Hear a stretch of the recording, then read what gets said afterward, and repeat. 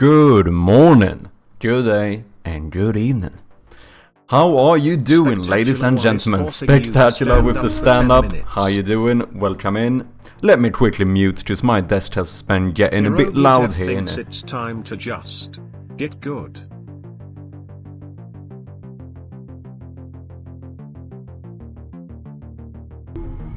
I hope you're all doing good. First one in today, none other than Mr. Gray. Thank you very much, hope you're doing good, man. We also have a gamedev coming in, as well as modops. We got Naked, Just Covino. Thank you all so much for dropping by, Vnager as well. And also, it's Flannelbeard with the raid. Thank you very much, man. I do appreciate it. How was your stream? How you doing? Let me throw a little shout out here, because apparently I haven't been streaming in like 4 days, and it took me 3 tries to make a shout out. Holy shit, man is scuffed. Hope you've all had a good time. Your mustache? What's up with my mustache, man? Stream was good, nice. Finished what we had planned to do. Nice, not bad. What's up, AE? How you doing? Yeah, and we are finally back from England. So, for anyone who didn't know, I went to England over the weekend, or well, I went on Thursday, right? So I visited some of my partner's family and stuff, and then I went to the London Games Festival, or more specifically, the New Game Plus Expo. So that's pretty interesting.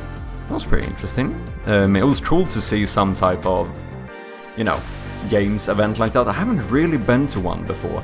I've been to DreamHack. I don't know if you guys know about DreamHack, but it's basically the biggest LAN party thing that we have here in Sweden.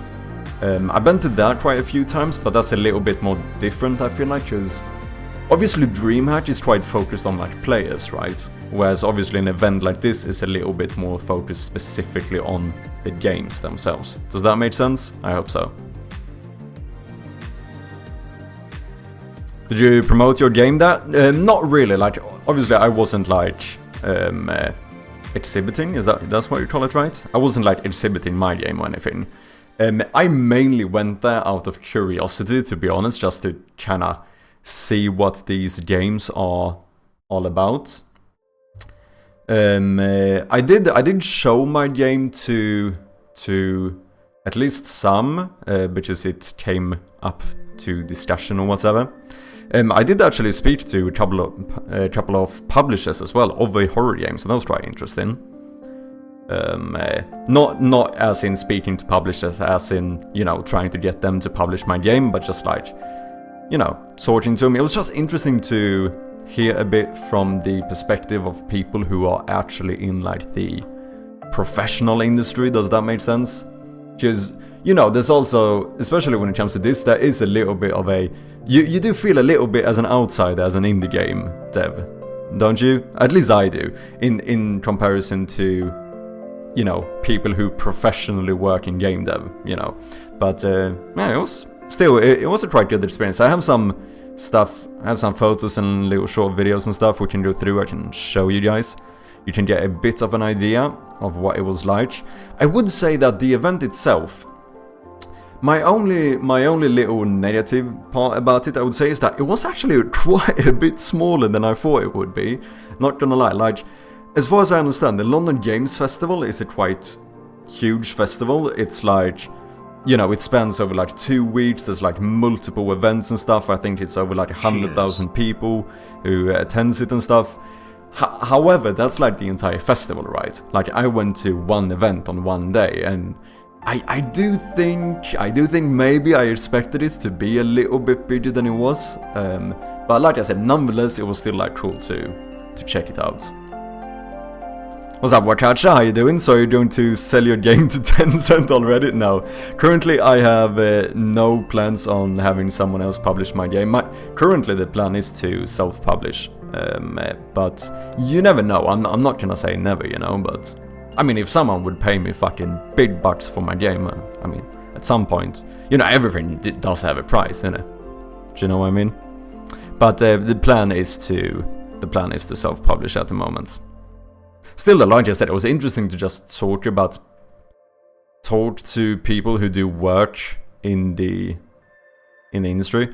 To be fair, I think I did end up probably speaking more to publishers rather than developers. But I also think that kind of makes sense, because I do assume for events of this, it might actually be more common that the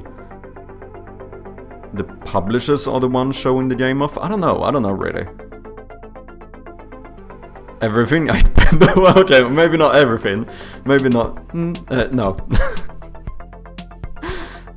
So, are you feeling more British, or has the English banter not done his magic on ya? No, I do feel relatively. I feel British enough. I had my cuppa. I have a cup of tea or two when I was there.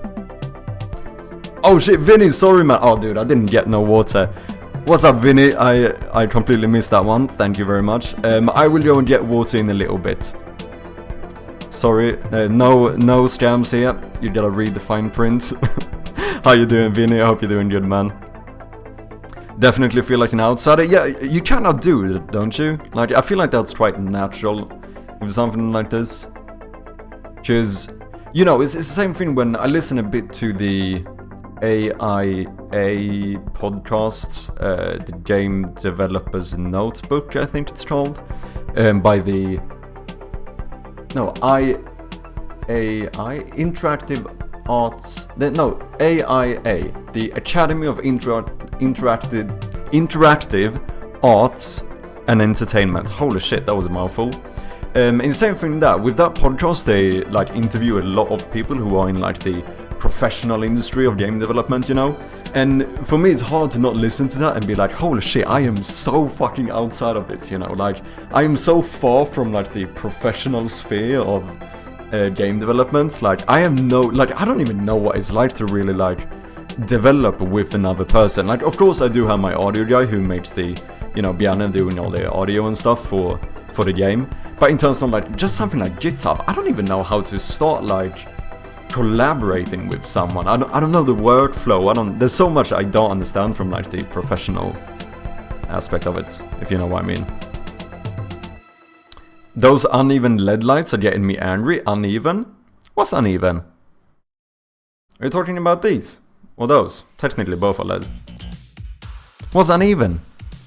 Dude, I use my... I don't know what you call it in English. The level? Is that... Do you call it a level in English? Does anyone know what I mean? You know, the little bar with the little bubble? It should not be uneven. Where you from? Where I'm from? I am from Sweden. Born and raised. British enough, so you wanna take over some island country. Yeah, I feel like that was the difference. We Swedes didn't take over as much, we mainly raided. I think that was the big difference, right? So actually, I think we were pretty clever, because we just ended up like raiding the stuff that the British stole. You know, that's kind of a five-head strat, to be honest. If you'd sell it to EA, you need to buy cheese for real money to get to the next room to progress in the game. Yeah, exactly. Doing great, nice. Audio guy MVP. Dude, the audio guy's done a great job so far. If anyone didn't know, he also does have a YouTube channel where you can check out some of his music and stuff, so give that a listen as well.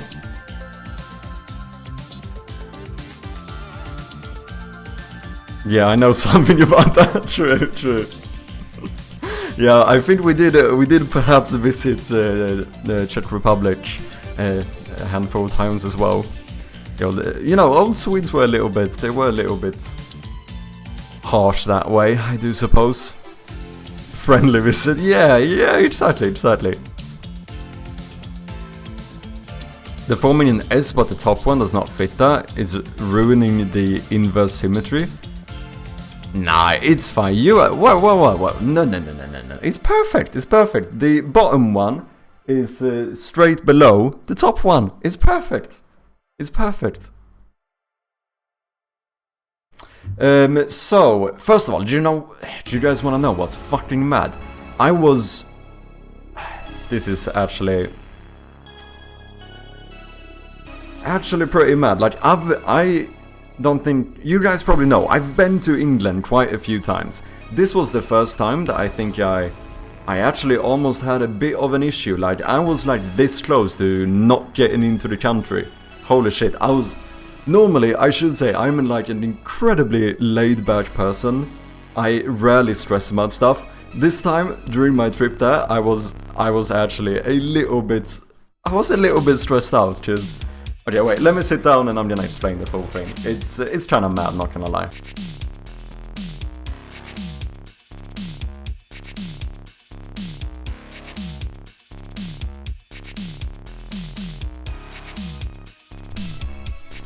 But the Swedish and Norwegian Vikings hated Finland, was too hard to raid anything, as Finnish people had a system to run to force and burn everything behind them, yeah. I'm also having an issue. What's up, Blue Blue? Game almost done and now I have no anxiety to motivate me. Ah, dude, I do see what you mean there. You're lucky the sit down button is on cooldown. Yeah. I mean, I did put it there for a reason. Okay, so let me quickly explain this, because this was fucking mad. Like I said, I've been to England like a handful of times, and it's never been an issue. So, unfortunately for me, I think I ended up getting a little bit comfortable to where this time, when I was gonna travel to England, I didn't, you know, of course I didn't look anything up, because I've already been there a few times. I'm like, this is just gonna be as usual, nothing weird whatsoever. So, you know, I've booked my flight ticket and everything. I get to the airport like 2 hours early, you know, all good, everything's been going smooth so far. I'm chilling there in the airport, just killing time. And then when the time of the flight is approaching, I go to, you know, they start checking your boarding passes and your tickets. And this lady, all of a sudden, turns to me and go, oh yeah, and you did register for like the ETA, right? And I'm like, yeah, what? What now? And yeah, I know I've heard about this, but I thought I didn't know they were gonna do it so soon. Basically, England has, or well, the UK has started having the ETA for electronic travel authentication. So it's basically like a digital little visa thing, which I had completely fucking missed, which means that I didn't have that. And you know, like, generally speaking, if you don't have that, you are not getting into the country. And you know what the worst thing of it all is? It fucking came into, like, action or whatever the day before I traveled. Like, they started using this on the 2nd of April. I went to England on the 3rd of April. So I'm standing there in the queue with my fucking flight leaving in like 10 minutes. And this lady's like, yeah, you know, like, you're not getting in if you don't have this. But she did tell me, but like, you know, you can apply it for it online and stuff. So I was like, okay, so I go through and I'm like, what the fuck am I doing, you know? Starting to like text my partner, being like, preparing her a little bit, like, you never know, I might not actually end up in England this time. So, you know, I'm stressing, I'm starting to look online, and then I see that, like, online it says it might take up to 2 to 3 days before they approve you, and I'm like, fuck me, dude, I don't have 2 to 3 days. What, like, so what happens now? I'm gonna fly to England, get a fucking fine for trying to like smuggle myself into the country. I don't know. Or am I just gonna have to like fucking sleep in the airport for 4 days? You know, I was, for once, like I said, I tend to be incredibly like laid back and chill when it comes to, even when stuff goes wrong. This was one of the first times that I was actually stressing a little bit, because I was just like, what the fuck am I supposed to do? And like, people are boarding the train, oh sorry, they are boarding the aircraft like as we speak. So right before you walk in, there's one more guy just standing there, chilling, I don't know why. So I asked him and I was like, hey man, you know, I had completely forgotten about this little ETA thing. Is there even a point of me getting on this plane? Because, you know, if they're gonna deny me once I land in England, if they're not gonna let me in the country, or fucking if they're gonna like fine me a big old fine for trying to sneak into the country, like I rather just not go. I rather just fuck off and go home, you know. I'm getting stressed just listening, yeah. So then he started calling someone to double check, and you know, even worse, because while he's like calling someone to check this, there's like people walking onto, or like through the fucking tunnel thing leading to the airplane. So I'm like, you know, I fucking, if I'm gonna get on, I'm gonna have to go very soon. And, you know, he starts calling some boss or something who doesn't pick up.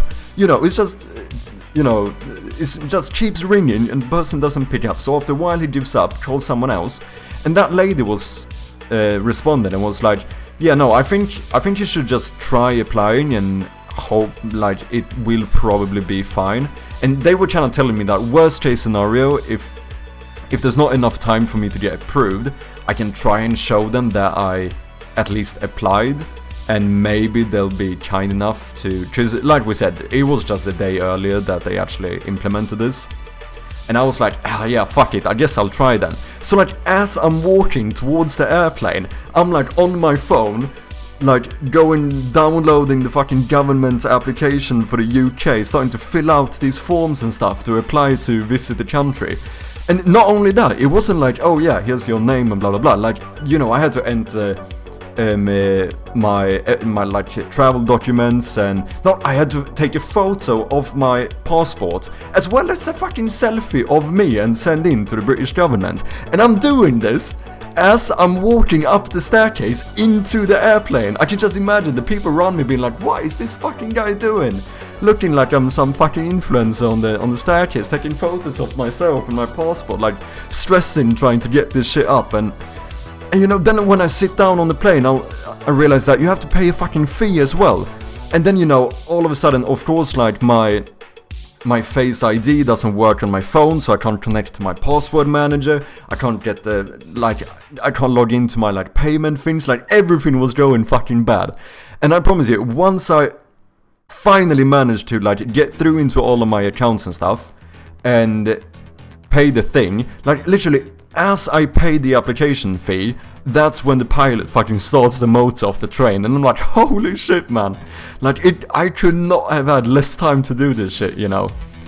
Fortunately, though, the one thing I should say that made me actually quite relieved is that apparently it seemed to be fully automated. So literally half a minute after I applied, I got an email that I was approved to visit the country. So at least I didn't have to fly not knowing whether I was gonna get in or not, because they did basically insta-approve it. Which also means that worst case scenario, even if I wouldn't have time and I would have landed, I still would have gotten in most likely, because they would have approved it. But, you know, there's no way for me of knowing that, so I was like mad stressing trying to get that fucking application through. It was actually kinda mad. Good thing you weren't going to the US, you'd be in a dark cell right now. Yeah, exactly. No, and that's why I was trying to tell the guy as well, like, because if this is gonna be an actual issue, you know, there's no point in me going. There's no point in me getting on this plane. I'm only making life worse for myself, right? Like, if they're not gonna allow me into the country, or if I'm gonna get like a big fine or something, I might as well just stay in my shit country, you know? Fine. But yeah, it did all work out, but it was a little bit stressful, not gonna lie. A dark site in Guatemala, yeah, exactly. Government app in my country I made the crash impossible to use. Yeah, this one, to be fair, it wasn't too bad, because I do know what you mean. Sometimes those can be a little bit iffy. What's up, gamedev? How you doing? Welcome in. All these electronic passports are a bad side effect of COVID travel, do not like. Yeah, it was a little bit. Yeah, I mean, I do suppose this a lot has to do with Brexit as well, you know, because, like I said, this is not something I ever had to do before. But I'm just happy I got into the country. I was, for a second there, I was not so sure whether I was gonna do it. From aircraft to airplane to train, yeah. Yeah, I kind of mixed it up there a little bit. Well, an airplane is kind of an aircraft, isn't it? Is that not basically a synonym? An aircraft is a vehicle able to fly. So, you know, that's kind of correct, to be fair. A airplane is a aircraft, right? Most likely there's no system, they just want your money. Yeah, it did cost me like 14 quid or something to apply. Yeah, no email ever sent. Doing good, how's it going over there? I'm doing good, just came home from England. So first stream for a little bit. Well, I did stream, what was it, Wednesday last week, but I'm excited to do some more work. First, I think we're gonna go over, I have a few pictures and stuff we can show from the London Games Festival, if you guys want to see it. What are you doing in England? I was visiting some of my my partner's family, and then I also attended the London Games Festival. More specifically, the New Game Plus Expo. So basically, the little event where they showed off some games and stuff. That was kind of cool. Airplane does not fly, it just falls slowly. Okay, is that enough about the ETA thing? I think so. Yeah, that was stressing me out. Like I said, it's very rare. Like, you know, I traveled for 2 weeks around like Central Europe and stuff without like no planning whatsoever, all by myself. And I don't think I ever really stressed whatsoever. And I missed a play or missed a train every here and there, and I was just like, that's fine. You know, I generally speaking very laid back in that manner, but this ETA thing kinda stressed me out a little bit. But like I said, in the end, it all worked out quite nicely. And it's good to know as well that like even if I wouldn't have had time to apply, I could have applied as soon as I touched ground in England and I still would have been fine. So, but obviously there's no way for me of knowing that. It was interesting though, because I had to apply what if I had a job or not, and I was sitting there like while I'm stressing, all of a sudden I stop and I go, well, I don't know, what should I say here, you know? Amid this chaos of me trying to apply, I'm like, do I have a job? Well, that's a little bit of a, you know, that depends on the definition of what having a job is like. And it did say like, you know, if you're self-employed, and then, you know, my like slightly autistic brain starts going like, well, how do you define self-employment? Because like technically speaking, you know, it all depends on like how you define this shit, right? Just like if you define self-employment as in like having a formed company and you're the one owning it and it's for yourself, then like I wouldn't be, but in some regard I'm kinda self-employed, you know, I don't know. So I was sitting there trying to figure this out, and after a while I was like, you know, fuck it, I'm just gonna say I'm an indie game developer. Like what are they gonna do? And I did. So that was kinda cool. One of the first times I technically put my actual title as like indie game developer. Damn Swedish people not stressing about anything. We Finns stress about every little thing, like if we are lining up from a free budget where we're too late. I don't know, do you Finns really stress that much? I wouldn't have imagined the Finns being a very stressful people either. I also think, like, me individually are just not that much of a... Like, I think I'm at the point where I'm fucked up so many times in my life, or rather, like, things have gone wrong for me so many times, but they've always worked themselves out in the end, do you know what I mean? So I think I've kind of gotten into a bit of a mentality where somewhere back in the back of my mind, I always go like, it's gonna be fine. Like, you know, it's gonna work itself out somehow. And you know what? Maybe I am too optimistic, but it fucking always does. Maybe I'm just a lucky bastard. Very possible, but somehow it always works out. Like this time, I obviously did not prepare enough, I didn't research enough, and it seemed like it could have gone bad, but it fucking worked out smoothly. So do I need to change anything about how I go forward in my life? Probably not, because next time something happens, it's gonna work itself out. That's my mentality. Oh great, another bum tourist, yeah. I was kind of thinking that too, like, should I do a little mind play here? Because maybe if I say I don't have a job, maybe they are less likely to accept it, so maybe it would be better to put an actual title on it as well, you know.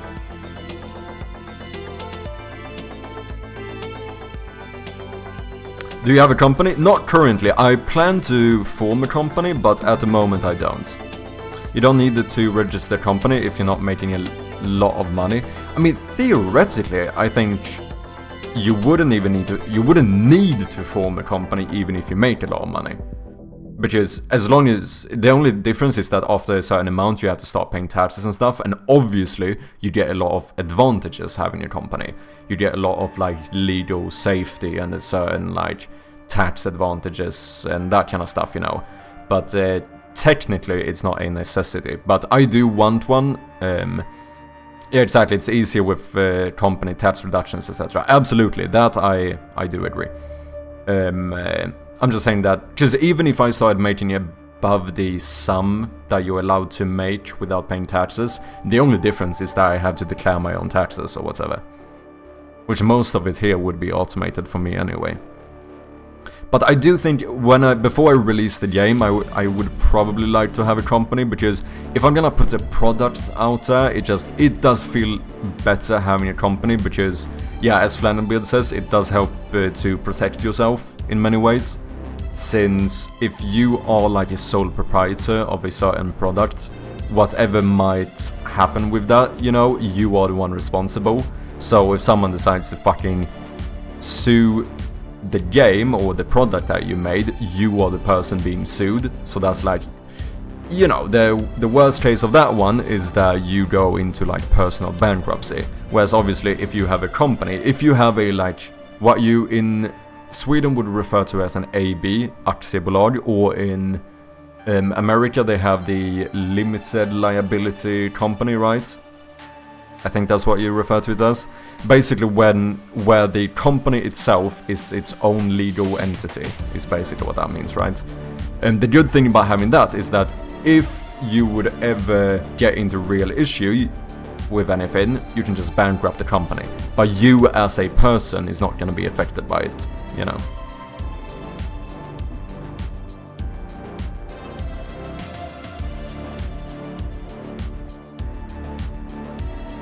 Most of us are ready for anything, anytime, because we thought about it 100 times earlier that day. For sure, I was just inquiring. I started my own LTD company last year. Oh, you did? Nice. Yeah, I think I do want to have one, as I said, at least before the release. Currently, I'm not too stressed out about it, because I'm not making the amount where I would need to start paying taxes, even as a, you know, individual. But for the release, it feels like the responsible thing to actually have a company, you know. One time I thought I would miss my plane, and then I realized I bought an early ticket and they gave me a time 30 minutes early, yeah. You don't need to buy... Oh yeah, I read that one. Mad Sharpie Limited, exactly. Yeah, I don't know, should I do a fucking studio game? Or studio name, I mean. But at the same time, the thing is that if I do end up forming a company, I'm probably gonna reuse the same company for Twitch as well, and just wrap everything I do into one company. Might as well. Because obviously that would give me certain like benefits and advantages in terms of streaming as well. Like if I wanna buy a new microphone, I can do a fucking tax write-off on it, since it's something I would technically use for the company. Which is pretty neat. My mindset is, my game is done, but I need cutscenes, but people will skip them anyway, so do they even matter? I probably wouldn't, but I do know what you mean, a lot of people do. Same thing with, like, readable stuff in games and that kind of thing. A lot of people just skip all dialogue. I am the person who reads quite a lot, like, people... Like, when I played Skyrim, I would walk around talking to people, you know, actually reading the dialogue. So when you're releasing your game, are you going to move to England like every Swedish dev slash influencer? Currently I have no plans to do so, because it's too fucking expensive. Like, Sweden is not really a cheap country, but at least in terms of like London or something. Because obviously, since my partner is from there, it's not like I haven't looked at the possibility of doing so, but do you know how fucking much like just a small little apartment in London costs? It's fucking mad. Like, no joke, when I looked it up before, for the same price as I pay for my current apartment, I would get a fucking cold garage on the outskirts of London. Like, that's what I would get for the same sum of money. And, you know, it's... At that point, it's hard to not be like, yeah, maybe it makes more fucking sense to stay in Sweden, you know? Especially now when, obviously, I don't have the greatest income. So, yeah... I mean, I personally wouldn't mind living in London. I don't think I would have any... I don't think I would have any issue with it. It's mainly just the... You know, the fucking expense of living there would be way too much. But the fact that credits redeem is now 27,500. What is going on, Sherpa? You have an inflation? Yeah, we've always had it. Every time someone redeems it, the price goes up. Same thing with the VIP badge. So the more people redeem it, the more expensive it's gonna become. But that only goes for the channel point redeem. Currently I have no intentions of changing the the monetary threshold to get into the credits. But for the channel point one, I do. Because it's kinda... The nice thing about it is that I kinda give a little bit extra advantage to the people who were supporting me early in the development. Which means that, you wouldn't have to watch as much if you were watching early on. So it's kinda to show extra appreciation to the early birds, Blame me for that, yeah. Oh yeah, true, you were the last one to redeem it. Everything is fine only because it's you. Still, I will riot against Chirpy. Yeah, I have the company as the umbrella. Yeah, exactly. You're wrong in that. The name should be Chicken Man Studios. Hadouken, thank you for coming in. How you doing? Start 14 companies and then get one holding company just to get confused a lot. Yeah, that's the thing. It just seems like it would end up being a lot more work, Kinda more confusing. So it seems, if I'm... I do have a couple of different, creative ventures and whatnot at the moment. Might as well just put them all in the same company, I feel like. It would make my life easier, rather than having Mad Chirpy Game Studios and Mad Chirpy live streaming and whatnot, That's just gonna it's just gonna be more paperwork, basically. I think an issue with cutscenes is there's a lot of bad ones. People have been trained that most cutscenes aren't good. Yeah, that might be a good shout, to be honest. Yeah. Suppose you could say the same about stuff like dialogues as well. I also think sometimes it just depends on the actual person playing, because I know that some people, no matter how good the dialogues in the game would be, some people are always just going to skip it, right? Because they just wanna do the action-packed gaming,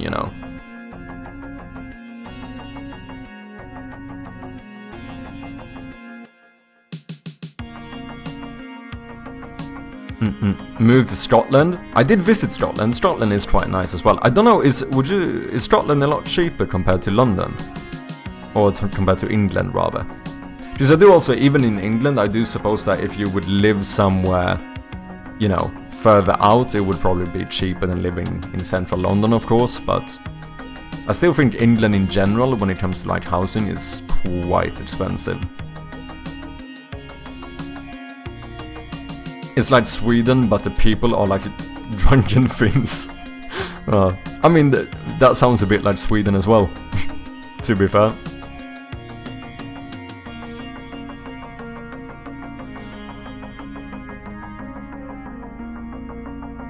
I should be working but got distracted by an AI video of space muscle mommies on Reddit. Okay, whatever that is. Not sure if I want to know.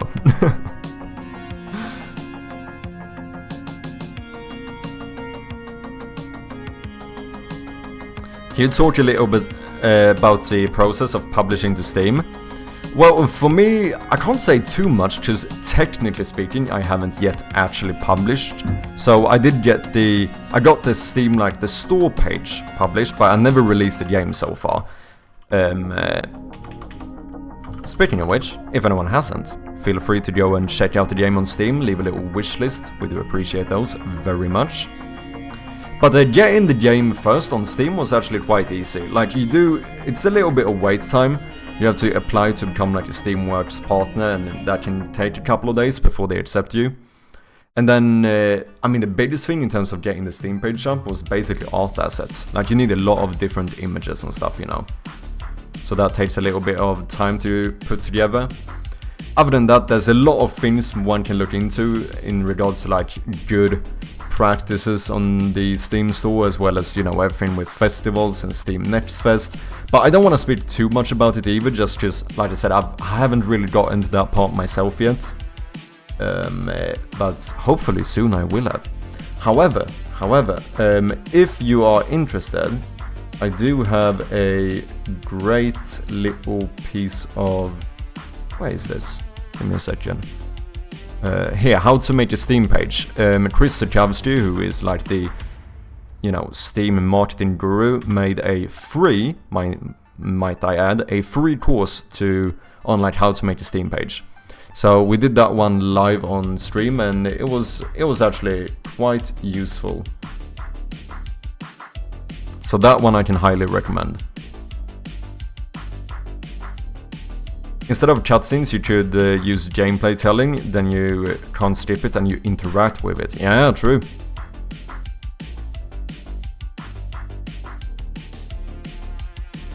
Wage shipping, my sister lives in Scotland, they have a huge house. Okay, nice. Yeah, Scotland is nice, I did enjoy Scotland. I went to Edinburgh and Glasgow, it was quite nice. What's up, Brainerd Games, how you doing? Welcome in, man. I'm here to brag, what's up? I need a constantly cold country to live in. Brazil is too hot for me. Dude, I would definitely take something hotter over Sweden. Holy shit. I'm in Brazil, now it's cold here. 21 degrees. Is that cold? That is like the summer of the summer in Sweden.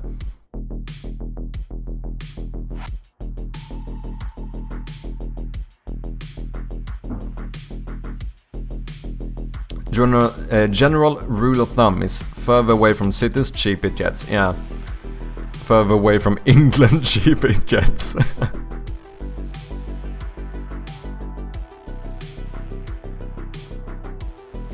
I'm stuck on build approval for a while, waiting the results. Oh, I see. Also never published? Yeah. No, I think that course I can definitely recommend.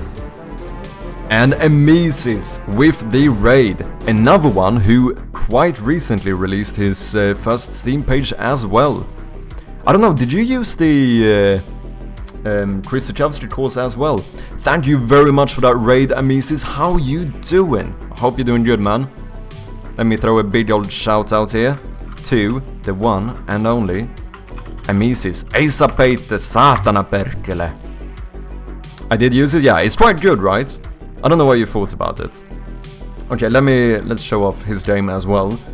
What have you been up to? How was your stream, Amisis? Appreciate you, man.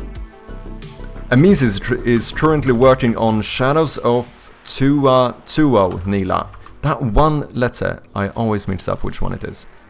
Here you go. This is a game inspired by the RuneScape Wilderness. So this is guaranteed to bring some nostalgia back for a lot of you, I imagine. Go and check it out if you guys haven't. Show some love to our fellow developers. Click that wishlist button as well as the follow button. Both do help out, so make sure to click them both. Do you have anything else you want to show off, Amisis? What have you been working on? Okay, let me see. I'm still quite a bit far behind in chat. I'm trying to catch up here. Oh wait, I'm gonna show this later. Let's go back here.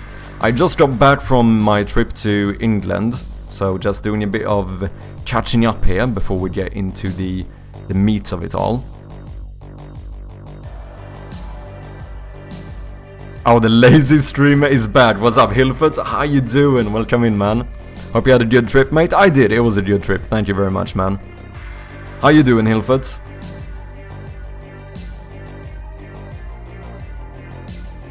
A big YouTuber played my game yesterday and received 700 wishlists only from yesterday. Holy shit, man. Congratulations. I know you enjoy being jealous about these things, so here's your opportunity. Thank you very much, man. No, that's sick, man. I'm happy for you. I'm happy for you.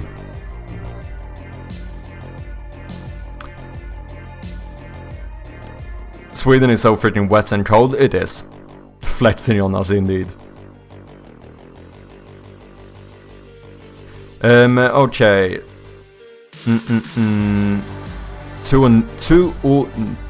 Wait, it's Finnish, so it's like tuonela. I don't know. Is that even close? Probably not.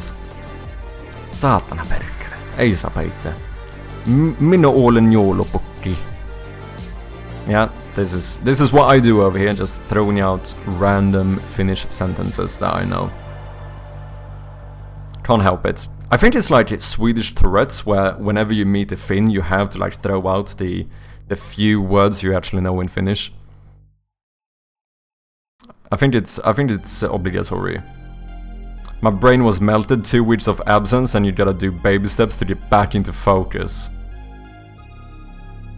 Yeah, I feel mad. I haven't been coding or doing any actual work for like the past 4 days. This is like the longest break I've had in a good while, to be honest.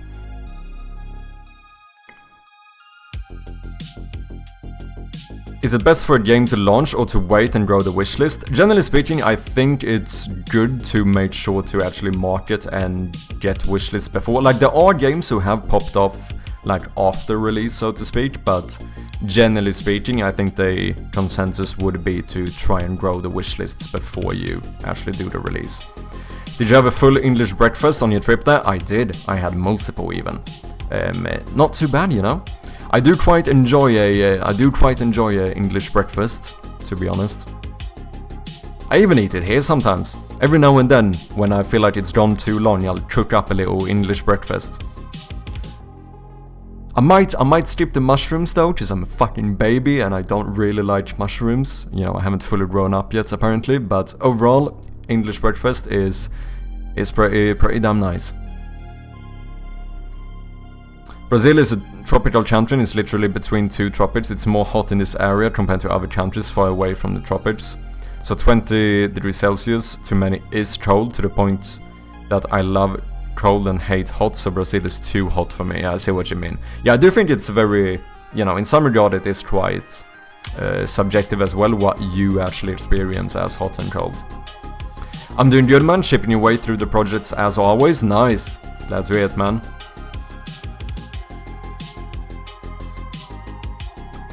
Like 90% close. Your Finnish is improving, slow but steady. Let's go. Close enough. What's up, Brogots? Welcome in, man. Your way to say Tunilla sounds Italian. Wait, I need to get into it. How does a Finn sounds monotone? Wait, let me do. You have to start with Finnish Swedish because that's easier. So it's like, hey, jag kommer ifrån Finland. Right? Is that decent enough? Maybe, I don't know. Jag talar lite svenska. And then you go satana perkele, right? That's how you like get into your Finnishness. And then tuonela. Is that tuonela? Is that, am I getting closer? Are we getting closer? Do the Italian hand.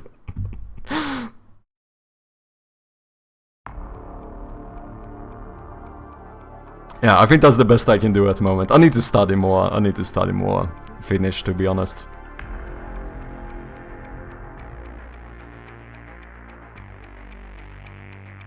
Swedes do use one Finnish swear word. Oh, but that is a word in Swedish as well, to be fair. I don't know, does it come from Finnish though? I actually didn't know if that's the case. Otherwise, the typical ones like satana perkele, everyone knows here. But you guys also say helvetti, right? I'm pretty sure you do. I'm gonna run off now, take care and see you later. No worries, Amisis, I'll catch you next time. Thank you very much for the raid as always, do appreciate you, man. Kiitos, veli. Get wishlist first, it gives you a boost on launch. Yeah, it seems like that is pretty much what you're supposed to do, right? Hey, proud of you, Stryer, thank you, man. I love mushrooms. I don't know. Mushrooms are a little bit, you know, they're not too exciting. Full English and steak and ale pie for dinner is the perfect English experience. I didn't have no steak and ale, to be fair. What did I eat? I ate... Oh, you know what? I visited quite a bit of my partner's family, right? I ate quite a bit of curries, to be honest. When it comes to like dinner and stuff, it was a few curries. I did eat a pizza as well. But however, I would say I still went a little bit British, because I did have that English breakfast pretty much every day I was there. As well as, you know, I did have a cup or two. I also said sorry to a lot of people. You know, I'm trying to really get into my like Britishness when I'm in Britain, and holy shit, do British people apologize a lot. Like all of the fucking time. All of the time. And you know what? Not gonna lie, it actually becomes a little bit what's the word? Contagious, right? Because now I start doing it as well. So you know, you're walking around, and even if you like, even when you don't bump into someone, if you just happen to, for one, like if you're 5 meters apart of each other and you kind of walk the same direction, both just stop and go, oh sorry, and then you, yeah, oh sorry, constantly fucking apologizing. That's all they do. That's all they do over there. It's kind of sweet though, to be honest. Canadians and British battling to see who apologizes more. Yeah, pretty much.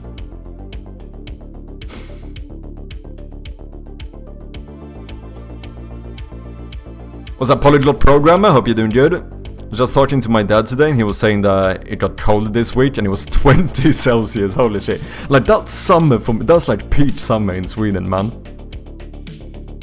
Like here you get minus 20. That's when we start going like, yeah, now it's actually a bit cold outside, isn't it?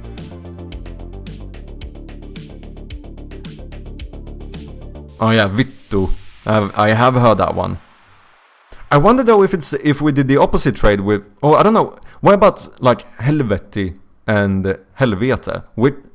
Which comes from which? Because those must obviously be coordinates as well.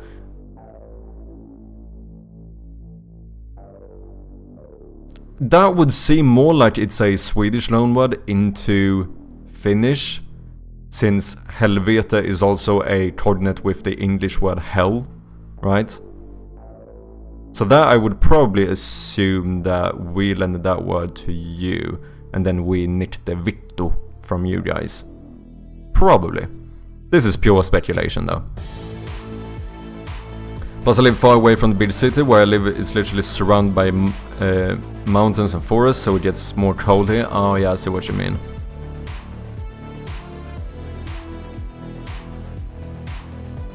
In Portuguese, Tuonela sounds like you or in her. Yeah, true. Tu or Nella. Yeah, true. Helvete, yeah, comes from Sweden. When you Swedes killed most of our Finns and forced us to Christianity. Whoops. Hey, to be fair, the Christians fucking came here and forced us into it as well. We had the Norse mythology before then. They say the national dish of the UK is tikka masala. Yeah, that is fair. That is probably fair to say, to be honest.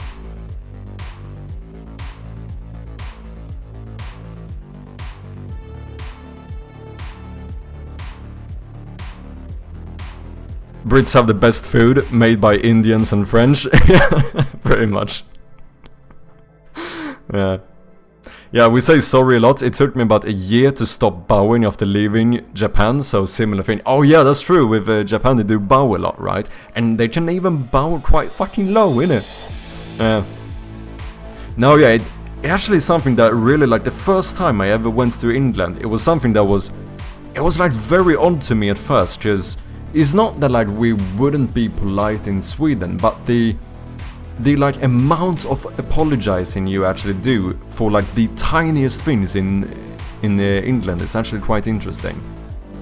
Just like in Sweden, if I'm walking like out on the pavement or something, and if someone's jacket like just about touches my jacket, no one fucking cares, right? We just go on about our day. Whereas in England, that's enough to be like, oh sorry. You know, immediately people stop and start apologizing for it. And it's just interesting seeing those little cultural differences. Where it's like, here, we might say sorry if you actually full on, like, bump into someone. They fucking, you know, fall out in the road or some shit. That's when we might be like, oh yeah, sorry about that one. Whereas in England, it's like, if you happen to, like, breathe on a person in public, you have to apologize for it, right?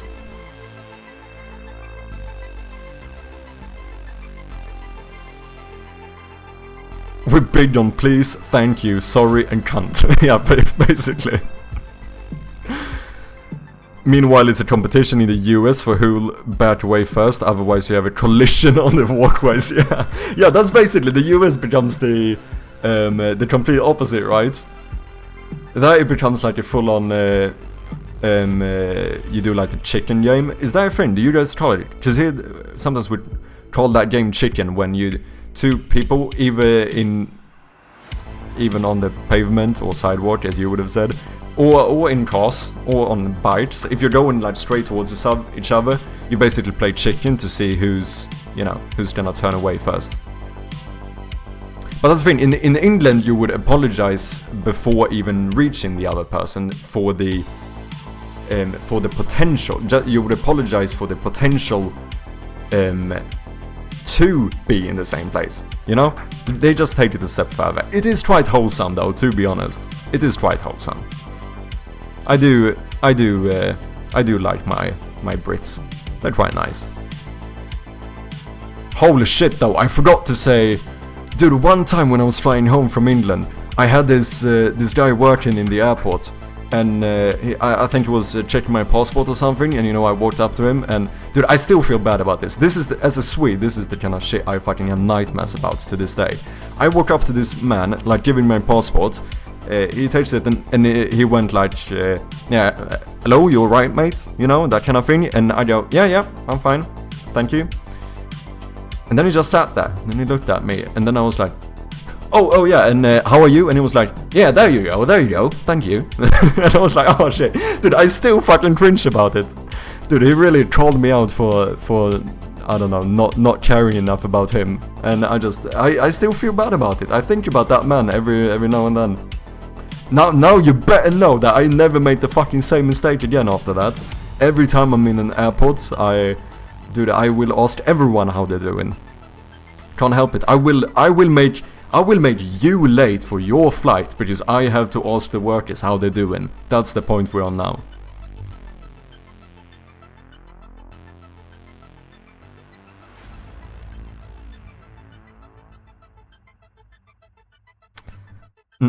So I am a noob in publishing.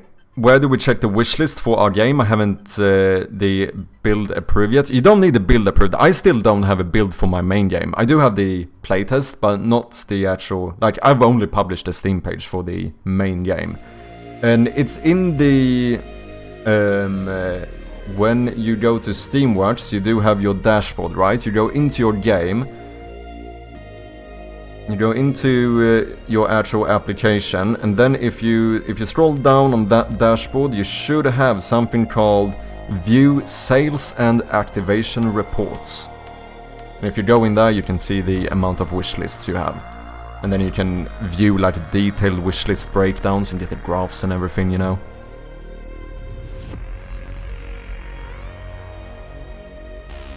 You can also, if you want to be lazy, you can go here and then change out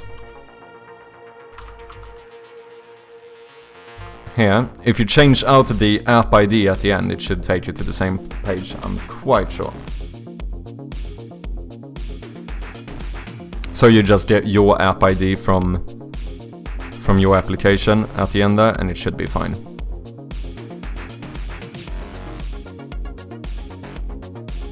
To be fair, I actually think the Steamworks can be a little bit confusing to navigate sometimes. I set up bookmarks for like every fucking page on Steamworks, so I just go one click to get to any page. It's quite neat.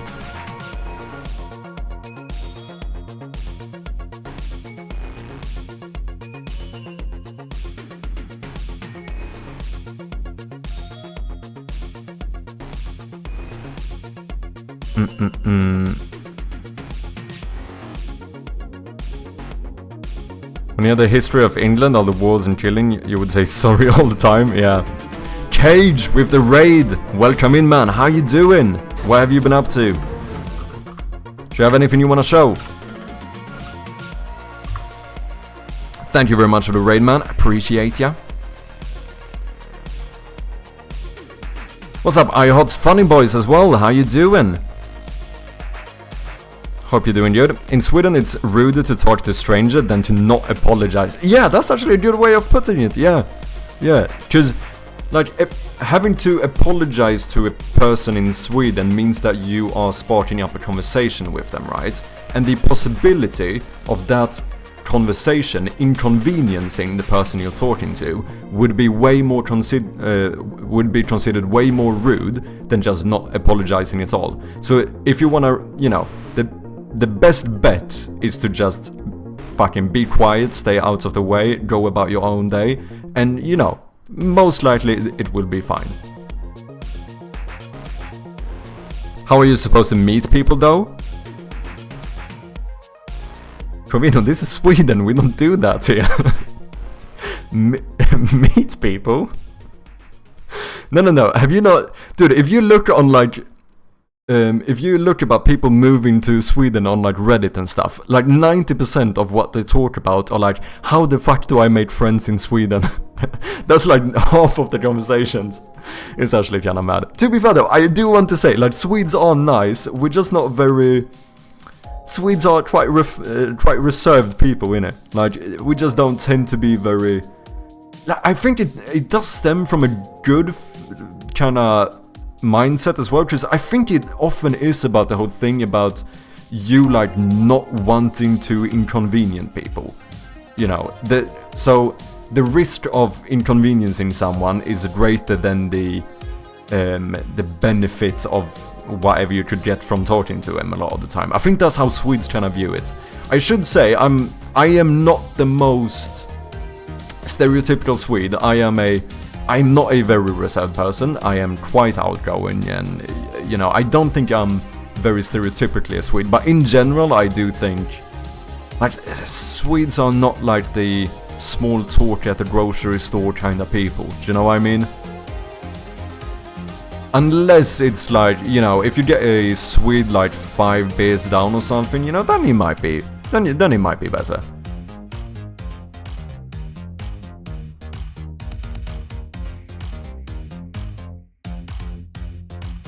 Actually, all the rules are reversed at the bar from what I hear.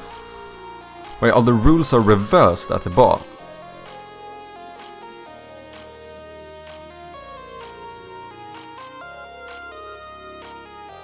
Wait, so the ladies will buy me a drink? Be right back, booking my flight right now to make some friends in Sweden. Oh, that's funny. You need to stop making multiplayer games though. Why? Found fans? No worries, Vinager. Let me know if there's anything else you want to know.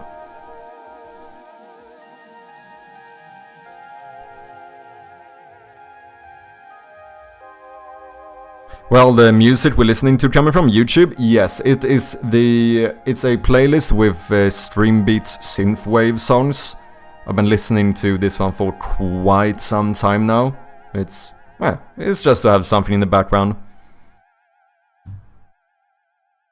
I used to do lo-fi for a very long time, but it actually got to the point where I could not listen to lo-fi for like more than 20 minutes without my mind exploding. I think I really overdid it on lo-fi, so I was like, I need to find some other genre to listen to, man. I need to do it.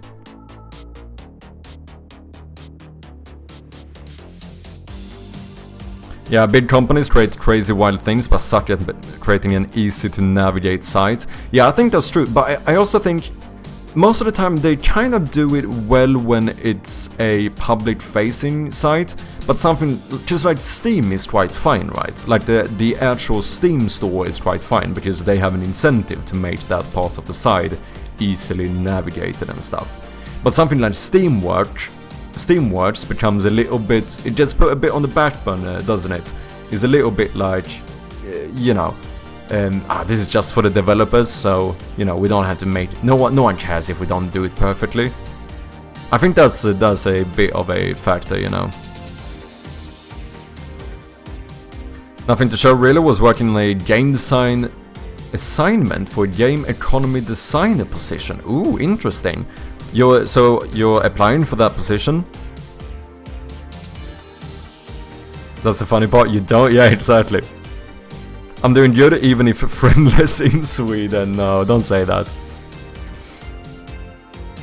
Hey, I can be your friend. If you need to, what you call it? If you need like a friend recommendation thing, you know, I can be that recommendation. I'll sort you out.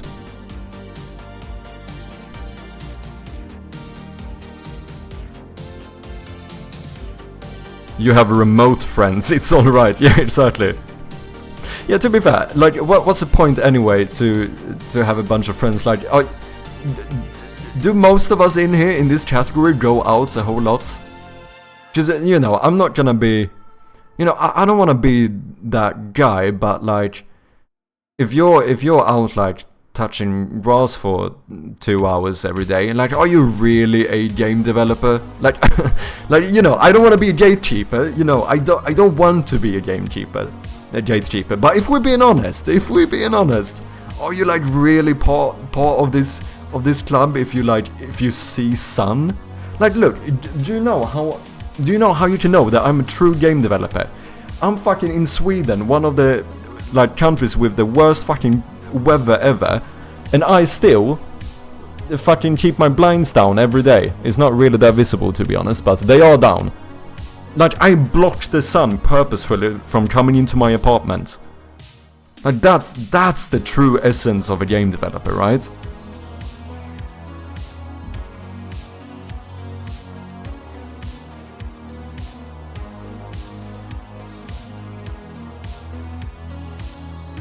Lo-fi is so boring. Everyone does lo-fi. I do think, I mean, I don't mind lo-fi is nice. I think there's a reason why a lot of people do use lo-fi, but I do agree that it does become a bit overused, right? I think that's like, it's only fair to say.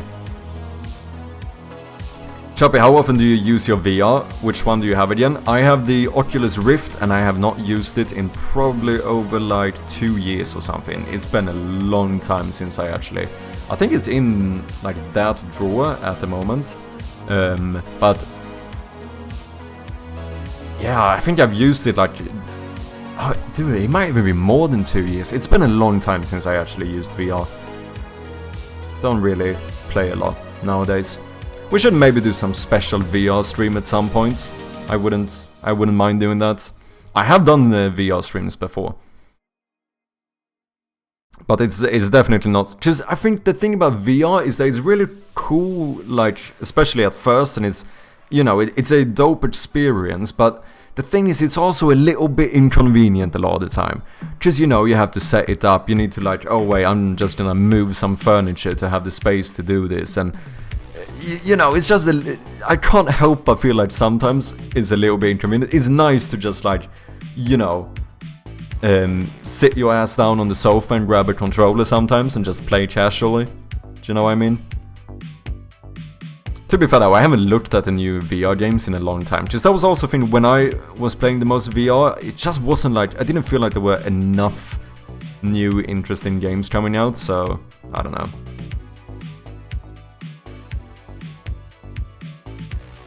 SteamWorks is a mess, it kinda is.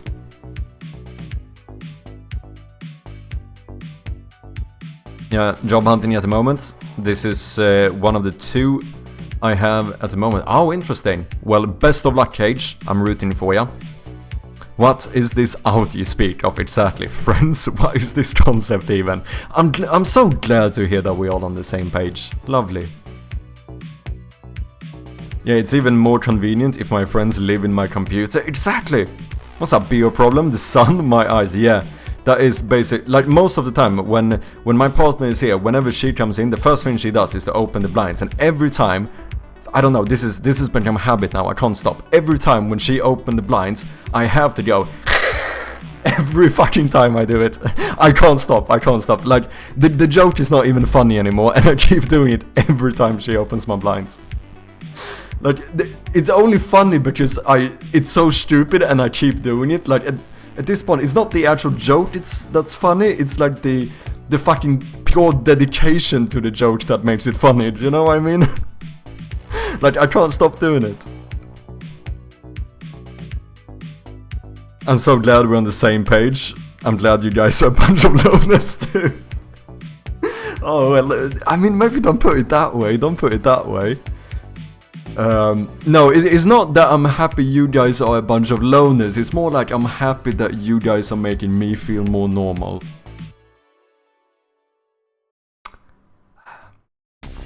Do we need therapy? Nah, I can't be bothered. Anyway, should we have a look at some images from the event? I love dedication jokes. I can't open the curtains, it would ruin my golden tan, exactly. Less therapy, more chemistry. I have a fake tattoo in my leg for every meet I do with a certain group of friends for almost 3 years. Wait, I have a fake tattoo on my leg for every meeting I do with a certain group of friends. Wait, you put on a fake tattoo every time? Is that what you're saying? Because that's fucking dedication too. It's funny, then it's not funny, then it loops around back to being funny. Yeah, exactly.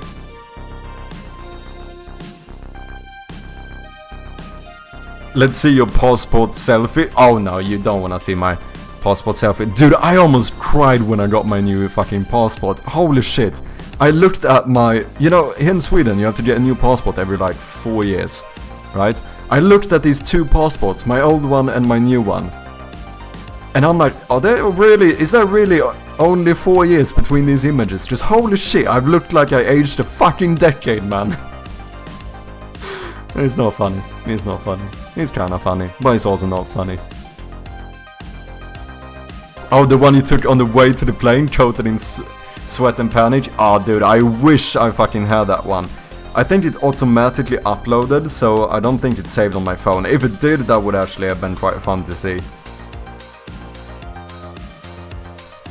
I would not be surprised if I end up getting like fucking doxed or something at the end of this, or someone steals my identity, because obviously I had to like go around taking photos and entering like passport information and stuff like on the train around like multiple people. I was kind of afterwards stressing a little bit, being like, holy shit, you know, a few months back I read a whole book on cybersecurity, and ever since then I just don't fucking trust people anymore. Like all trust is gone forever. So I was like, while doing this, I was like simultaneously stressing that someone's gonna steal my fucking identity or something, or my credit card, or not credit card, my bank card, I guess. Because obviously I had to enter that for the payment as well on the fucking plane. Like while walking to my seat, I'm walking there with fucking bank card and my phone, and like, holy shit, I must have looked so fucking dumb, man. I must have looked so dumb. But I mean, it worked out. Who cares? It was kind of fun. You know, I rather have the story. Caveman entered civilization, yeah, pretty much. What's up, Swizer? How you doing? I just stole your identity. Ragnar, oh shit. I got played. Well done, Loki. How you doing, Swizer? Hope you're doing good, man. Need to renew my driver license soon. Yeah. I probably do too. I need to check. Oh, thank you for the clip, Hilford. Yeah, I want to see your selfie from the airport for ETA. Dude, I fucking wish I had it. It would have been fun. Imagine like seeing a couple people like behind me looking like, what the fuck is this guy doing? It would have been fun.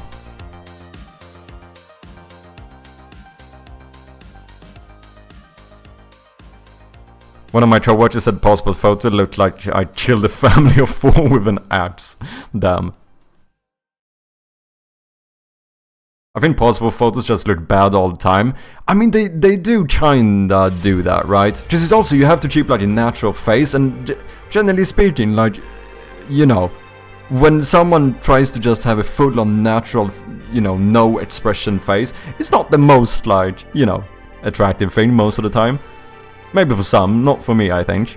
Okay, we have a break, an ad break coming up. I'm quickly gonna go and reheat my coffee, and then we'll get through these photos and stuff, and maybe get to a bit of work. We'll see. But I'll be back in just like a minute or so. So see you guys very shortly. Thank you guys very much for your patience. Cheers. And we are back. Thank you guys very much for your patience. Jump scared by your own game. Dude, I've gotten jump scared by my game like probably... We're probably up to like 15 times or something. It's happened quite a lot of times. Oh, dude, I did it. The worst one was actually, unfortunately, off stream. There was one time when me and Bjarne, the guy doing the audio, was here, and I got like fully... I was so not expecting the jump scare, and it was one of those where I like almost jumped out of the chair, you know. And you feel so silly when it's your own game, you know?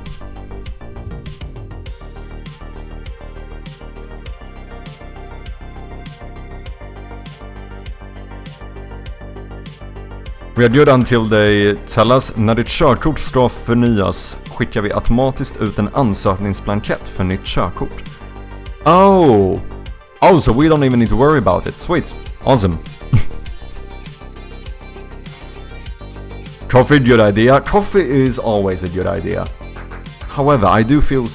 It's interesting, I have like mixed feelings. I feel proud over how little coffee I've drank recently, because I have been trying to cut back a bit, but I also fucking hate it, because I do want to drink coffee all of the time, every day. Do you know what I mean?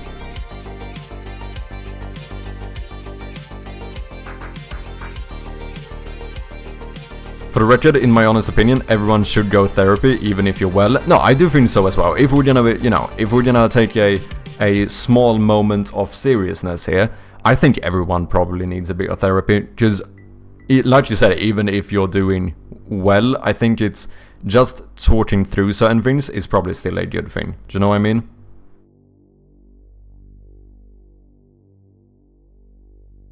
Okay, so, should we check out these photos? This is from outside of the Museum of London, where the event was held. It was... Yeah, like I said, it was interesting. Like, the first thing I actually noticed about this event, I think, is the fact that it was a little bit smaller than I expected. I really thought it would have been bigger. So this was like right when you came in.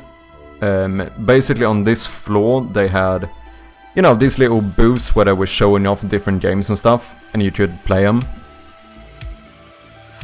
I think that in here it must have been like, I wonder how many games there were in total. So what is this? This is like 4, 8, 12. And there might have been like 50, 60 games or something in total then.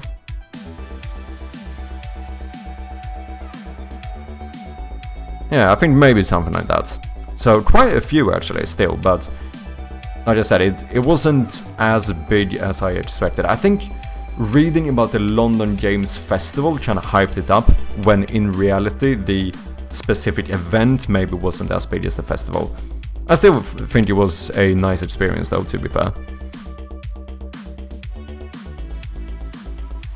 Yeah, this was some Devolver thing. This was pretty cool actually. I saw a game. I was quite surprised to see this. It's actually a 1-bit pixel art game. So that was kind of cool to see. That's me playing a little bit. So this is my partner doing full paparazzi while I'm checking out the games. Yeah, this was actually quite interesting game. It's basically you play as this little fly, and you go around and like explore the house. And there's like there was like certain tasks and stuff you could do, but then you have a timer, and when that runs out, you die. He's not using a beanie. I didn't. That is true. The only thing, the timer thing, I'm actually not so sure about, because I would say that I kind of enjoyed the like exploring aspect, and it felt a little bit like the timer made it so I would not have time to explore everything I wanted to. But I suppose it is a little adventure about a limited time in this world. But it was kind of cool. Because it became a little bit, I think, where it... Like, I quite liked this one. I think the only thing that became a little bit weird for me is that I felt like there was a mix of genres almost, in the sense of that, like, the gameplay itself felt a bit like a cozy game, you know, just a casual cozy game. You're just flying around as a little fly exploring, but then on top of that you have the timer that kind of makes it stressful. So it feels like cozy and stressful as at the same time, which I think gave me a little bit of a... It felt like a mid-wit, but obviously I didn't play for super long. I don't know the full plan here either, to be fair. The game looks very sick though. And you could get drunk in it. Oh, I definitely did not get to this part.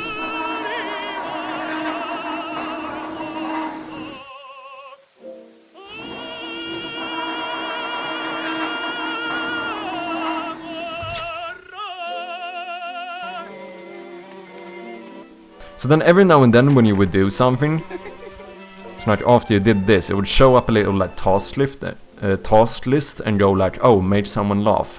So I think there were like multiple tasks like that you could try and do, but I don't think it's possible to do all of them in one go with the limited time. But also, it was a cool game. The sound design was pretty nice as well.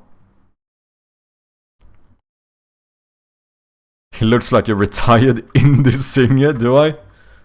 Yeah, maybe a little bit. I might see it. I might see what you mean. Sounds like real life. Untitled fly game, yeah. Now, I feel like it was dope to see another, like, 1-bit pixel art game, though. I don't think that's something I suspected to see here, so it was kinda cool.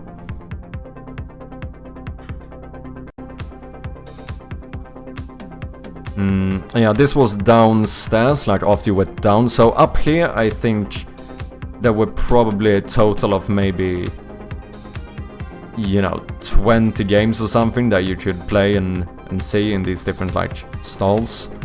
And then it was similar when you went down, but first there was this more small little venue where I think this is where they hosted all of, like, the torch and stuff. Now, there weren't a lot of torch during the day I was here. It seemed like they scheduled most of them on the Thursday, which I do think is a little bit unfortunate, because they didn't really market that, because there were definitely a few torches that I wouldn't have mind seeing. Now, I do think they record everything, so I'm quite sure you can see these.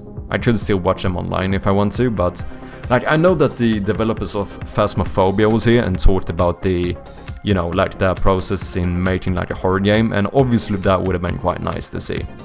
But yeah, didn't get to.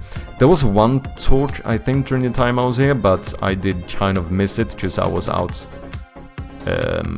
looking at some other games in the back here. Yeah, this is me playing a horror game. This was like, I think it's called Vicious Cycle, I think. Which was kind of cool. It's also like a horror game.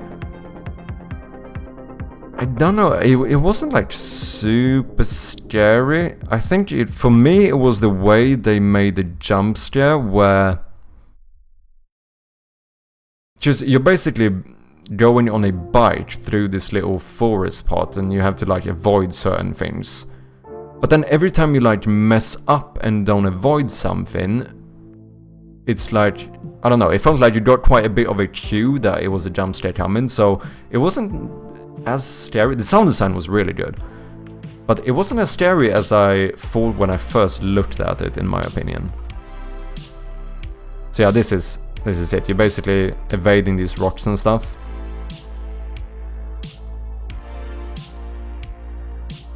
It was pretty cool. Was it? I'm pretty sure it's called Vicious Cycle. Yeah, this is it. To be fair though, my partner could not play this game for more than like 20 seconds, so she definitely found it scary. I think for me, like I said, because the environment was really good. The sound design was really good. I only think that because I did get a few like jump scares in it. I think the reason why they didn't get to me was because they were so kind of telegraphed. Do you know what I mean?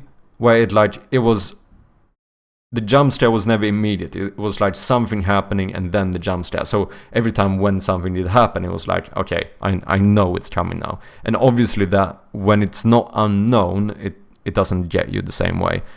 To be fair though, I do want to make a statement here and say that I played this game for like 2 minutes, so it's very possible that it gets a lot worse later on, absolutely.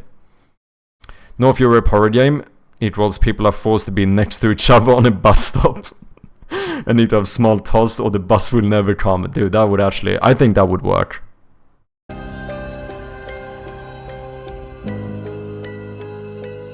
The controls were interesting. Since you're on a bike, it's kind of like, it doesn't feel like you're in full control because you can't like immediately stop or do like a 90-degree turn. So you kind of need to plan ahead a little bit. Scariest thing about riding a bike in the woods, surprised slow-moving dog walkers with leash stretched across the trail. And jump scares that someone is actually calling your phone. Yeah, dude, that would get me 100%. What's up, Crystal Mess? How you doing, man? Hope you're doing good. Currently watching through a little bit of the images I took from, or the photos I took from the event I went to this weekend. I went to the London Games Festival. Checked out a few games in the New Game Plus Expo. It's kinda cool. And this was one of them.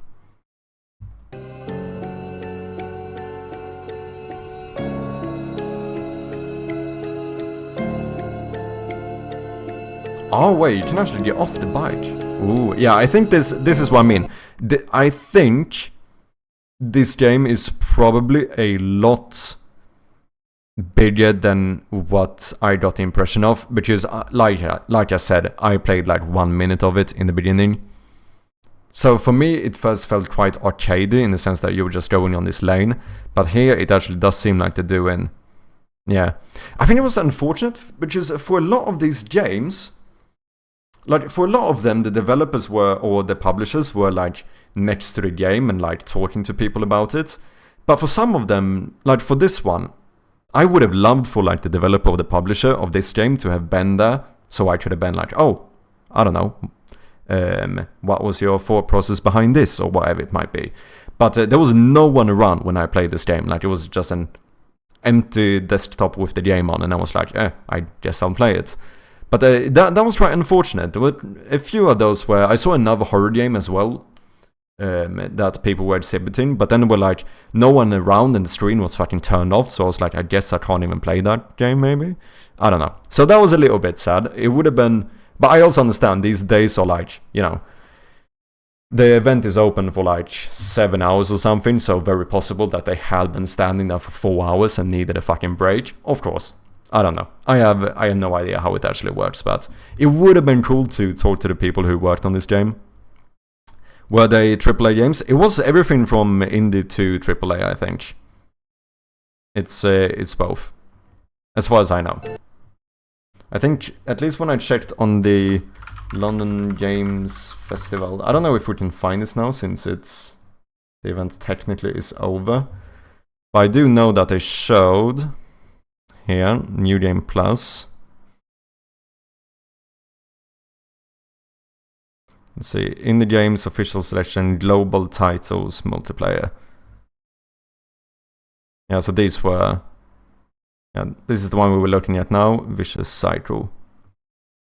I know there was one more horror game that I didn't get to take a look at.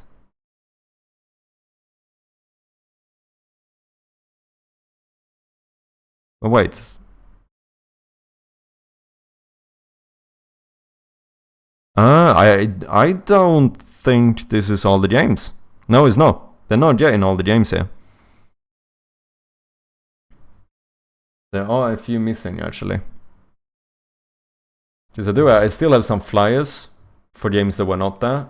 We had a little Beyond the Board, some chess one, and then another horror game called Karma. Karma the Dark World. That one's pretty cool.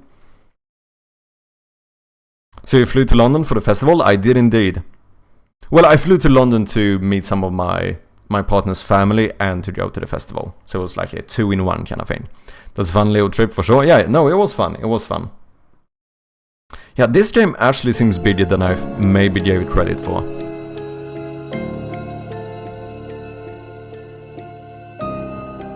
Yeah, because I never saw any of like these interactions and stuff. I only saw the like bicycle riding part of it.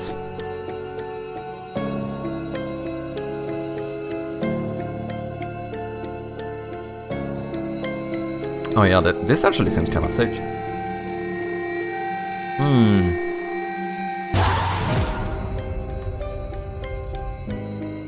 Ah, that's kind of sad. Dude, I actually would have wanted to see this as well. I didn't play for a little bit, but I never even... Am I just a bad gamer? Because I never got past this part of the game. Am I just bad? Maybe I am. Download the demo. Oh yeah, true. You should actually check the demo out.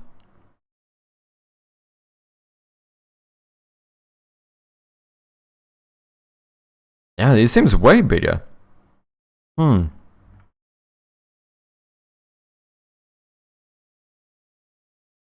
Yeah, here it is. 10th anniversary, London Games Festival.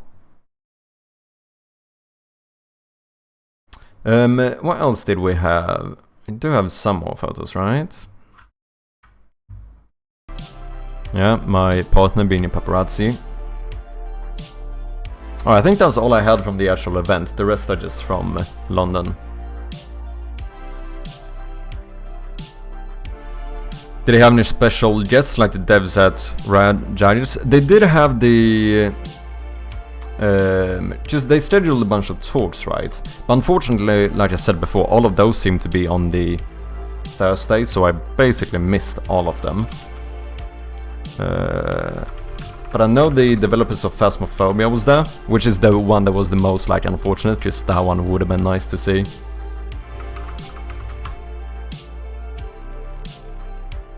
Damn you young people in your virtual camera. No, wait. This is not vertical. This is not vertical. It's horizontal.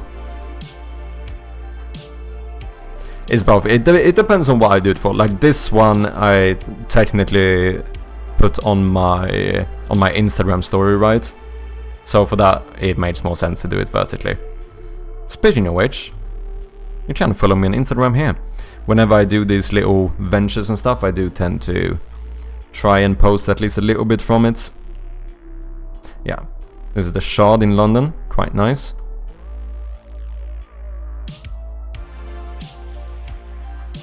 Oh yeah, found a little bit of pastel de nata as well. A famous little Portuguese dessert, fucking lovely. And I think that's all in regards to images I have to share.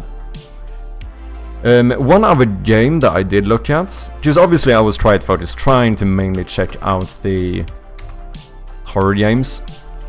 This one was there as well, and this actually seems quite sick. Oh damn, they actually have 1.5k reviews as well.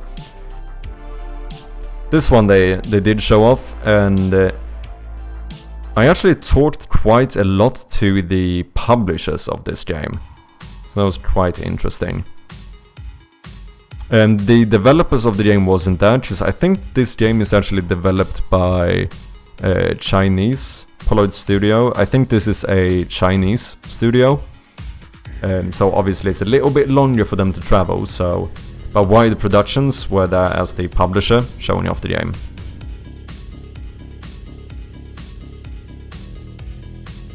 But yeah, it was kinda cool. First-person cinematic psychological thriller set in a dystopian world, where the Leviathan Corporation is omnipresent. Year is 1984, the place is East Germany, and things are not quite what they seem.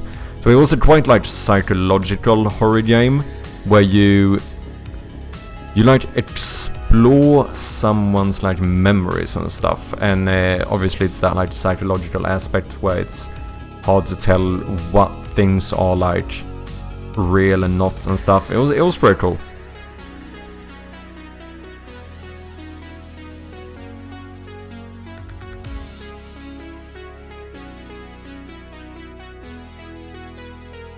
What did you guys talk about, you and the publisher? Mainly I asked them just about this game, it was just interesting here, which is obviously even though it wasn't the developer of the game, they were still quite close to the development of it. So just interesting hearing them speak about certain choices and stuff. And then it was also just me being curious. I was asking like, you know, how it works for them as the publisher, what they do and so on. So one thing I didn't know that I never really thought about before, which I asked, is like who actually does the Steam page on something like this. And they did say that as the publisher, they have full control of the Steam page. So that was like one of those things that I just realized that I've never really thought about, you know, like... But I do suppose this is also one of those things that could be very different depending on the developer and publisher, you know, deal and whatnot. And yeah, then obviously they handle like localization and marketing, a bunch of stuff like that. So a lot of it was just me being curious about like their actual workflow.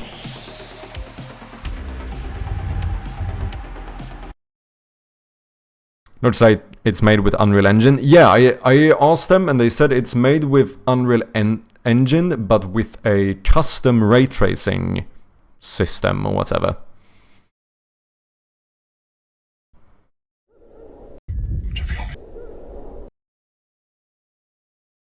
Yeah, I'm totally interested in what the role of modern publishers is. I understand why a Western publisher for I understand a Western publisher for a Chinese game, but I'd be curious to know more about what type of value add the publisher would provide.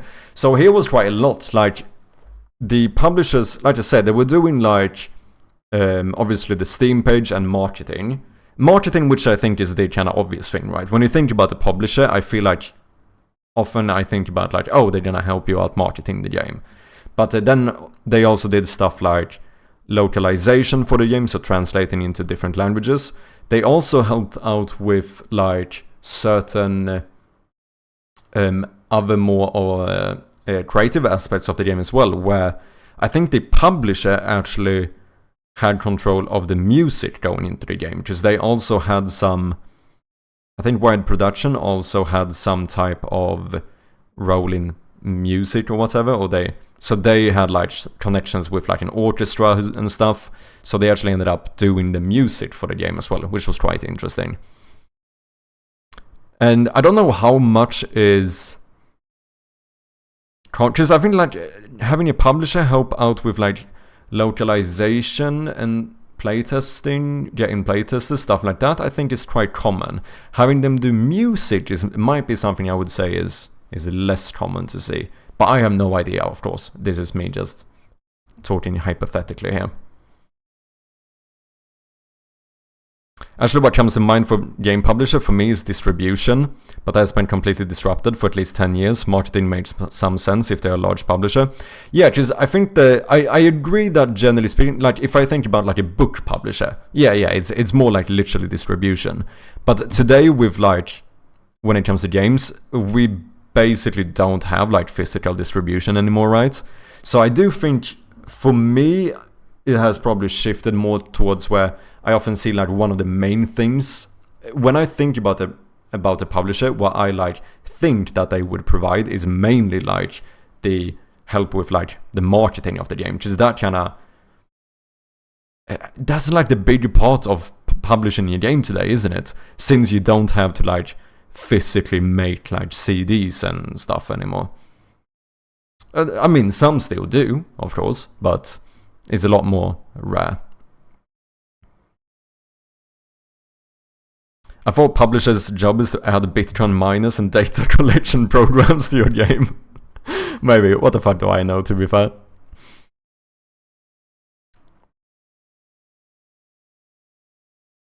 Yes, of course it's huge, but do they bear the marketing costs if they publish your game? Yeah, I would suspect so, yeah. I think they would bear the costs of it, but then of course if the game, you know, ends up doing well, there's probably an agreement that, of course, they are gonna get a certain amount of their revenue from the game. So it's one of those trades-off, I suppose. Like, they do, I assume, keep in mind, this is assumptions, but I assume that the publisher will, like, basically they get a deal so that they can also invest in the game to try and make the game the best it could be, so that they can earn more money from the game as well. That's like how I assume it works. So in the end, they probably just get a cut from the, because of course it's an investment, since I think that's why you end up having a contract as well, because now the publisher, since they are gonna invest money into the game, right?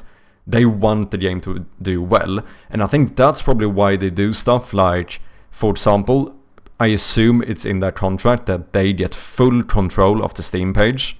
So the developers actually don't do anything about the Steam page. This is all the publisher's work. And that's because I assume that since the publisher now has an investment into the game, they want to make sure, like on their own terms, that everything is as good as possible, I assume. So they get that, like, some control in those aspects to try and promote the game in the best possible way. And of course, I assume one of the big, like, pros here, is that it takes off quite a lot of work from the developer. Because obviously this ends up meaning that the devs can like fully focus on actually making the game. Something that like me, for example, obviously I can't do that because I would end up, I do the Steamworks stuff. At some point I'm gonna need to start doing like marketing and this type of stuff as well. So I can see why it could be nice to have a publisher, but I'm also, at the moment, I don't have any plans to get a publisher. They want the game to make their money's worth. Yeah, exactly. They don't always think what's good. Wait, they don't always think what's good. Yeah, I do know that you could probably argue that there's definitely a possibility that they might not always end up doing what is the best for the game itself. But I do suppose, because in the end, it's like you said, like they're gonna do what they think is gonna get the biggest return, right?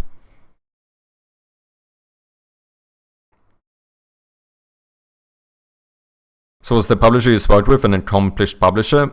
Have they published a bunch of games? Yeah, they did have. I asked them if they published more horror games, and they did say they had. I don't know which one that was. Tin Hearts? No. But yeah, it seems like they have published quite a few games. But this is like it's not like a AAA publisher, right? It's like a more, I guess, indie-ish publisher, I think. At least that's why it gonna... Oh, this one. This is the other one I was talking about. Martha is Dead.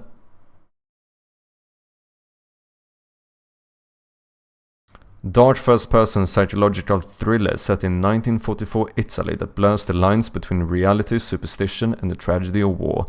Yeah, I know we mentioned this game as well, because I asked him about if they've done a lot of horror games, or if they do like a variety of genres, And it seems like they were quite broad, They do quite a few different games.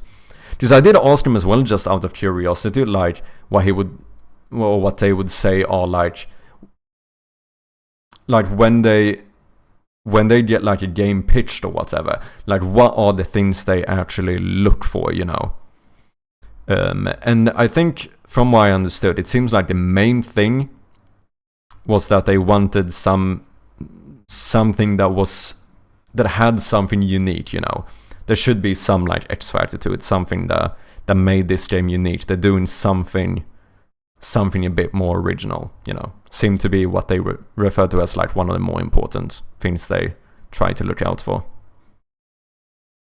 But yeah, it does seem like they have published quite a few ones. To be honest, I just don't know who I am sometimes. I mean, when I dive into their hands, merge. It was interesting though, because while I was talking to him, someone was like playtesting the game, right? At the same time. And then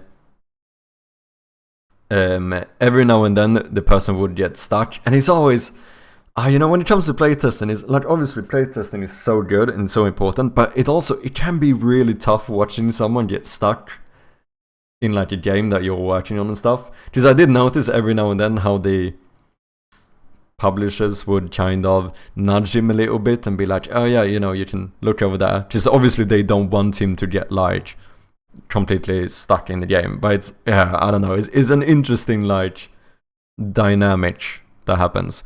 Because you want someone to play the game, but you're also there to like show off the game, so you don't want them to get stuck, because that's not, you don't want someone to walk away from that thinking that like, oh yeah, that game I got stuck in, right?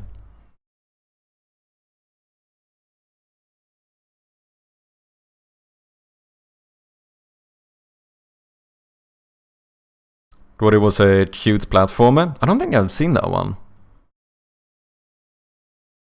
Okay, let me quickly catch up in chat here. Publishers are decent at knowing what sells right now. The ones always going to know what the next big thing TM is going to be, yeah. Like if the game is taking too long, they might add more devs to the game to get out faster. Yeah. What a great move to go to that festival. Yeah, I think it was interesting. I don't know for like the average game dev if I should say that it's something you should do. Because like it was interesting, and I did go there mainly out of curiosity. But I also, you know, it's not like I come home now and I feel like, oh damn, I have a whole new outlook on game development or whatever. Like it wasn't that kind of thing either. Because obviously, you know, it also costs a bit of money going, especially if it's in another country. You know, I had to buy plane tickets to go here. The actual entry was quite cheap, to be fair. Yeah, I think it was like 15 quid or something. But I still think, like, for the experience, it was worth it. Because at least now I have a better idea of, like, what these type of events are about. Because I've heard also when... I think I spoke to Acrylic Pixel, one of the developers of 10 Bells, about this whole thing with like events and stuff. And I know that I think his and Hilfert's kind of mindset about this was that the only time for them that they felt like it was really necessary to go to an event like this is like if you actually have like meetings booked up with like publishers, or like you're going to show off your game and stuff. Whereas, like, you know, I went kind of for the fuck of it, you know. But I think it was quite fun. I wouldn't mind going to more. I think I might check out EGX now, which is another one in London, at least in England. Which I think that one might actually be bigger. Because the only thing about this one, I would say that it was probably a bit smaller than I expected. Like, I think I was there for like 2 hours or something, and if I would not have been talking to the publishers of this game, you could probably have seen most of it in like an hour. Where I feel like, yeah, I don't know. I did think the event was gonna be bigger than it actually was, and I think EGX, I think it's called, might actually be bigger.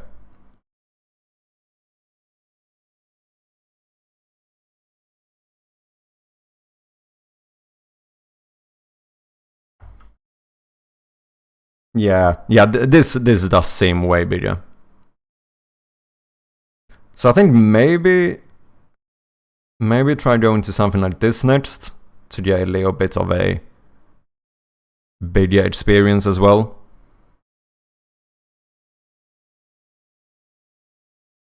I think could be nice. Like I said, I still think it was worth it. It was nice to just see what these kind of events are about, you know. But since it was quite small, there wasn't as much to do. A lot of the people, you know, I don't know, it was just not as... how do I say it? I guess it was not as easy actually interacting with people as I might have hoped for. I think that's the main thing, really.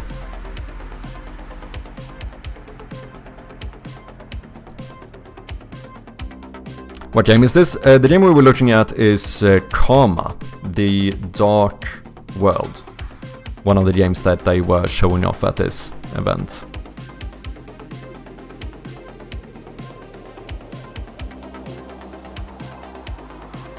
We had that exact experience when I played Gloom on my stream. Yeah, no, it does happen. It does happen. And like, you know, you're never gonna get around it. It was just interesting from this time, like being the outsider, seeing someone else feel like, you know, oh my, like I might have to step in here and like nudge the play in the correct direction, you know. There was this one video about how dumb players are nowadays. You have to make the game easy to read. People don't want to use their brains anymore. I do think it's very, very easy to overestimate how intuitive things are. That's like the main thing I do when I think about like tutorial stuff and like teaching the player on like what I need to teach the player and so on. I think a lot of the time my mindset is to really try and not assume that something is intuitive. Because I don't know, when you do game development, after a while you realize that, especially as the developer, it's very fucking easy to assume that something is intuitive when it isn't. I think it was Kieran, if you guys know Kieran Dev, he was talking about this one. I think he had been a few times and he highly recommended it. So I think I might check out this one as well. What's up, Meowch? Check prices. I don't know if they, because it's still not announced, so I don't know if they have prices yet, if you mean for this one.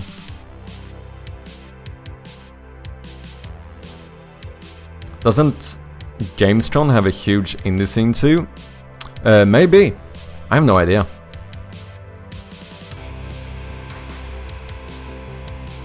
Yeah, there probably is more, like, I can probably find a few events like this in Sweden as well that you could go to, because it would be interesting. It would be interesting seeing more stuff like this.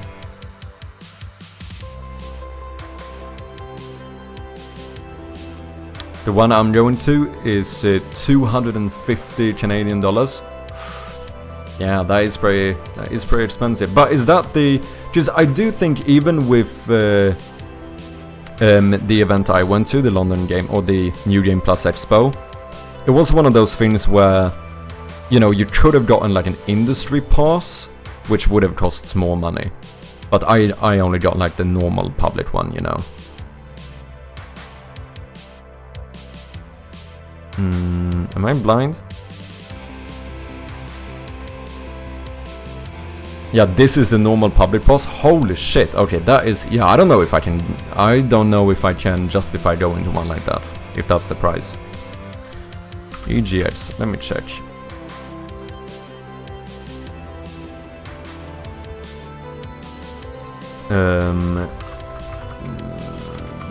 Price.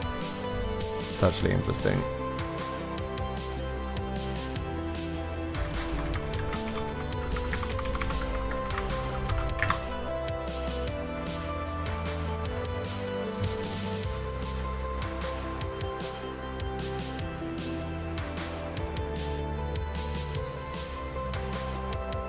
I don't know. I hope it's not fucking hundreds of quid or something. That's kind of mad.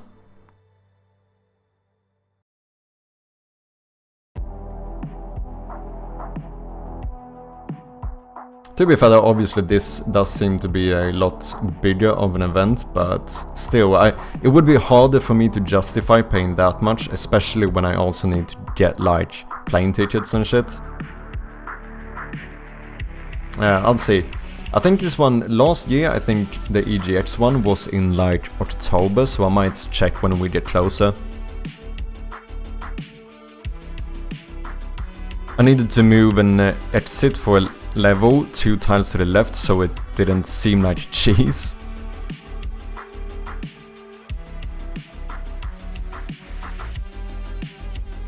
There's one in Kista in the summer. Oh, there is? Do you know what it's called?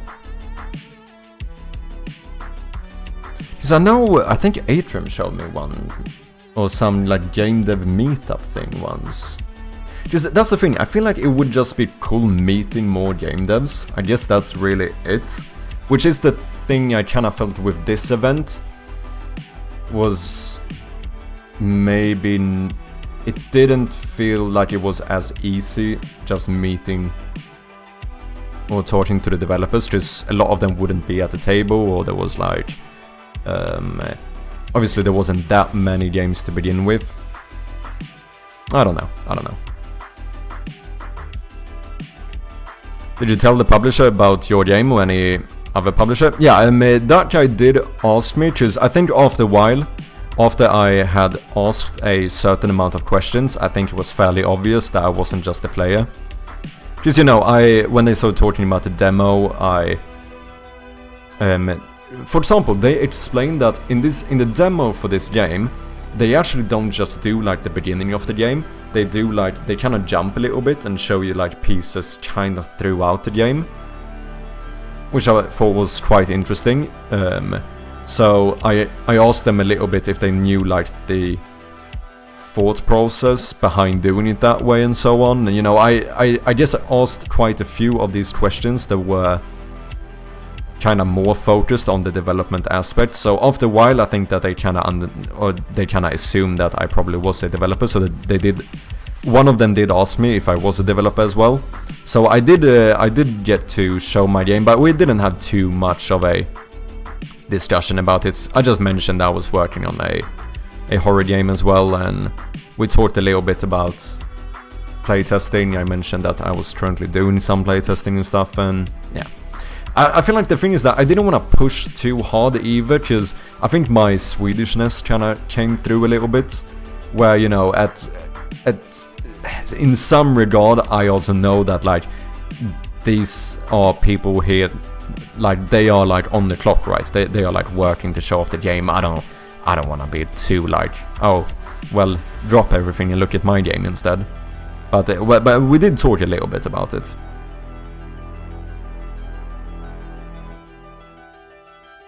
It's hard as a dev to see how things really work, blind for your own art, yeah. But we are talking about how you need to remind all the time to play it what button to press, or literally point away with a huge arrow, yeah. Like, if you ask someone under 20 to play Morrowind, they most likely would not know how to get out of the town. True, yeah, I was watching one of my mates play a bit of Morrowind, like, maybe a year ago or something.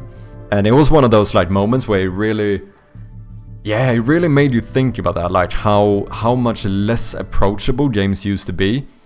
In some regard, I kind of liked it, though. Like, playing Morrowind is a different kind of adventure to playing Skyrim, right? It really is. Because in Morrowind, you actually have to listen to people. Like, if someone tells you that you have to go to this city, it's to the east of that city. You kind of have to listen and actually remember, like, okay, so I'm going east to that city. I'm gonna walk up this road. I should be heading north. Like, there's no, like, waypointers telling you, oh, this is the way. Your objective is over here. Like, you're supposed to just find it. And there is something, I don't know. There's something charming about that as well, to be honest.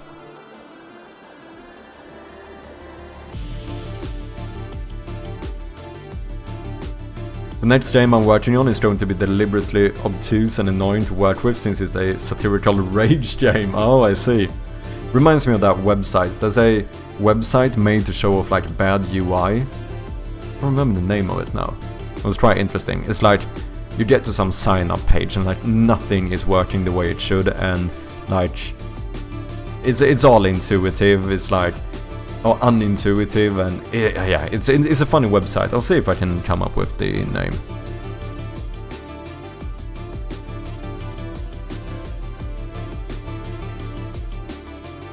They asked the player to play Mario 3, and it took them 2 hours to understand you can jump and run. You know, I actually have a similar experience. Fuck, should I say this? Yeah, when I played this game, I actually felt a little bit bad for how fucking long it took me to understand that I was riding a bike. It was actually kind of bad.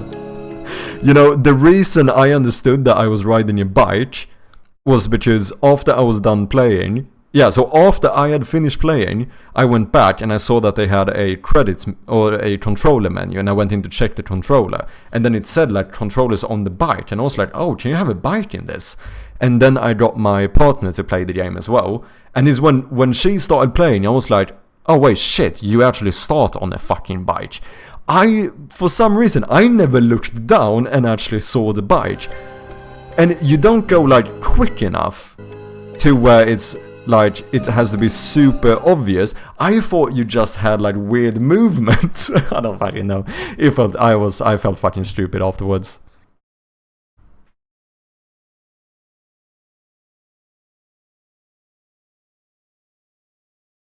I'm reminded of that infamous Cuphead tutorial video. I did play a bit of Cuphead, but it's been a long time.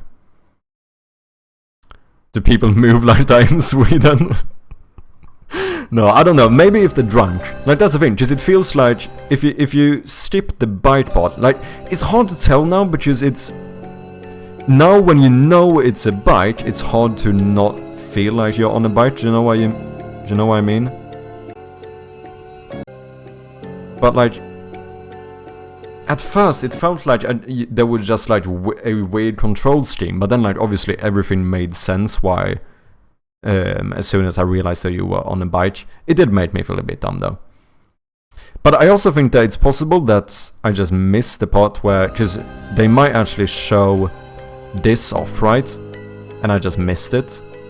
Because that would obviously immediately explain that you're on a bike. And I mean, the fucking game is called Vicious Cycle as well. Damn, this walking simulator movement is strange. I mean, that is kind of what I was thinking, to be honest. How has it been 2 hours already? No fucking clue. I don't know how I do it. I am actually quite proficient at just talking shit, to be honest. Look, it's kind of nice though, right? We're just, you know, we're hanging out, we're having a little get together here. It's nice. We are gonna get to work though. We are.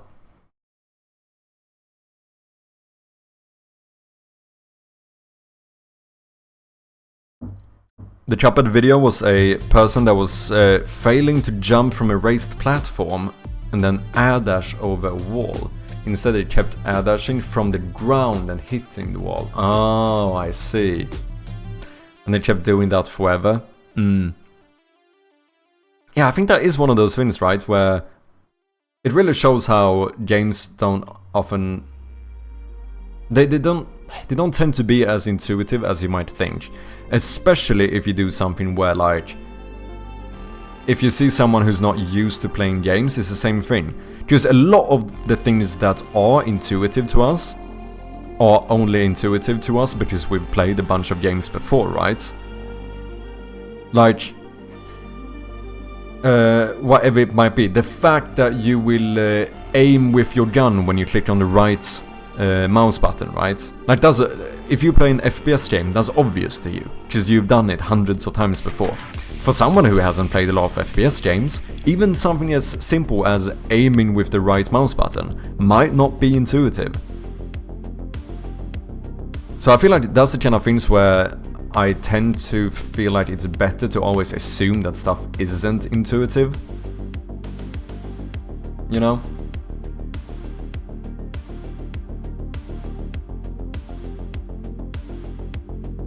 Imagine you're playing Need for Speed, this guy runs fast, yeah. Exactly. Myendra Shadowwaker, how you doing? Welcome in. Hope you're doing good. Death Stranding is the only actual walking simulator, don't at me. Well, that's it, I need to be proficient in talking shit, absorbing aura. Yeah, dude, I feel like if you could get a degree in just talking shit, I would be an honorary graduate. Do you know what I mean? Just like, I had a stream once. What was it? Like, was it last week or the week before? I had a stream where I did nothing but talk shit for 8 hours straight. Like, that's fucking impressive, man. I didn't do anything productive whatsoever. I was just chatting shit. And it's kind of mad to think about, because after a while you would kind of assume that how can someone... Oh, sorry, has my music been really loud? It might have been. Sorry if that's the case.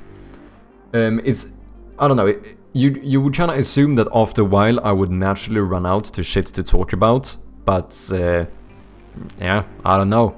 I just don't, really.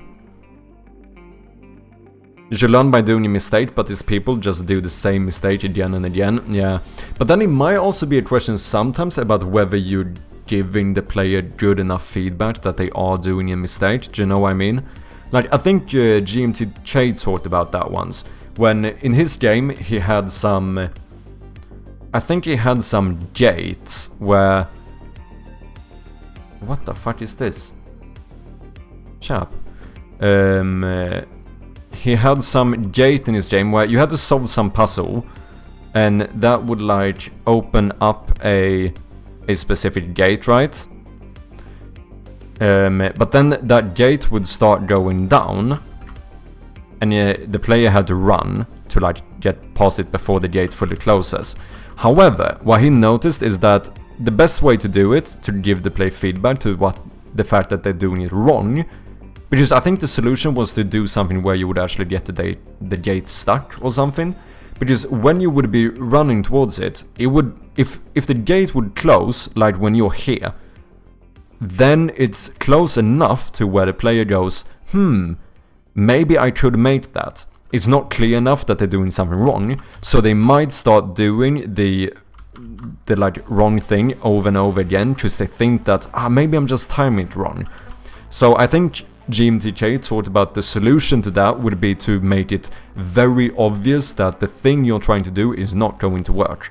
So instead, the gate would fully close when the player only made it over here. So now it's like too big of a gap to where it's like, it's obvious that this is not gonna work, you have to find a new solution. So I think sometimes there might be an argument that, you know, the developers also need to make sure that they give clear enough feedback to that the thing you're doing is not going to work. So if it comes to like, you know, you not being able to jump over something, it shouldn't be like you know, the thing is like 1 centimeter too tall, because that's gonna make the player think, maybe I can do it. But if it's like twice as tall as the player, then you go, yeah, okay, obviously I can't jump up there. Do you know what I mean?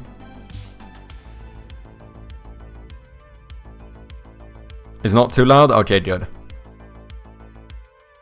I am debating with myself because nobody else wants to debate with me. What shall I do with my weather system? Are you doing a weather system for your game?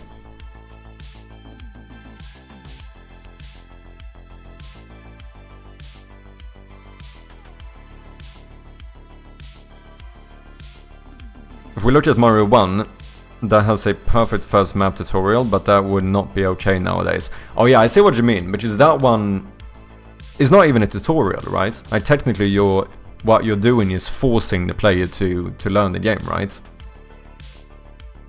Like because you can't proceed unless you... Because there's not even a tooltip as far as I know. Like, it's basically forcing the player to find the correct button to press. What is it, Super Mario Bros? Because this one just starts... Yeah, this is literally the first world, right? Or the first room of the first world, whatever you call it. This is it. There's literally nothing in here. So the only thing you can do is to run to the right. Right? Which means that there's no tutorial, nothing is telling the player to go over here. They just need to explore and find it themselves. But yeah, this is more, you know, uncommon today. Today it would be a like, you know, press the right arrow to go to the right or something.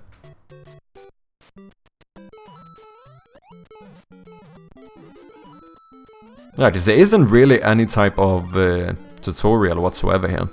You just have to experiment and learn it.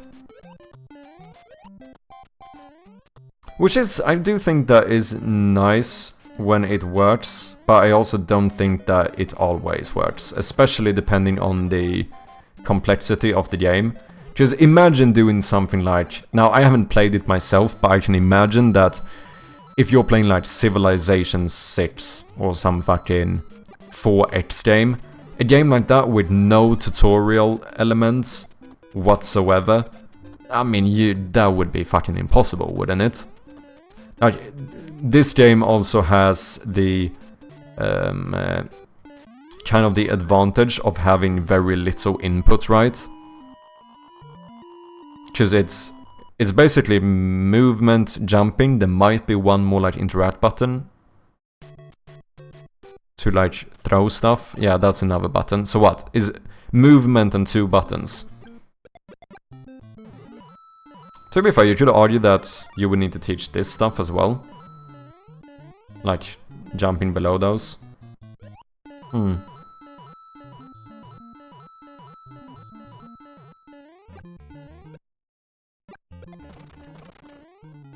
Make it rain.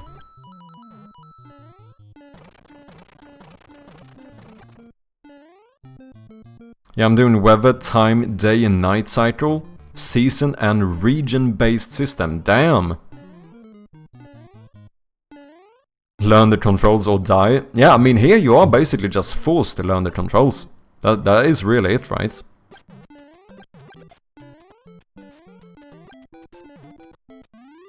But I do think it also is the fact that, like, games are changing, right? Whereas now almost every game does hold your hand in some regard, especially when it comes to mechanics. Even something like Dark Souls, which is not really considered a very hand-holding game. Like, in terms of, like, mechanics, they still pretty much teach everything. They just don't hold your hand when it comes to, like, quest lines and, like, where you're supposed to go. So I think people kind of get used to that, whereas here you maybe didn't have... that wasn't as common to begin with. So I feel like that's something you kind of have to take into account as well, right?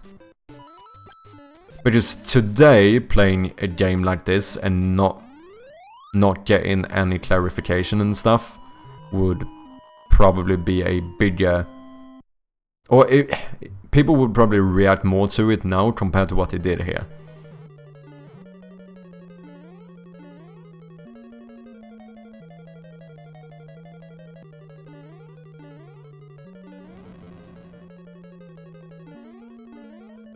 Damn, frame rate is mad, isn't it?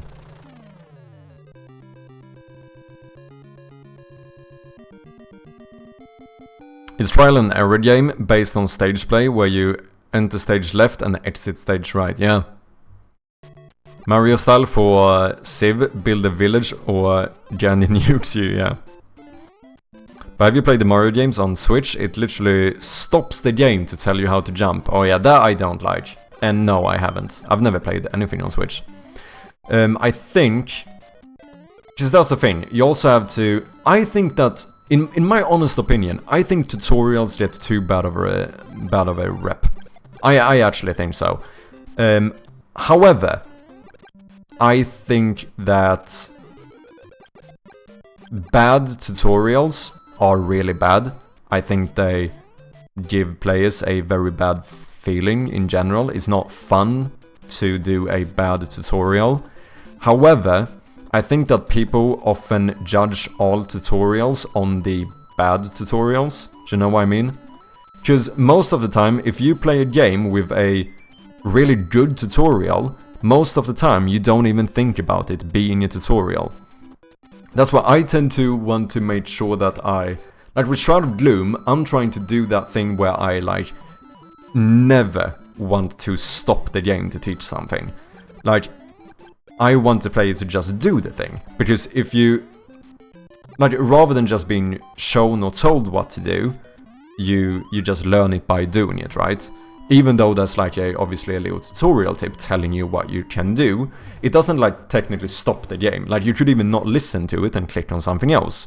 Like you still get to play the game yourself, which I feel like tends to be a better tutorial. Rather than being like, okay, when you come into this room, I'm just gonna pause the entire game. We're gonna have a big pop-up window that shows a little video of how you like pick stuff up, or whatever it might be. Like, that I feel like is completely unnecessary, right? It's better to just let them know how the interaction to pick stuff up works, and then let them do it themselves. Like, why should I show it if I can let them do it? I don't know. Am I making any sense?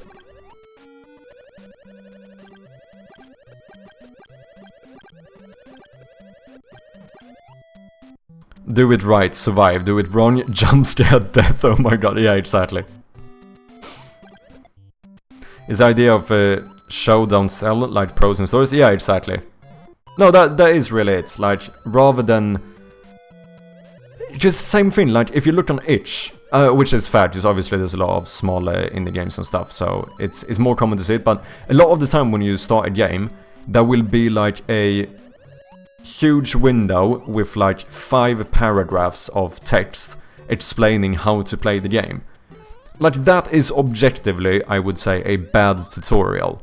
Because the player has nothing fun to do, and before they can do what they consider fun, which is probably to play the game, they have to sit there and read, like, a full book page about how to play it. Like that, like it's understandable that people don't find that to be fun, and then people start going, oh, I hate when I can't just play the game. Yeah, like I get it, but I think there's just better ways of doing it, you know?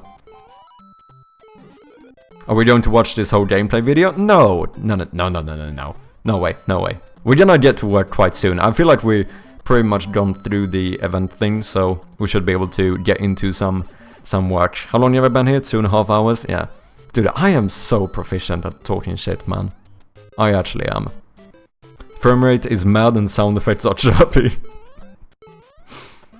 Depends on the game, because even the new Mario has no guide. Interesting. Yeah, I suppose that's true. Even with something like, even slightly newer, like Super Mario 64, right? There's no real tutorial in Super Mario 64, is there? I don't think there is.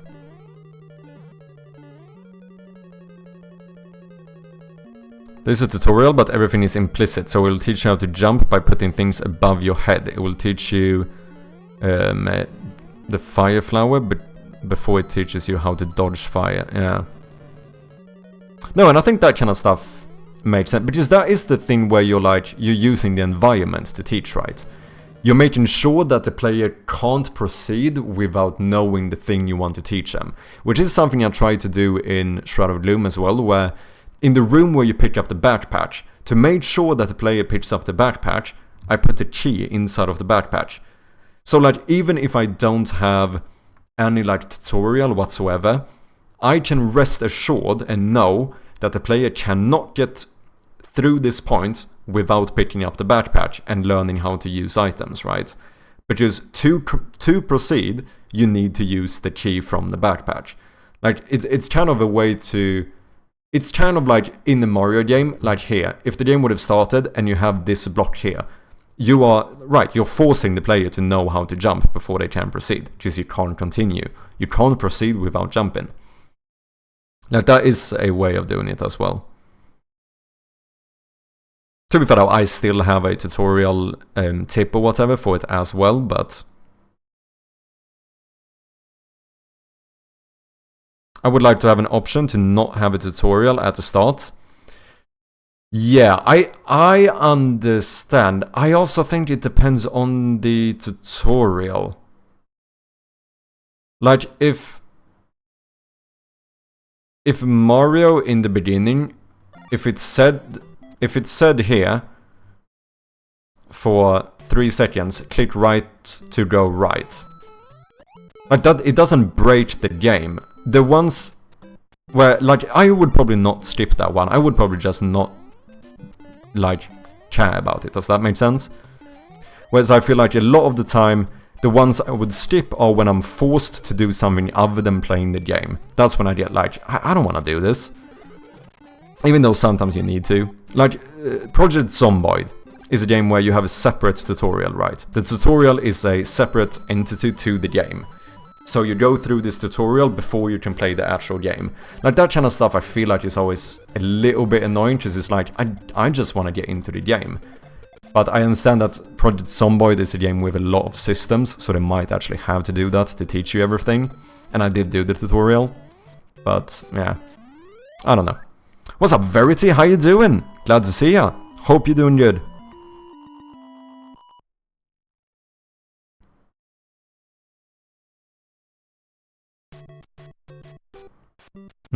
Damn, I'm far behind in chat. Let me catch up here. Play the game. Metal Gear 4 is calling you. You need to watch another 1 hour cutscene. Damn. It works as a quick tutorial though. A fleshed out tutorial you don't really do in a game jam. No, that is true, but it also depends. A lot of the time you might not need like, even just doing tutorial tips, rather than presenting, first thing you do is to present a player with like a full article on how to play the game. Because what happens is that a lot of players are just not gonna bother reading it, even though maybe they need to. Because that's the reason why I always feel a little bit skeptical when we go like, like when you said that you would like the option to not have a tutorial at the start. What if you need the tutorial? Because if you play a new game, you don't know if you might need it at some point or not. And then what if you then turn it off immediately? I do think it depends a lot on the type of tutorial though, to be fair.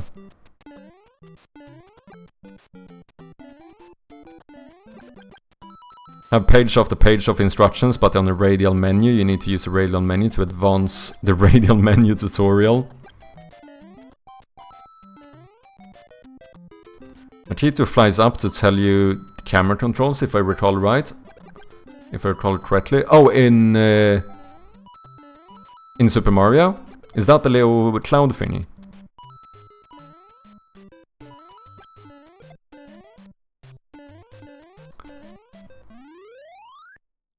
Touching backpacks. Depends on the game too. Like, your game does not need the skip option. Yeah, because that's the thing. That's why I like to do tutorials that don't, like, stop the game. Because you don't feel like you need to skip it. Because you could just not read it. Whereas, if I get presented with a full Wikipedia article of how to play a game, you have to have, like, a next button, right? And I think a lot of people, because they are presented with just a vast amount of text, they're gonna go like, nah, I can't be bothered, even though they might need a tutorial. And then they skip it, get into the game, and then get frustrated because they don't understand it, and then they stop playing. Whereas even doing something as simple as breaking that wall of text up into small little tips while you're playing would make it so much better. To be clear though, I very much understand that not everyone has the time to do this if you're doing like a game jam game. Of course, I understand it. I'm just like, I still think it's, you know, valuable to talk of. In 64, Lachito is that dude who lives in a cloud. Okay.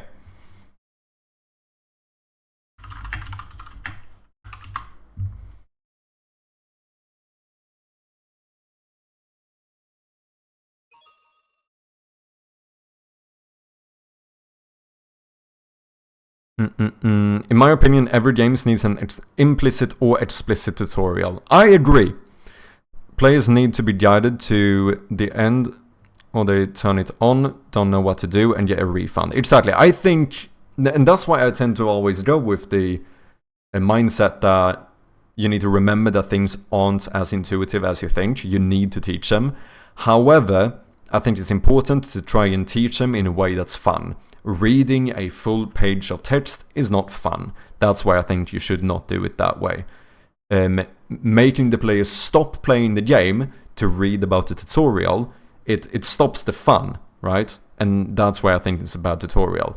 But I don't think that tutorials in reality is a bad thing. Like, I think tutorials are very much needed. Especially because even my game, which is really simple, I've seen a lot of playtesters be highly confused about how to do stuff. When I have one input in the game. One input. And still, I assumed that things were more intuitive than they actually were. So that's why I started doing tutorial tips, because I realized that even though I have a relatively simple game, I need to teach players. Like, you can't get around it. Because I rather teach a couple too many than a couple too few, right? Because if someone does not want to get taught how to play the game, they can just ignore it. But for the people who need those tips, if they were not there, they would not be able to play the game. So the other people who don't like the tutorial can still play the game, just not read it, you know. So I think that is something that's important to consider. Verity! You absolute legend. Thank you so much for that subscription. 3 months. Let's fucking go. Thank you very much, Verity. Appreciate you very much. Absolute legend. Glad to have you back as well. It's been a while. Thank you, Verity.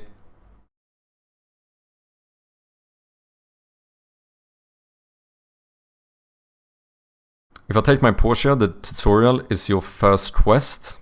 Yeah, and I think that's the way you do. Like, for me, the tutorial in Shroud of Gloom is gonna be the first rooms, right? Like, the first rooms, they're gonna be part of the game, but I'm gonna use them to teach the player about the mechanic. Or the mechanics of the game, you know. Rather than doing, like, in the main menu I have like a tutorial button that takes you to a different part that's not the game, which is that's not as fun. I rather have the player actually play the game and learn it that way. When tutorial is really part of the game and it feels natural, exactly. I feel like that's the general goal with tutorials. Like, make it not feel like a tutorial. But then again, we have Halo 1 where you're forced to stay still and watch first left and then right and then up and down. Makes me want to join the Covenant. However, what about Portal 2? Because Portal 2 has the same thing, but they make it part of the gameplay. They also teach the player how to look around, but they actually bake it into the narrative of the game, and I think that's pretty genius. Rather than just stopping the game and being like, look up, blah blah blah, they actually have a story reason for why you should look up, left and right and whatnot. Because you have been in suspension for 50 days, which you've basically been in a coma or whatever, right?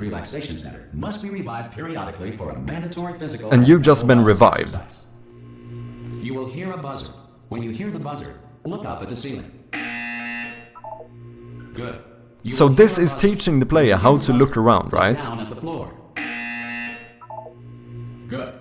But they bake it into the story narrative by making you, or by like wrapping it up in the whole like you've just woken up from a coma. So I imagine that they're probably like checking that your like neck muscles are still working. You can still like understand him. You can still do the exercise of looking around. So even though it's something that probably feels silly for a lot of people because most people know how to look around, it instantly gets a little bit more fun because there's an explanation for it. If the game just stopped and they say, use the mouse to look around, and you can't continue until you do it, that wouldn't be as fun. Whereas here, when there's like a story element to why you should be looking around, it already is a much better tutorial, because it doesn't feel as much as a tutorial, it feels like a part of the actual game. Does that make sense? This completes the gymnastic portion of your mandatory physical and mental wellness exercise. It's a, it's just a short little gymnastic exercise. This is not a tutorial. You're just doing a little exercise, making sure the body is all healthy.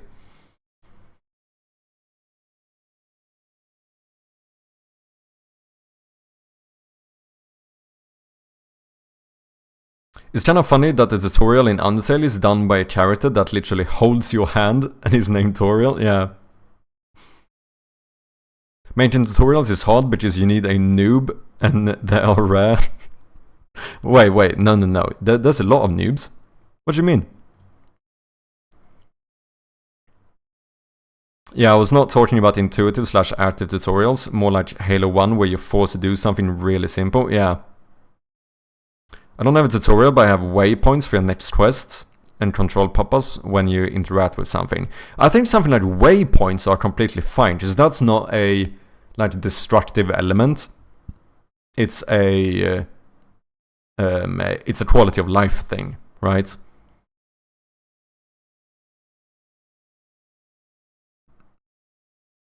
Halo had the story reason for it too. Oh, they did? You were frozen and had to test if your suit worked. Oh, interesting. I still think that's better though, because they still try to bake it into the game, rather than just doing it as a full-on like look left and right because we're teaching you how to play the game. Like, obviously that is still what they're doing, but it's like, it still feels like it's a part of the game world in some regard.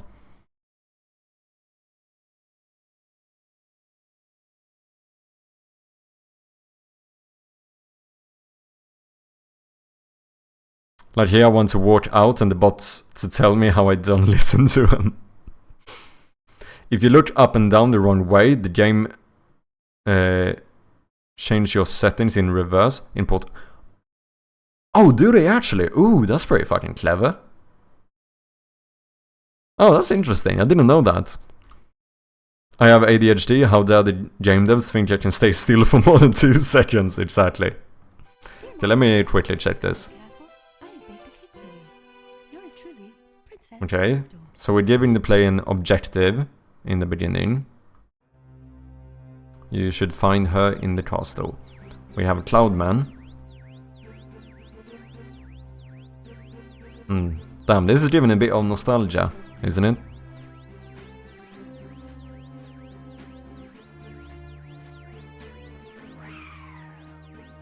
Yeah, she has a cake for you, oh my god. No. Okay. Yeah, I don't think there's anything here. Is there? Because here you're just gonna... Ciao! You've reached the Princess Toadstool's castle via warpipe. Ah, no, never mind. Using the controller is a piece of cake. Press A to jump and B to attack. There is a tutorial tip. They do teach you which buttons to use. Press B to read signs 2. Use the control stick in the center of the controller to move Mario around. Now head for the castle. There you go. There is tutorial tips in Super Mario 64.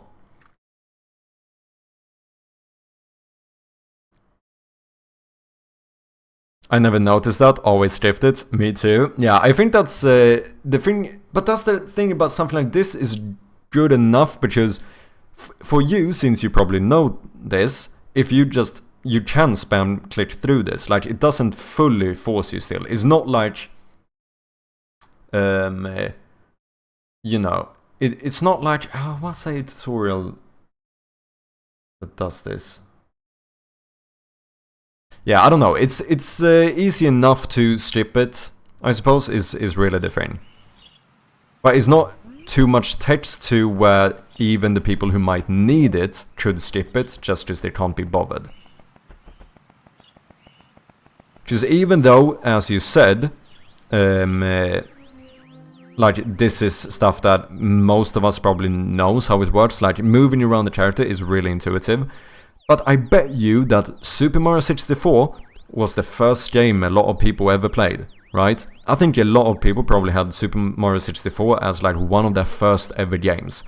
And if that's the case, even just how you move or jump might not be as intuitive as you think.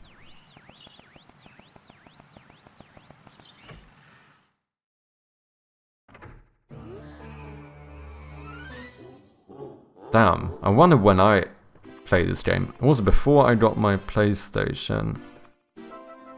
I must have been like... what, 7 or something when I played this.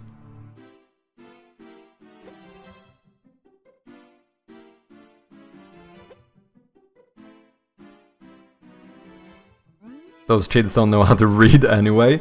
No. No. I think a lot of adults probably still had this as a... Do you not think that like non-kids played Super Mario 64 as one of the first games? I think this was a pretty... I imagine this was a quite popular first game to get into. Nintendo 64 sold really badly, did it?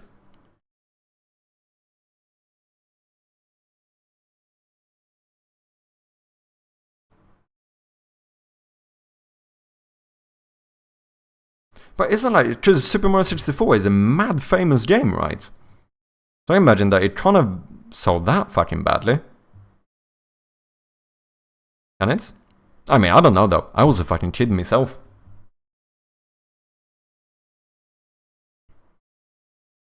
At first it did. I think for its time it was good. What's up, Raka? How you doing? How was the trip? The trip was good. The trip was good. Had a lot of English breakfast and a lot of curries. The British way in it. It was nice, it was nice. PlayStation 1 kind of took its place in Europe. Also, people had friends back then. We went to people's place who had Nintendo 64s. True, yeah. Yeah, like, I never had a GameCube, but I still played a lot of GameCube games, because one of my mates had a GameCube. You know?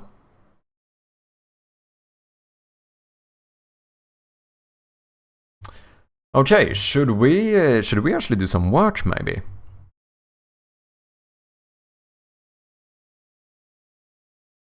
Is it time? Is it time to get into it? Into some actual game development? I've been chatting shit for like 3 hours. All my friends had Nintendo 64 and I have one, but none of my classmates had a 64. I did have a Nintendo 64. I think it might have been my first console actually. All my homies hate GameCube.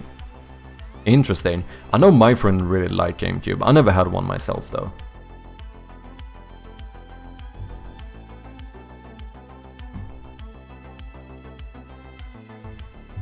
Oh yeah, I do want to get the new playtesting build up relatively soon.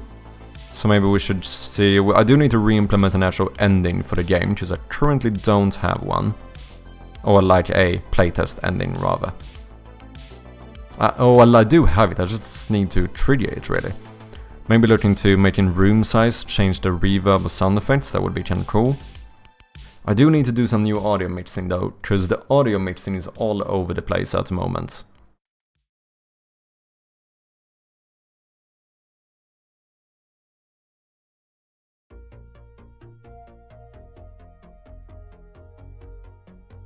Oh, it was a total joke. GameCube library is very expensive. Doing work, are you sick? No, that's funny. Oh, my first console was the Wii. I was always a PC guy.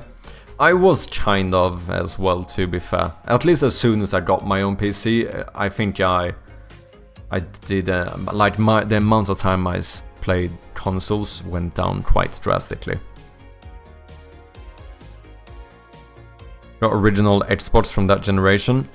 I jumped a little bit. I had Nintendo 64, then I went PlayStation 2, then I went Xbox 360 and Xbox One. That's my console evolution. However, I still like my Xbox One. I probably don't have that many hours on it, to be honest. I still have it, but fucking hell, I can't even tell you last time I started it. Because like, I have an HDMI cable going all the way to my computer. I have a wireless adapter so I can control or connect my controllers to my PC. If I want to play couch co-op, I can still do it on my PC. So like, I barely have a reason why I would ever stop my actual Xbox.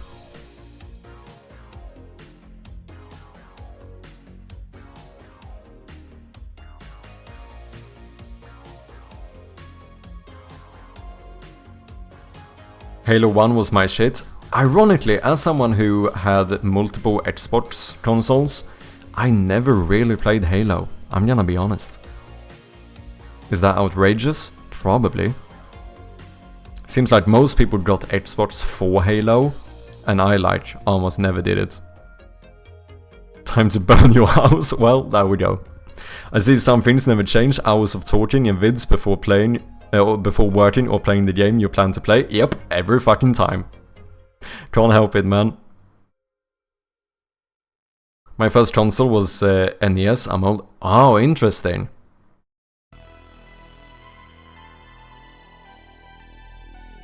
Imagine that the Wii is your first console. You never guess what my age will be. Yeah, I'm gonna say that you're probably younger then. Because the Wii still feels like... When did the Wii come out? I feel like that was... Yeah, that must have been quite a bit later, right?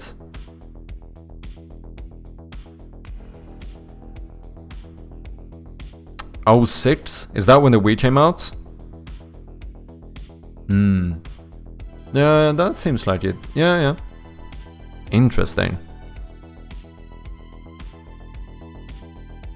And let's see, Nintendo 64 came out 1964, right? That's how that works. Yeah, that makes sense. Like, that's obviously why they chose the name. Yeah.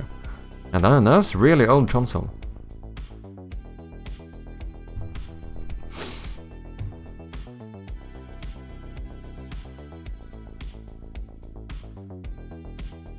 I've not got a console in like a decade.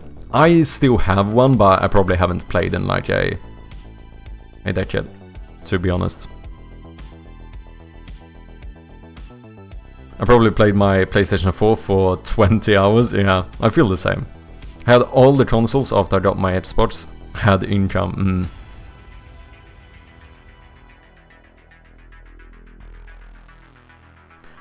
Nintendo 64 was the first 64-bit machine. No.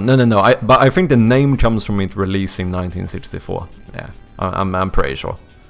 I'm pretty sure. 97 in Europe, but a year later for most of North Europe. Oh, interesting. Why did we get it late? It's fucking discriminatory, isn't it? Okay, before we get into it, let me have just a quick, 40-second break. As per usual, I'm gonna go and reheat a little bit more of my coffee. And I'll be right back.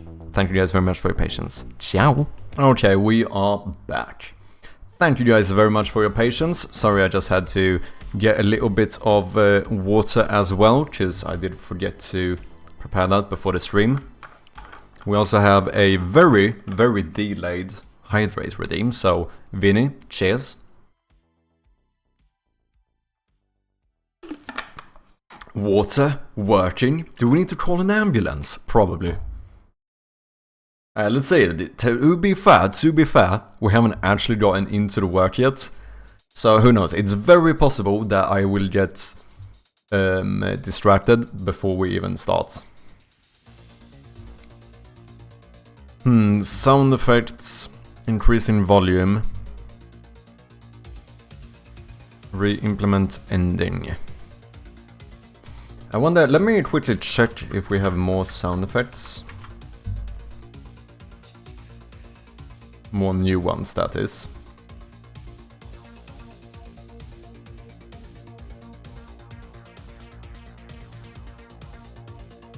So how old is Sweden? How old Sweden is? Probably something I should know. I know how old my city is. I actually don't know. I should probably know this. Sweden has been a country since 2006. Yeah, there we go.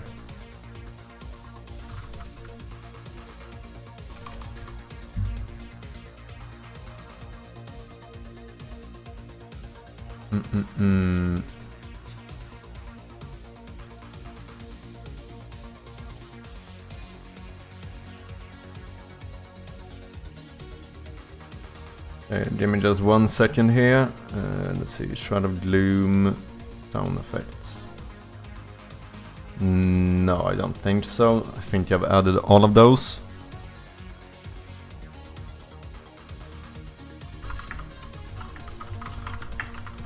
I actually don't know. When did Sweden become a country? Is this something I should know? In 1520.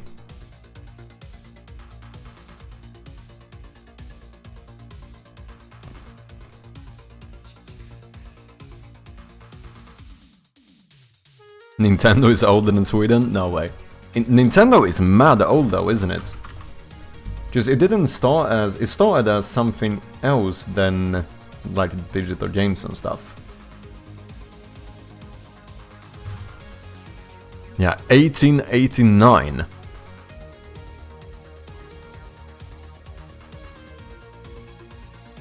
Card games and love hotels. Love hotels, interesting. Yeah, card games. But since the 1970s, it's mainly been focused on video games.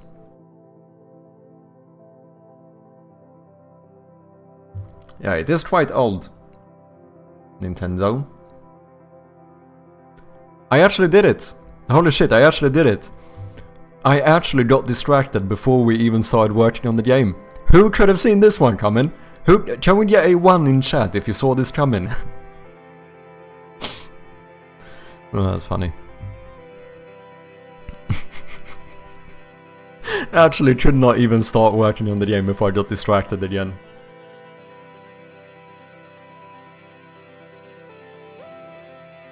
So, I don't know if I should...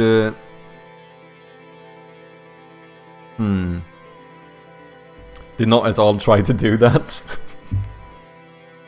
Cheeky little bugger. Fucking hell. Yeah, you got me. You did get me. Okay, so... how do I want to do this? Because the thing is, I'm currently using 2 audio systems, right? I have my old audio system and my new one. But we also have the new and the old sound effects, like the clips themselves. I wonder if I should move over some of the old ones to the new system as well. And then we just like mark them up as not having been changed yet. I think that's how I'm gonna do it. So let's start writing a little list here as well of all the sound effects.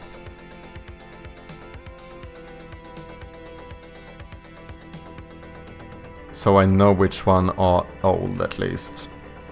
I'm not gonna bother writing down the ones I've already implemented. Let's do this. Let's go audio system. Boom. Alright, chap. Peace, homie. Nice catching up. Catch all you other homies later. No worries, Crystal Mess. Thank you very much for dropping by. Always nice to have you here, man. And I'll catch you next time. You sounded Aussie there for a minute. Oh, did I? The only way I can try to sound Aussie is by cursing way too much, and then the stream is not very PG.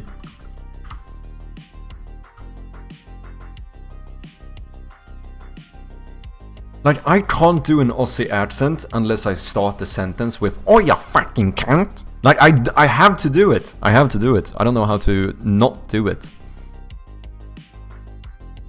How do I want to do this? Yeah, I know what I want to do. We want to check the sound effects we're actually using. So, in play sound effects, wherever you are, here, do I not have a comment somewhere?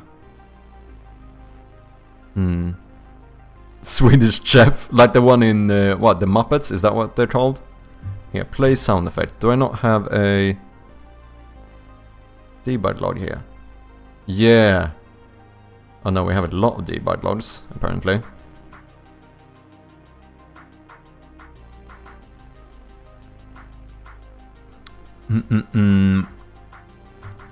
So we have the object playing the sound effect.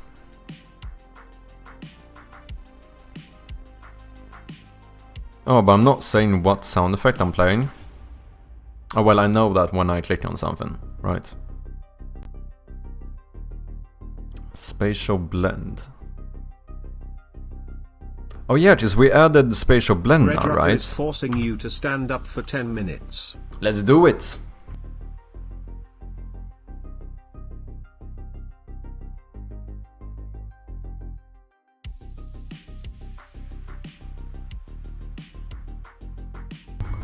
Did you see how cool I was and kicked my chair away? Yeah. Watch out, man. I'm missing. Rucker came in and was immediately like, yeah, this man is too comfortable. Appreciate you, man. How you been, Rucker? Spatial blend, I don't think I need you. But we are gonna need to maybe play around a little bit with that later to make sure that it's all working good. I think it's decent now, isn't it? To where the sound effects now should be playing from different speakers depending on where you're clicking on an object. So the backpack will sound more in the left speaker. Yeah. But it still sounds in the right one as well. That is basically what I want. This is more in the right speaker. And that's somewhat centered. Yeah, it seems quite fine. So the one thing we need to do is to make sure that all of these objects are using the new system with the new sound effects. Just now, each time we get these, that means we are not using the new system. So this one... Oh no, it... Ah, no, wait, it always plays that one. Oh no, wait, I want to do this the opposite way. Here. I need to change out these colors as well. I don't like I like this theme with the dark thingy. I don't like the colors of all the text things. Like the way they changed it. Like, why are all of these the same color? Do I like that? Not sure.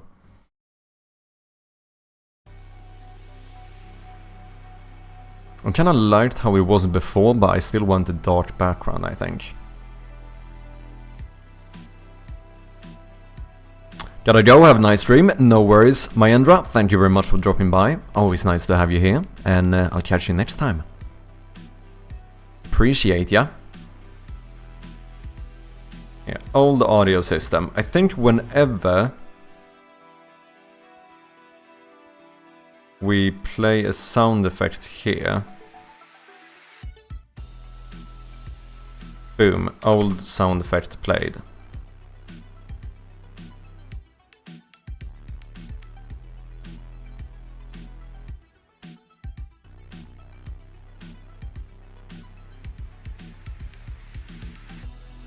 And then we go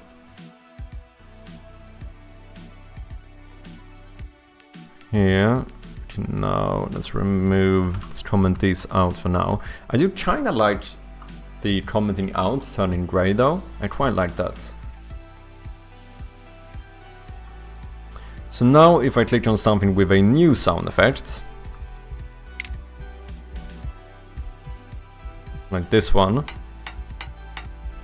we get a debug log, but this one shouldn't give me anything. Yeah, nice.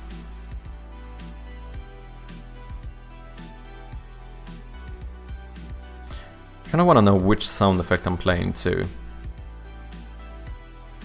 To be fair though, that is fairly obvious, but play sound effect, old sound effect played. Let's do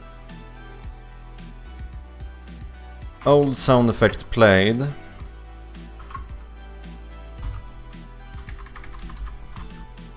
Dude, I was kinda looking, I was hoping I would be able to find a store that actually sold the Kinesis keyboard in London, so I could have tried it. I couldn't fucking find one. It was a little bit sad.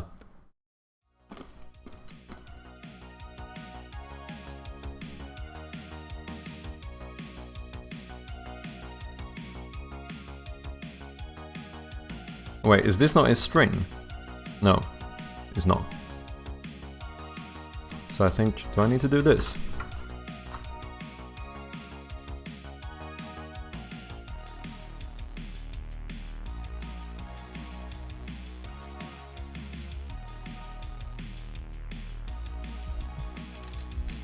Yeah, there we go.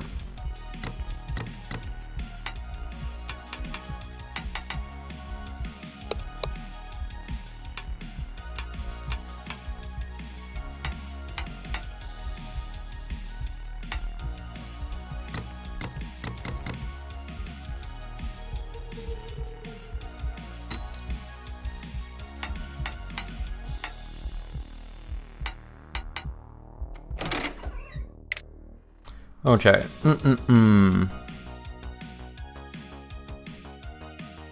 Not trying to distract you is hard. I have no energy for deving, so no one else can have it. We all crabs in a bucket. No, distracting me is fine. I've said this multiple times before, to be fair. Like, if I very stubbornly did not want to be distracted while working on my game, I would not be streaming. Do you know what I mean?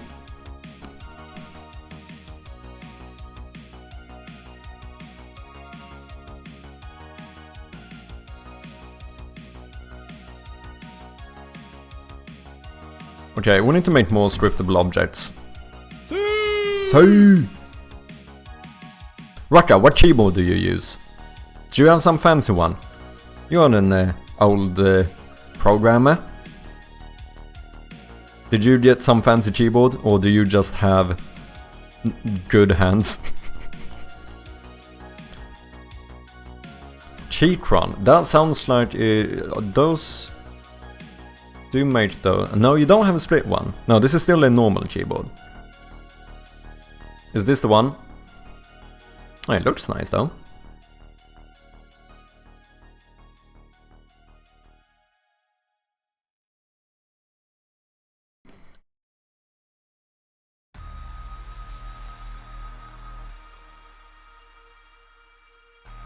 Did you know I have one of the oldest Twitch accounts there is, actually? Damn, your account created January 6th, 2009. That is pretty damn old, actually. Not gonna lie. Wonder when I created my first one.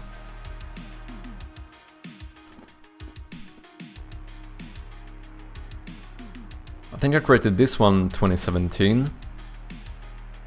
So my first account was probably like 2015 or something.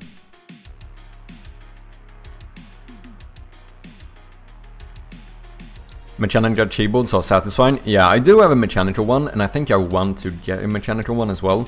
But I do think I might... I do kind of want to try a split keyboard, to be honest. It's gonna be weird getting used to. But I do kind of want to try it. Razer Widowmaker V4 Steel version? Damn, that sounds pretty fancy too.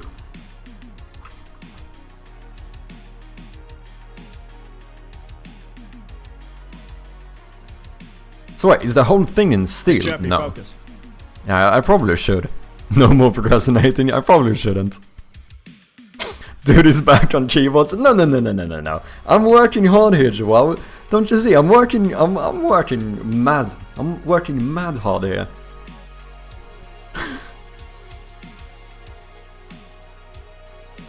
Yeah, Twitch was Justin TV back then, yeah. That is actually before my time. I was never on Justin TV.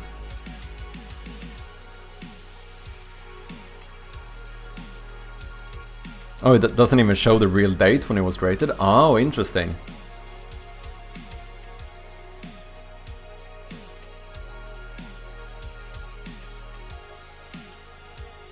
Only the base is steel, but it's heavy as fuck. Oh, yeah, I can imagine.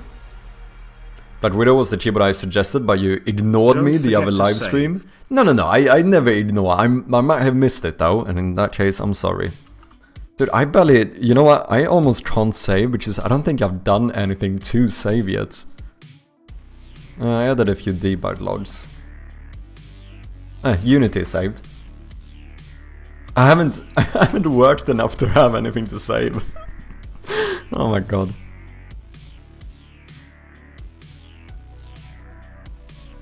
I've been watching since Justin too, but new account. Gotcha. Yeah, I never went to Justin TV. When did he do the switch?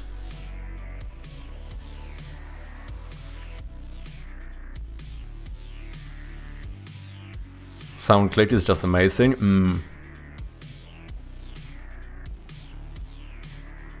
Damn, you used to watch Dance Gaming back in the day. Dude, I pretty much only know of Dance Gaming because of this one.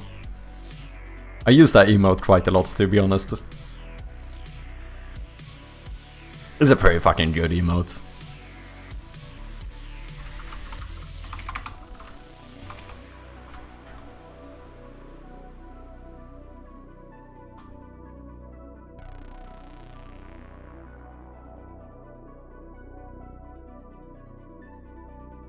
This thing is a weapon and nothing works on it. Kappa is my favorite old emote. Kappa is a pretty damn good emote, to be honest. Can't lie.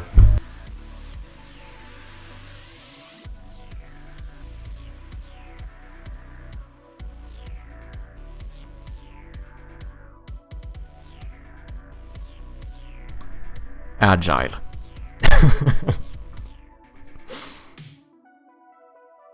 Dude, another one I really like, I use Forehead quite a lot. Forehead is a pretty dope emote too.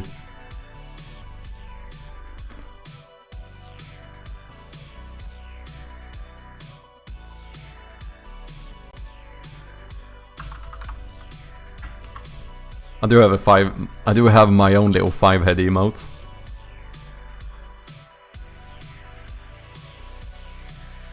Justin TV was first, and it was streaming live things and to watch 24/7 Simpsons stream. Yeah, it's interesting because then they went into only gaming and like nothing else, and then it took quite a while for them to like go back on that and start introducing like IRL content again,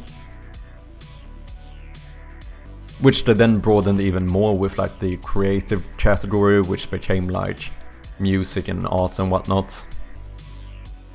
Yeah, I was here, I know I was on Twitch before they started the creative category. Because I started streaming when they launched the creative category.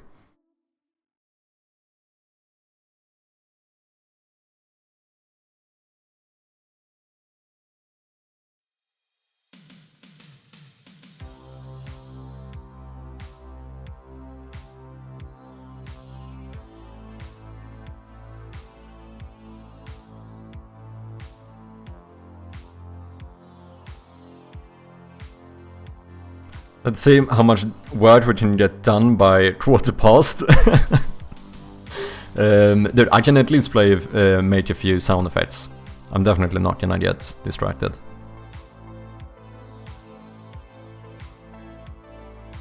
Do I have some... if I search now, do I search in my entire project? I do.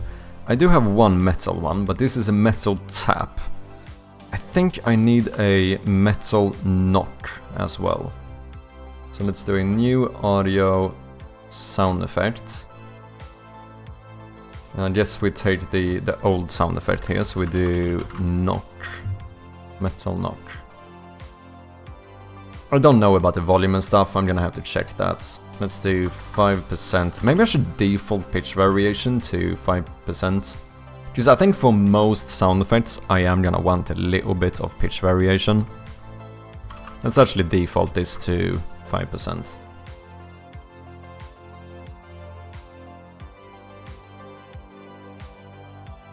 I also have to rename this one. Sound effect metal knock.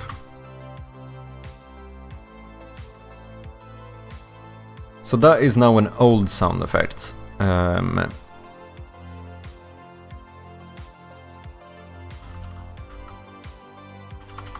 do I want to do this?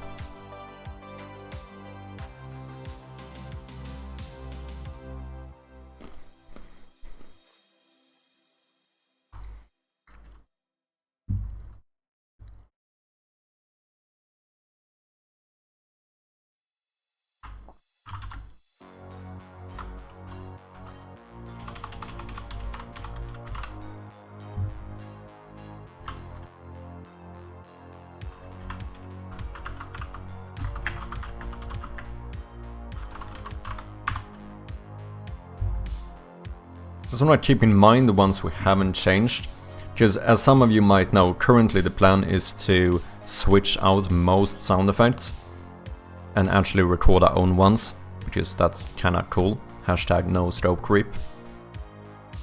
What else do we need? We need a sound effect wood knock.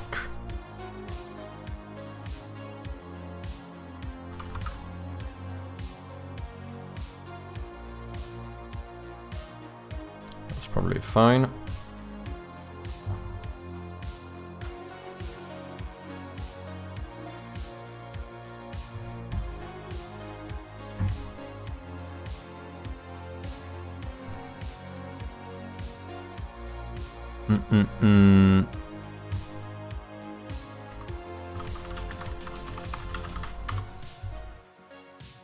What else? We also have the impact when you like slam them. Oh wait, I have other ones that are implemented with... What about the one when you change light bulb? Am I using the old or new system there?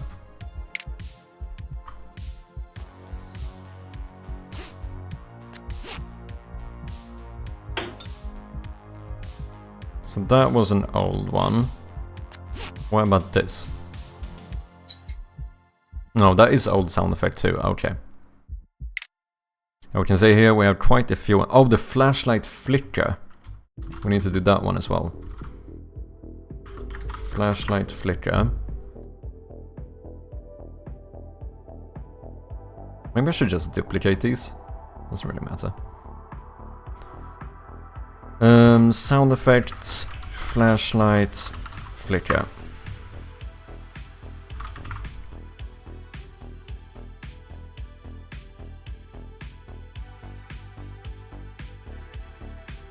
Oh, I need my select sounds as well.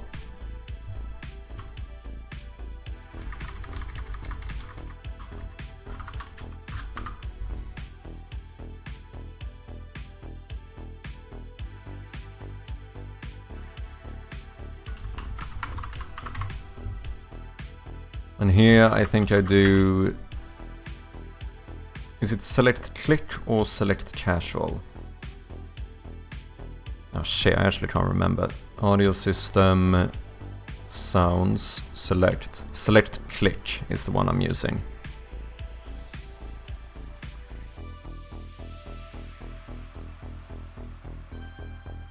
Select click, there we go.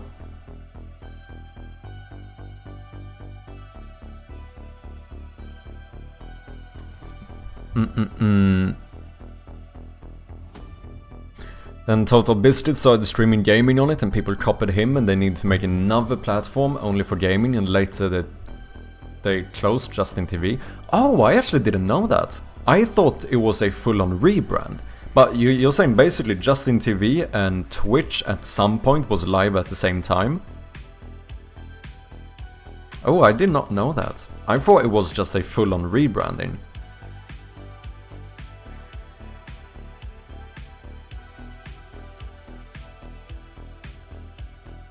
My dog has decided to demand my attention. Scriptable objects for sound files. Yeah, it's a new system. I didn't used to do it. Now I'm gonna start using scriptable objects for all of the sound effects. And so far it feels a lot better. Just before, I would call sound effects. I had my own... this is my old system, right? Which I had a lot of the same things here. But then what I would do instead is that I would play these by string, by the actual name. And the annoying thing here, if I ever want to change one, I can't search for these, because they only exist in this array. Which means that if I want to change like the knock wood sound effect, I have to go through this entire fucking list until I find knock wood. Whereas now, with scriptable objects, I can just go, if I want to change the volume, I just search for knock wood, boom. And here I have it. So it kinda, I don't know. And as well, it's also better in terms of assigning it, right? Because obviously, whenever we play a sound effect, before I used to have the, like, look it up by string, which makes it so that whenever I would be playing a sound effect, I would actually, here, I would type in a string. But this is case sensitive, right? Like, if I misspell this, it's now gonna break. Or, if I rename this, it's also going to break. However, if I have a scriptable object, and I go metal knock, now I can search for it. So I never have to remember all of the sound effects, I can just find it myself by searching. And then, the other thing that's better is that if I now take this metal knock, if I rename this into whatever, it actually stays assigned. Because now it's not assigned by name, it's assigned by the actual scriptable object. So even that works now, which is quite nice. So far it feels like a better system.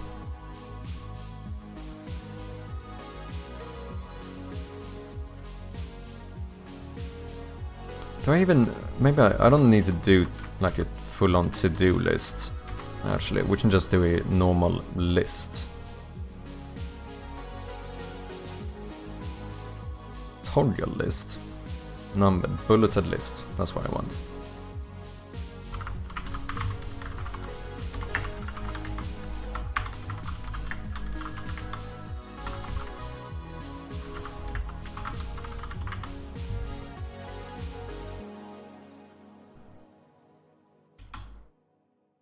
You know what, I should have saved... Can I copy this and then Control Z all the way back to what I started with? Yeah, there we go. Let's do this. Boom, implemented with old clips are those. Then we have some that are implemented with new clips, so I can just get them from whatever I checked off here. Let's save that for now. I guess that is useful to make sounds dynamic, yeah. I feel like so far it does seem to be a better system, in my opinion. Takes maybe a little bit more time to set it up, but after that, I think it's gonna make my life easier.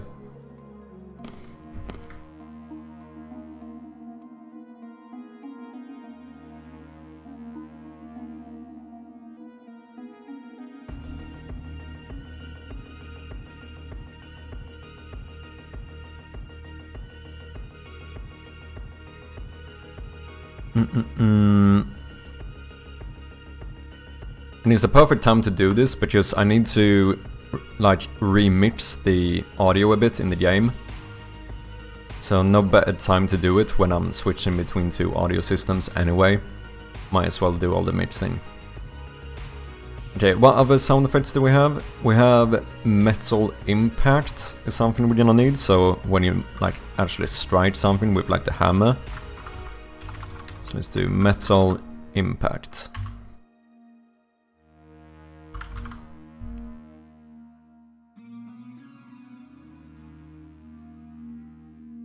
Which I think is this one.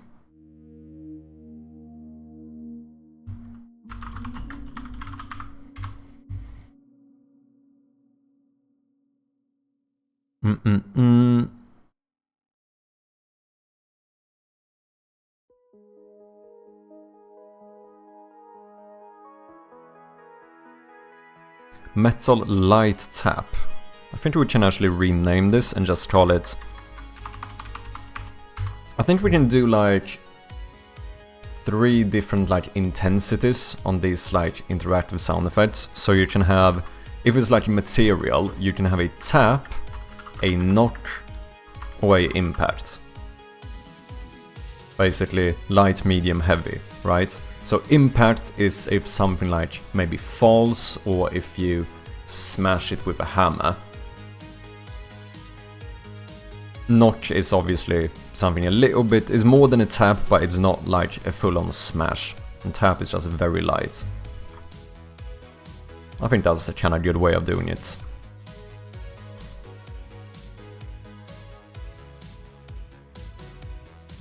Oh, I need all the door sounds. Sound effect. We need to have like sound effects.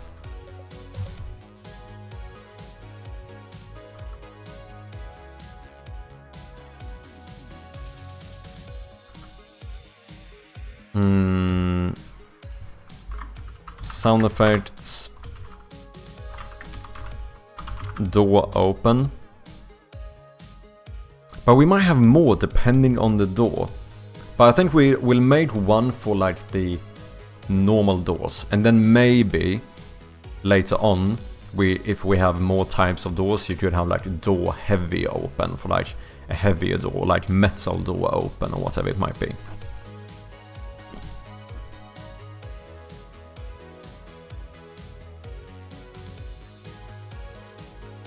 Yeah, I think so.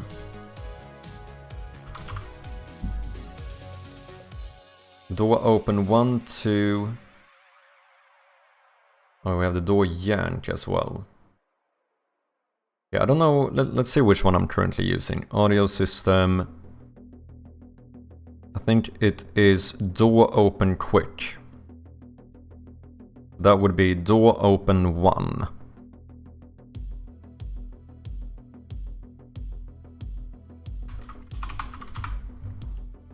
Door open 1.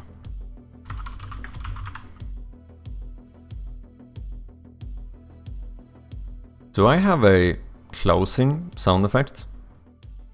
I should have.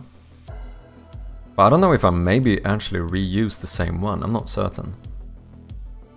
Door close. Oh, unlock 3.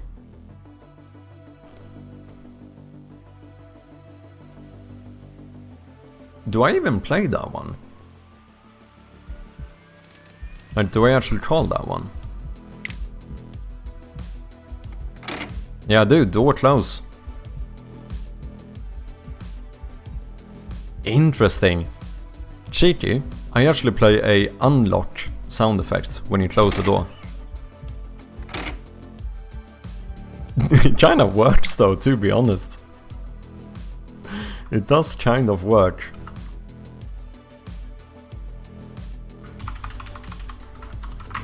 Like I said, we're gonna be switching these out anyway. What did I say? Unlock 3, right? I think that was the one.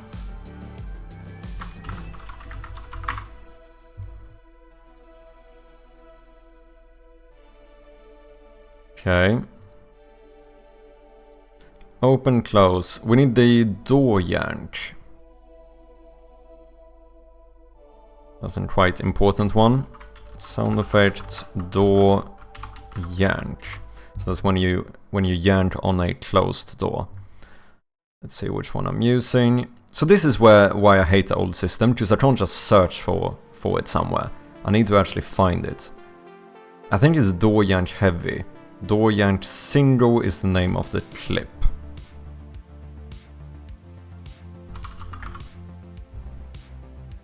Door yank single. That's one we want.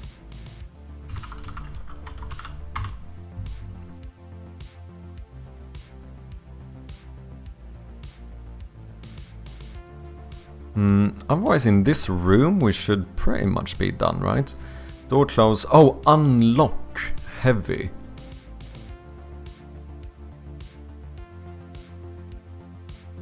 Yeah, we might need a door unlock as well. Because I think now I play 2 sound effects whenever you open a door. I do an unlocked sound effect and a door open sound effect.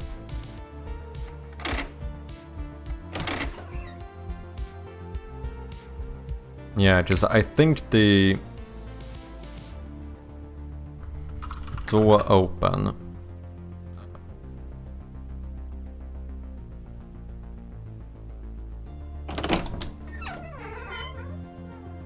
That one does have a sound effect for... why do I play 2? Well, I would do 2 if you actually unlocked the door, but it seems like I do 2 even if the door is unlocked. Well, no matter what, we do want to have a door unlocked sound effect as well.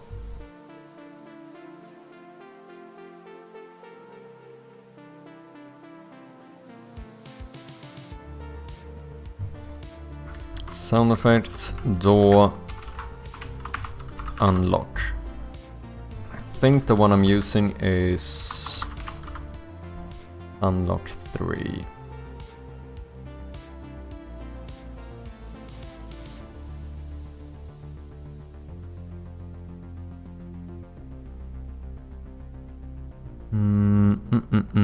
Oh, I have all the typing sound effects as well.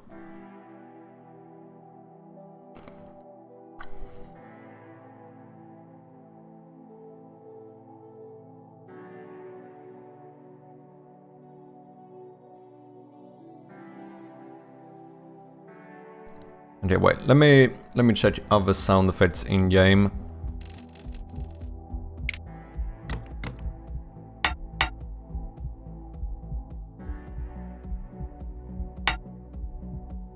Oh, is this an... Oh yeah, I changed this one.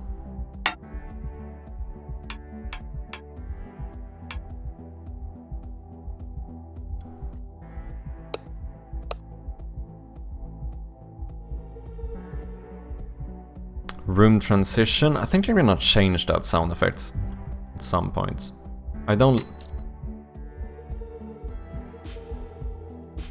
even know if I need to play this one at the moment.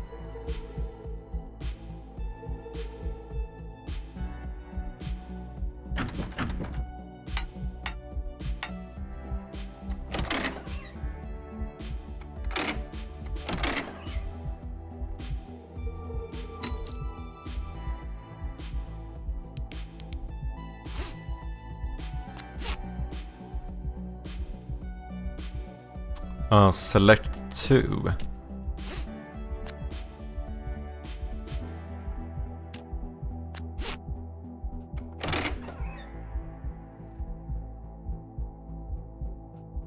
And failed interaction. Select 2. Maybe I should actually be more specific. Select 2, maybe select item. And then failed interaction, I think we can have a generic one for. Love the windows. Thank you very much, Verity. I think they turned out quite nice. Does add a little bit more of a vibe, doesn't it? And I also think it's pretty cool since you can smash them as well. And it actually changes the sound, the ambience in the room. Zane Cassidy, thank you very much for the follow. Appreciate ya. So we have this like rain sound effect. But then, if we smash the window, it's no longer like low pass, so it sounds like you can actually hear the rain better, which it would. I think that's very cool. Okay, we have more sound effects here we need though. Window break. That is really it. Oh, I don't have a pitch-up animation, do I? Yeah, pitch-up. We need a new...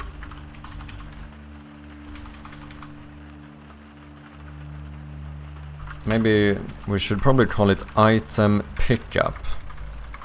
And item select. Same thing here, this should be interaction failed. We do object interaction. Like metal notch. It's a object or type and then the interaction. I feel like we should try and remain somewhat consistent.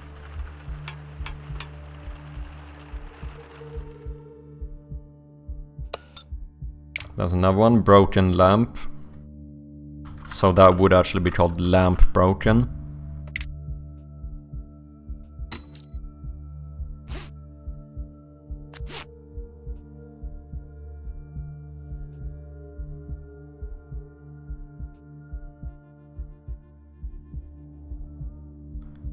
Yeah, that's another one. Flashlight recharge. This one we are going to need.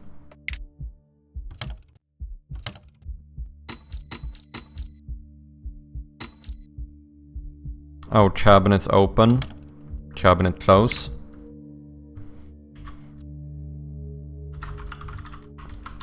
Cabinet open. Cabinet close. In my opinion, it's a huge upgrade, the windows plus the rain sound and smash. Yeah, I do quite like it. It doesn't have much of a point, but it adds a lot in terms of like atmosphere. Map down. Which obviously, for a horror game, the interaction or the atmosphere is quite important. We also have a cardboard sound effect.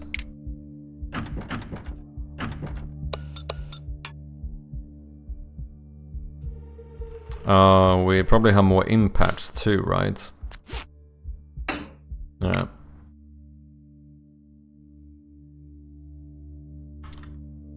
Did I not add that one? Oh yeah, metal impact I did add.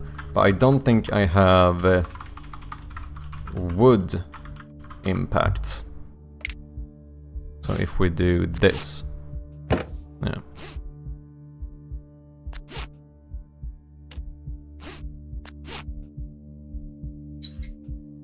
I use the turning valve hitbox or sound effect when you screw in a light bulb. So let's do light bulb change, I guess.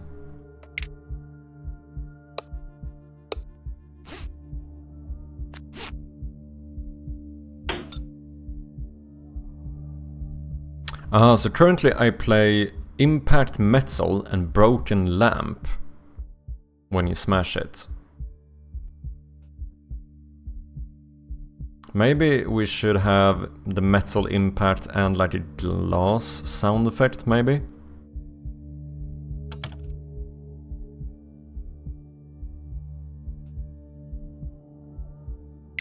Because we do have glass, let me see. Glass clink. Glass impact.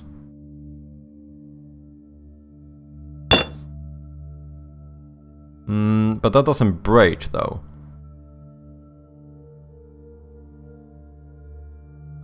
Light class tap. I mean, I guess... I mean, I suppose we could reuse the window break one. Wait, window hit and crack and window break. I think this is an old one we used when you could for smashing like door windows. Sorry if this is loud. I think that was quite loud. Sorry about that. That one could actually work.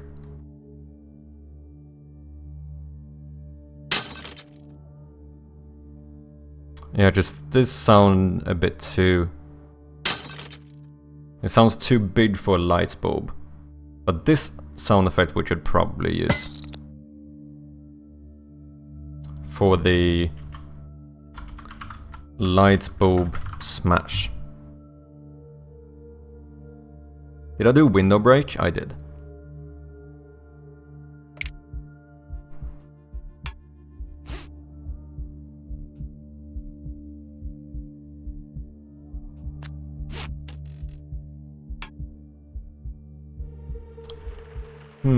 Anything else? Were those most of the sound effects?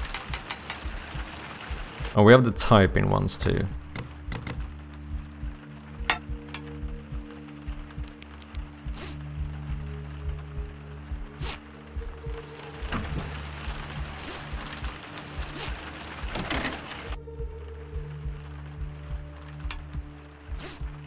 Yeah, otherwise I feel like that's most of the ones we are currently using. So let's just add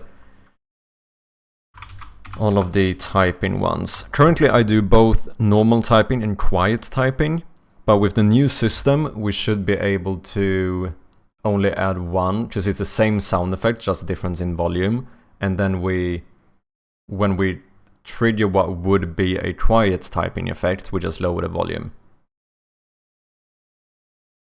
Instead of adding extra sound effects for it, that feels unnecessary. I won't tilt at all, Windows Player and not VLC. I do have VLC, and I do use VLC. I think I just haven't made it the default one for sound effects. Because if you look here, for videos, VLC is always my default one. Wasn't loud? Okay, good.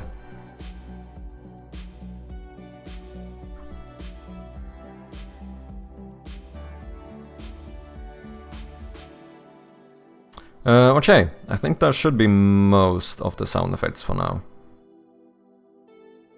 Create audio, sound effects. Let's do sound effect, item, select. No idea which one I actually used at the moment. So that would be select 2. I called it here, I think. Item hover sound 2. Okay.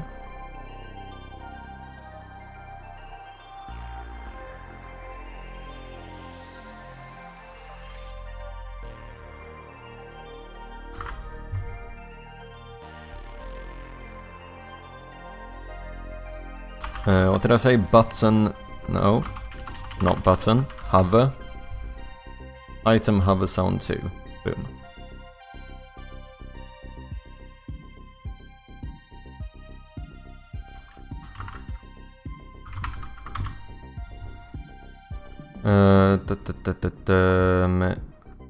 I guess we remove it from here as well. Failed interactions. Sound effects, interaction failed. I think I actually do one of the typing sound effects. What do I call those?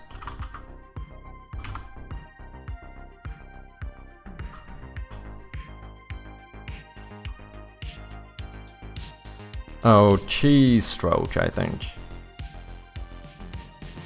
I'm almost certain I use one of these currently. Yeah, keystroke 1.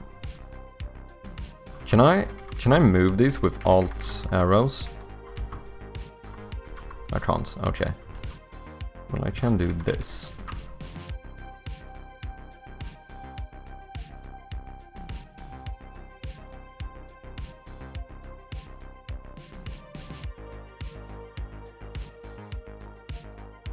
sound effects, window, break. Why do I sometimes call it break and sometimes call it smash? I'm being inconsistent. Window break.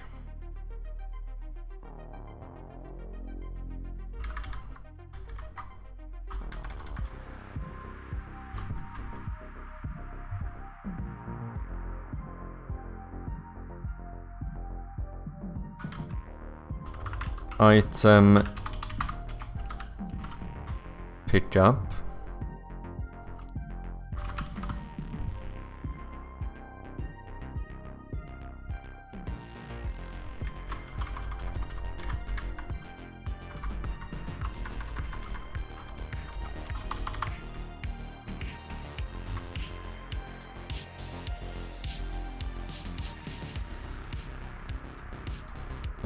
Lamp broken. I told the other one window break. Shouldn't this be lamp break then?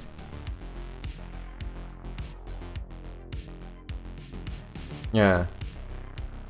Just same thing, flashlight recharge. I don't go past tense. It's just easier if I get more of a convention to how I name this. It's gonna be easier to search for them. I guess that's the main reason why I want to do it. Like, try and be a bit consistent.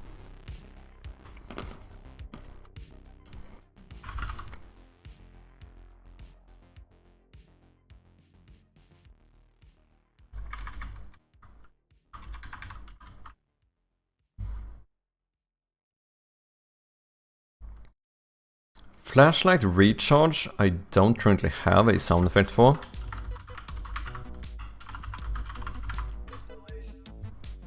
So I guess we'll do...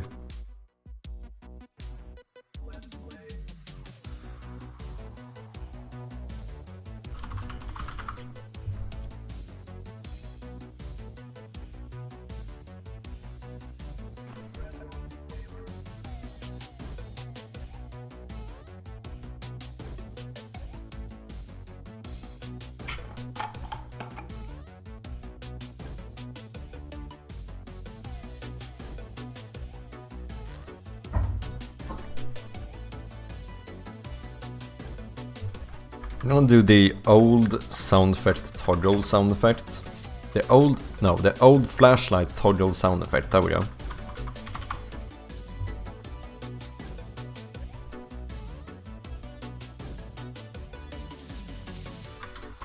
Sound effect cabinet. I don't know if cabinet actually is the correct term here.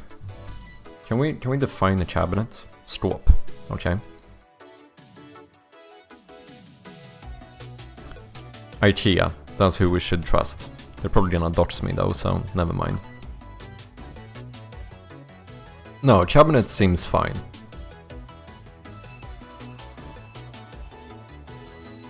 Yeah. Because you also have cupboard, right? What's the definition of a cabinet? A cupboard with shelves or drawers for storing or displaying articles. Well, that would actually be incorrect. In the UK, Canada or other Commonwealth countries, the Committee of Senior Ministers responsible for controlling government policy. Okay. Well, then it kind of is incorrect to say cabinet. Or a cupboard with shelves. Oh no, that would be correct then. So what's a cupboard then? What's the actual difference here? A recess or piece of furniture with a door and typically shelves used for storage, like a broom cupboard. Maybe this is more correct? Me being a bit nitpicky here, but...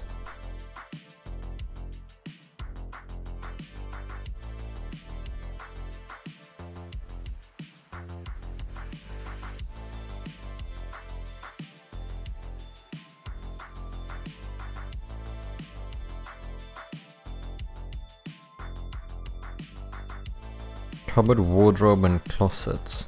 Wait, I don't even know that. Is there a difference between a wardrobe and a closet?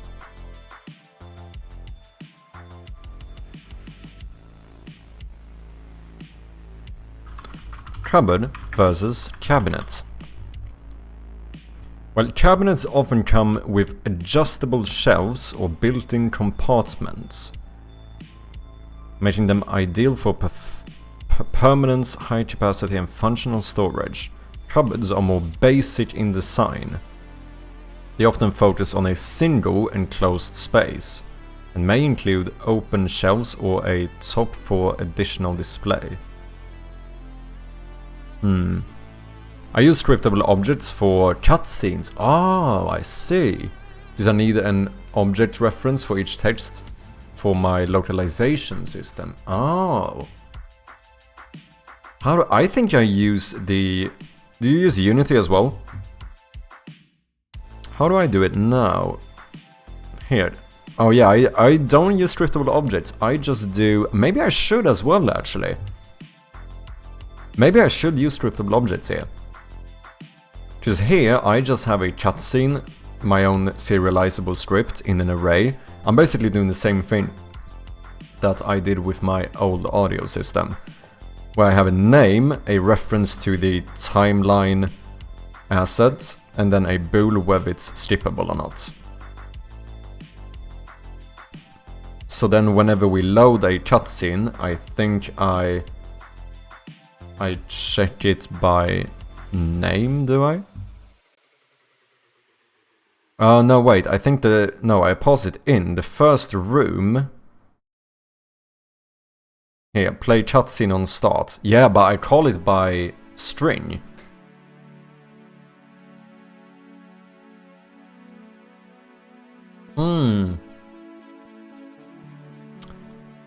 That's a good point. I think I should use... Just, I think whenever you play something by string, it's not the best way of doing it. Because obviously you can type this incorrectly, which is not a problem if I use scriptable objects. Because now if I change the name of this one, that cutscene, this is no longer gonna work. Yeah, I probably should use scriptable objects there as well. I'm probably not gonna have too many cutscenes, to be honest, but... Might be something to consider, to be honest. Good shout. The thing is, if you need to translate your cutscenes into different languages, you need to switch the audio file and subtitle. Have you played with the localization system yet? Yeah, I have. I've started implementing it. Nothing is like... I don't have... No other language is currently fully supported, but the system is implemented, which is nice. Because I think it's better to do it early. However, I don't think I'm gonna have any voice lines or anything, so I don't actually need to switch audio files. And the other stuff I could probably localize, like in the inspector with strings and stuff. So I don't know if I need scriptable objects specifically for localization, but I still think using scriptable objects would be better in terms of like the lookup, like finding them, as well as having cutscenes be searchable. It's basically the same thing as my audio system, to be honest. Yeah, I don't know why I keep doing these like serializable classes when we have scriptable objects. It's better to just use scriptable objects. Because then I don't even need to loop through, I don't even need this list. I just pass in the cutscene we're gonna play. That's much better. Yeah, I might actually change that, to be honest.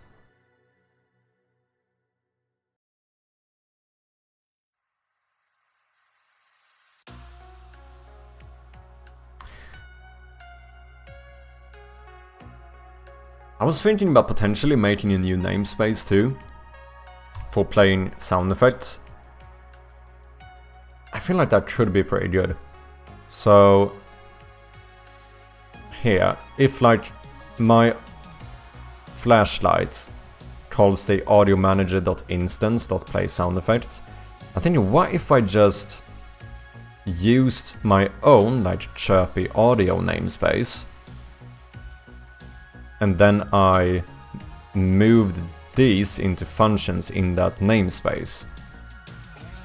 So instead, as long as I have that one, I would just be able to do like play sound effects and say whichever one I want to play. And the good thing about doing it that way is that if I ever need to change how I actually handle this, I have one space to do it. I just go into that namespace and update how I pass this in. Instead of now, if I make a change to how I play a sound effect, I need to go through every place where I call a sound effect and do it.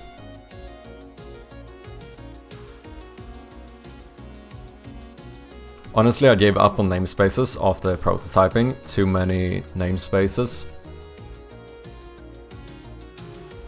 The string thing isn't a problem either, because you can just make an enum. But enums are also a little bit tricky, because then if you ever change orders of them, now I have the same issue again. And if you have a lot of them, it can also be an issue, because that means I have to manually... Each time I add a new thing, I also need to add the enum every time, right? It feels like it's kind of more work in that regard. I mean, I suppose you could make the same argument if I use like scriptable objects or whatnot as well, because I would need to make a scriptable object instead of the enum. We'll see. Because now here I actually do use my new scriptable objects. It feels like this might be one of those things where it could potentially be good to have a...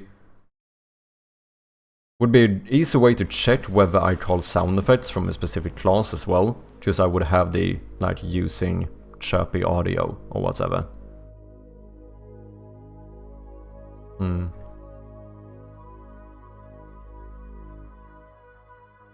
So then, these scripts would never directly call the audio manager.instance. That would all happen through the namespace. And I don't know, I feel like that kinda makes sense. This could very well be over optimization, 100%. But if I decide to ever change how I handle the sound effects that way, it would kind of make it simpler.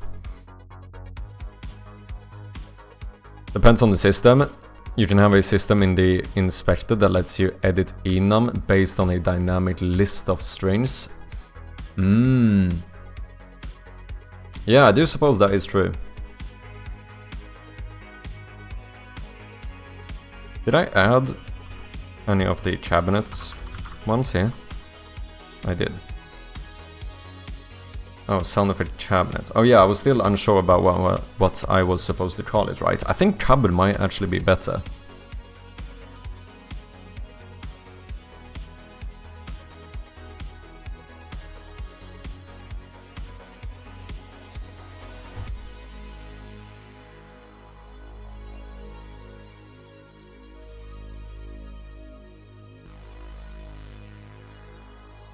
This is not obviously super important, it doesn't really affect the game, but it's always interesting. I don't know, I just like learning, eh?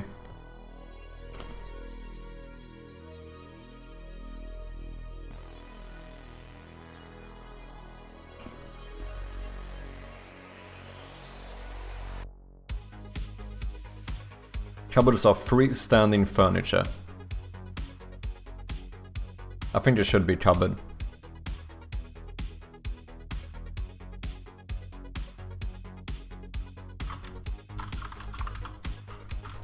So let's do cupboard open with the sound effect called cabinet door open.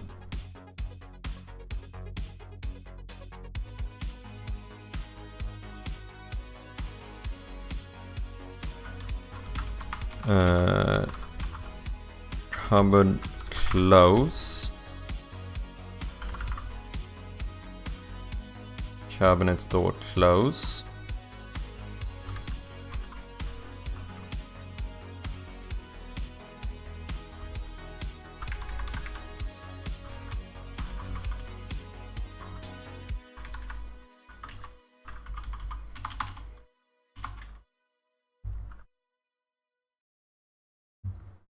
Okay, we're getting through this list. We're almost done with these sound effects.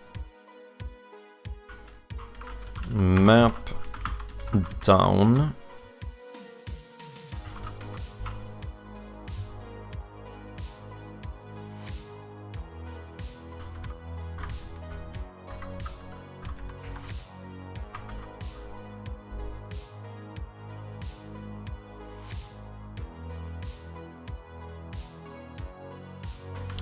Sound effects. Cardboard. Sure.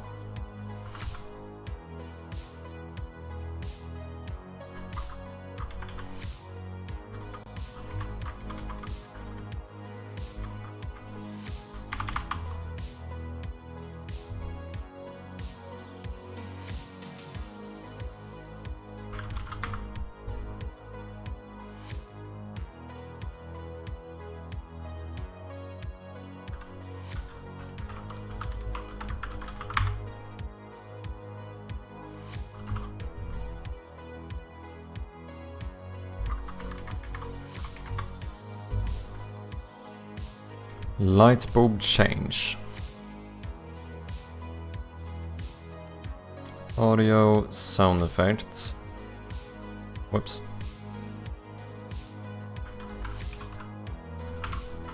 Light bulb change.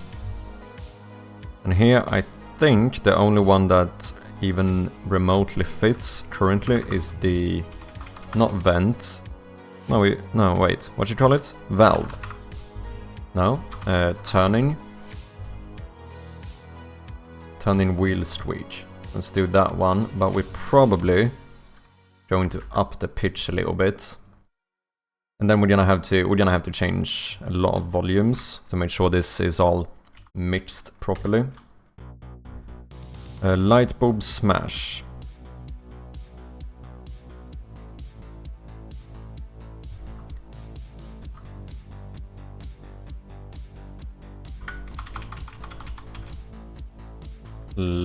Light bulb. Oh wait. Wait. Did I not do this on lamp? Wait, lamp toggle on off. Lamp off. Lamp break. Yeah, this is actually the one I was thinking about, the light bulb break in.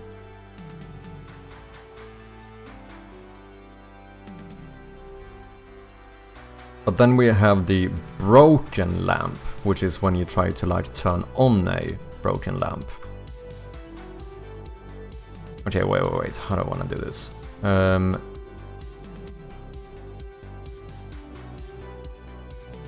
let me delete this one.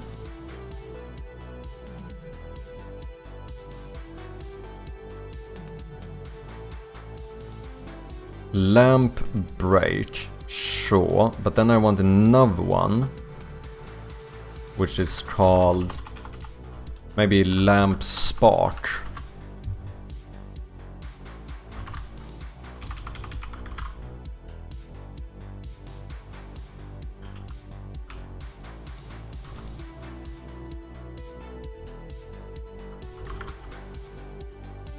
What do I call that sound effect then?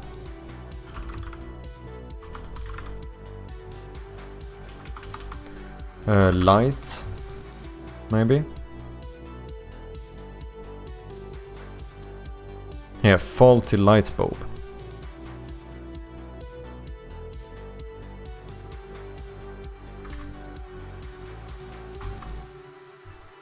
Okay, we are at the finishing line. We only need, I think, 4 more of these, which are all going to be basically the same sound effect. We need sound effects, typing, 0. Where we do keystroke 1. Then we're gonna duplicate this one.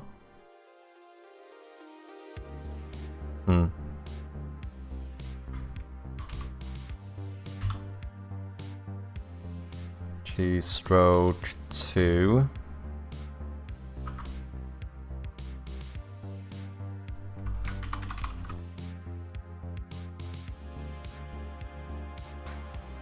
No, wait, what did I do? 0, 1, 2. Do your strings have timers for the cutscene? How do you mean? My strings have timers for the cutscenes. You mean my like serializable class, if it has a timer? It doesn't. Well, it does in the timeline manager, right? So I handle everything by whether the cutscene is started or not. I don't know what I'd use a timer specifically for, but feel free to elaborate. Okay, type in 0, keystroke 1. Type in 1, keystroke 2. Type in 2, keystroke 3.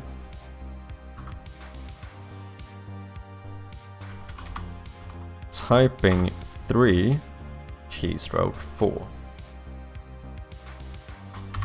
There we go. I think that is all of the sound effects we currently need in game. Some of these might be quite loud at the moment, that is very possible.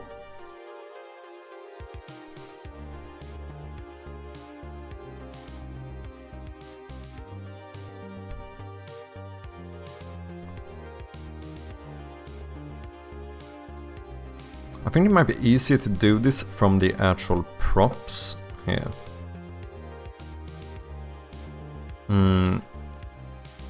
So if we go into like the box, inside is non-interactable. Here, box closed. Play sound on click. You should now play this one instead.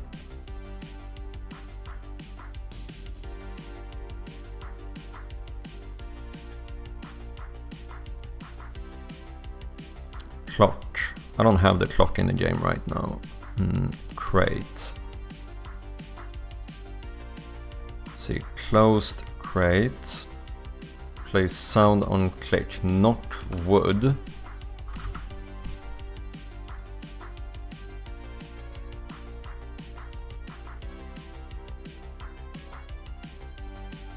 And then the smash interaction, impact wood.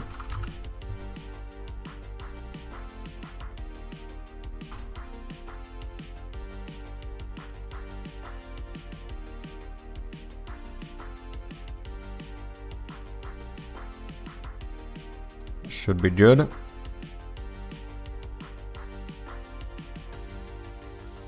Okay, let's see here. Cupboard 1. Oh yeah, here I do call it a cupboard. Interesting. I think I've switched whether I call this cabinet or cupboard multiple times since I started working on this game. Yeah, cabinet open. This should now be cupboard open. Can I copy that one? Okay, then we remove this. Second one should do the same thing. Then here, the open door should instead play the cupboard close sound effect.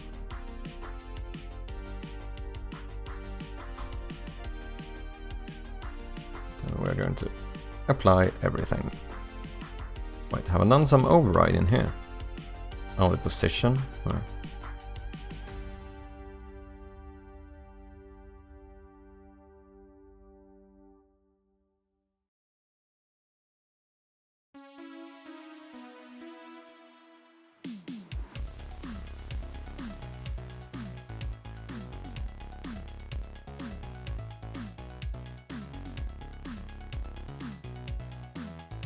Oh yeah, cupboard with rats. But this should have updated now, right? Sound effect, yeah it did. I wonder if this one does though. Here. Plays sounds on click. Ah, it doesn't play any sounds right now. I'm not using this one right now, so I'm not gonna bother. Let's see, lamp.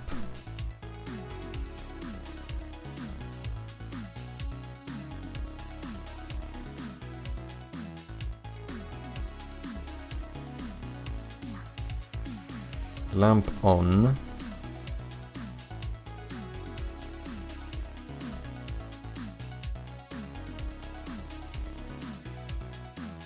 Knock metal. I do have a metal tap as well. Maybe that one's fine for when you just click on the lamp.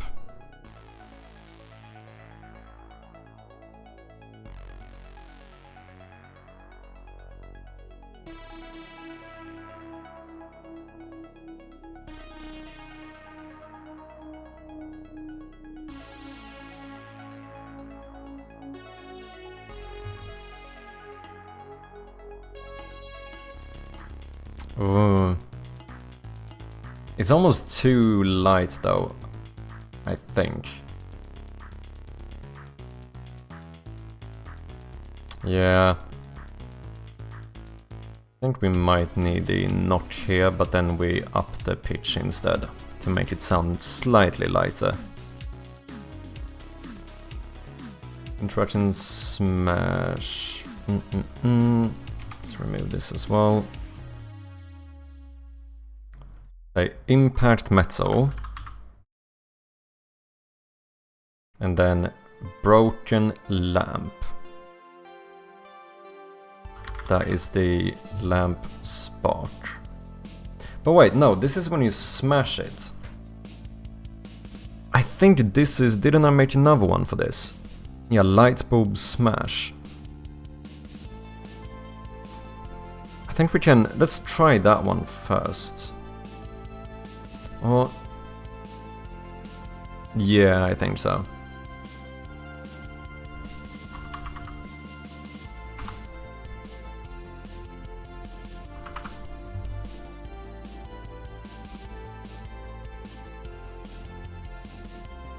Oh no, it's lamp. Yeah, lamp break. Let's do 1 in pitch, 1 in volume.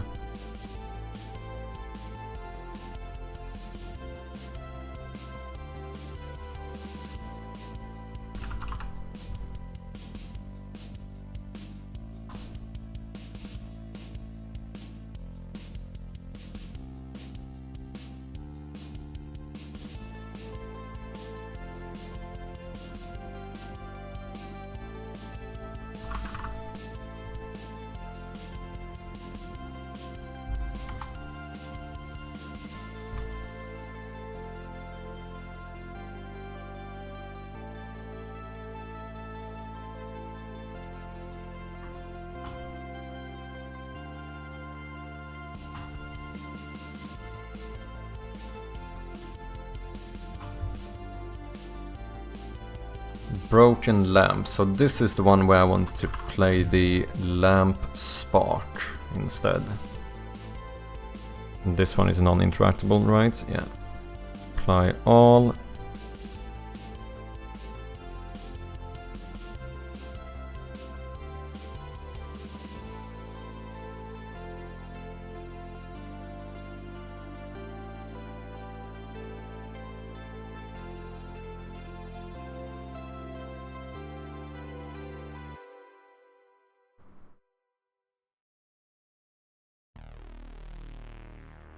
Oh right, I can't apply all everywhere because we have references to other prefabs in here. Yeah, that's fine. I think that should be good. Lamp broken, that's the same one, you just start off broken instead, but all the sound effects should have updated. Seems to be the case. Nerdmind does not play a sound effect himself. Shelf wall, I don't even use this one at the moment. Table, no sound effect. Table with cloth. I don't use this one currently. Alright, that's fine. Vent. I think this one is updated.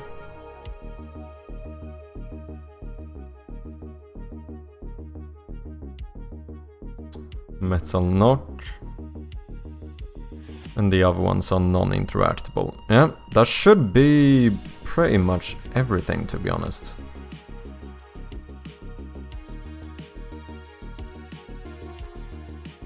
No, we still have the typing ones, and the ones that are being called through script as well. Well, that's what I feel like. Would it not kind of make sense to have a namespace here? Or am I just being crazy?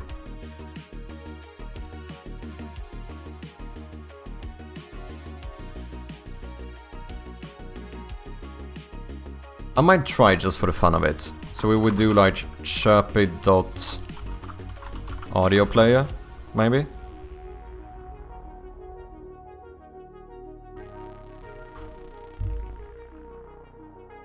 Or maybe just chirpy.audio.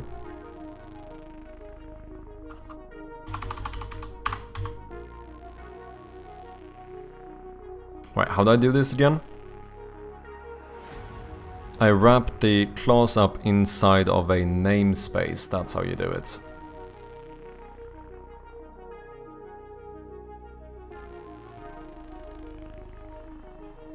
Okay, so... And they can't be called the same thing, I assume? No. So let's call this class something like audio player. And what do? I do a new public namespace sharpie.audio. Boom. I'm gonna copy this stuff. I'm gonna paste you inside of here.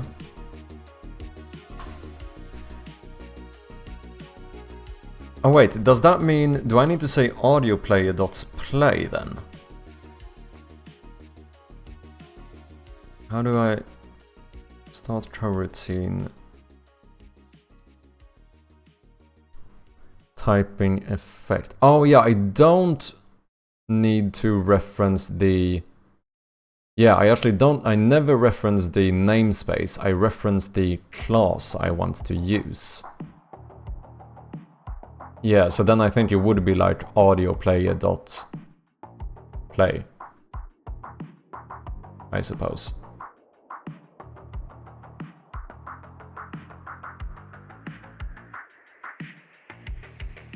Wait, should I not, in that case, wrap up my entire audio system?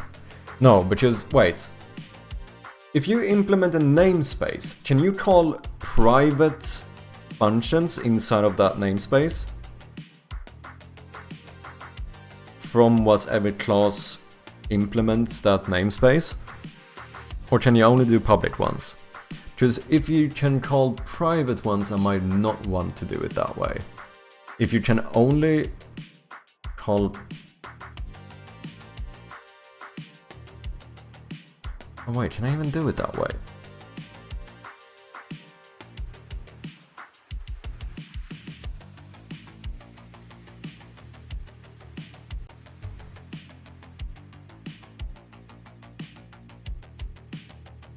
Oh, you're really deving here? So when I talk about history of Vikings...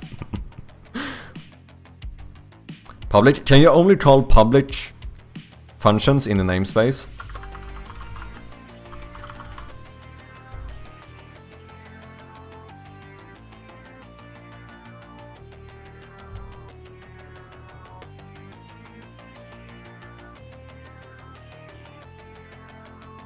How you looked right then is how I feel whenever I see C#.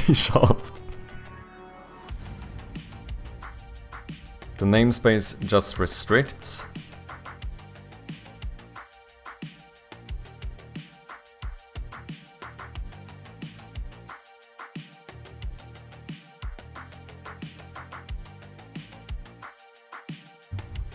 Just then, like, theoretically.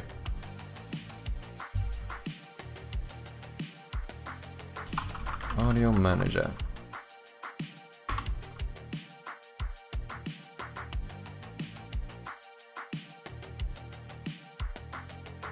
I was starting to think, am I mad, or should I not theoretically wrap up my entire audio system inside of a namespace? Or maybe not, because my audio system is... Can I? Wait, how does this work?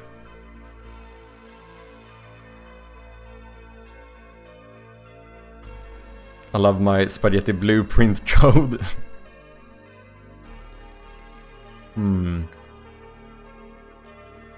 My understanding about namespaces is that you can use two functions with the same name in the same script, with each function belonging to its own namespace. But what if that function is private? Do you get access to it inherently because you implement a namespace, or would you not be able to get access to it? Or can you not have a private function inside of a namespace? I have no idea. Why not both? Mad and you can do it? Maybe.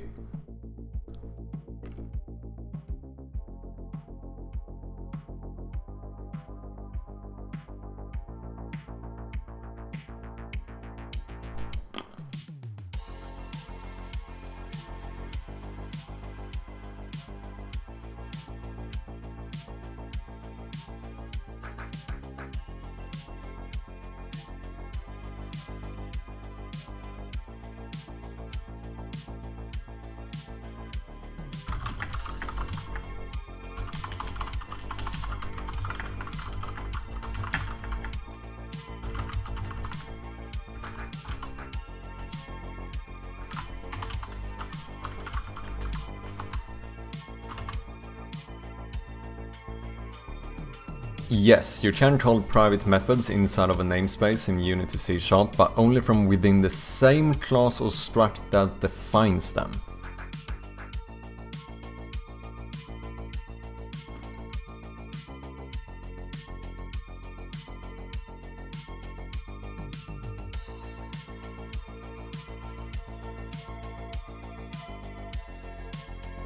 So then I would not be able to do it, it sounds like.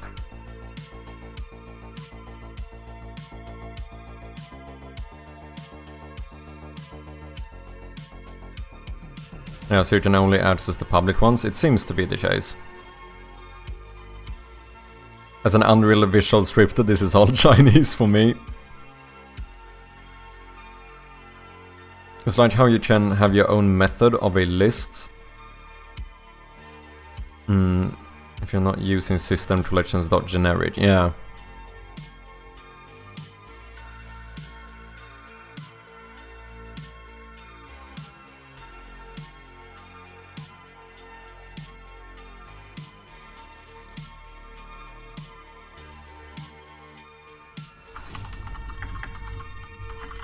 I don't know what the... do you implement a namespace? I don't know what the term is.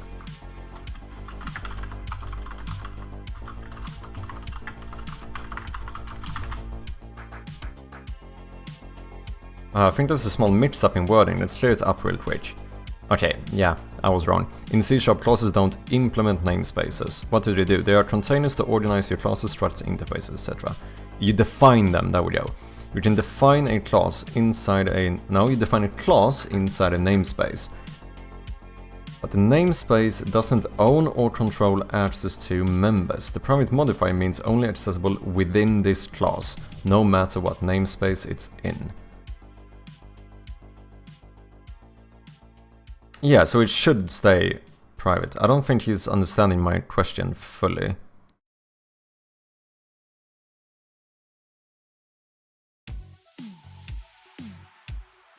But yeah, I would be in another class, so it would be the same point though. Interesting.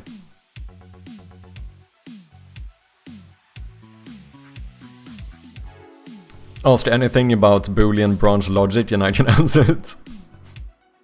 I'm so sure whoever made C# logic is a pervert. Why? C# is lovely, man. Private, sharing, inserting.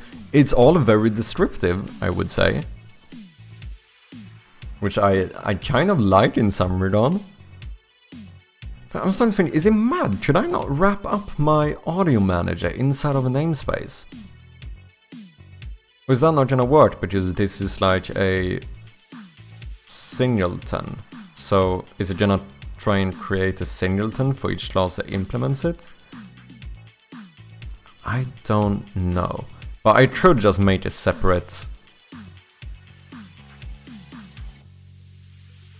namespace that would basically be the mediator between my audio manager and the code the other classes trying to do call sound effects.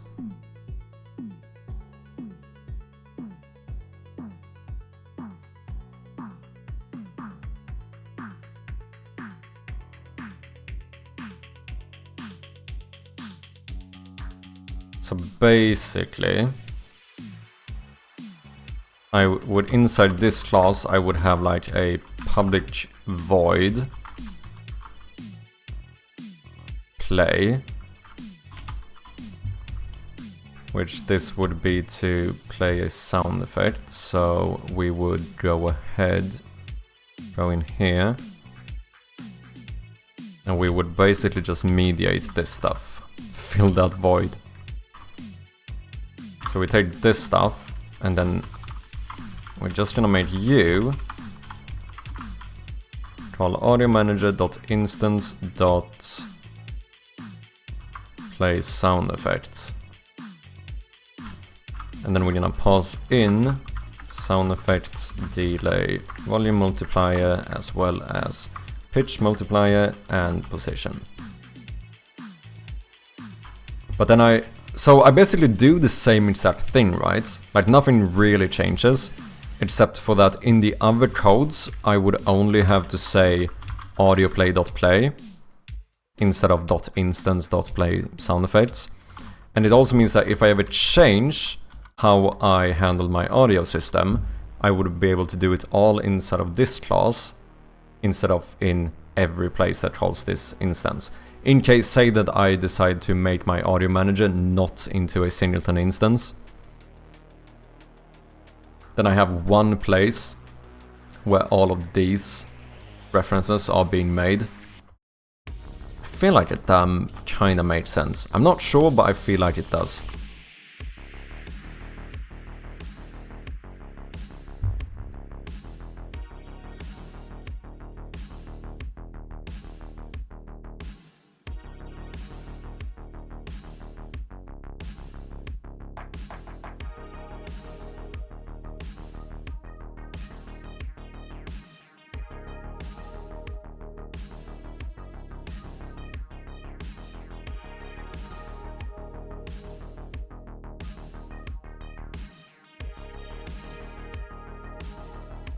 We should do some overloading here as well and do like public void play sound effects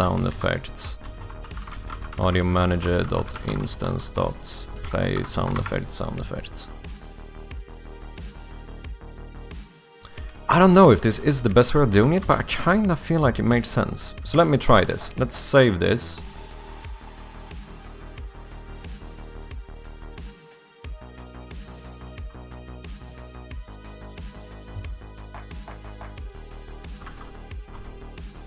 And now if I go to my flashlight, instead of calling this, should I not be able to go in here and instead implement sharpie.audio?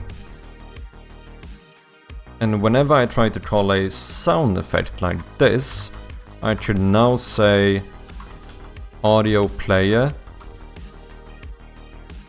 dot play? Or can I only say play?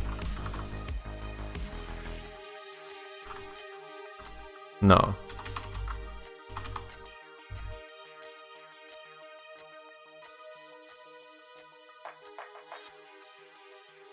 No, I think I need to say audio player.play. Nope.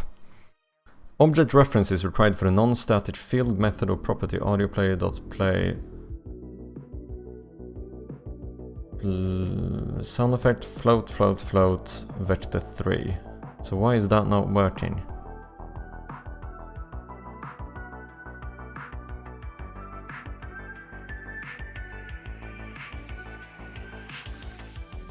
But it really is interesting watching how Unity works. All this is so much simpler on Unreal, but at the same time so much harder. Yeah, I do suppose when it comes to a lot of this stuff, almost anything, let's be honest, almost anything, it's like... it's all pros and cons, right? Even stuff that seems objectively to be more annoying often have some type of advantage as well.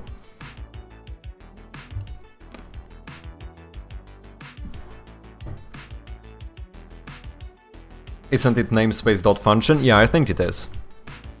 Unreal has so much of this built inside the engine with simple interface, but if you want to make it custom, it's so much harder. Yeah, I think that's the thing, just it seems like you get... Generally, if you do stuff in a more complex way, it's obviously more complex, but you tend to get more control. I feel like that's fair to say.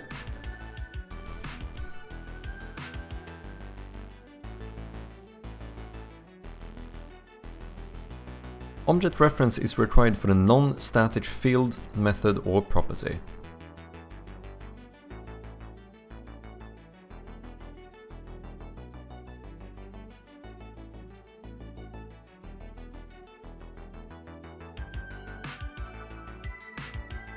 Oh.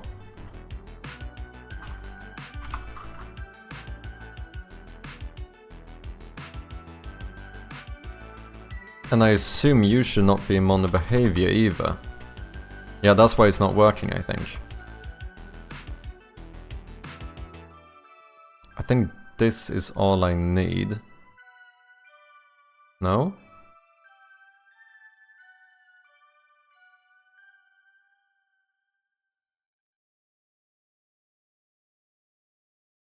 Oh, it needs to be static. Ah, of course, of course.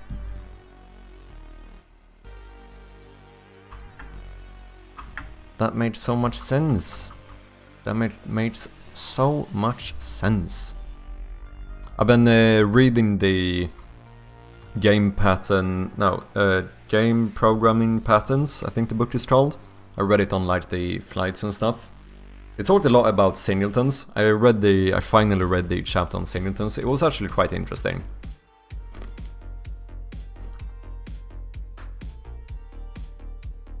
You know, as someone who used to kind of abuse singletons. I mean, I might still do in certain regards, but...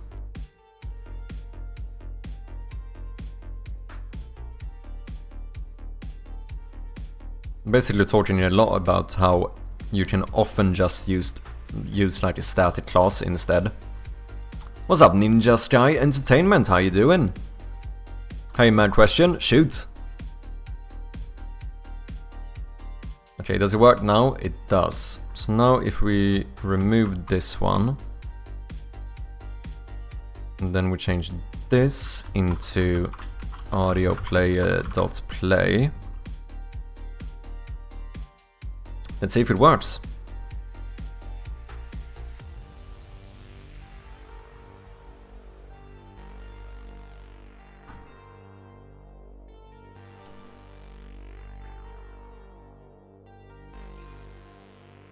That sounds like a quite... I mean, I suppose it depends on what kind of game you're doing, but it sounds gory, that's for sure.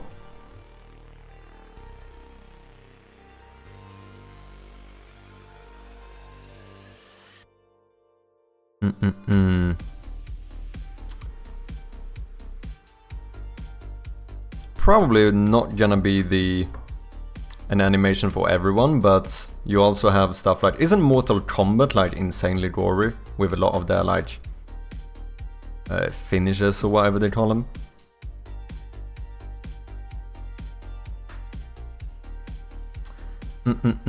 Okay, that seems fine. Let's see if the calling of this actually is working. Let me get my flashlight. Yeah?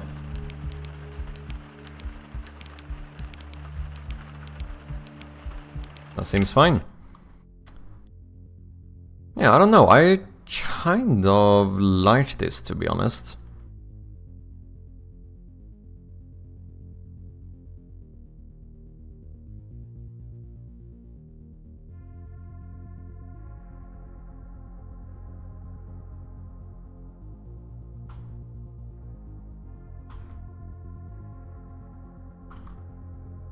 It's a shooter game. Yeah, but I mean, I think it depends on more specifically like the theme of the game, what like the kind of vibe you're going for and stuff. Just like if you're trying to make like a Fortnite-like game, that probably is not gonna be the best fit. If you're trying to make like a more gory thing, maybe. If it's a competitive game, that animation might take way too long. That is probably a good shout as well.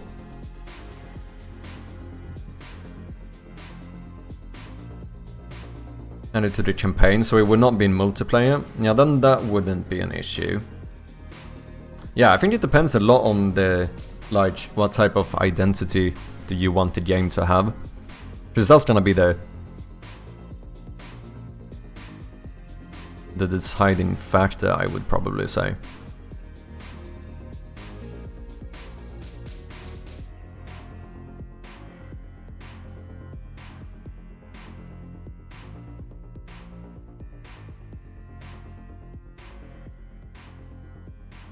Yeah, I would definitely... I think that's why you're referring to what Couch like, it would definitely up the age limit on the game.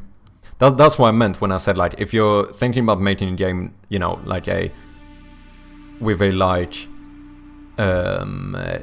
Fortnite kind of graphic and, you know, have it a bit cartoony, it might not fit the best. If you're doing, like, a shooter with, like, more of a Mortal Kombat theme or something, maybe.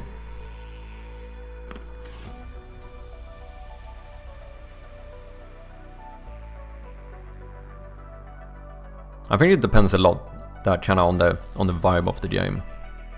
Because it's not gonna be for everyone, then again, nothing really is. I would love a gory game with a Fortnite look. Yeah, maybe, I mean, it could definitely work. To be fair, there are quite gory games that are... that do have a bit of a cartoony look. But I suppose it changes how you need to market the game, right? Because you need to make it quite clear that that's the type of game it is.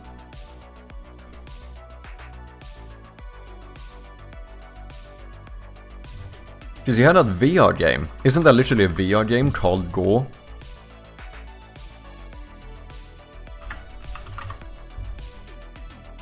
No, Gone, I think. This one is quite cartoony, but isn't this also... It's like lots of blood splatter and stuff. But quite cartoony.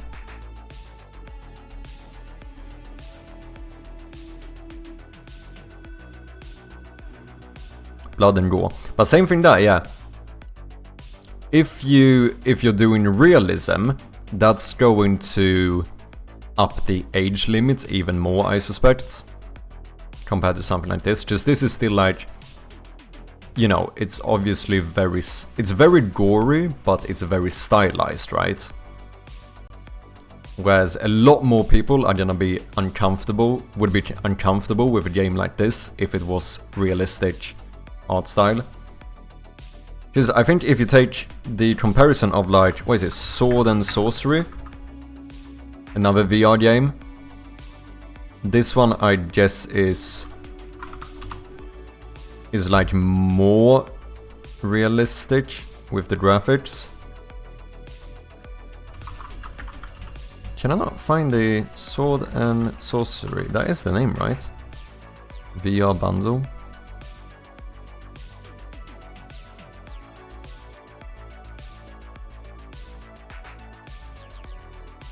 Huh? Am I misremembering the name here?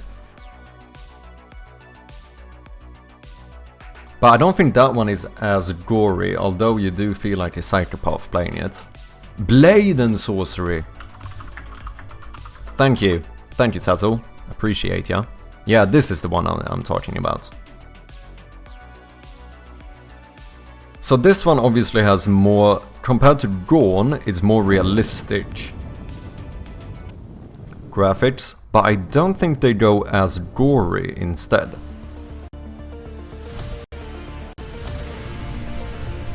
Kinda cool game though. What the fuck, they've changed it quite a lot, haven't they? Fucking hell, I need to give this a go again.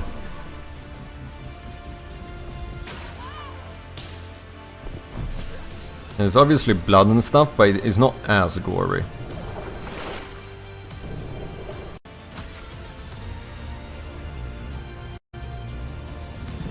Yeah, with all that being said, I do think like it could work.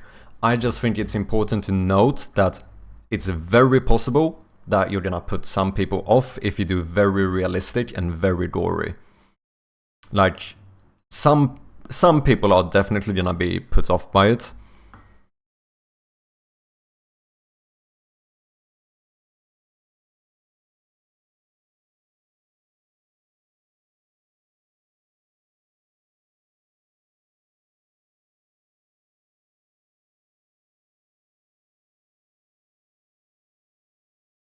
I just want to build a game that's better than Bodycam and Call of Duty.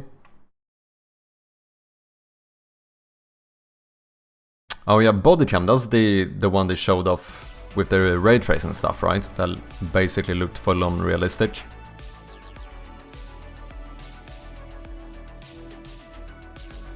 But then again, yeah, because neither of those games are very gory now, are they? As far as I know. Although they have quite, you know, realistic graphics. I mean, I haven't seen too much of Bodycam, to be honest.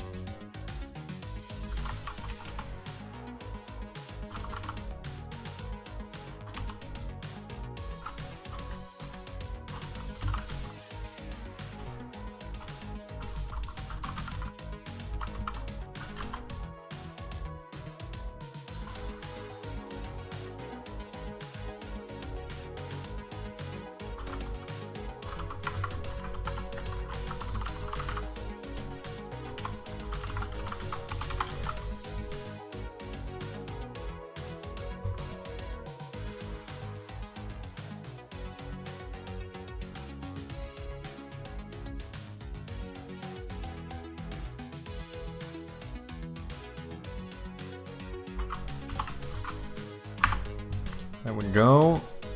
I wonder, is that... Yeah, maybe my audio system doesn't need to be a singleton then. If I could have my... what did game programming patterns say about this? Because I do want to make sure we only have one audio system. But do I necessarily need global access? What if I have this one, the mediator, and this is the one that has global access?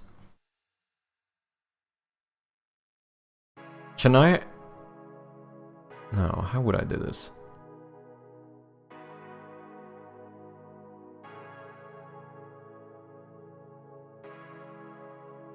I'll look into it later. In the end, this is why a namespace like this should be a good thing to have, I think. Because it's easier to change how I handle sound from one place.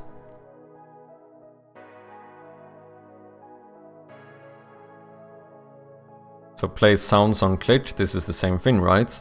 Now we would just implement Sharpie.audio. And then here we take this and we say audio player.play.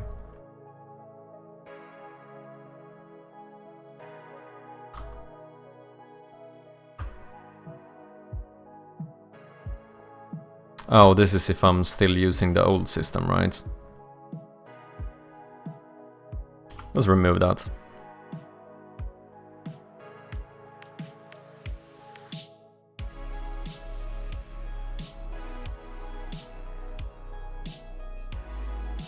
Do I not have a null check over here? If it's not equal to null. What about here? Play sound effects. Oh, actually, this is where I should make the null check.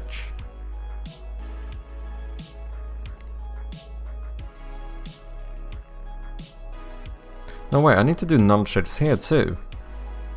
sfx.volume. That would give me a null exception if this is null. Yeah, I think so.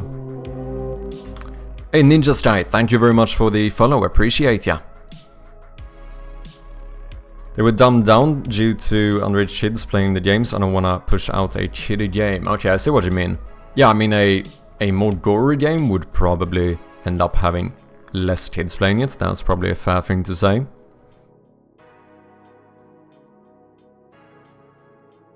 Yeah, like to be very clear, I'm definitely not saying that you shouldn't do it.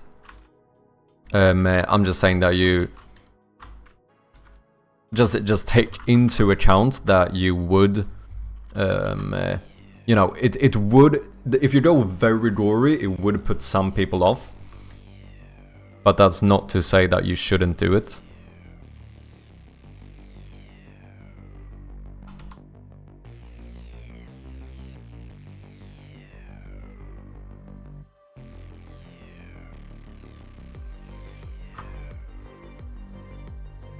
I don't need to do a null check here. I don't think I do, at least. We'll see whether we have issues because of it or not.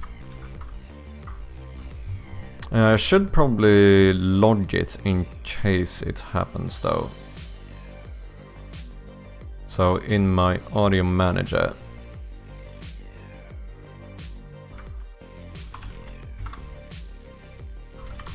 let's do a debug log.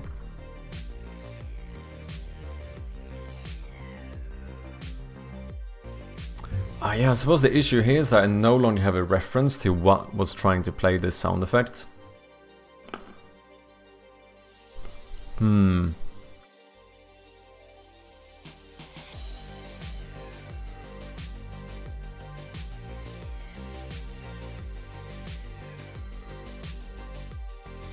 I just want this game to blow minds where the graphics give that wow factor. Game is gonna be 18 plus, yeah. No, I mean, try it, for sure.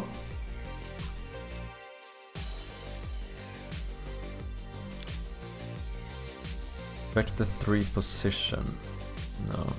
Maybe I should pass in the game object instead, because then I would have a reference to a game object here, and I could say like sound effect from this object is null.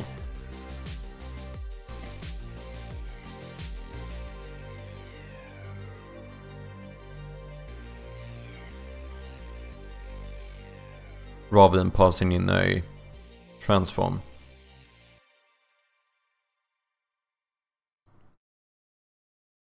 And then here, when we play it,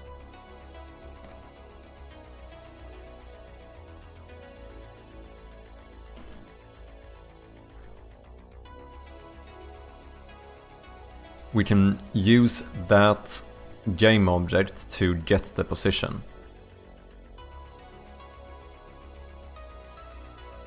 No, because then I can't override it. And that might be an issue.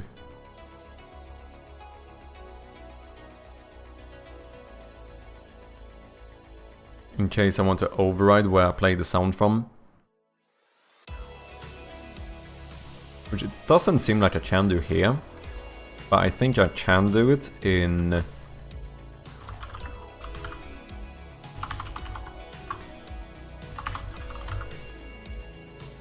Play sound on click.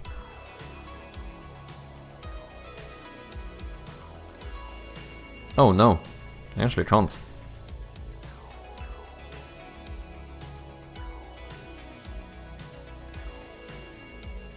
Do I need to override the position? The reason I pause in the position whenever I play a sound effect is to get the spatial sound. Right now I never override it.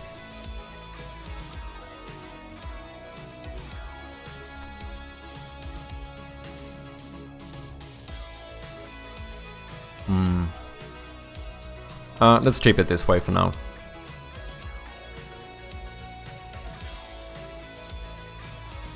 Wait, did I do some change here? Oh yeah, it's the debug log. Where are you? Here.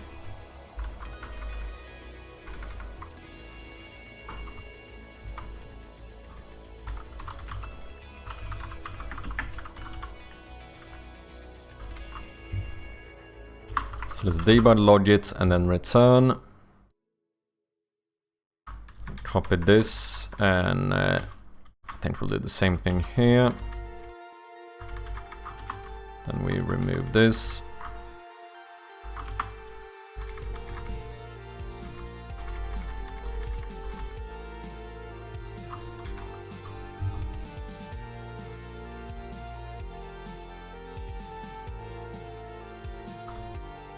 Now we should never get a null exception.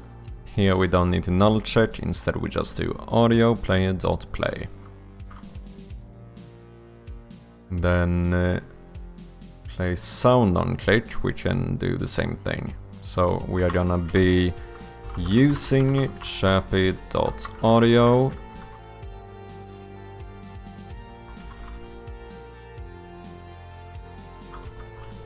And then here we just say audio player dot play.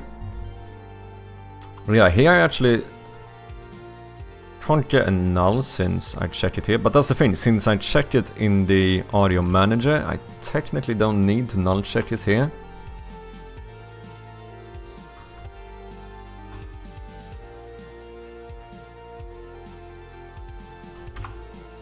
So we can just do this.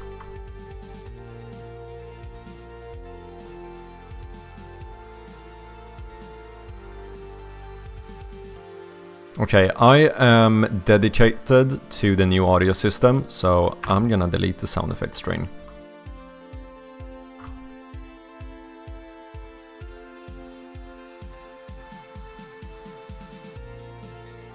I think I've changed most of the sound effects in-game anyway.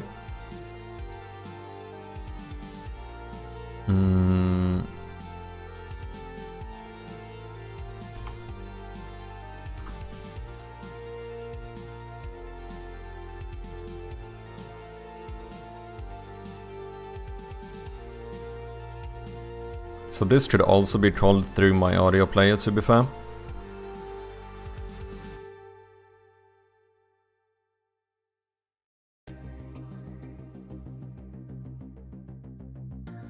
gonna leave that for now though. We don't need to refactor everything at once.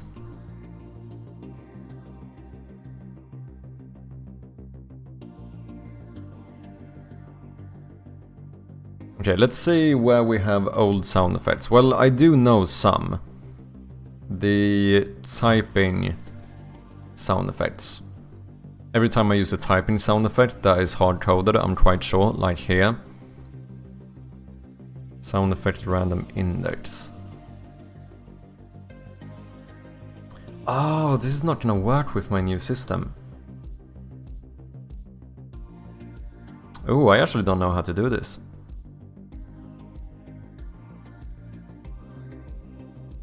Because I can't do references inside of a namespace now, can I? Or well, I could if I reference those sound effects somewhere else.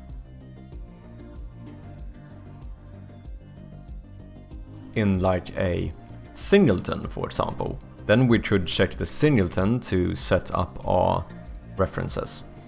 Is that bad behavior? Maybe. Okay, some sound effects might be loud. Just so you know.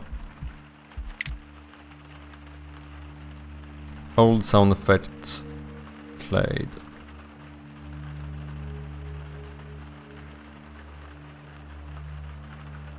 Audio manager was called after game manager. Yeah, select. This is something I'm gonna need to update in a few places, innit? Play. See, audio manager. Do I control sound effects in multiple places here?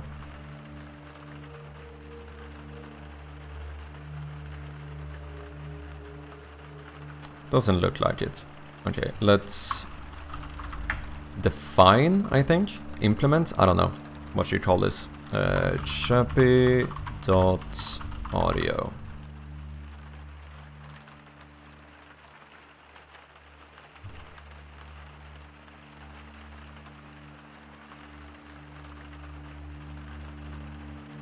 You know what, we should add this as well. Public static void play ambiance, where we pass in ambiance.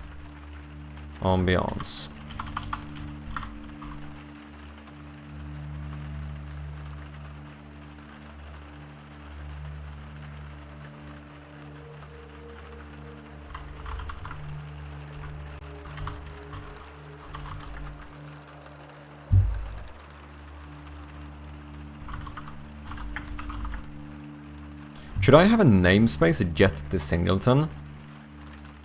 Can a static class initialize that way? It should be able to, right? Oh, maybe that's the same thing. Rather than having my audio manager be a singleton, maybe I should just make the audio manager completely static. No, because then I need everything inside of it to be static. I think that's how it works. Well, I could make the actual methods static. But maybe not the entire class itself.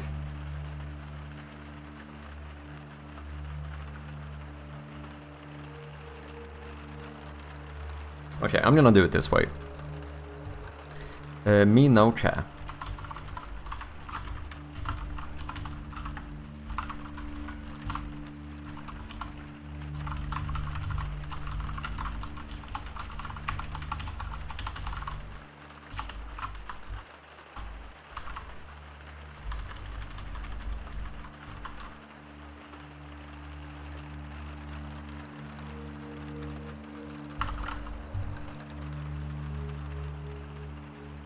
Singleton pattern confusion. You can either have a static class or have a static instance. Yeah, because now I use a static class, right? Oh no, yeah, or no, I use a static instance because it's a singleton, right? So we make a static instance of it. I just was thinking about, like, theoretically I could not have it be a singleton and instead do the actual methods static. I don't know, for the audio system though, I do want it to only be one. But I know there are other ways of doing that without a singleton.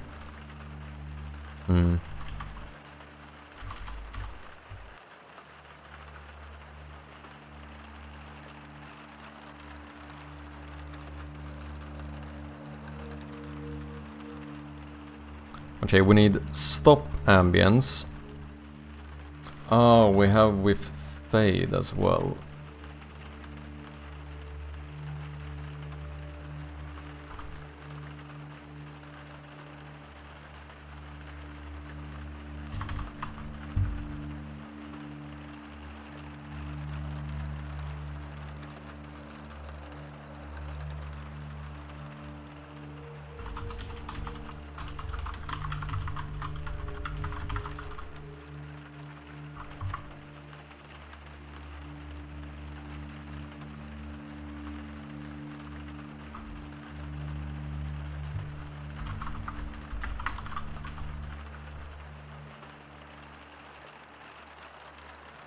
Stop ambience to declare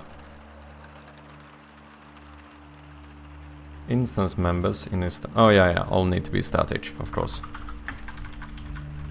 Yeah, I think I actually should use like static classes and methods more often, to be honest. The audio manager used get component to find the audio source, so it can't be a static class. Yeah. Yeah, because you can't, if it's a static class, you can't actually do like inspection references, right? Because static fields are not serializable. Audio player could be static though? Yeah, so that's the way I'm currently doing it. I'm thinking about having this audio player be like a static mediator to the audio system or the audio manager, rather than having a bunch of pieces of code directly called the instance of the audio manager. They only implement the audio player. So then if I ever want to switch out how this works with the singleton instance or so, I can just do it from here, rather than updating it in every place where I play a sound effect.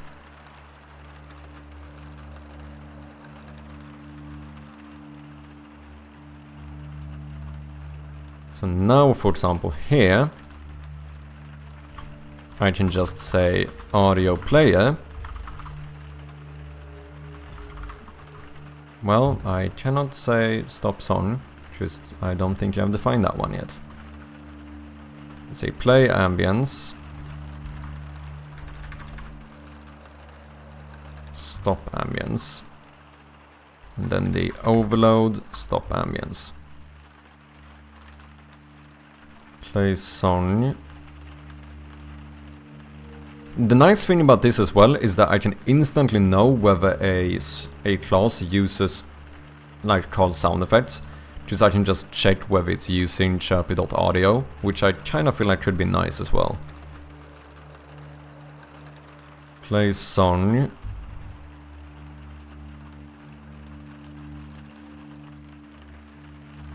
And then we have stop song.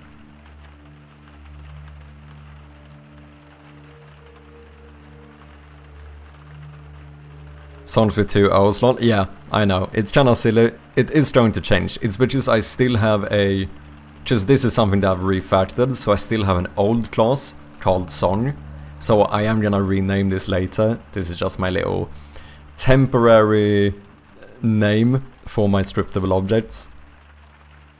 Since if we look down here, we actually have... No, have I fully removed that already? I might actually have, because here I only use sound. I used to have one of these classes, which is not a scriptable object, that was called song. And I didn't want to delete it before I knew that the new system was working. Play song, song, song, stop song. Oh, so I do a... Let's see... Fade and value float duration. Yeah, I do always do some fade. And this is if I want to override or add a delay. Oh wait, then I also have fade out song. Well, this is bloody confusing. So what the fuck's the difference? Where do I call this one? Credits controller, menu controller. Why do I have fade out song when...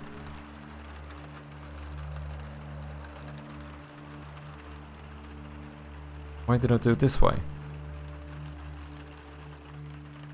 Do you only have one audio source? No. So for... I have one for music, one for ambience, and then I have an object pool. Or yeah, I have a pool of audio sources for sound effects. That's the way I currently do it.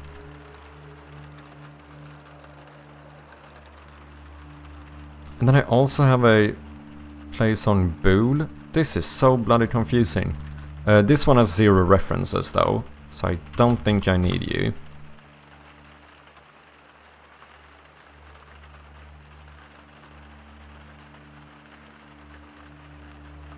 Fade out song. Why did I do it this way? Because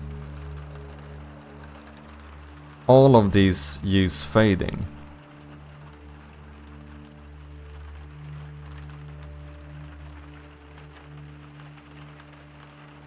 This one does the same exact thing, doesn't it?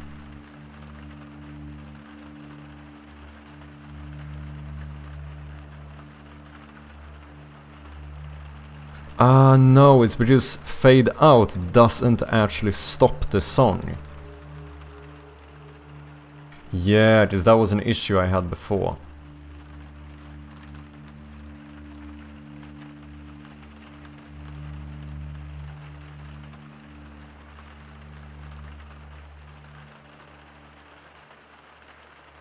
Yeah, that's the difference.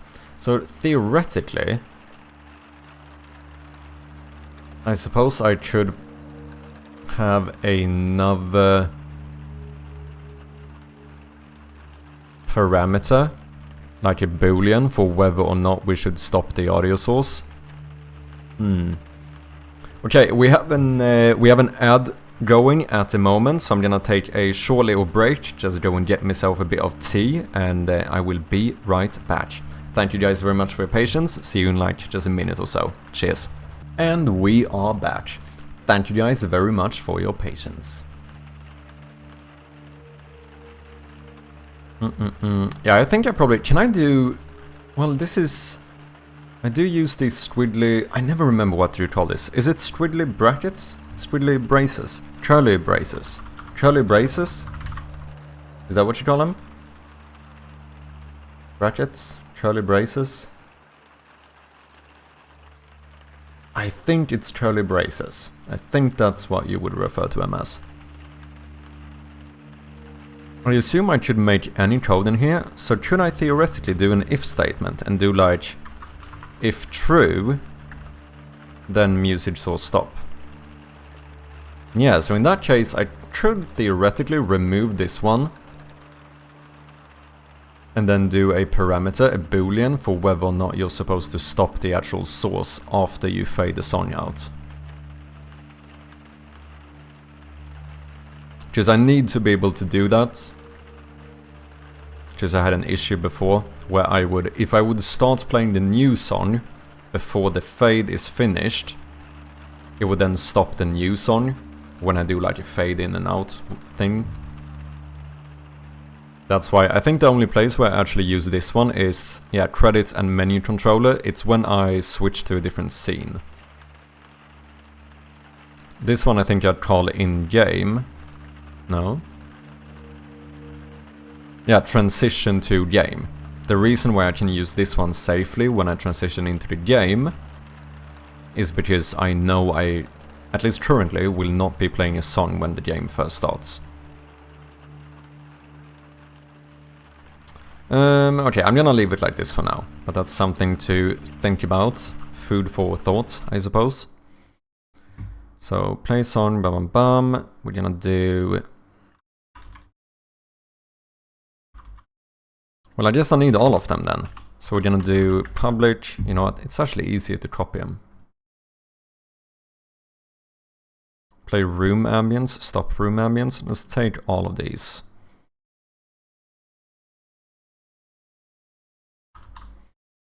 Boom. Audio player. We did this. And then we just turn these into a little static void. Play song. Is going to call... Let me actually copy this. Boom. Dot stop song. This is gonna call audiomanager.instance.stopSong, but pass in the fade and delay, and then we're gonna make use static. Fade out song is of course going to call fade out song with the parameters. Play room ambiance.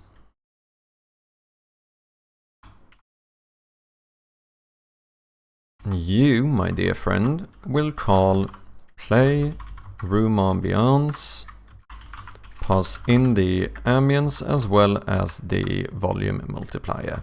So this script is like, or this class is 100% just a mediator for the audio manager, right? I am using that correctly, right? A person who attempts to make people involved in a conflict come to agreement. A go-between. Yeah, kind of. It's a middleman, right?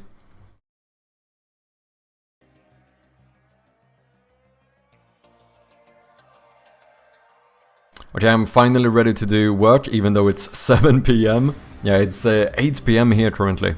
Where are you from, Blue, if I may ask?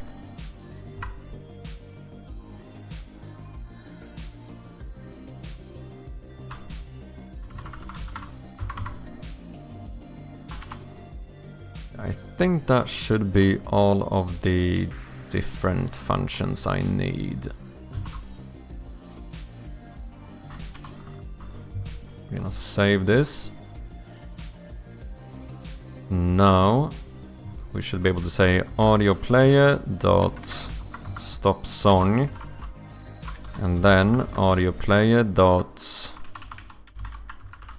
play ambiance.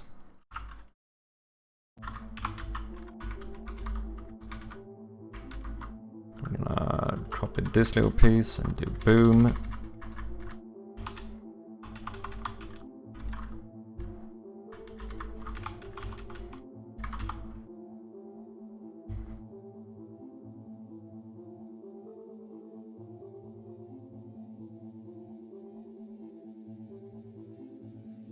Oh, you're from London! Oh yeah, we did indeed miss each other.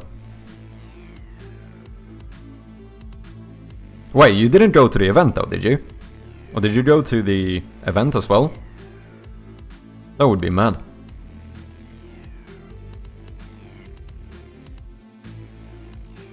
Yeah, still using the color scheme I recommended, yeah? Nice. Yeah, indeed I am.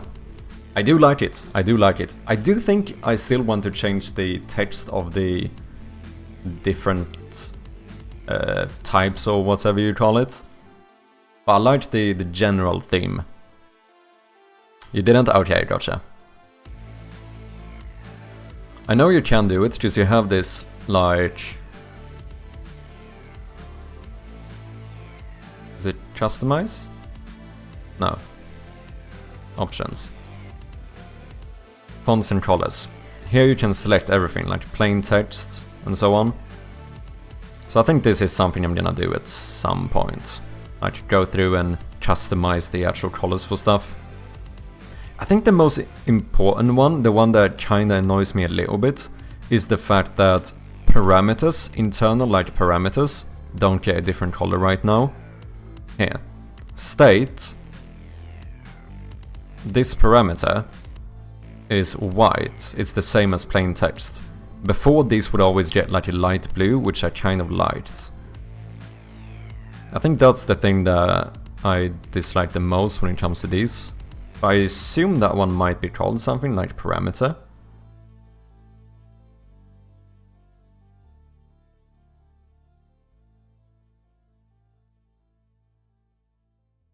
Nope. There's nothing called parameter. Or at least it doesn't start with parameter. Can I search these?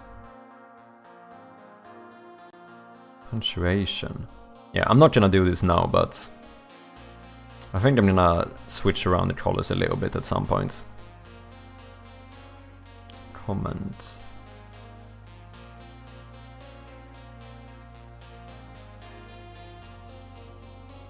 What would you call something like that then? If it's not a parameter.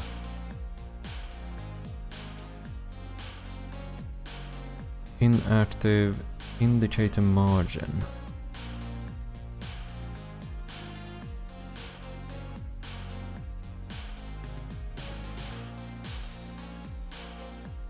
Dude, there's so much stuff here.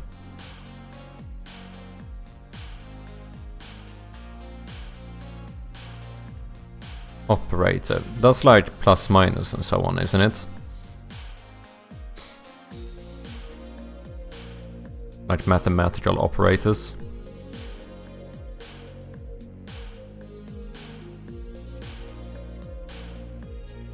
Punctuation.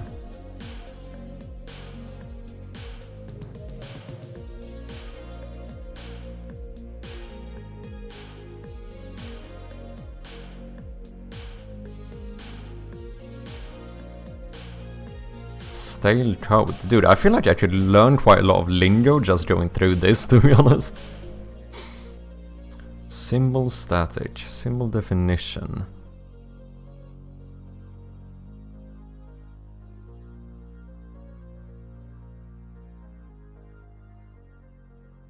Oh wait, is it user types maybe? Delegates, enums, interfaces, modules.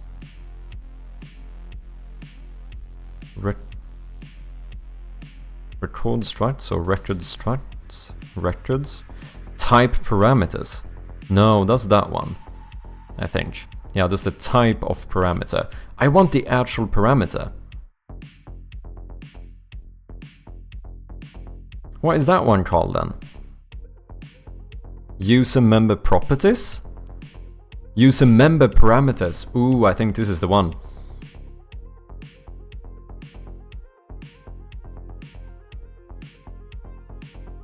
I do think that's the one. So what if I made that one cyan? Sure. I think it used to be some bluish color. Okay. Yeah, there we go.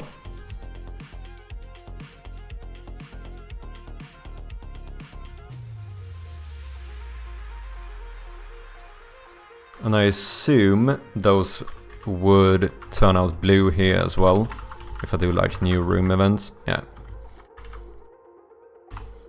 Yeah, I think I'm gonna play around with that at some point, switch out the colors a little bit. I kinda like the red, otherwise I do kind of like the old colors for text, but with the new like background theme, I think.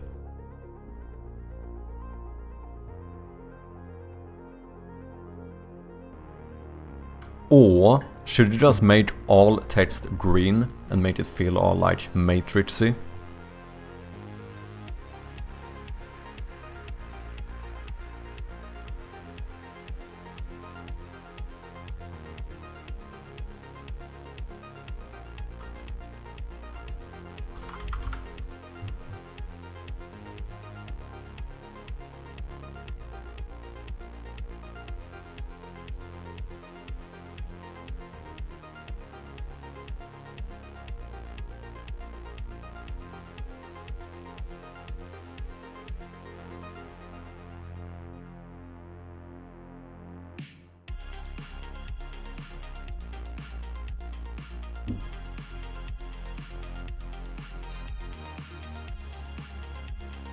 The annoying thing when I do this through code is that I need to...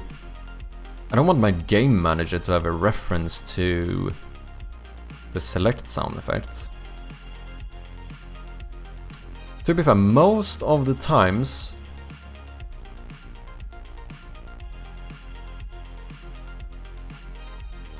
when I do call sound effects through code, it's usually in my like UI managers and stuff, which in turn is mainly the select sound effect. I do suppose, theoretically, that I could have my own function just to call the select sound effect.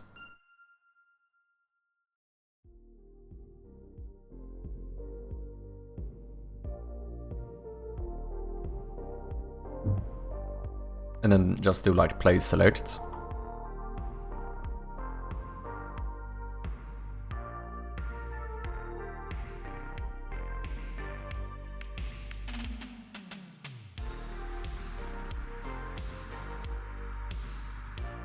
Maybe.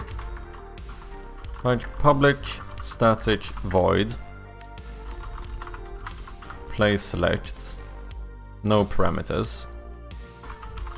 Audio manager dot instance dot play select. That one doesn't exist. We'll go in here, and above here we go public Code Rad Games with the raid. Welcome in. How you doing? How have you been? What have you been up to? Let me throw a big shout out here to my dear friend Code Rad Games. Currently working on a sick roguelike game called Rogue Blight, which you can check out on Steam as we speak. We do have the Rogue Blight demo. I got like fucking over 30 hours in this game. Go and check it out, people. Start working on a new enemy, nice! Yeah, I just came home from England and yeah, excited to get back to some developments.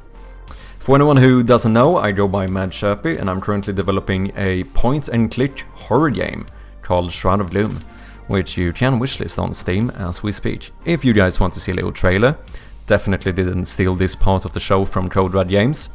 In that case, here you go.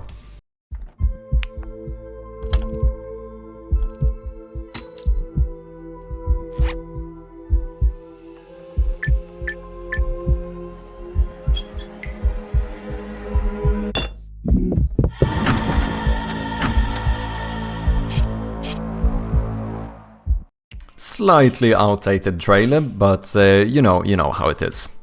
How was London? London was quite nice. So I did go to the London Games Festival for the New Game Plus Expo. So yeah, that was kind of cool. See a bit of games being shown off. Talk to some people who actually work in the industry, professionally speaking. Though I should say, I do think the event was a little bit smaller than I expected. But yeah, overall it was good. I did enjoy it.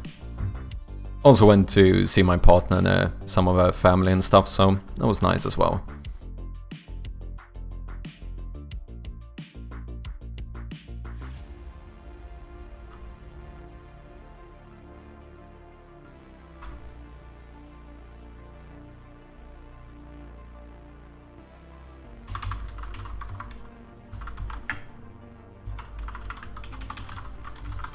Currently refactoring a little bit of my audio system. I'm starting to feel like, have I become a little bit of a perpetual refactorer? Maybe. It is possible. You should see the color scheme I made. It's quite green, actually. Do a print screen. Let me see. Show it off.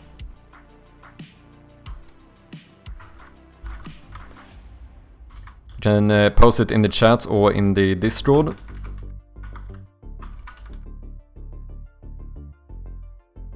Do you have anything you want to show, Code Red? Your new enemy or something?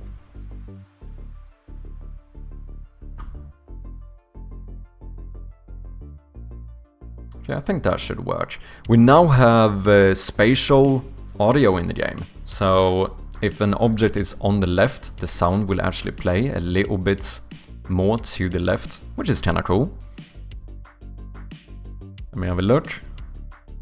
Ooh. Ah, damn, that is pretty nasty smile. Well, are these dark weapons? Cool. Yeah, I like it. How am I doing on the leaderboard? Have anyone else rushed past me yet? I hope I'm still on the leaderboard at least. Dude, I am. Still officially number 6 in the Roguelite demo. Fuck yeah.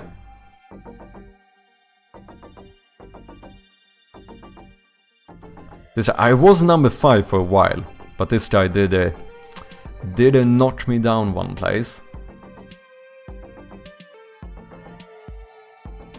That looks it. It does, doesn't it?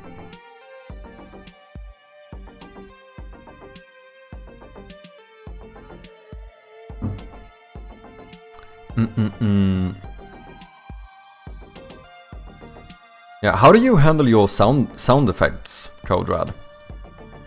I just started implementing a new system where I have scriptable objects for all of my sound effects. Oh, I use WWise? I think, yeah, you have a loader for that when you start the game or something, right? Is it nice? What does it do? I've heard about Fmod as well. I know the guy doing my audio was kind of we were looking into whether we should maybe be using something like Fmod. Oh, it's like Fmod? Okay.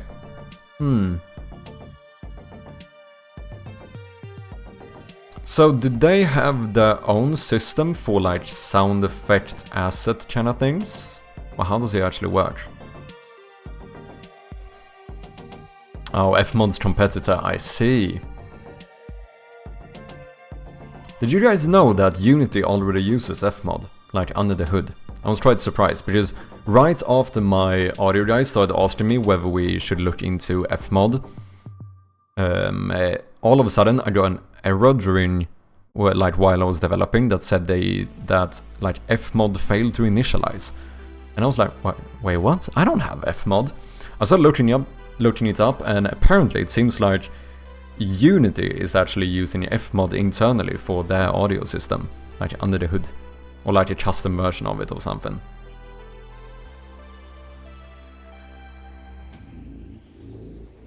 Oh, why is this used in Resident Evil and Tekken? Oh, interesting.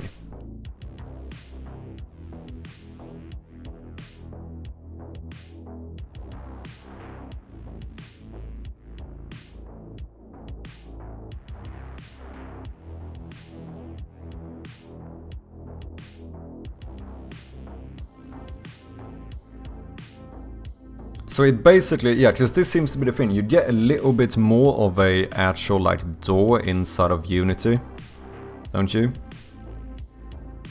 Also spatial audio. Interactive music. Runtime processing and synthesis.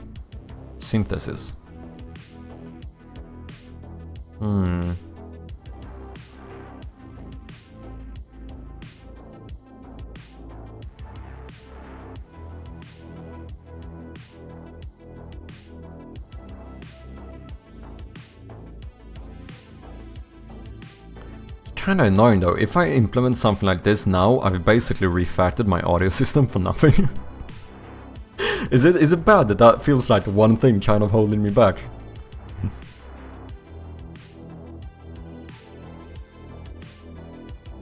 Basically gives more control to sound guy, yeah. And on Unity's end, you basically write play sound effect name. Oh, they do it by strings then. Because that's why I used to do it, now I'm doing scriptable objects instead.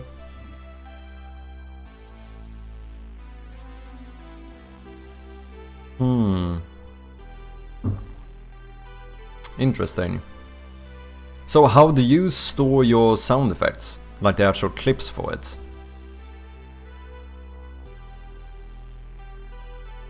Are those just stored in an... Because before what I did is that I just had this like massive array of different like sound effects where I could specify some volume and pitch and stuff. And then I would do lookup by string, whereas now I would do like here with the songs or here with the new select sound effect. I would just grab my little scriptable object, boom.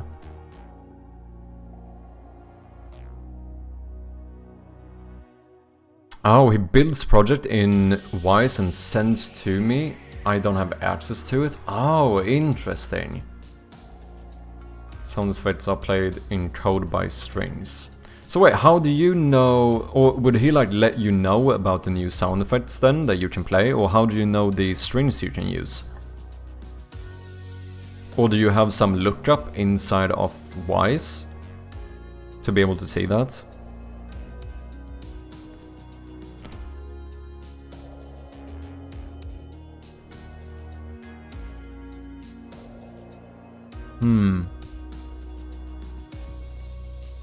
Strings that not sound so good. Pardon the pun. We have a Google Sheet spreadsheet. Okay, but also you can also look up in Unity. Okay, interesting.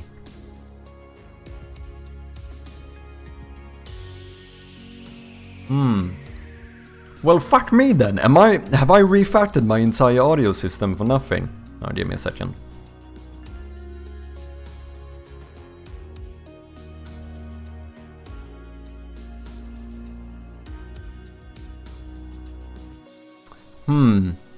Might have to look into it. So, in that case, I suppose the thing that's nice is that your audio guy also technically, he doesn't do anything in Unity then. That he does it fully in Wise and then you just implement Wise in Unity. Is that kind of the workflow? Or you like get the project from him?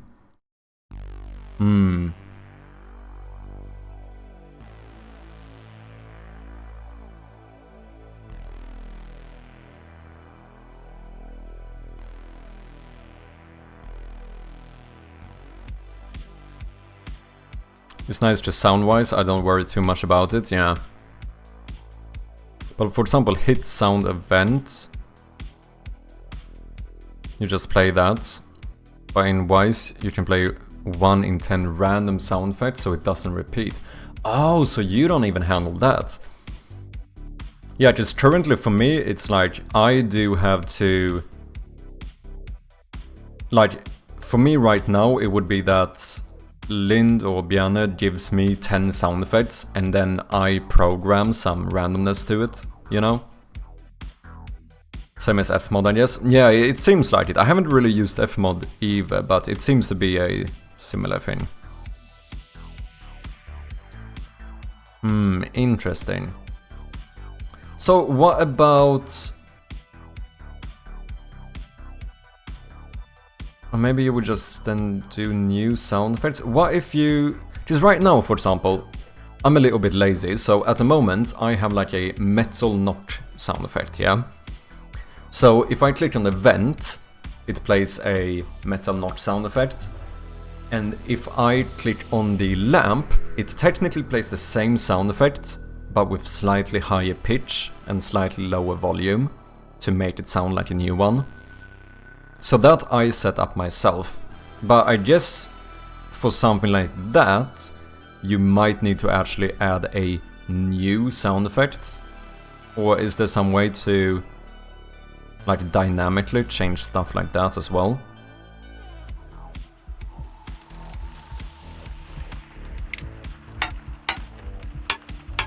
Yeah, because this is the same sound effect, right? Just slightly higher pitch. So the way I do it is that if we look at the lamp here, whenever I play a sound effect, we I have my scriptable object reference for the actual sound effect, but then I do a volume and pitch multiplier to kind of change it.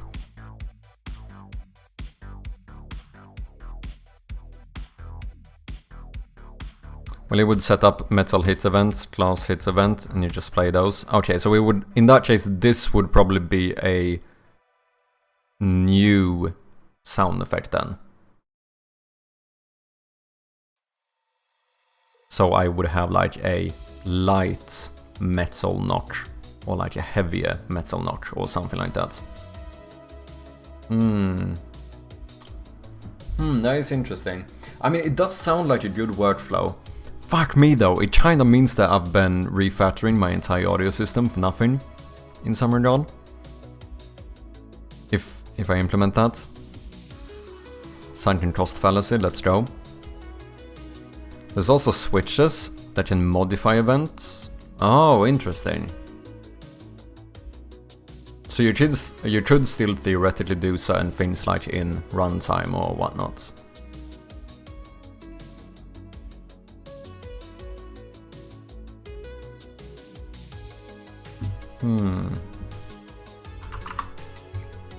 So, is this free, but you have to attribute? Is that the way it works? Or do you attribute because you're a nice guy? Because you have a, like, attribution for this, right?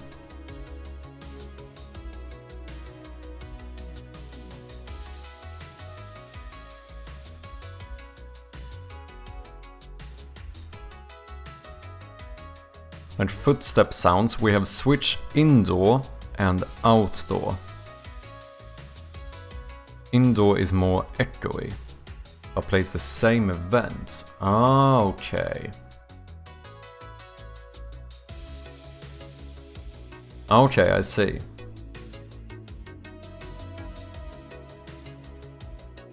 Oh, you need to create an account and get a license from them, it's very easy. I would probably recommend using Fmod, okay.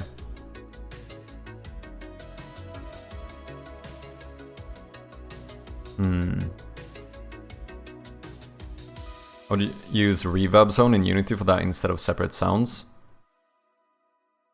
Yeah, I've been thinking about making it so that depending on the size of the room, we change the reverb of the sound.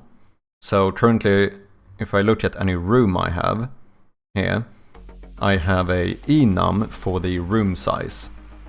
And basically, like, I haven't implemented this yet, but the thought is that I would, if I would change this to a massive room, then it's gonna add a, you know, it's gonna add reverb to the mixes so that it sounds like a bigger room. We are only using Wise because the sound guy wanted to learn it for a job because sound guy knows Fmod very well. Okay, interesting. It's the same sound, it's a switch for sounds.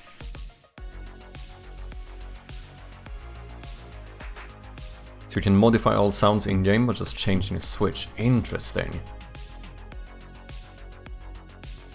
Yeah, just I suppose that the good thing about this kind of stuff is that, you know, in the end it seems like it gives a little bit more control, or specifically like ease of control, to the actual guy working on audio.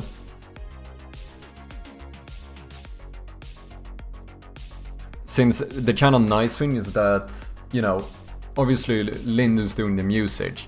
He knows how to work a DAW, something like, you know, FL Studio or whatever, which it seems that Fmod and like Wise are more similar to actually working inside of a DAW.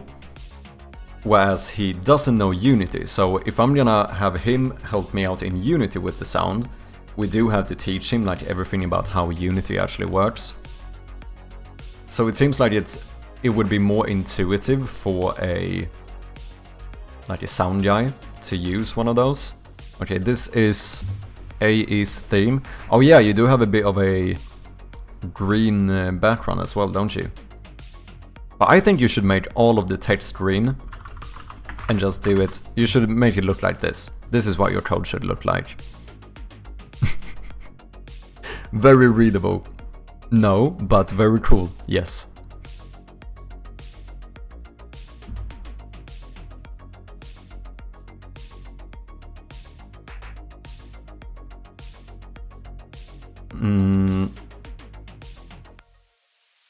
Only big issue with these softwares, if your sound guys leaves, you're screwed. Yeah, that would be true, because then you don't have any... It would basically be the opposite problem, right? Now you don't have any... oh yeah, you don't have any access, and you don't have any experience with the software. Oh, there's already a Matrix-esque Steam. Yeah, that makes sense, to be honest. Oh yeah, I do suppose, yeah, they can send you the project. Yeah, that is true. Unless the sound guy leaves on bad terms, I suppose.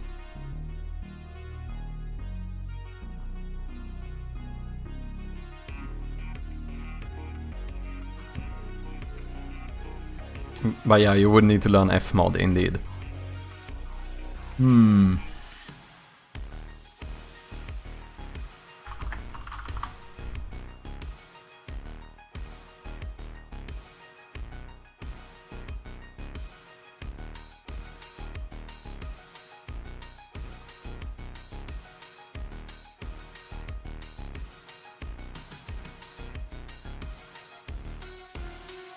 Hey, audio designers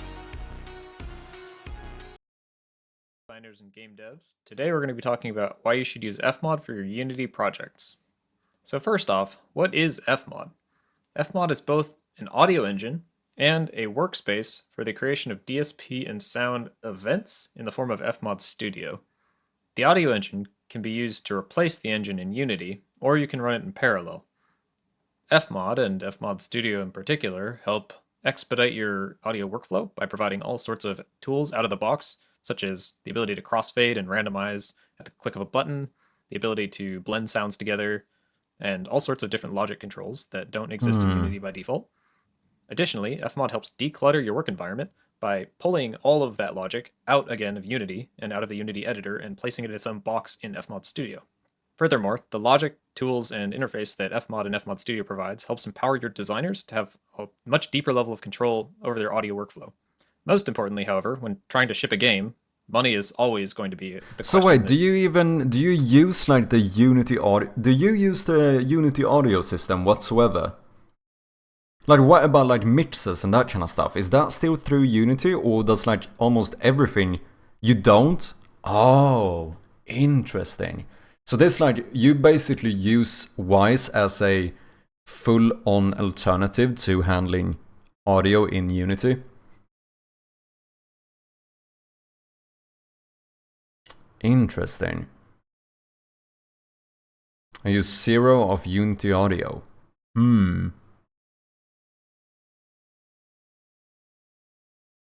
Decided to call it Patholo, which is based on the phthalocyanine green G color. I have no idea what that is. I would leave it on your place. Your game is not that complicated. For next game I recommend it though. Yeah. You already done the work for SFX. Yeah, just that, not gonna lie, that is kind of the thing that's holding me back a little bit. Because I kind of already have a fully working audio system. So it feels like maybe it's a little bit of like sunken cost fallacy. But I do feel like, fuck, I've done a lot of unnecessary work if I implement something like this now. And that might be a dumb mindset in general. Because I do definitely see the advantage that obviously it becomes easier to like include my audio guy in more of the actual workflow of the game. Like, I feel like that's one of the big advantages to these.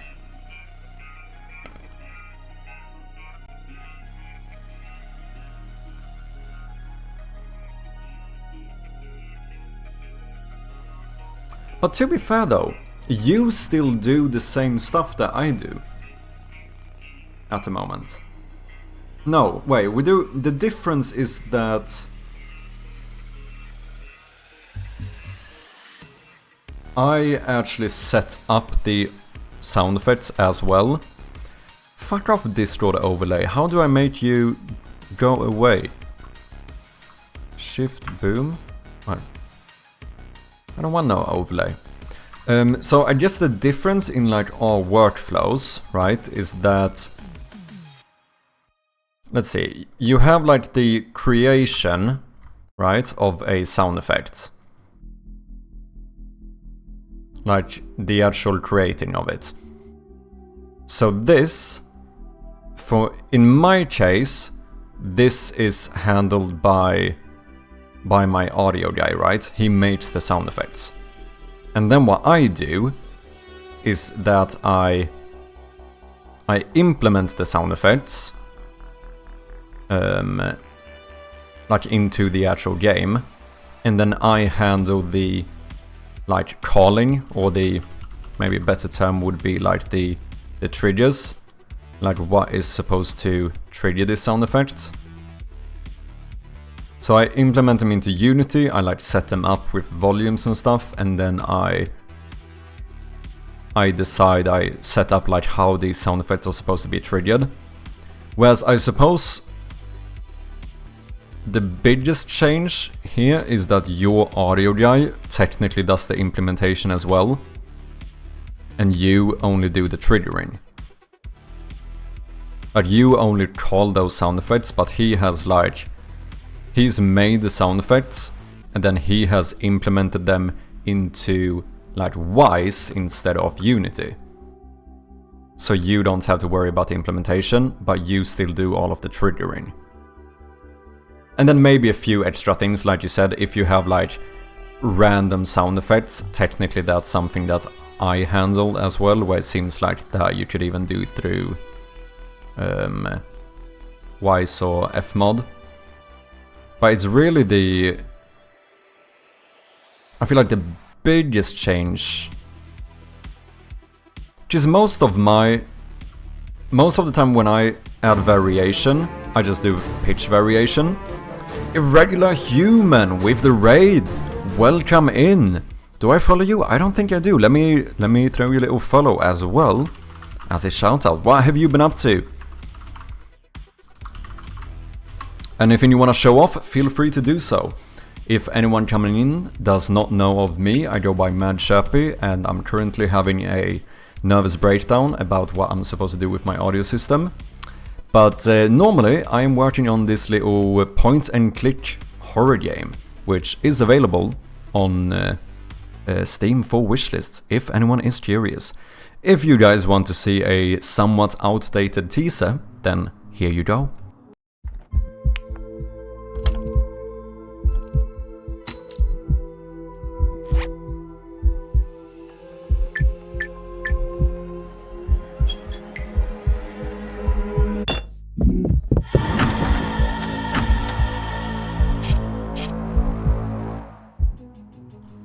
There we go, did a blend the stream for my horror game today. Ooh, we got another one working on a horror game. Let's go. Do you have a Steam page or anything you want to show? Feel free to link it.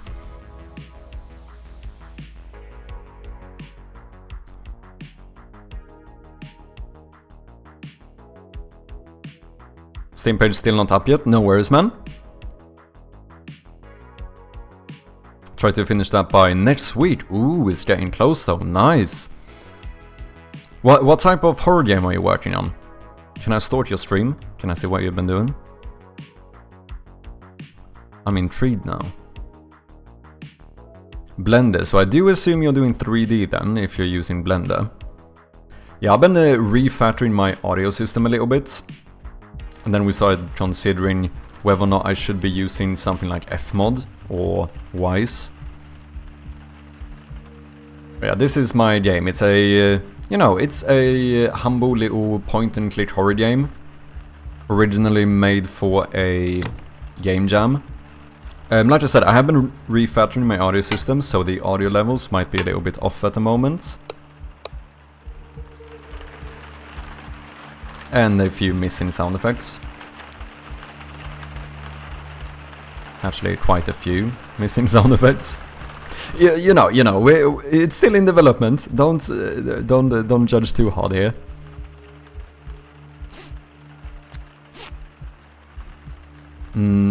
But yeah, originally made for the Game Dev Field Guide Game Jam in, when was it? Like October last year. Ended up winning that one. Kinda flexing a little bit, sorry, have to. And now the plan is to make a full version of the game and release it on Steam.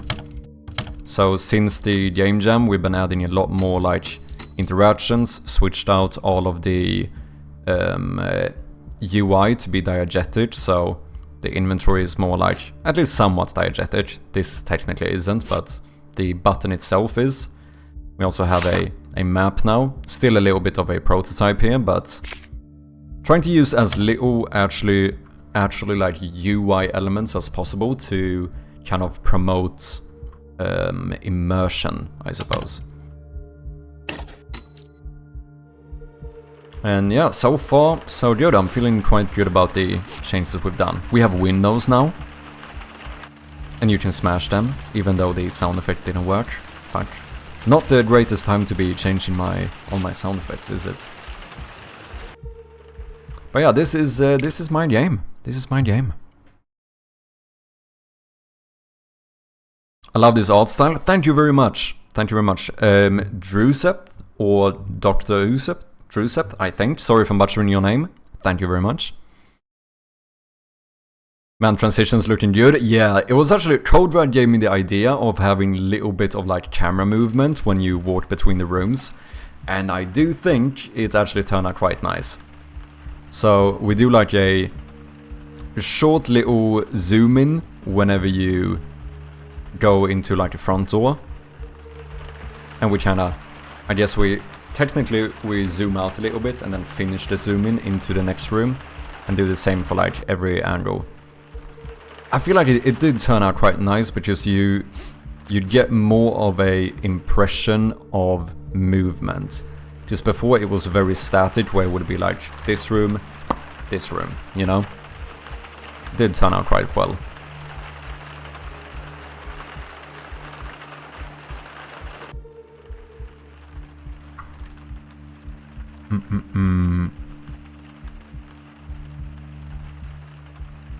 I'm working on a game called Echo Shred. It's a multiplayer horror game where you travel the remains of the world with a heavy train and gather loot in procedurally generated areas that you bring back to your train to throw the stuff in the shredder and get paid.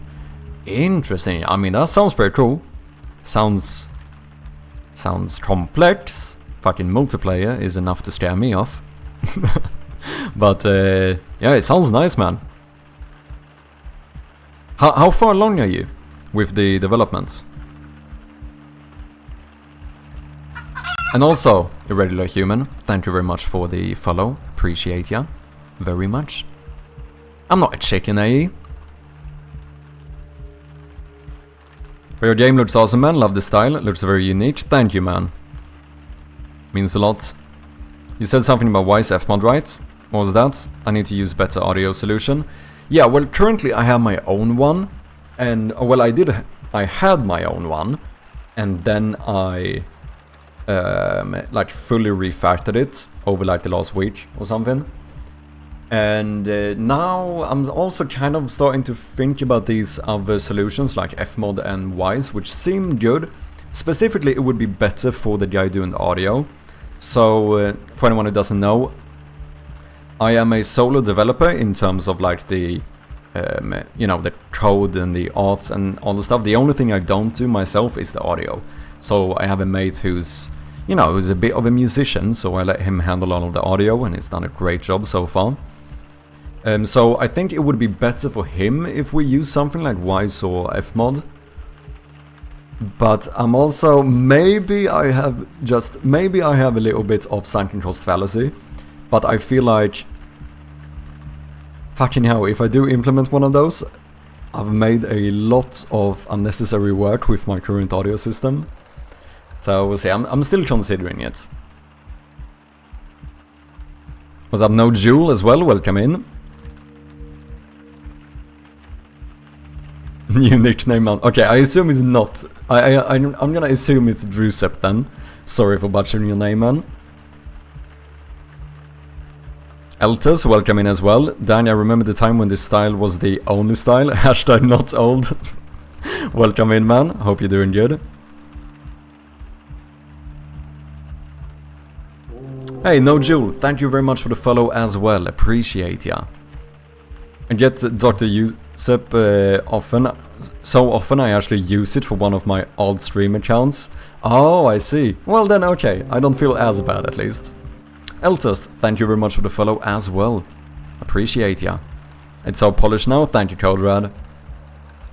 Yeah, I mean, the game has changed a lot since the Game Jam version. A lot. Like in the Game Jam version, you couldn't even walk between the rooms to start with. Like if you walked into a new room, this was a new puzzle and you had to finish this before you could get into the new one, and then you could never go back. But I feel like being able to navigate the full level is going to make puzzles and Easter eggs and stuff a lot more interesting, I feel like.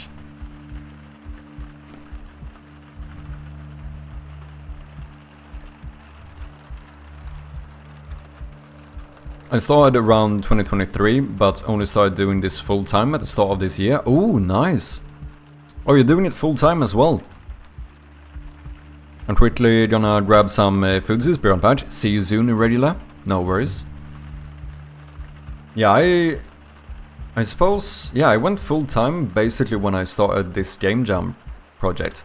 The plan originally was not to make this into a full game, but I feel like we had a good enough response from the Game Jam that I kinda ended up, you know, feeling like if I'm gonna do a commercial game, this might be the one to do. Highly ironic, because I am an absolute coward when it comes to horror games. So it's a little bit weird that I, of all people, ended up making a horror game, but so far so good, I suppose. Let's see, I'm not a chicken, maybe a little bit. When it comes to horror games, I am kind of a chicken, I can't even lie.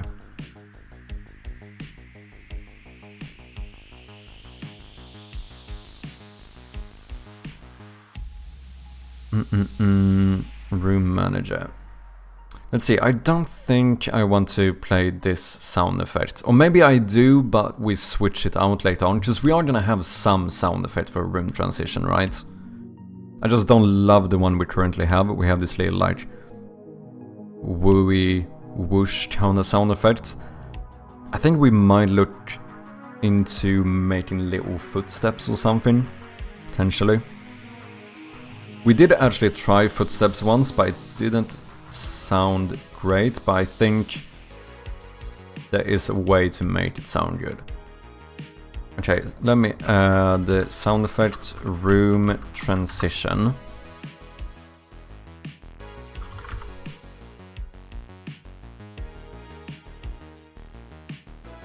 Now, the annoying thing, whenever I play this through code with my new system, I can't just call them with a string now, can I?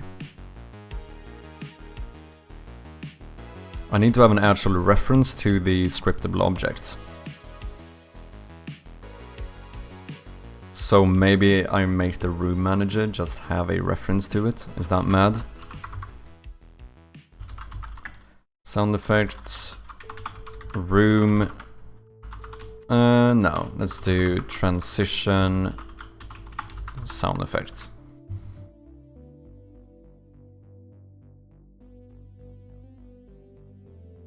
I mean, I could put these references in the audio manager as well. It would be a few more to do.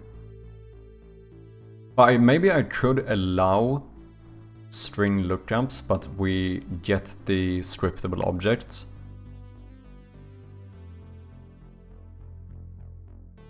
Because most sound effects are going to be called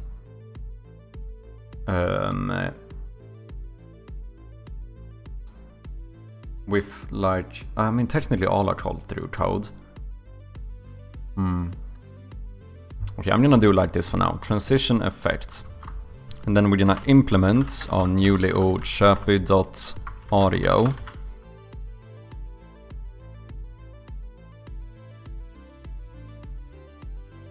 And here we are going to say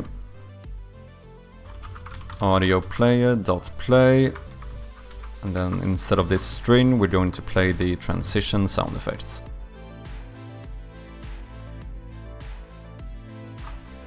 Let's save that.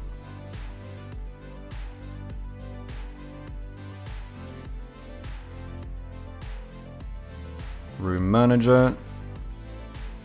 Room transition. Boom. Okay, what other sound effects do we need? We're still playing a lot of old sound effects in here. Still have the typing one.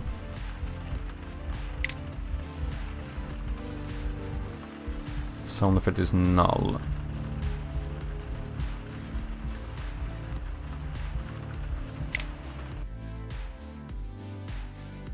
Oh yeah, I updated all my props, but my doors are in a different folder. Fuck me, I kinda forgot about that one, not gonna lie. Doors, door locked. Okay. Close the door. Let's see. Play sound on click. This is when you just click on it. Here we're gonna do a yank. So that would be the door yank.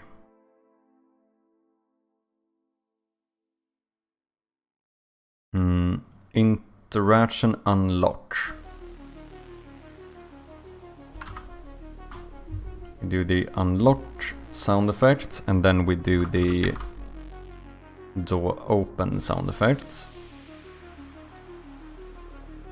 Smash interaction, that would be wood impact. So yeah, the nice thing about the new system with like scriptable objects is that I can always what you call it? I can always search for my sound effects, which is pretty neat, not gonna lie. What's up, David? Great stuff with MIDI. I wonder what you like to do. How you doing? Welcome in. Hope you're doing good. I hope you're having a good Monday. Okay, I think I used the yank sound effect here as well.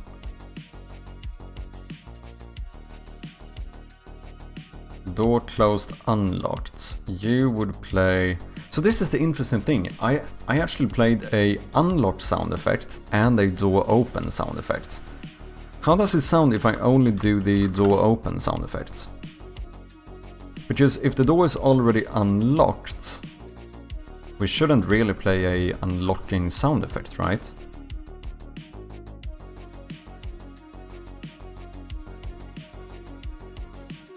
Interaction smash. Sound effect, wood, impact.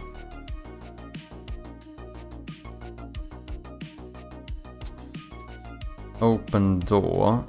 Sound effect, if you click on that one, would of course be door close. Do we have some interactions? Yeah, we have a little smash interaction. Wood impact. Okay, let me try this. Let's see, I updated the locked doors. So let me just quickly go and find the locked door.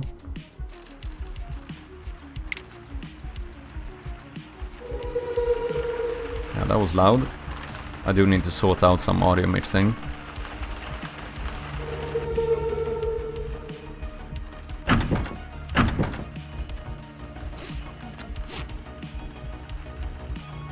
Okay, so now if I unlock it, we're gonna play the unlock sound effect and the opening sound effect. Yeah.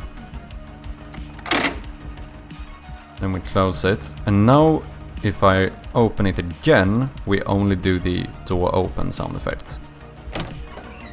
That's fine. Yeah, I don't know why I didn't unlock one. Oh, I think it's because I only had locked doors before. Oh yeah, and from the beginning you actually couldn't close doors. So I think that one just kind of stayed by accident. Okay, door locked. Closed door unlocked. You don't need a second sound effect.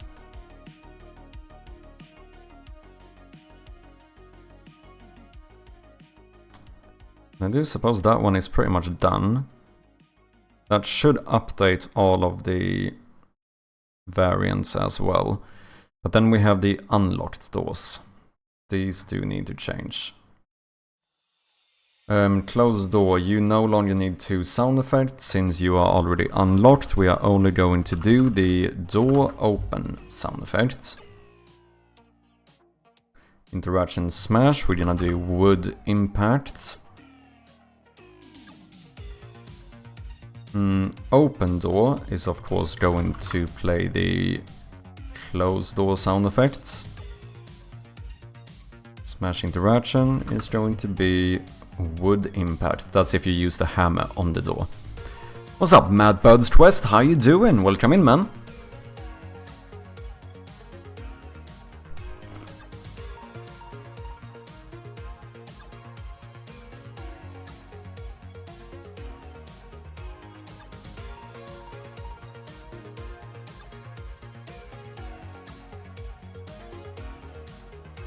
It's don't click key override.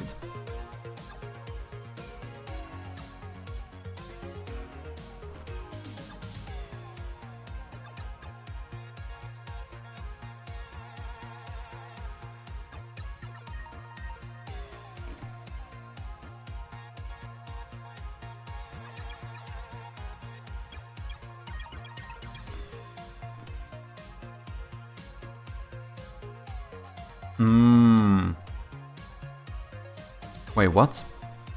Key. Door event key.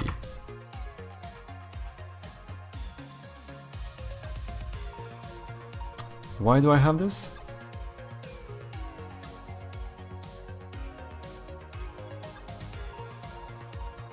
It's a game object. That would be instead of the door.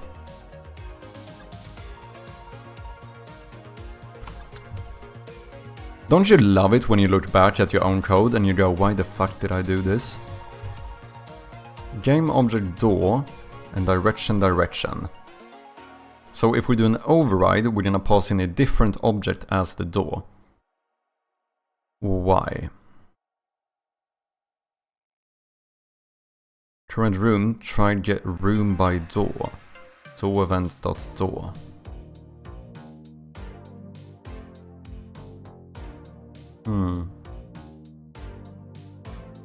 Interesting. I don't understand why I made that a system. Okay, change of plans. I'm going to Burger King. Okay, fair enough. So I gotta go, but if I make it in time, I'll tune in again as soon as I'm back. No worries, man. Enjoy your Burger King. And thank you once again very much for the raid. I do appreciate it. And I'll make sure to check out your game as well.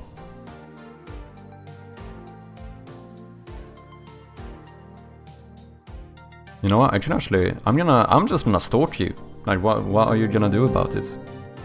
You can't do anything about it, so I'm gonna do it. Arc Motion, thank you very much for the follow.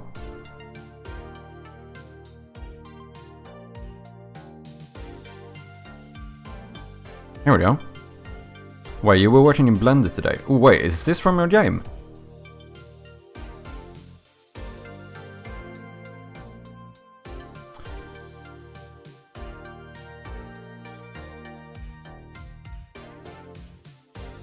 Oh, I like the little fog and stuff going on as well. Oh, this is nice. Fuck, I need to try a 3D game at some point. That looks cool. It actually does. It does look cool.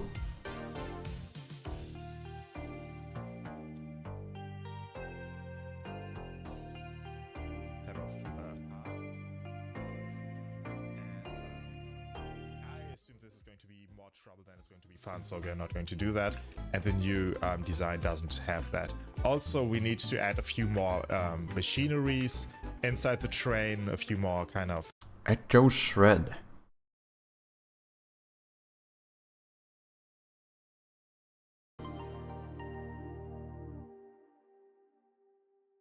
And it was multiplayer as well, he said.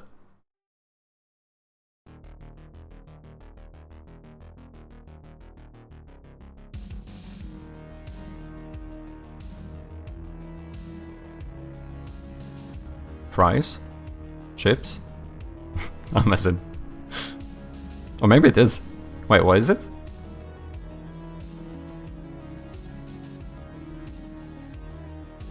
Oh, I think it actually is. That's why he's going to Burger King. It all made sense now.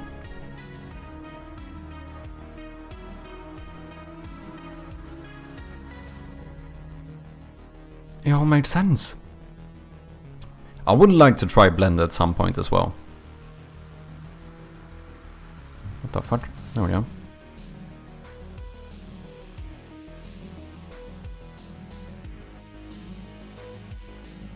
Banana.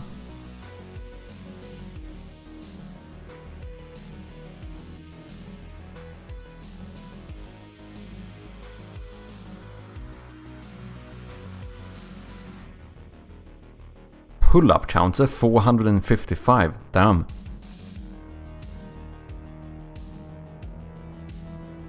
Ooh.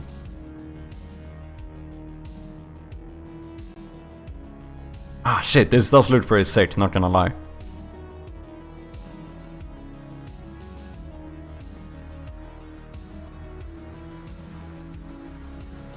Cool stuff, cool stuff. I think he said he will have the Steam page up, hopefully in next week or something.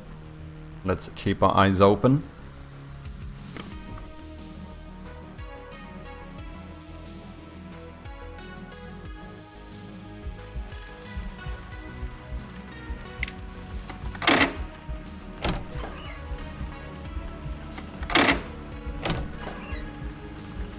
Probably need to, I mean, we are gonna change the sound effect at some point. Just now the closing one sounds a lot more intense than the opening one.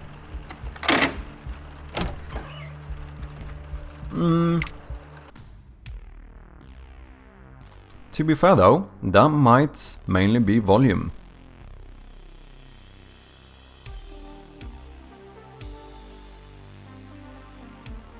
Door open.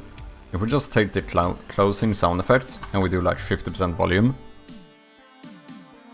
Sounds like closing plus locking. It does because, oh, well, technically it's unlocking. It's no closing whatsoever. Technically it's an unlocking sound effect, which I might be reusing, but it kinda works. I just said this is placeholder stuff, it's gonna change. Even that sounds better. Just having it be a bit lower in volume.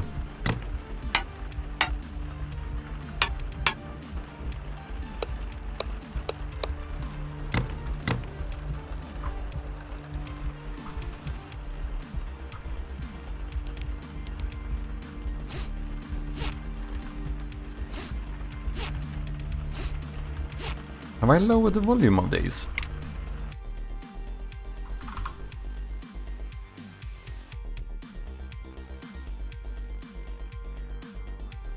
Oh, they might play lower now because of the 3D sound stuff.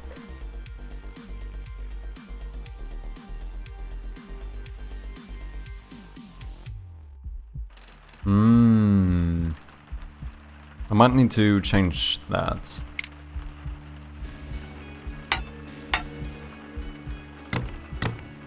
Yeah, just now these are panning as well, right? This is more to the right. And that's more to the left. But I think the volume might change. Oh, to be fair, this is kind of at the same place though.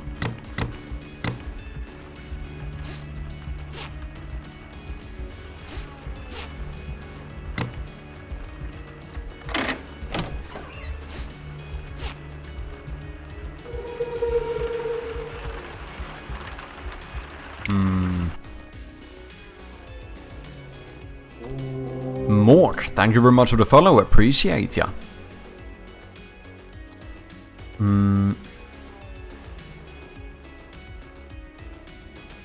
Sound effect is null, what is this? Flashlight, oh, is it the play... Oh, the flicker sound effect we need to add. But what about the one where we pick it up?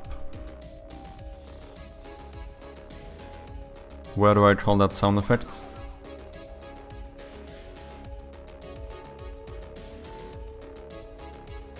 Oh, that might be on the actual objects.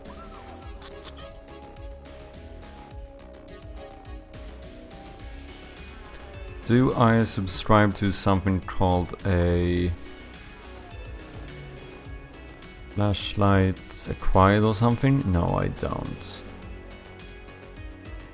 Okay, let me have a look here. If we go to the second room, flashlight item.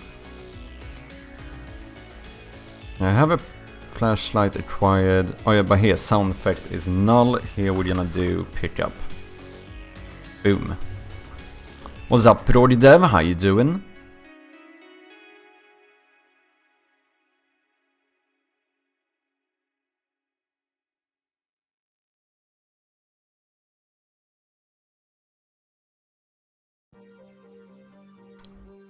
Playing Minecraft 1 block? What's that?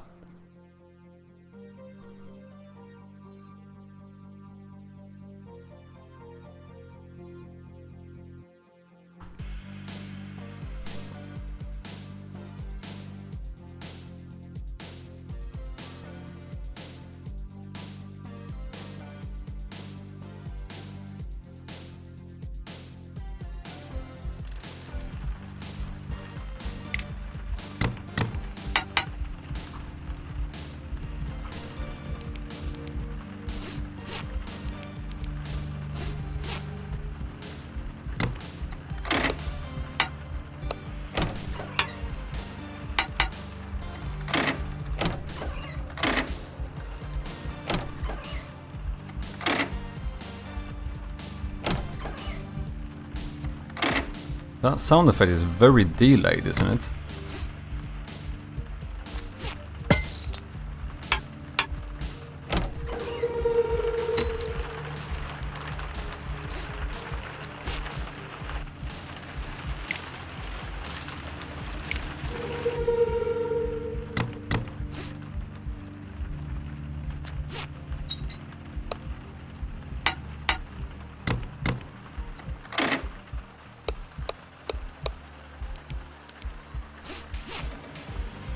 Damn, I'm starting to wonder if maybe the flashlight and inventory sound effects are a bit low. I mean, it could also be that the other ones are loud. But we did have an issue before where the game was too low.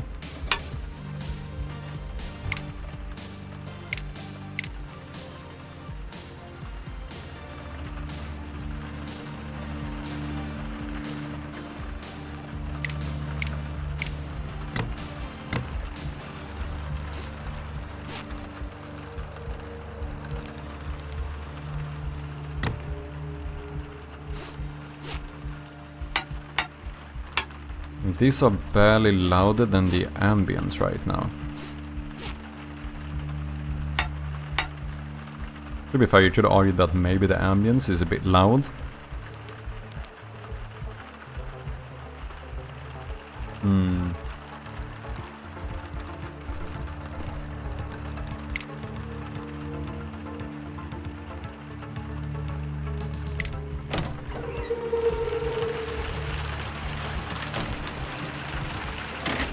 Yeah, that sound effect is way too delayed. Why?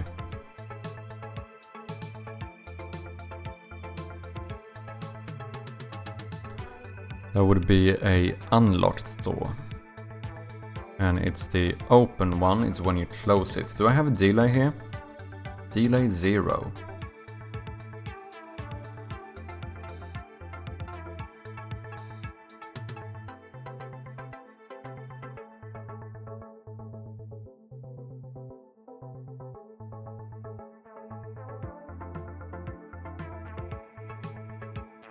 That's the same sound effect I played before, right?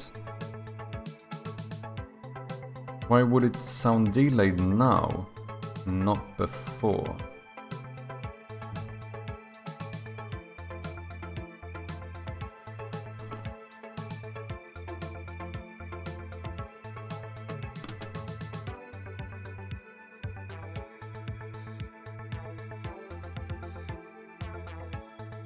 What's this? How to play one block in Minecraft. Oh, first, let me check this out. What was this, AA? This was the thing you used for the theme you wanted in your IDE. Bright crystalline synthetic blue pigment from the group of dyes based on phthalocyanines. Oh wait, is this where cyan comes from?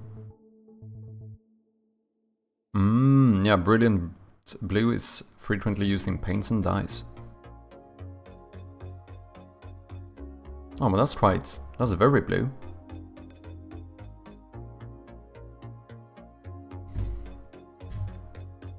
This is how to play one block in Minecraft. Go to the second link in the description down below. That will take you here. This is the official one block download page. As you can see, it starts on one block and gives you some more information about one block here as well. But nevertheless, once you're here with... Wait, what? You start with one block? Is that how it works?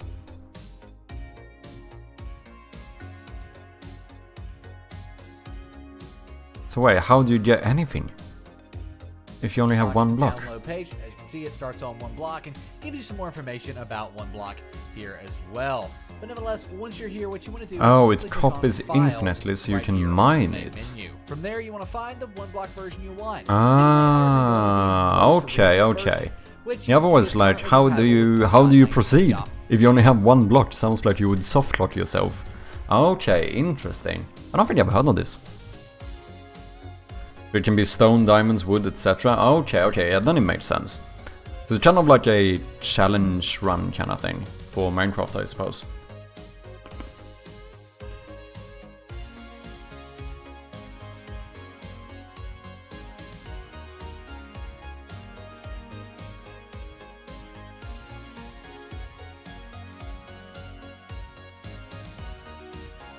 I don't understand why it sounds so delayed.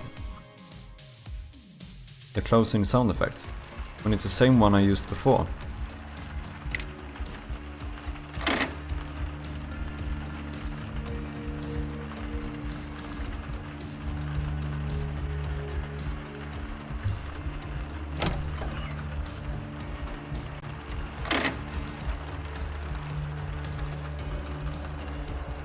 I wish I could make a sound effect play earlier, but it's kind of hard to do that.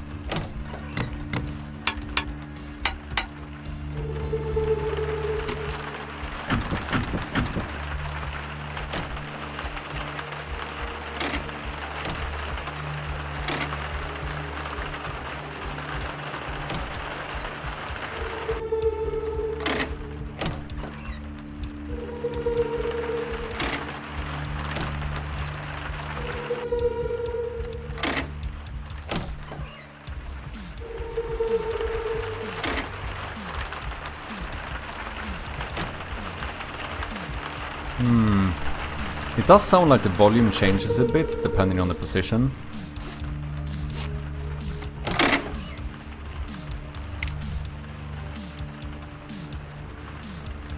Oh, you know what? I just realized how I could try this. Let's take like the rug here. Screw you. For a moment, I'm going to make you interactable. And on click, we are going to play sound. And then we're gonna add the flashlight on sound effect. And we're gonna compare if it sounds a lot louder or not when it's centered. Because basically every object in the scene like checks its position to know where to play the sound effect from, you know?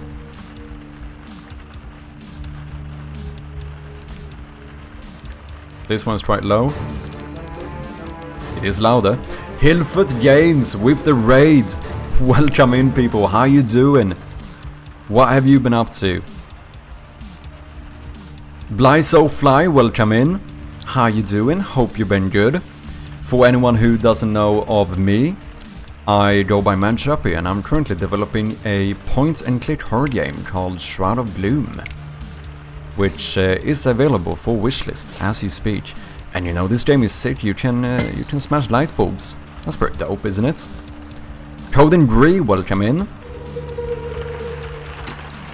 Currently been reworking my audio system a little bit. So we do have some missing sound effects, but we shall fix it. If anyone wants to see a little bit of an outdated teaser, then here you go.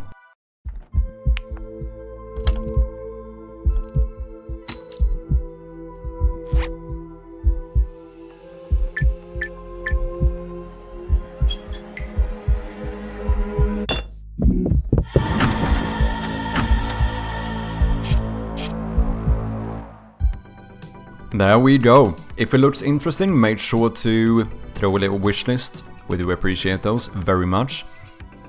Also, of course, let me throw a big old shout out to the one and only Hillfoot Games. Definitely make sure to check out both his games. He did work on 10 Bows, really dope horror game, and he's currently working on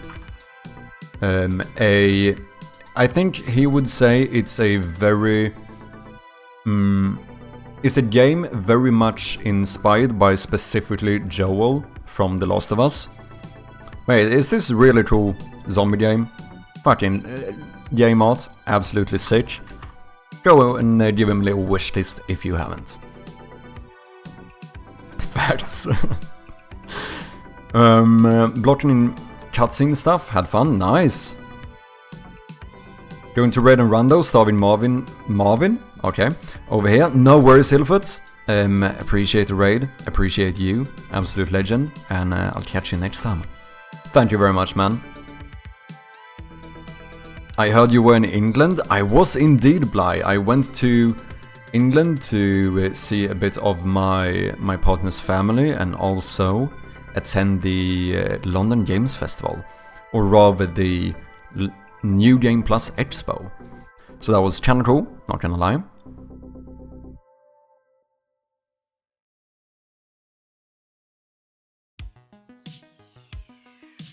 How was it? It was nice. It was, I'm gonna be honest, it was a little bit smaller than I maybe first thought it would be.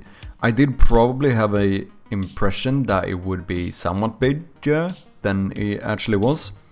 But it was still nice. It was cool to see some games being shown off, as well as, you know, talk to some people who actually work professionally in this industry, you know. So it was held in the Museum of London. Did you flex your game? Just a teeny bit, Only because there was one... I was talking to some publishers of a horror game. And so obviously I had a bunch of questions just because I was curious. And I guess after certain questions they kind of figured out that I was probably more a developer than a gamer.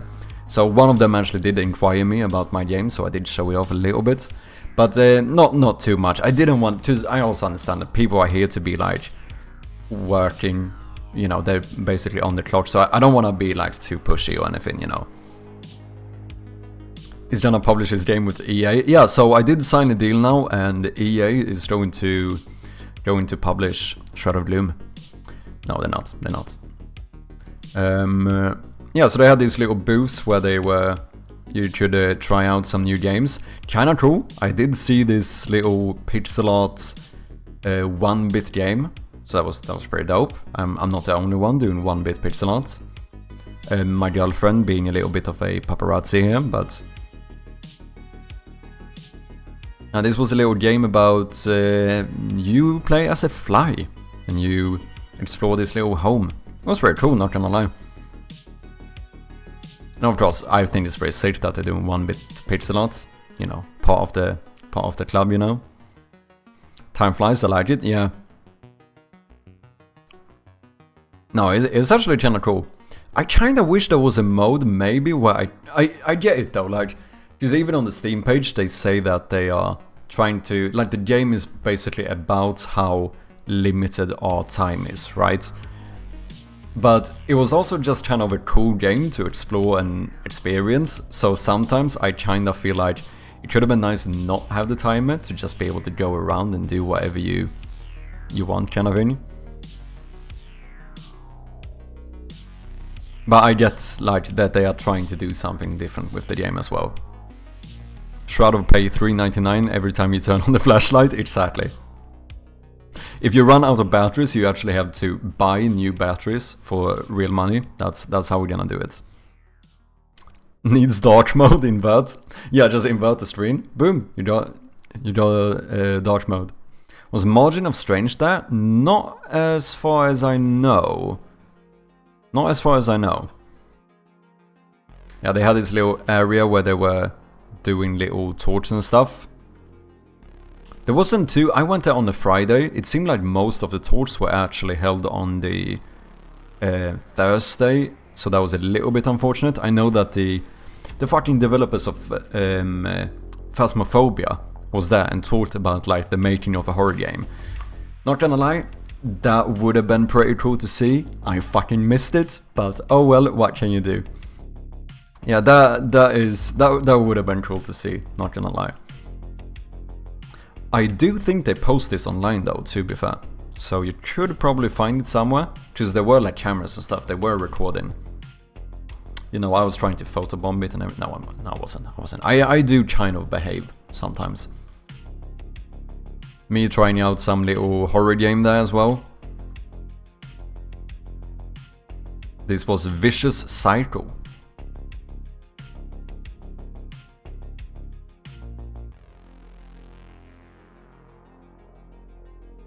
And yeah, I think that's all the photos I had from the actual event. This is just random shit from London.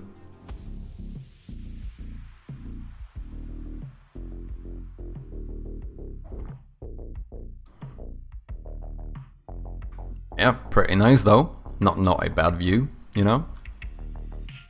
Weather not too bad either. Also found fucking pastel greatest dessert ever made. It was fun. It was fun. You look great in these photos, props to the girlfriend. My photographer's eye is loving this. Cheers. She is a little bit of a girlfriend, so... girlfriend? Yeah, of course she is. Fucking hell. Photographer is what I was trying to say. She's a little bit of a girlfriend. Oh, that's funny. No, she is a little bit of a photographer, so... I'll tell her you said that. Yeah, I don't know. You know, after you've been live for like 6 hours, you know, after a while my mind kind of stops working a little bit. But nonetheless. She's very much of a girlfriend, might I add. She is very much of a girlfriend. Please forgive me. I'm so sorry. I'm so sorry. I didn't mean it. It was a speech typo. I didn't mean it. Sorry. Anyway. She does take good photos. To be fair, if you look at like my fucking Instagram or something, which if you didn't know, you could follow right here. Like all the photos that actually look good on my Instagram is just my partner who takes them. I just steal all the photos she takes. Fucking perfect, isn't it?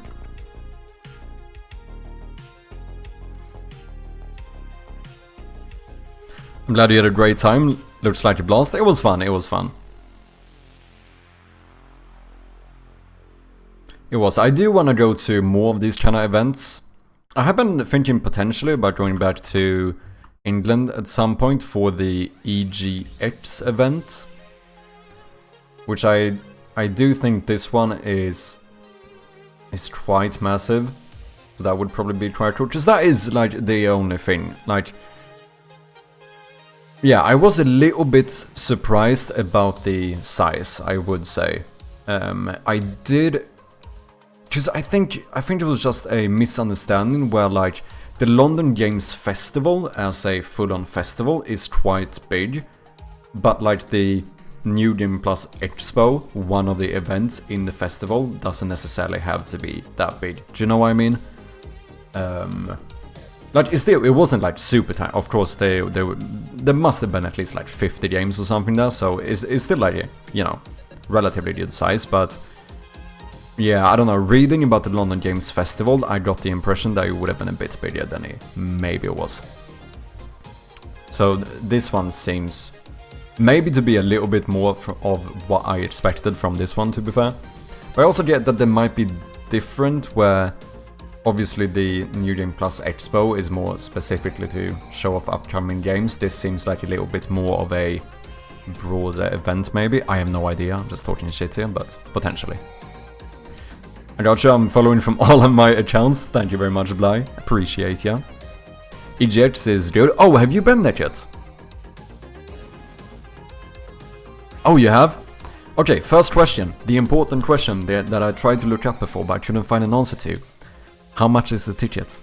How much monies do you have to pay to get in? Is my unemployed ass gonna be able to get in? I don't know. Fuck, okay. Never mind. My friends got mine? Okay. All of it's shit. Okay, we fucked then. We fucked then. We're not going to EGX. I don't know, I couldn't find anything. EGX event tickets. Just, I don't think they have any... Because it's still like TBC, to be announced. It's still to be announced when they're gonna do it. So I suppose that's why you can't like really find prizes at the moment.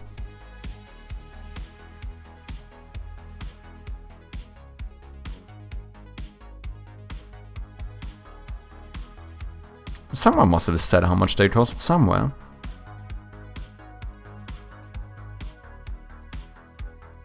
Now on sale. You better... okay, 20% off. Okay, but do you say how much it would cost? At least then we could calculate what the full price is. No, okay. Because I did hear like some of these events can actually be quite expensive. Oh no, wait, this sounds fine. To experience the full 4 days of the convention, the Super Pass costs 75 quid.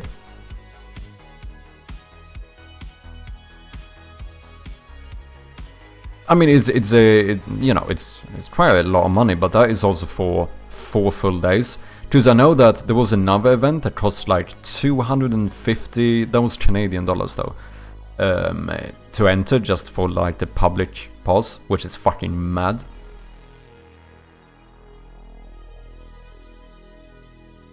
Early entry option.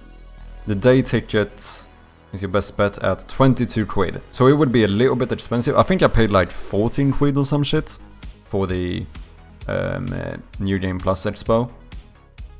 No, so this one seems fine. This seems attainable. I'm just not like, I can't, as someone who, you know, it's not like I would have a bunch of meetings lined up where, you know, I probably wouldn't be showing off my own game or anything. It would be very difficult to justify paying like 200 quid to go to an event like this, when like that money could be used to have more time to develop this game. Do you know what I mean? But if I can get like a day ticket for 20 quid or something, I mean, that, I could do that. I could do that. Expecting a ripoff. When they see you, they estimate how much you have and take all. That would be mad.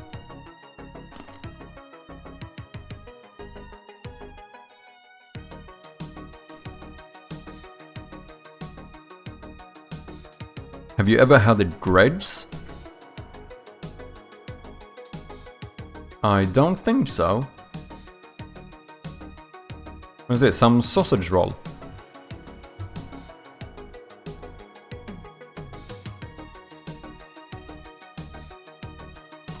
I can't say I have. Is it something I should try? The only good thing in the UK? No. There's so much good things in the UK. Like Indian restaurants. Fucking amen. Lovely. They do godlike sausage rolls? Might have to give it a go next time. I'm gonna check if my partners try them. Maybe just because I'm around Birmingham. Oh, I see. So is this like a big chain?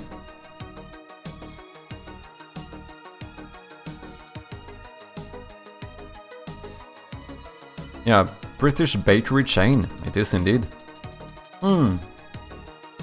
Might have to give it a go. Okay, we have an ad break running. I'm quickly gonna go and get a last bit of tea. We'll continue for, you know, since it's the first day back of the while, we're gonna continue for a bit longer. But before doing so, let me just go and grab a cuppa, you know? So, thank you guys very much for your patience. Catch you in a bit. Ciao. And we are back, ladies and gentlemen. Thank you guys very much for your patience.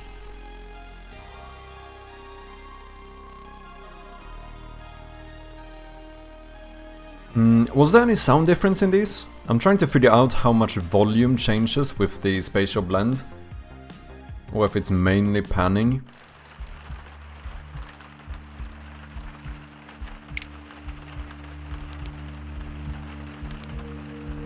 I think it's mainly panning.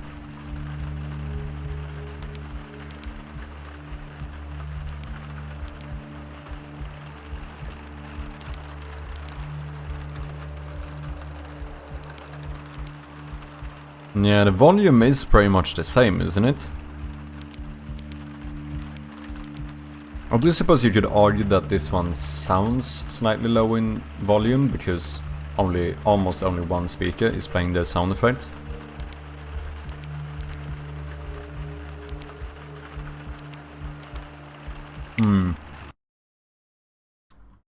I don't know if I need to make that one a bit louder.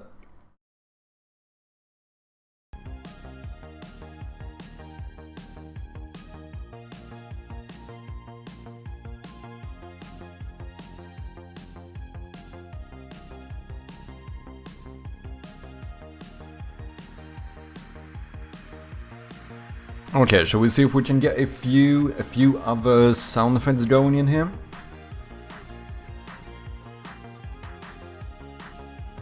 While also increasing the volume of the game. The reverb thing is gonna be nice to do as well.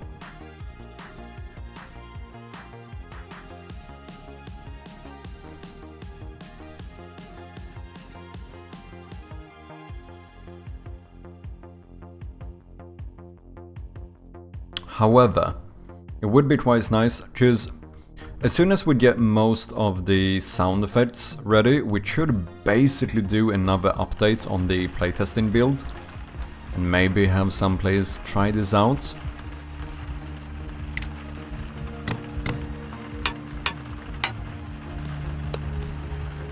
Wait, I need to... Okay, that is still the old sound effect. That would be the game manager as well as the UI manager, I think. And this is where we actually changed it. Let's see, we do have chirpy.audio, so now we're gonna go in here. Instead of calling the audio manager, we're gonna do audio player, play select.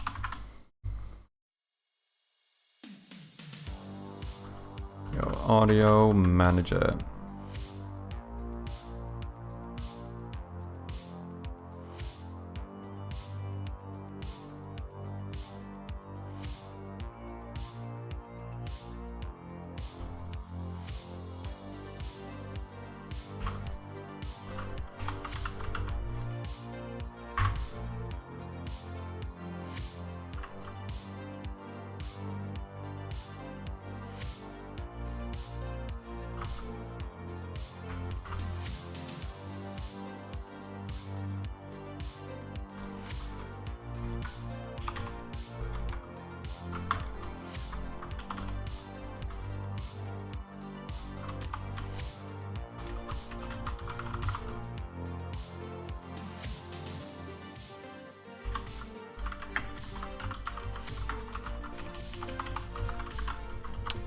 Boom.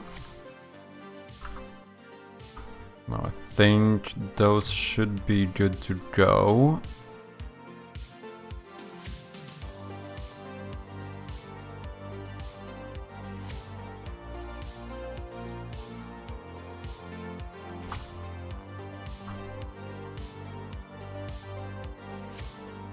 So yeah, we basically refactored my audio system from where before we used strings for all of the lookups. Now I have all my sound effects as scriptable objects. So we're currently right in the middle of switching this stuff out.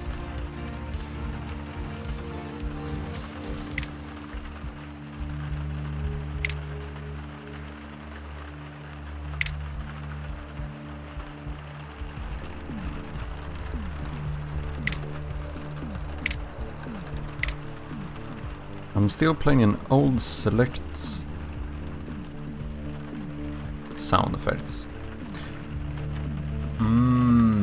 Menu button, I see.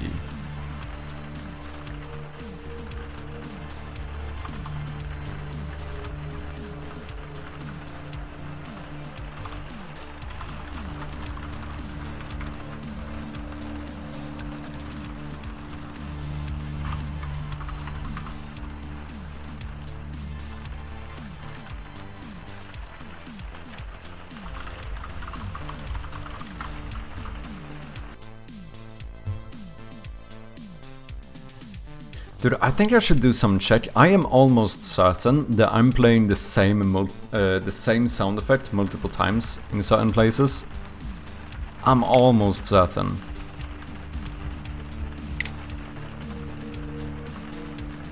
And I think these are probably one of them. Because now every menu button is playing the sound effect.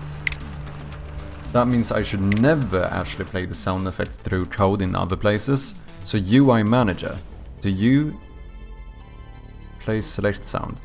Reload scene. Return to main menu. You probably shouldn't, because those... Yeah, wait, I don't think I should use you. Because I think you play sound effects through the actual buttons. Spelling error, unpause is not a word. Yes it is. Unpause is definitely a word.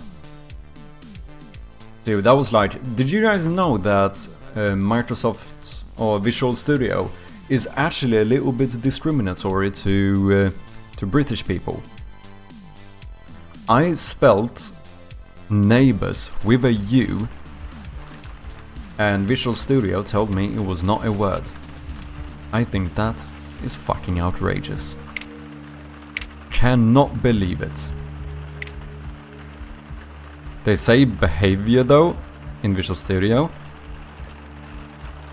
Yeah, that is true. But wait, is that not how you... Wait, do you...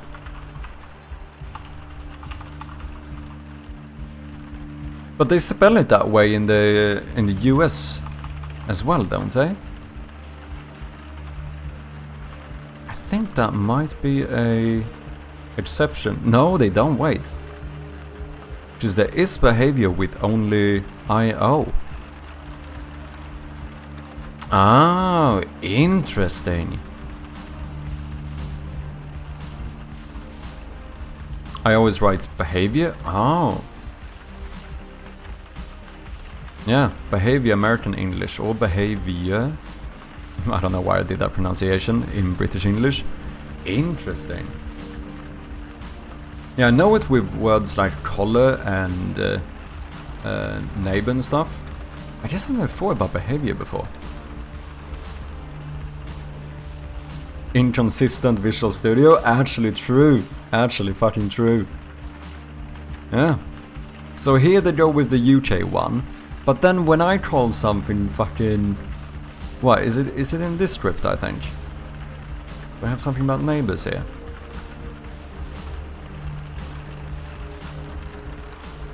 No? Is it in my room script, I think?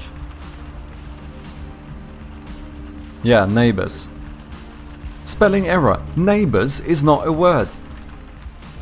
Yes it is. It fucking is. Mad. The utter disrespect, wouldn't you say?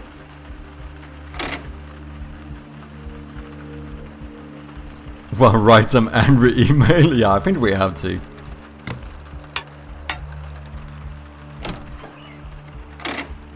Why is the closing sound effect so delayed? I actually don't get it. Why am I searching for Unity?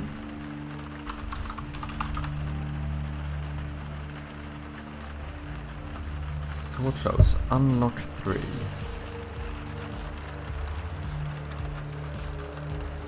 I mean, to be fair though, it is kinda delayed here as well.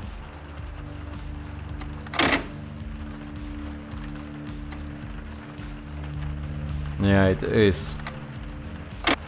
And this is where the impact actually happens.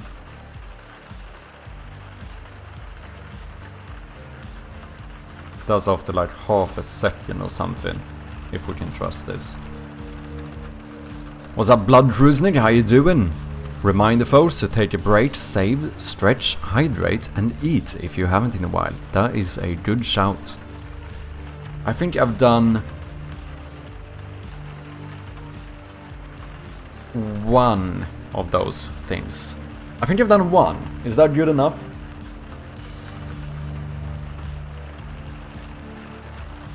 I still feel like I kind of want to buy a new keyboard, not gonna lie. I kind of want one of those like ergonomic keyboards. I keep thinking about it. They're expensive. I feel like it might be worth it.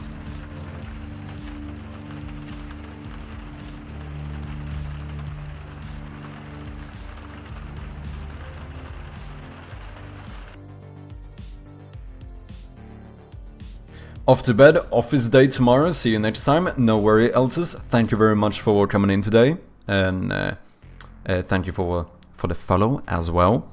I appreciate you, and I'll see you next time. Have a good night, man.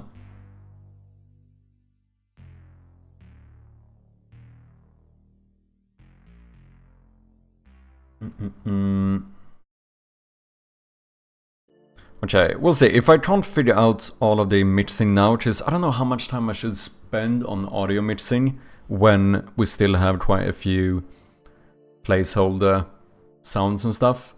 So I might just do a build where I maybe do a disclaimer about some audio mixing being a bit weird. We'll see.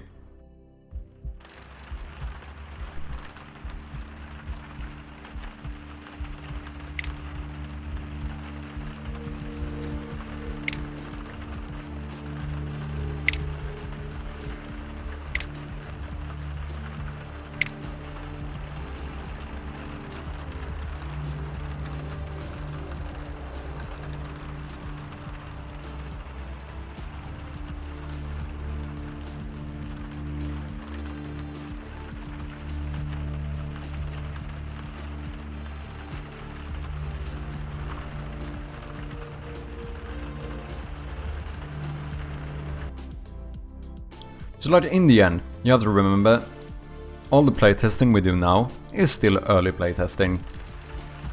I think I can't be too perfectionist about every build I publish to playtesters.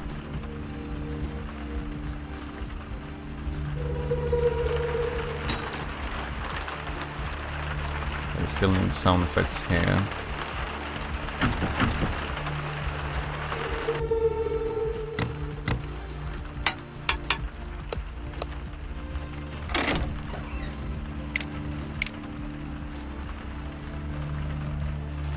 Hold sound effect button hover. I don't think I added that one. Oh wait, I need to make sure I add them here as well. What other thing did I add? I added the room transition, right? Room transition as well as the select sound effect. And now we also want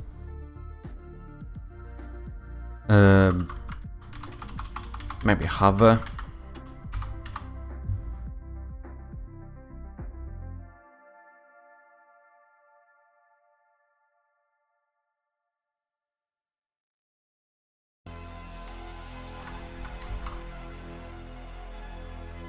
Let's do button hover.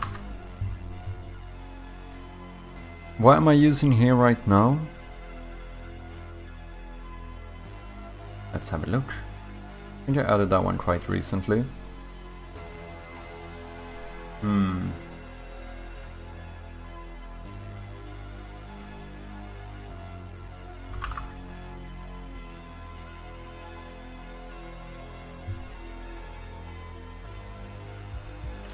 Oh wait, I need to actually change it here as well, right?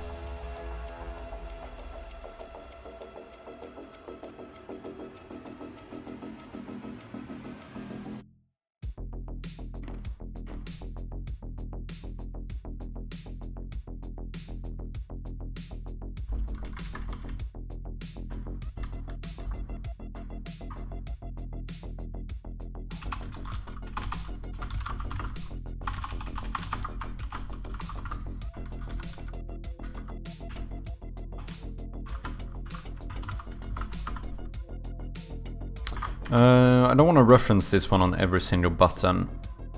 Should I be cheeky again? Because I can't reference it in my audio player either, since that's a static class, right? So I guess I do it in the audio system. Maybe I should do a separate script that holds certain like default sound effects, so I can always find a reference to them.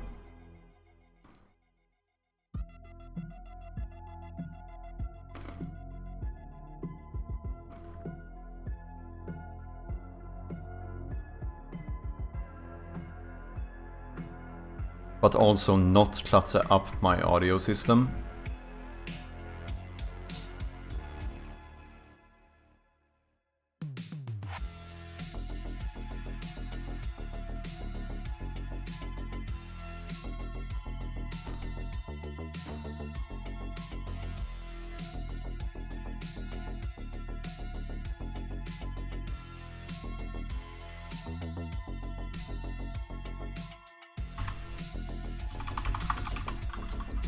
Maybe at some point. Today is not that day.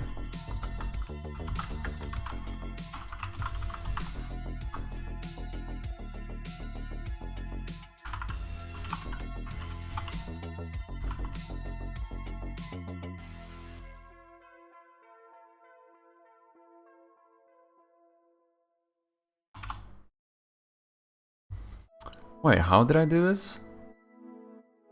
Did I make a new function in here called, yeah, place select, okay.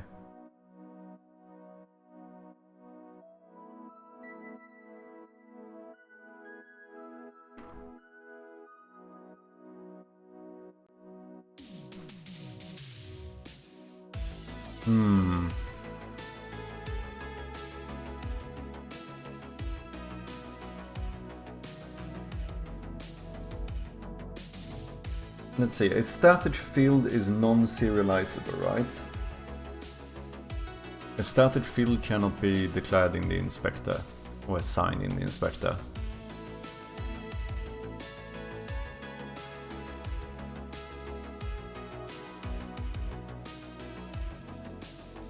If I make a class public, everything inside of the class has to be... Oh, sorry, if I make a class static, everything inside of the class has to be static as well. So that's not gonna work.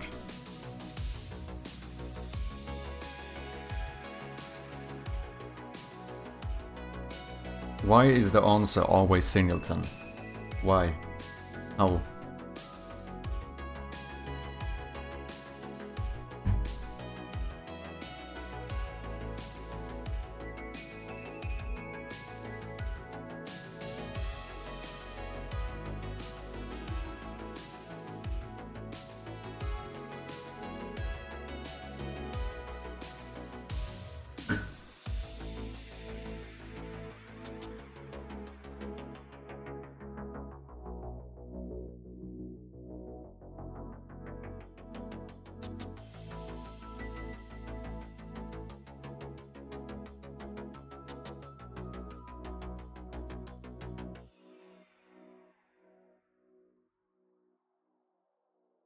What other ways can I do to get ease of access if I'm a lazy developer without making singletons? That is the question.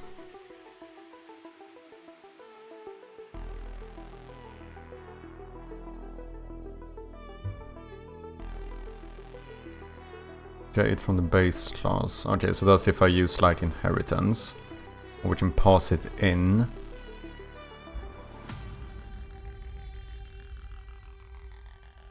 Get from something that's already global.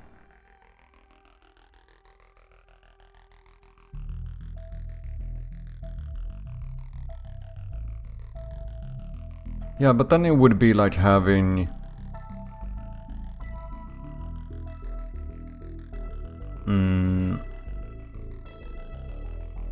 My audio player is static, right? Which means that that one is global. So a field inside of the audio player could be static.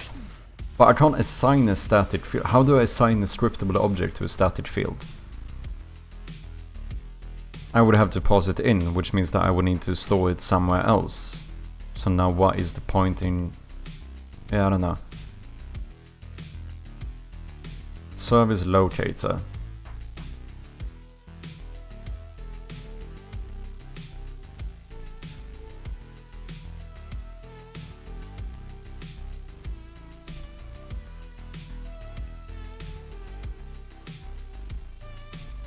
Use a static class, audio system plays sound, or maybe a singleton.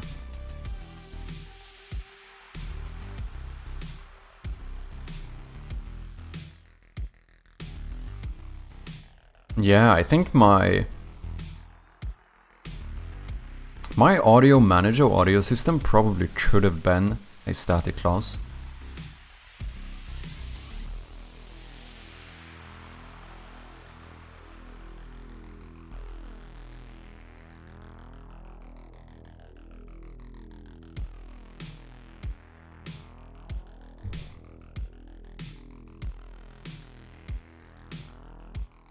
Just I don't know, this feels bad. I shouldn't start making new methods for each sound effect I play. That is not very smart now, is it?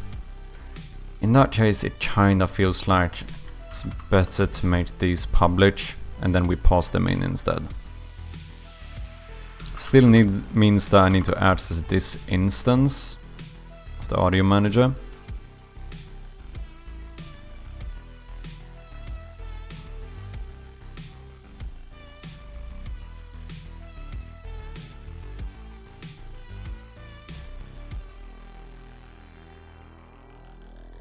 But it should work at least.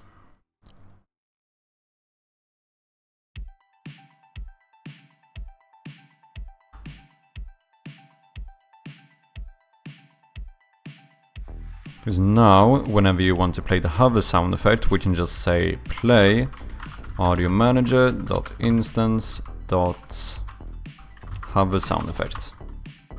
And then of course, since you are now public,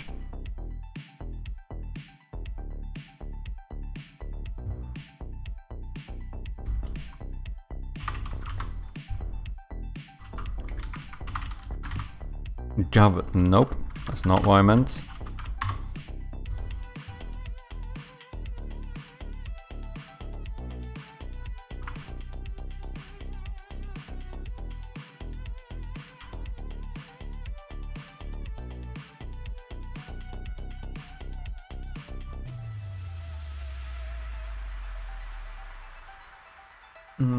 Select one. Do I even use this? I don't think I do.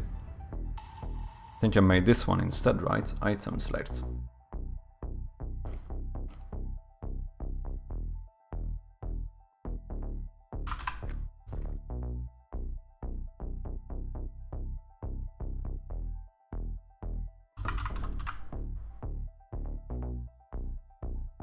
Yeah. Go away. Okay, now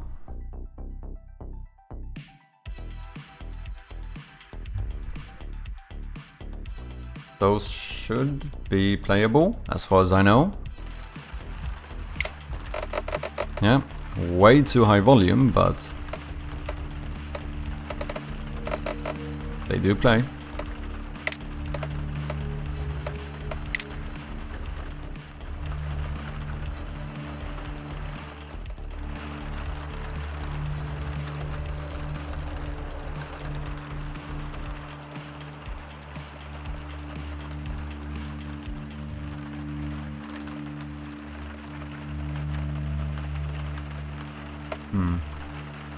I don't know if is my slide effect playing? I can't even hear.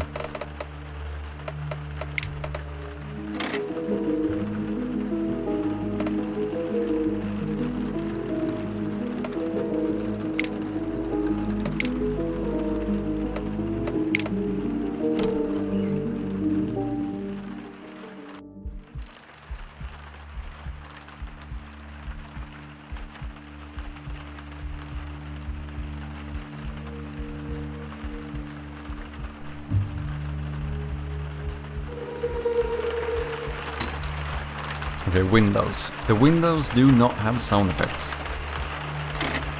They need to have sound effects.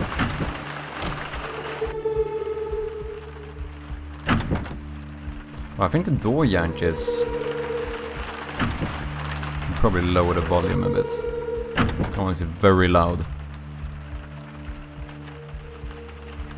I need the sound effect there as well.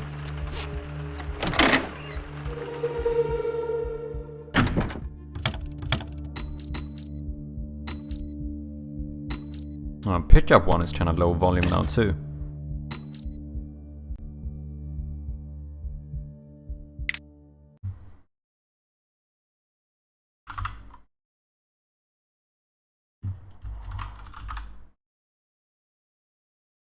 Max volume.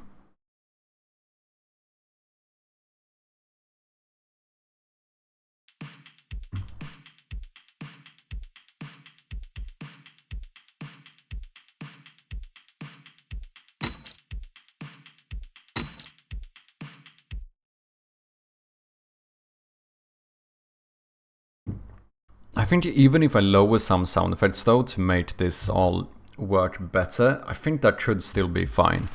Because it would still end up being louder than my game was before. So for anyone who doesn't know, basically we had a little bit, teeny tiny bit of an issue where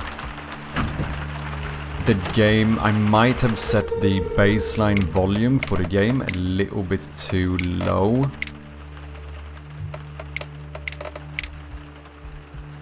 Okay, let's do the windows.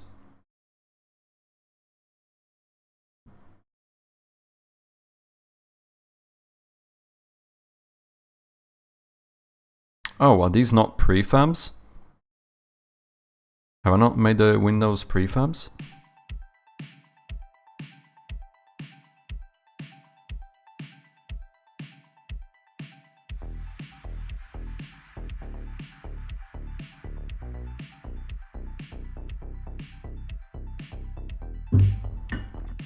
I haven't. Okay, fair enough. That's kinda dumb. Anyway.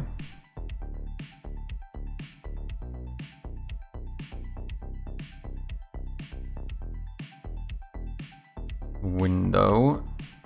Let's have a look.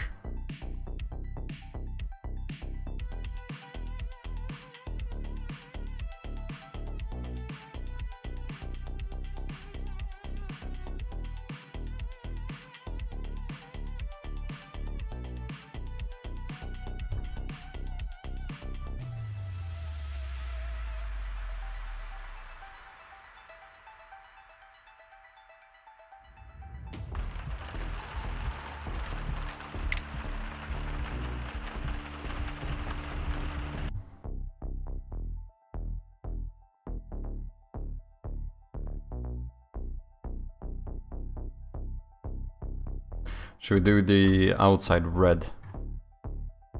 I don't think so.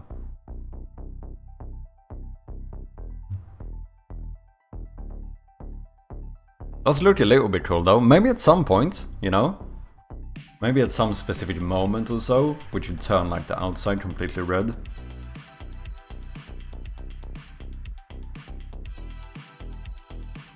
Looks a bit weird now when both the rooms on as well.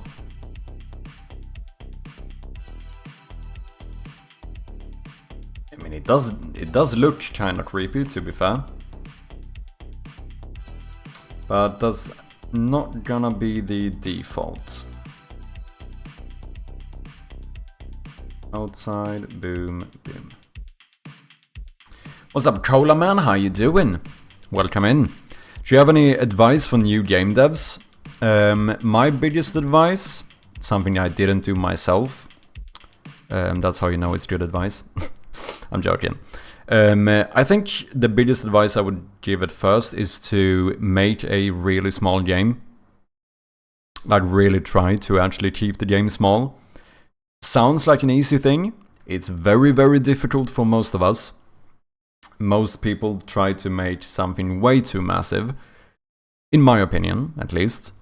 I think the best thing to do is to start off making very simple, small projects and finishing them, because it teaches you a lot about scope management and, you know, having an understanding of the entire process of making a game. And just having finished a game is a good confidence booster as well, I feel like. Whereas if you do like I did and you start off trying to make a massive RPG game, that can be a little bit of a struggle, because it's, for someone like me who didn't know anything about game development, making a full like open world RPG is bloody difficult. It is, you know. It's fun to like consider, but for someone like me who started off with like no experience whatsoever, most of the time it's probably not that viable, even though it might be what you really want to do. But I feel like even though I got somewhere and I learned a few things trying to make that game, I feel like I learned way more doing like the small little projects that I had afterwards. So yeah, I think, to be fair, it's not the most fun thing perhaps to hear, but I do think that would be my number one advice, to just make really tiny games at first. And I'm talking like, when I say tiny games, I don't mean like, because I do understand that especially if you're new to game development, it can be really hard to kind of gauge what is a very simple game and what isn't. Like, I'm talking stuff like, you know, Flappy Bird. Like, Flappy Bird, I think, is a quite perfect starting game to make. Like, these kind of almost one input, simple core game loop types of games, not like, you know, I'm gonna make an RPG game or a open world first person shooter, because that's a lot of systems in there, you know.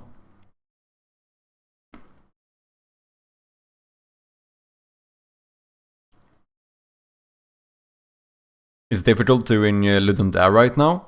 Wait, how so? I've never joined a Ludum Dare game jam. I probably should at some point. I do want to do more game jams, which is also, to be fair, another quite fun thing. But of course, if you would want to join a game jam very early on, should probably take one that maybe has a bit more time than like 24 hours, because I feel like I probably could make a game in 24 hours now, but it would still be really stressful.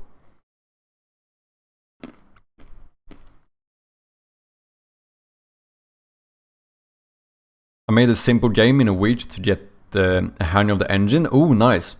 Which engine are you making or using, and what game did you make? Now I joined a small team and we're making a roguelike. Ooh.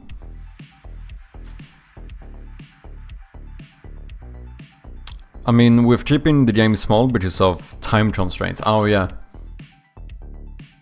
Doing the 72 hour, but first game jam solo. Oh, wait, is it going right now?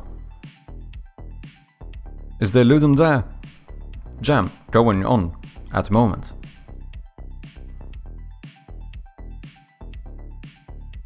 Oh shit, I had no idea. But comp is over? Okay.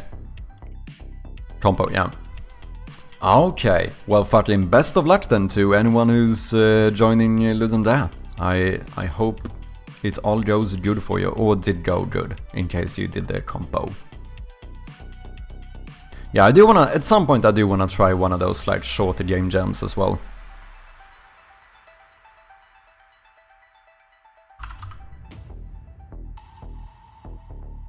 I think that it would be a fun experience to try.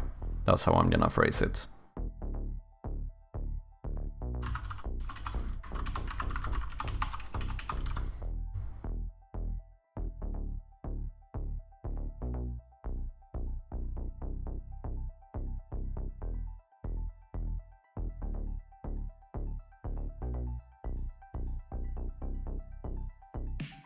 Okay, I think that is all I need. Oh no, wait, we have the broken window. Oh, but to be fair...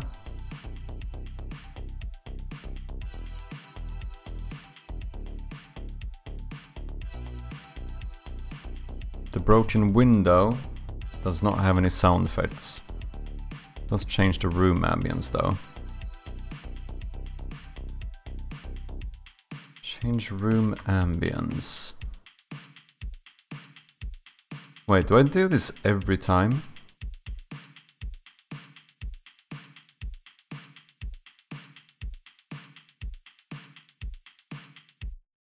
That seems unnecessary.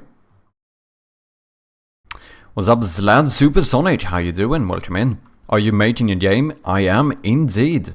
We are making games. We are trying to make games, at least.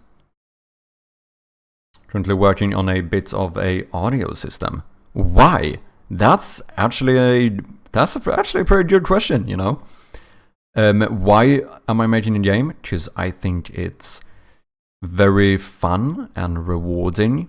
I feel like I enjoy the creative process of like iterating on the game, making it a little bit better piece by piece. I think it's a fun and rewarding experience, and also on top of that, seeing someone else enjoy your game is also a very motivating factor, I would say. Those are some of the reasons why I'm making a game.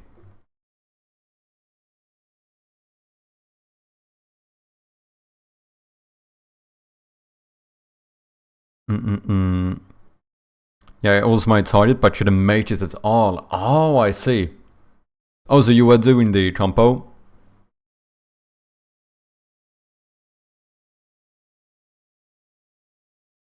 Yeah, for those like small game jams, I mean, scope management is even more important, right?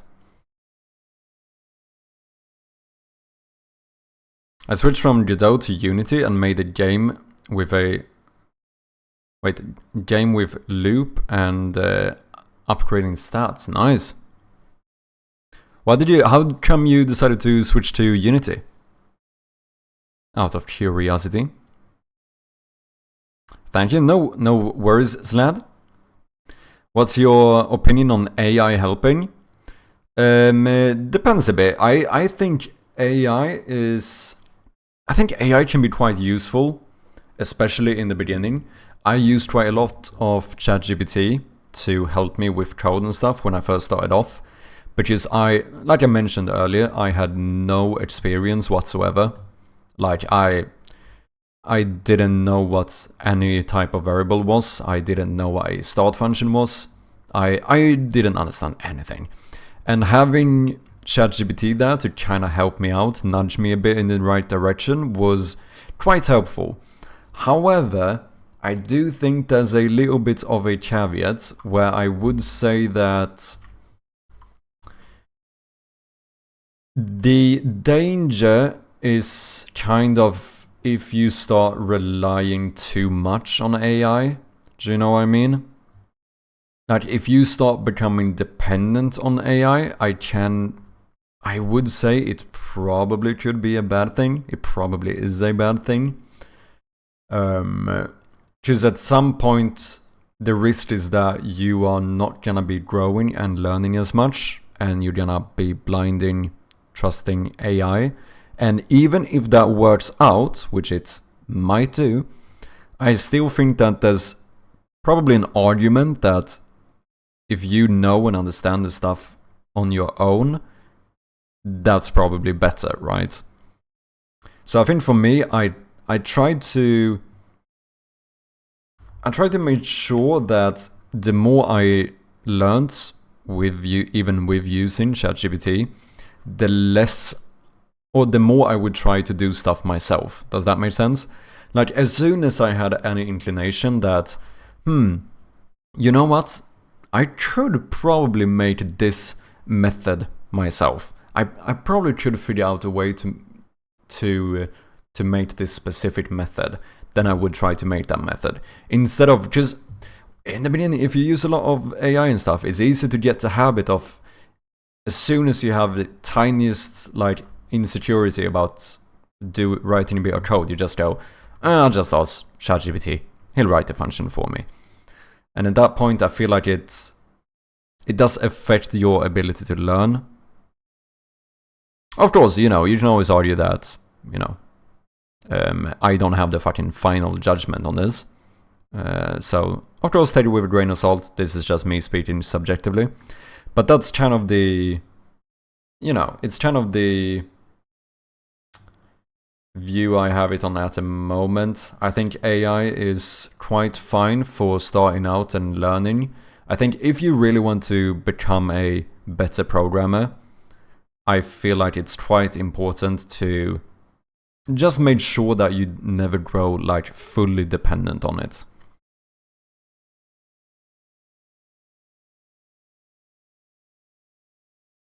Sometimes ChatGPT also makes mistakes. Oh yeah, they do a lot of mistakes. And I think that, if anything, might actually be good in the beginning. Of course, sometimes you could argue that it's objectively bad, but I think learning how to think about and solve your errors and stuff is one of the best ways to actually grow as specifically as a programmer at least.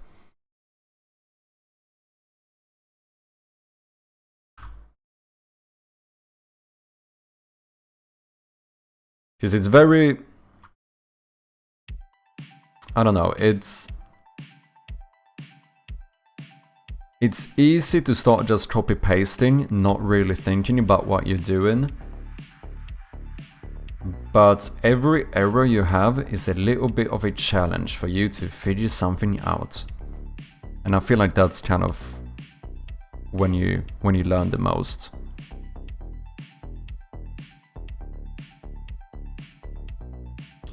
Learning how to like introspect on your own code. Does that make sense?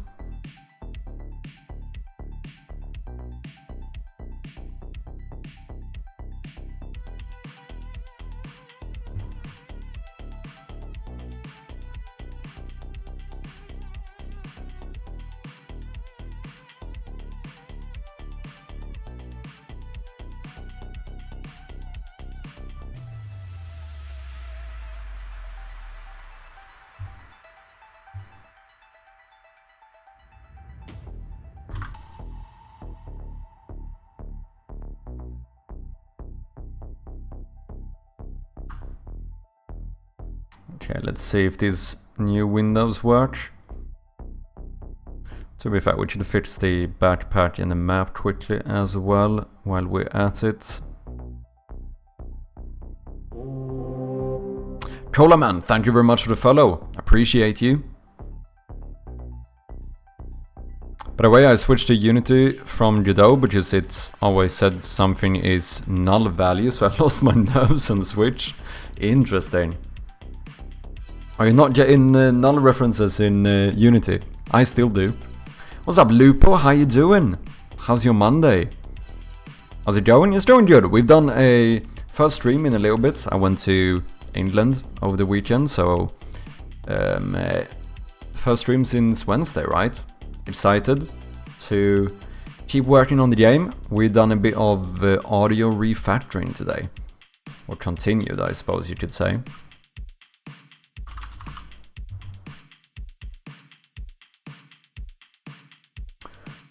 Oh, you know what I just realized? Now when I use scriptable objects, I can't like default these to something. I think I need a audio library. I actually think I do.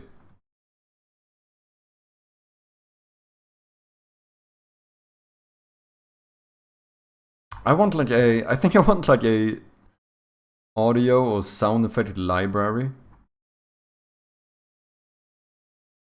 Because then, theoretically, I could default this stuff. So if we take like collect item on click. Whoops. Collect item on click. This one. Play sound effect. Here, I had string sound effect equals pickup. Now, we want to do this using our new audio system, right? However, we have a bit of an issue because I can't default a scriptable object like this. However, I always use the same sound effect. So what if I could say private sound effect is equal to something like sound effect library dot pickup, you know, perfect spelling, but you get the idea. Audio library, maybe.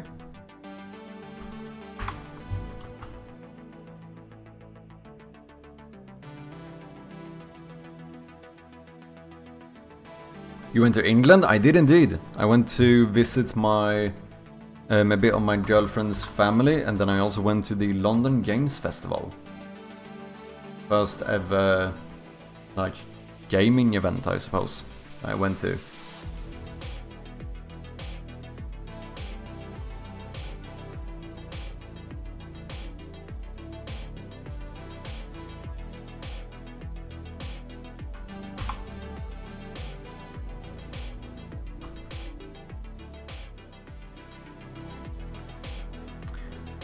Why do you use serialized field instead of just making it public? Because making it public is arguably worse if you don't want public access to it. Oh shit, I just read about this as well. I should have a better explanation for this. Just read a book where they were talking about this, but basically it makes your code more easily understood. If you have some error, it's easier to find where that error is. Because if something is public, theoretically, it could be called from anywhere inside of your game, right? Whereas if something is private, I know that it's only inside here that you could call that one. So it kind of made... So the reason I do serialize is obviously to assign it in the inspector. But then I always do private if I know that this is the only class where I'm gonna actually use this. Is the OCD from C# standards? I do suppose, but there is still an argument for it, right?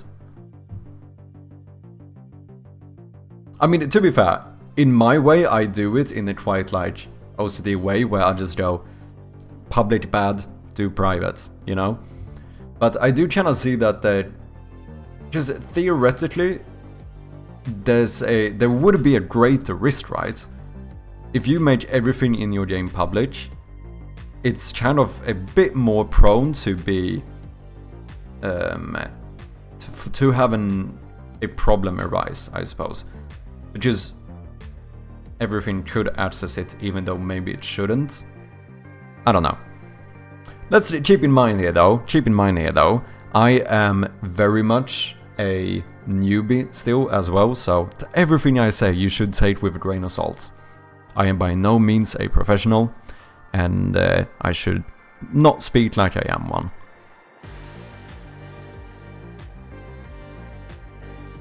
The real answer is that I do it because people that seem smarter than me tell me to do it, so I blindly listen and do it. That's basically it.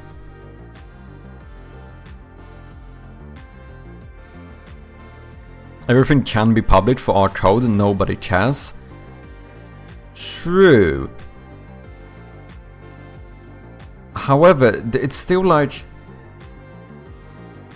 If I would ever be interested in getting like a job as a developer somewhere... It's a bad habit though, isn't it? Even if it would be fine now for my game, because I know no one else is gonna look at this code. It doesn't, what I do and how I do it doesn't really matter. However, I don't know if it's a good mindset to have that be the justification to write shit code. Do you know what I mean? Because I feel like, would I not still end up learning more, growing more as a developer, and getting better if I actually try to write proper code? If I ever would go and, you know, collaborate with other people, or, you know, start working as a developer, the skills I learn developing this one, learning these conventions and stuff, is probably gonna be worth it. You know, that's kind of the way I see it as well. Like, just for example, I've started doing this stuff as well, the convention of like having underscores before private variables. What else? There's a few of these. Not having it on like parameters, only doing lowercase. Is interactable. Since that's a, you know, a method, it would be capitalized. Like, I'm trying to be quite decent at learning all of the general C# conventions, because I feel like why not? Like, if I'm ever gonna work with a team for whatever reason, it's probably good that I know about it. Who knows, maybe they would use some other stuff as well, but in the end, like having some, you know, some idea of how to write what is considered proper code seems like a good thing to me. That's kind of the way I view it.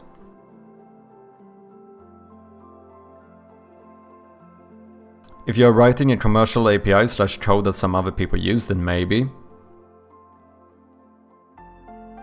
Yeah, but that's the thing. If I ever want to do that, why should I not practice now? I feel like I understand.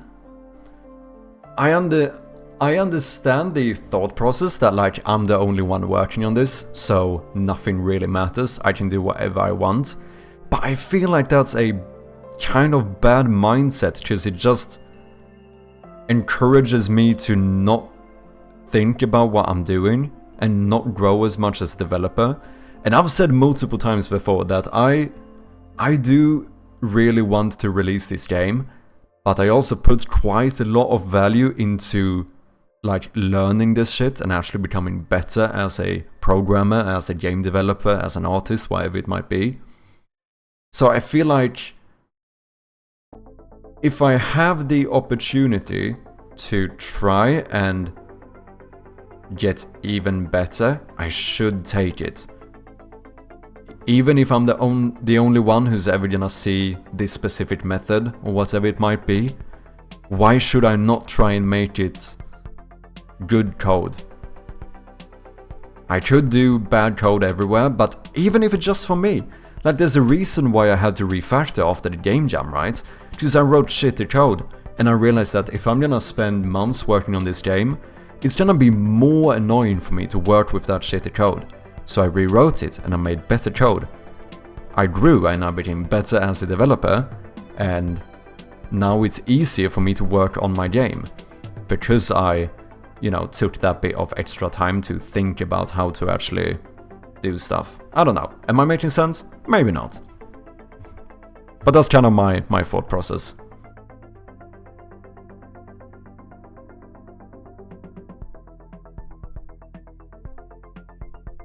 The only reason private public things exist because of commercial / closed source software. Wait, wouldn't it be... What about... Wait, would it not be in open source software? Would people not use the same conventions in open source if people are collaborating? I've never worked in like open source stuff, so I have no clue. You write solid code, Sherpy. Keep it up. Thank you, Tattlebag. Appreciate ya. What's up, Wolfeet? Hope you doing good, man. Nice to see you. Underscore for private variables are a bit of an old convention that people are moving away from. Interesting. I think it still said... I think they still named it as a convention on the Microsoft C# one. Net coding conventions. I'm pretty sure they still... I think that's why I started doing it. Wait, give me a second. Yeah, never mind. I'm pretty sure... Because I think it was when I read this that I started doing it.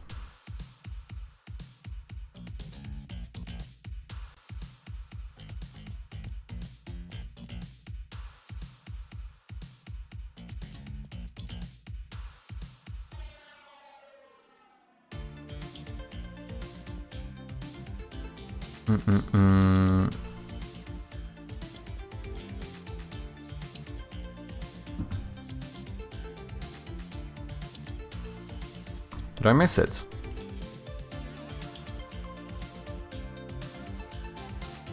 Because I know here, when it's like internal, you don't use it. Did I miss it? Yeah.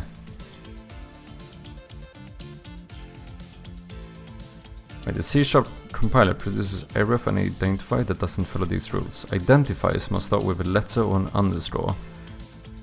Okay.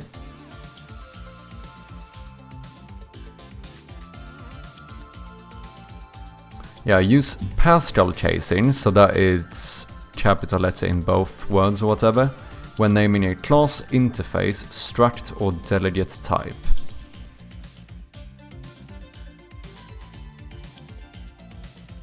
When naming an interface, you do it with a prefix I, yeah. Public members, capitalized.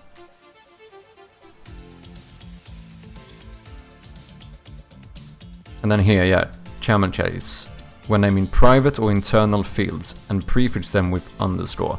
So yeah, here it still says that you should. I think that's why I started doing it. Use camel casing when naming local variables, including instances of delegate type. When editing C# code that follows these naming conventions in an IDE that supports statement completion, typing underscore will show all of the object scoped members. Interesting.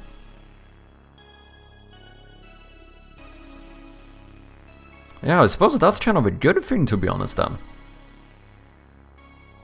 Because as soon, if I'm in here, as soon as I type an underscore, I can see all of my internal variables.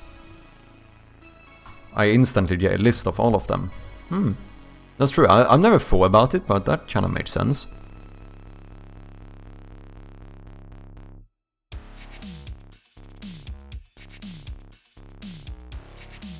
Anyway.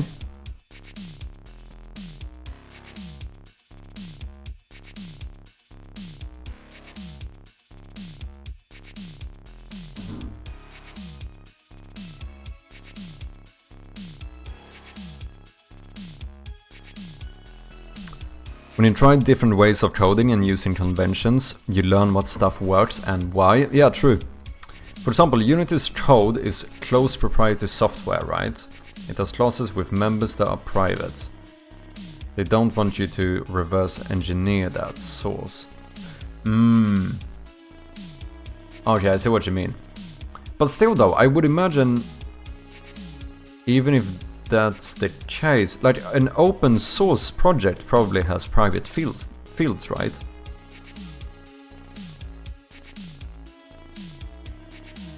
I imagine that's the case, at least.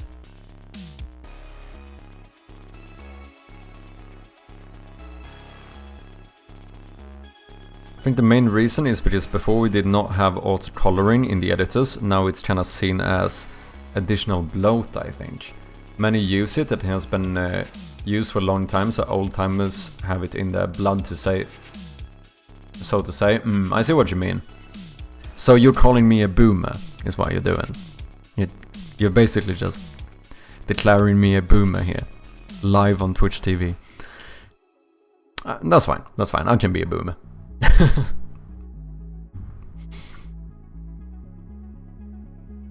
Yeah, but it won't make a difference. Maybe you want to protect from misuses.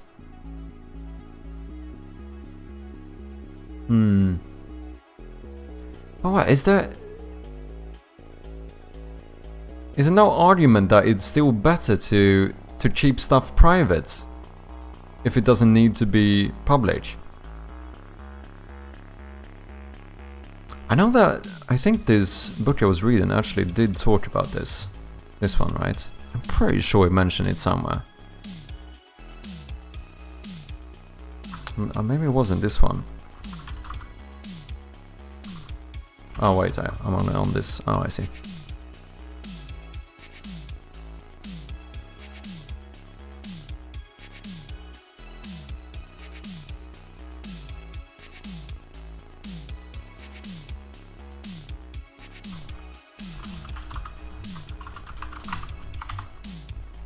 I don't know.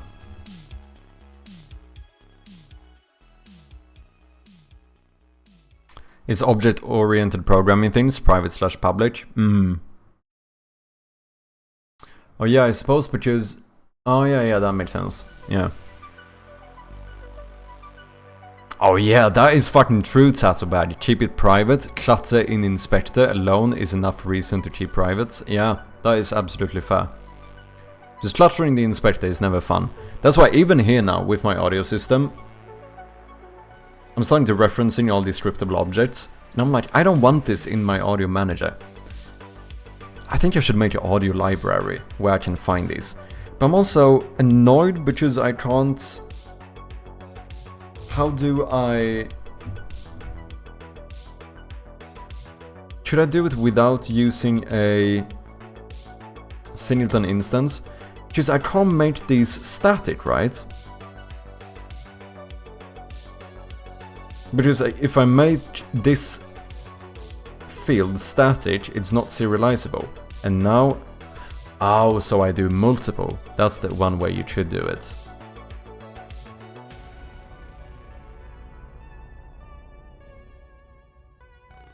I should make one serializable and assign that one to the static one. But that seems like... that's like double the amount of lines.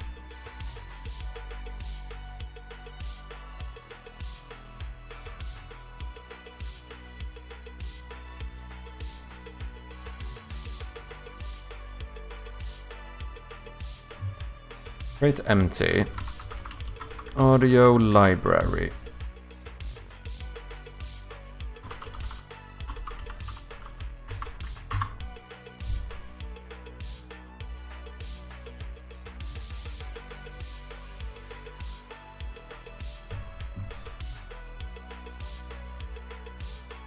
Why IntelliSense? Why you break on me?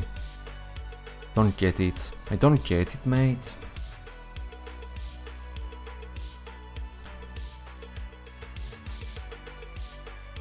There's no reason to have something public to begin with unless you know it will be accessed from the outside.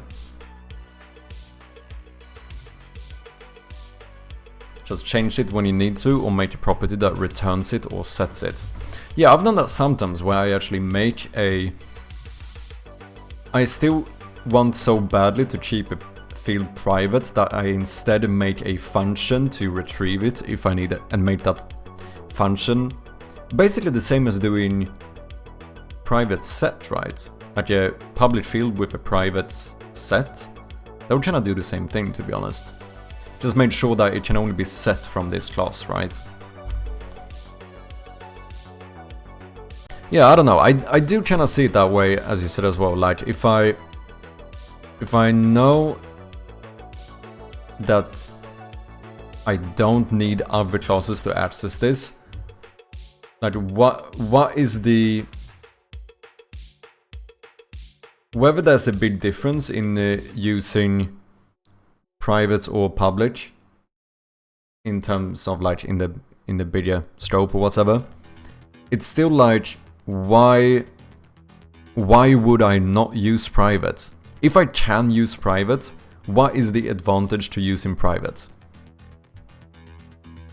I don't know if I can really see one. Whereas I feel like you could argue that with private you still have the, you know, I wouldn't be able to accidentally do something with this variable in another class, because I know I won't have access to it. So that is, you know, it's kind of an advantage in some regard, I feel like.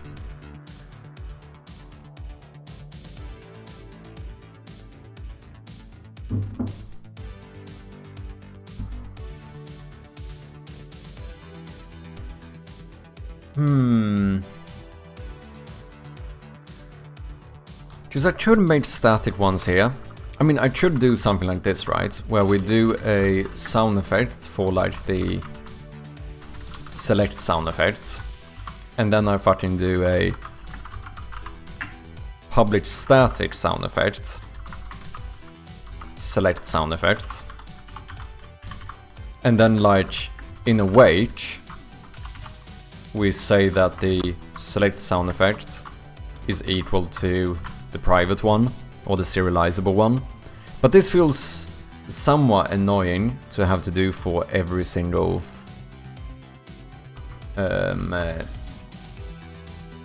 sound. I'm not gonna have as many in this one though. It would have been nice to have this static. I just don't know, I don't think I can make it. This is the only way I know to get around static being non-serializable. What's up, Bit Casual? Overthinking code again, I see. How are you doing? Yeah, that is exactly what I'm doing. Welcome in, man. Hope you're doing good. I'm doing good, I'm doing good. I'm glad to be back. I had a fun weekend in England, but I'm also excited to get back to work, you know?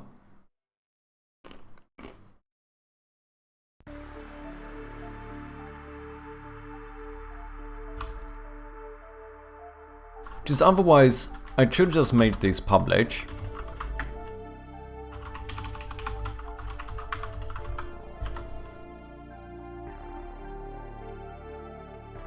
And then even make this into a singleton where I should find these by going, you know, audio library dot instance dot select sound effects. Or I should make the audio manager have a reference to the library. But then it becomes even more annoying because I'm doing this for convenience, right? Because in that case, I would have to go audio manager dot instance dot library dot select sound effect. Like now it's even technically even more inconvenient.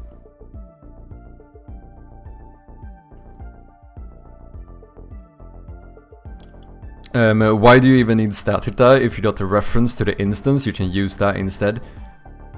True. This is silly, this is silly. This is just me thinking about whether I could make this possible, but the reason I would do it with static is because that means I don't have to type the word instance. So I save one word. Is this over-optimization? Yes, absolutely. Is it still fun to consider? Yeah, kind of. Kind of.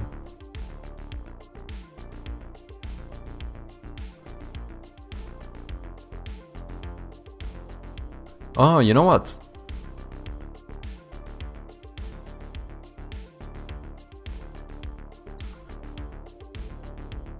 Well, I should have a...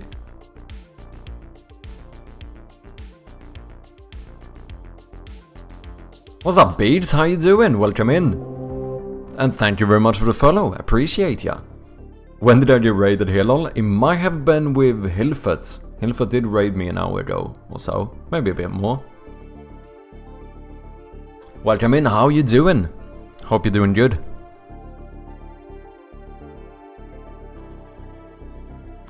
Yeah, I mean the lazy way of making this instantly work is to just go and accidentally make this into a mono singleton or a singleton instance. Whoops, and we're basically done. That's one way of doing it. Where is my audio manager?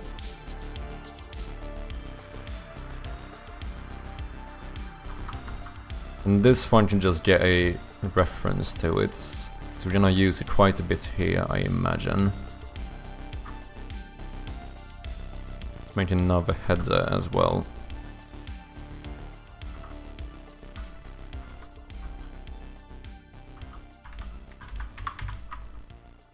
That is not what I meant to do.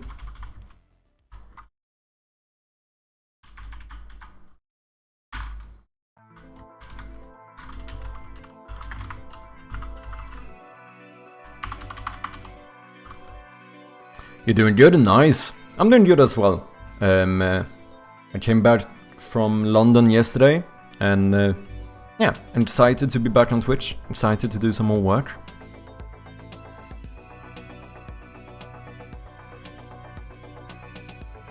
Runner ready in, remember to remove the referrer raid.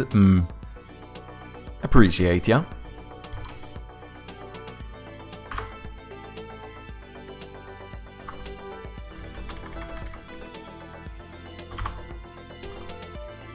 Okay, now we can have this be separate and I don't have to clutter up my audio manager with all of these sound effects.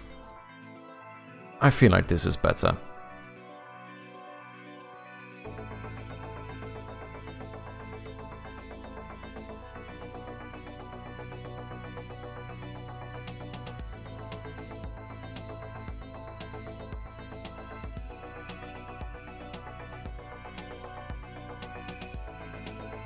So, we remove this. We're gonna get a bunch of errors now. then I think... Well, do you even... Do I get any errors here? Did I actually use that anywhere?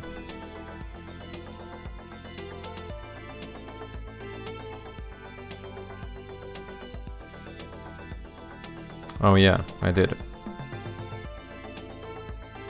Here, place select. I don't... Screw you. Go away. I don't want you. Instead, what I'm gonna do, see, save this. I'm gonna assign all of this stuff, or apparently not, because we have a bunch of issues. Audio manager, we're now gonna turn this into our audio library.instance default ambience. And then I guess we just continue doing this for all of these. Whoops. It's gonna be a couple. I feel like this is gonna be nicer. Am I once again doing a little bit of premature optimization? Maybe.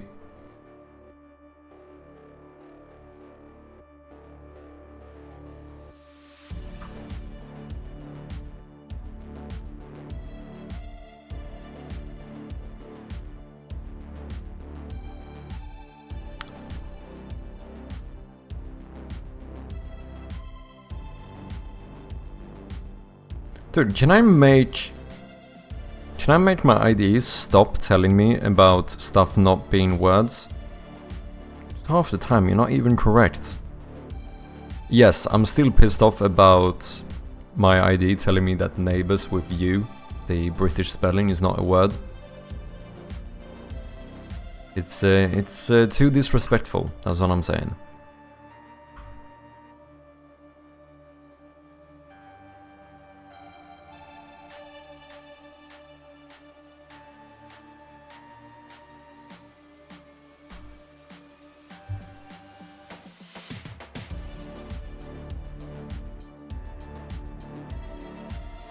Okay, place select. No.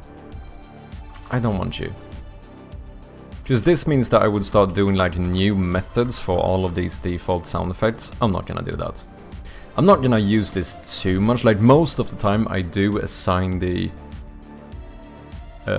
sound effects. But it's nice whenever I call a sound effect through code and I don't want to bother referencing it. Having some of these like most common ones in a little library might be an easy way to get access to it via code, not having to set it in the inspector.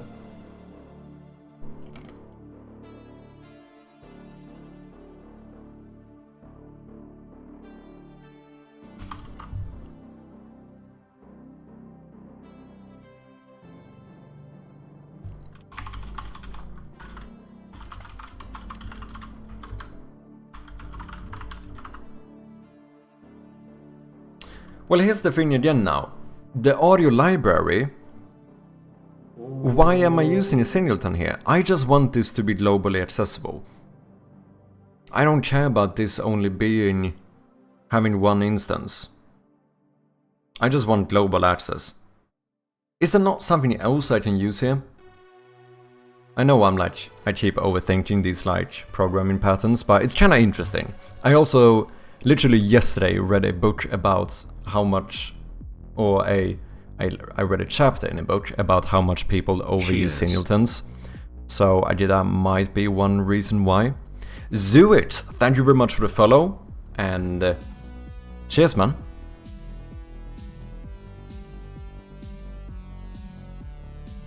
But the only real other way I know of making something globally accessible is to make it static. But if I make it static, I can't assign it in the inspector.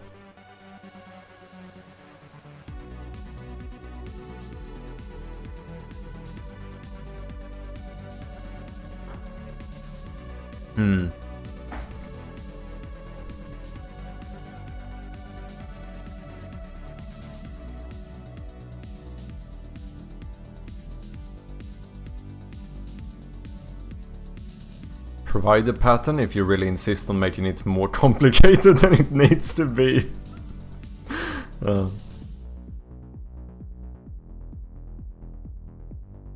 Provide the pattern.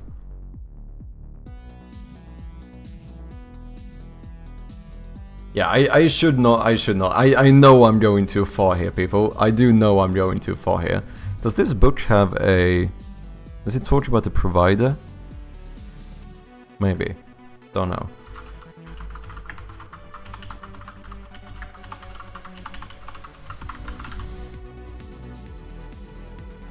What is the provider pattern?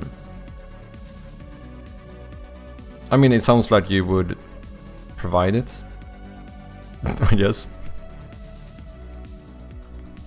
Jättebra kvällen mina kompisar. What is up, Amisis? How you doing? Welcome back, man. Hope you're doing good. Singletons in Unity is considered okay, while in other applications is frowned upon. Yeah, I do think, in the end, I am never gonna say that I'm one of those people who, like, will never use a singleton and think they're absolutely horrible. No, I still use quite a lot of singletons. But this is also, a lot of this is just for, because I'm curious to learn whether there is another way of doing it.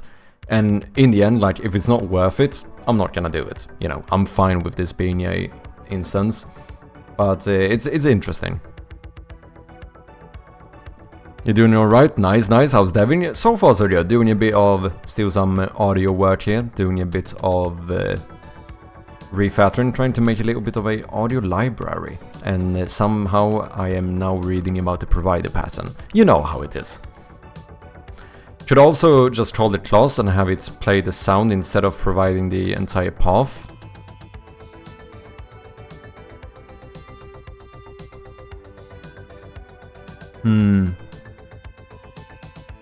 But I would still need to pass in a parameter, because otherwise it's also like, I guess I could... But then I would start making like new functions for each one, and that seems unnecessary. Because this is mainly about me just wanting to find the reference to it, right? Because before I did make it so I could do like audio manager.placeSelect, but then I hard code it, and I don't know if I like that. Because that means I have to do a lot of it. I mean, not really. I'm just gonna use this for a Don't forget to save. For a handful amount of sound effects anyway. Probably should save. I don't think I've done a single commit yet. Whoopsie.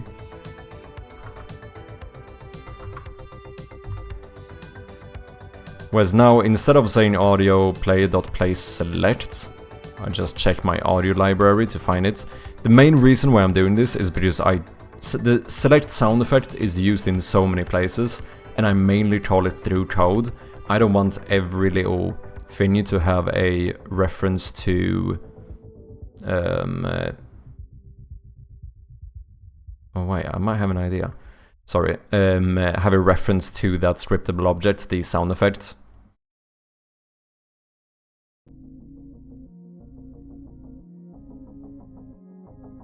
If you cannot answer why Singleton is good or bad in your particular use case, instead of relying on smart Redditors, then you're probably overthinking.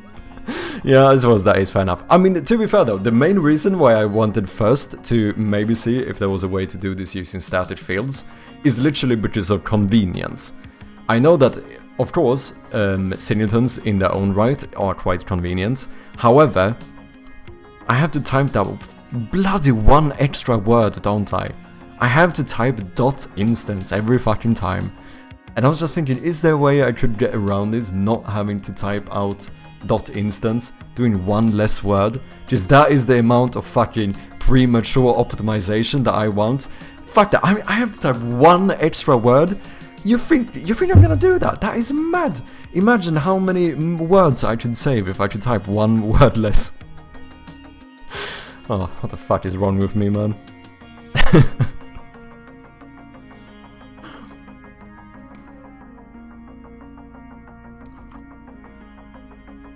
But then again, my only solution to that would be static, but static is not serializable, and now I have an issue.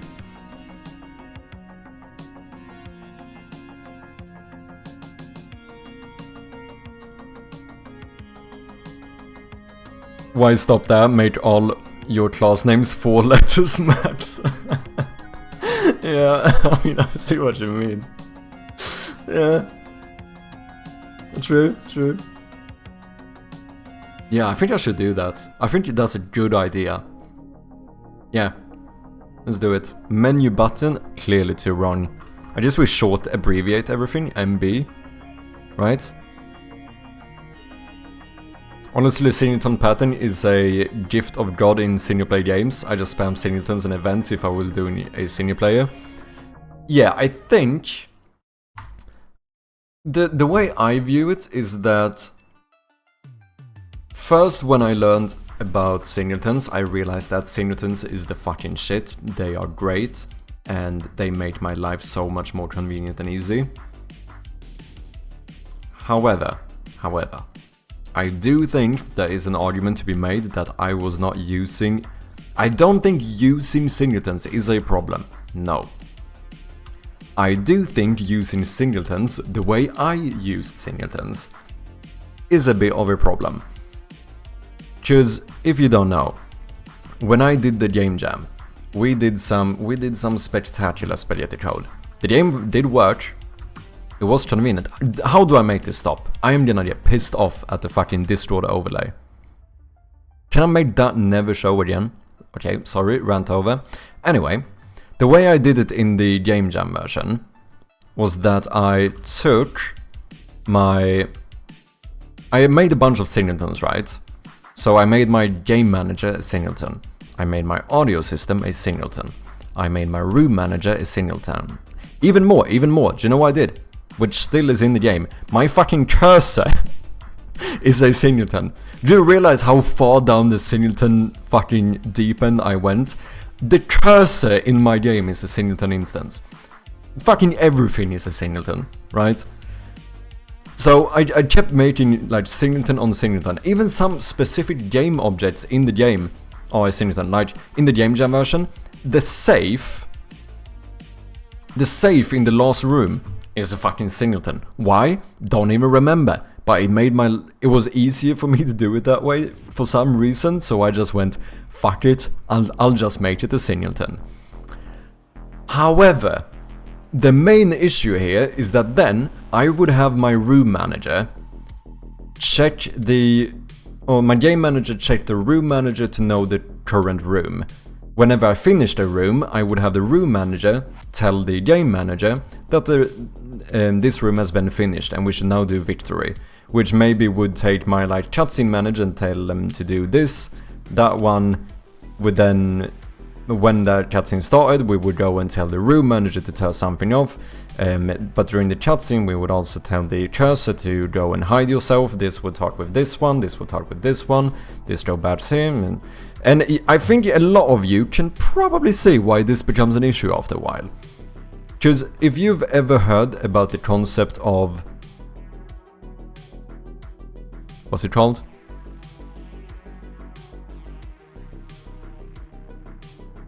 Encapsulation.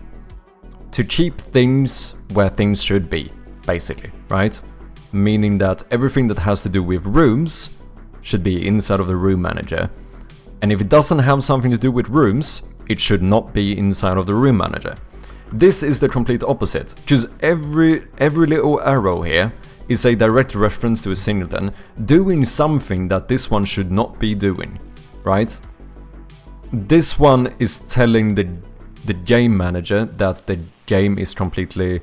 that you finished this room, therefore the game manager should do this and that. No. If anything, what we do now, which I think is better, is that this one would just publish an event, right? Saying basically to everyone that, oh yeah, this room is finished. And then if these write, or if these want to do something, they just listen to that event. But there's never, like, the room manager would never have, like, a hard-coded thing to tell the game manager to do something.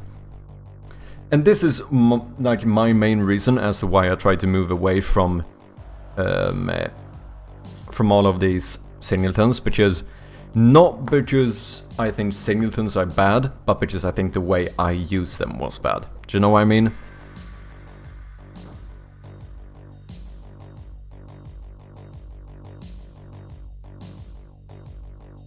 Ivory Tower programmers never ship anything. Was an Ivory Tower programmer. Should I know? Probably. Do I? No. Singletons can be a problem too. If you're switching scenes, then you've got to be mindful about when you initialize the singletons to not fuck everything up. Yeah, a lot of the times I find that, what do you call it? The code execution order can be a bit of an issue.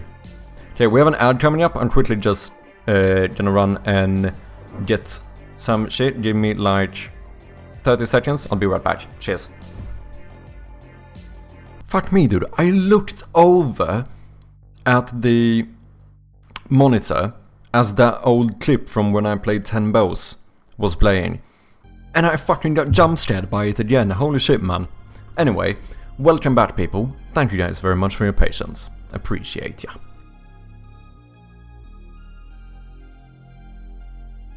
Just write a guard in the getter that initialize it on the first time it is accessed. You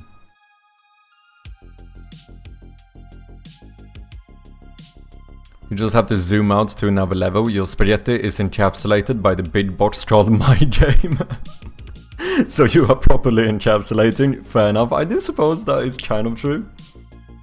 Yeah, like this is the game, so technically this is encapsulated, right?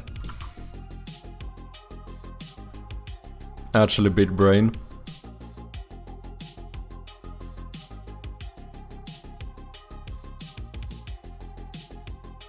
So basically you could have just had the main game master singleton with references to all those classes and calling them appropriately.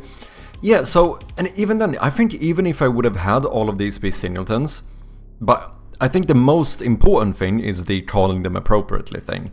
Because the issue here, right, is that I'm looping stuff, right? Like this one tells this one to do something, while this one tells this one to do something. Like there's infinite amounts of like back and forth loops, which just becomes very confusing after a while.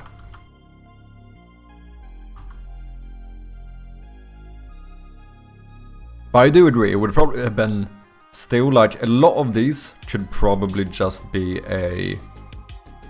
Like I could have like my game manager just have a reference to the room manager if I ever need to call that one for something. That would work, to be fair. But I think my main issue before is not really in regards to like... I mean, some of these are a bit overkill. Like the fact that the safe and the mouse cursor is a singleton instance. Yeah, it still is, by the way. It still is. Just if anyone thinks that it isn't, I am quite sure that if we go down and look at my mouse cursor script, this is a fucking mono singleton. Even my cursor is a singleton.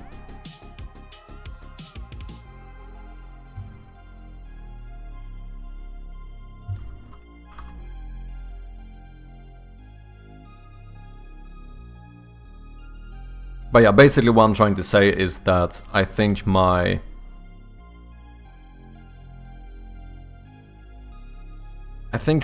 main issue was how I used them, not the fact that I did use them.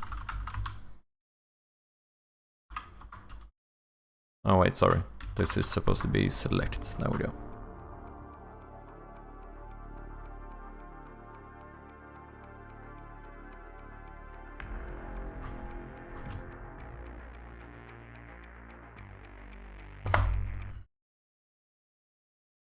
Did my music stop?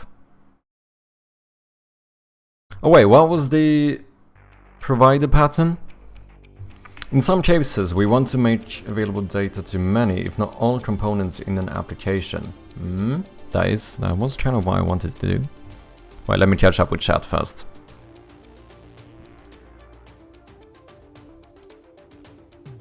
Having multiple files is so last year, make your entire game inside of main.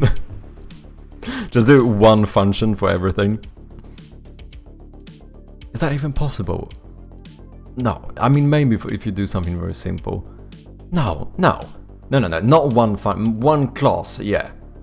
One class is definitely possible. One function, can you do an entire game in one function? I mean, yeah, you could. Of course, you could do it. But like, you could not make a complex game like that, no way. Right? Maybe you could. Because could you not like do stuff where you would... Is there not a thing you can do where you can jump to a line in code? So you could kind of use lines as methods instead, like, if this, then jump to this line. Oh fuck, you might be able to do it. Like one class, you could probably make a surprisingly complex game with one class only. It wouldn't be fun to make it. But yeah. The forbidden knowledge of go-to and labeled statements. Yeah, go-to, that's one, right? I've heard someone... I've never used it, but I think someone spoke about this on some podcast I was listening to.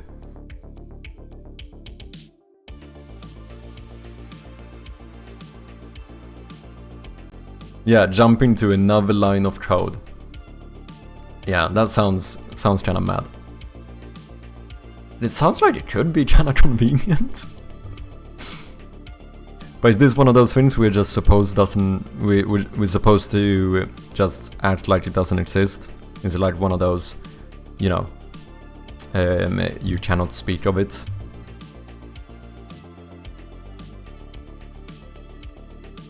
It's useful, but it's easy if it's easy to foot gun. Yeah. Important to separate stuff in a wait and start, and also sometimes make change the execution order. Yeah, I do actually have to go in and play around with the execution order every now and then when I realize that something has not been initialized at the right time, you know. But I think that would be kind of hard to not ever have that be a problem, right? Like at some point you're gonna have to change the execution order if you're making a big enough game, right? I feel like that's the case. My biggest problem with so much. Sorry, I couldn't even try to read it seriously because I had a funny thought where I went, fuck, should I start every time Amise sends me a message in the chat, should I try to read it in like Finnish English? Should I try and do like a broken Finnish English accent every time he says something? And he made me laugh, so I couldn't even finish the sentence. I still haven't fully decided against it, by the way, just to be clear. I feel like I would need to practice it though. English or Finnish Swedish is simpler, I feel like, because I've heard it more, I suppose. Well, it's just monotone, right? That's the thing. I just need to, as a Swede, I need to remember to just be fucking more monotone. My biggest problem with singleton managers has been race conditions. Is that, how is that? I think I went a little bit melodic there at the end. For example, I use my event manager that is a singleton and can't really start listening to events and other managers, because they're executed at the same time. I don't know what the fuck I'm doing now, sorry. I'm just going back and forth. So how is it then? Should you do others on a wait, or should you have master manager that initializes all the other managers? Oh my god, the book I was reading actually made a joke about this. A manager, right? That's what you want. You want a manager. It was even during the... I think it was doing this during this one. I mean, I guess you should have made one. It was actually kind of funny. This is also, even here, it's kind of funny. This chapter is an anomaly. Every other chapter in this book shows you how to use a design pattern. This chapter shows you how not to use one. Fucking hell, immediately against singletons, you know. But where is the one? I'm getting a little Italian vibes now. Fuck, man. I need to... Satana perkele! I need to get into my Finnishness. I need to let my Finnish roots fucking flourish inside of me. I need to stop. Why am I turning Italian?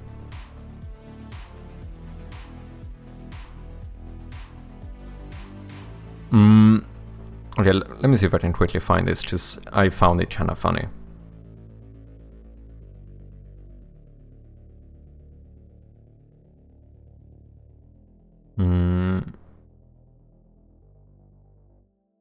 Here. What we can do instead is see if you need the class at all. Many of the singleton classes I see in games are managers. Those nebulous classes that exist just to babysit other objects. I've seen code bases where it seems like every class has a manager. Monster manager. Or monster manager. Particle manager. Sound manager. Manager. You remind me of that one. I thought it was kind of funny.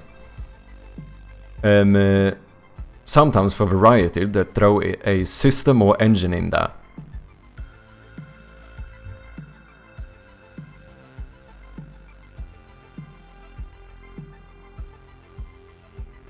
No! Who would do such a thing? What do you mean? But still the same idea. Yeah. I do suppose that's a thing as well. A lot of people do talk about this thing where, like, isn't technically speaking having managers at all is kind of, weirdly enough, going a little bit against object-oriented programming. Because isn't kind of the point with object-oriented programming that logic is supposed to be like encapsulated in the object itself? So rather than having a monster manager, all the monster logic would be inside of the monster.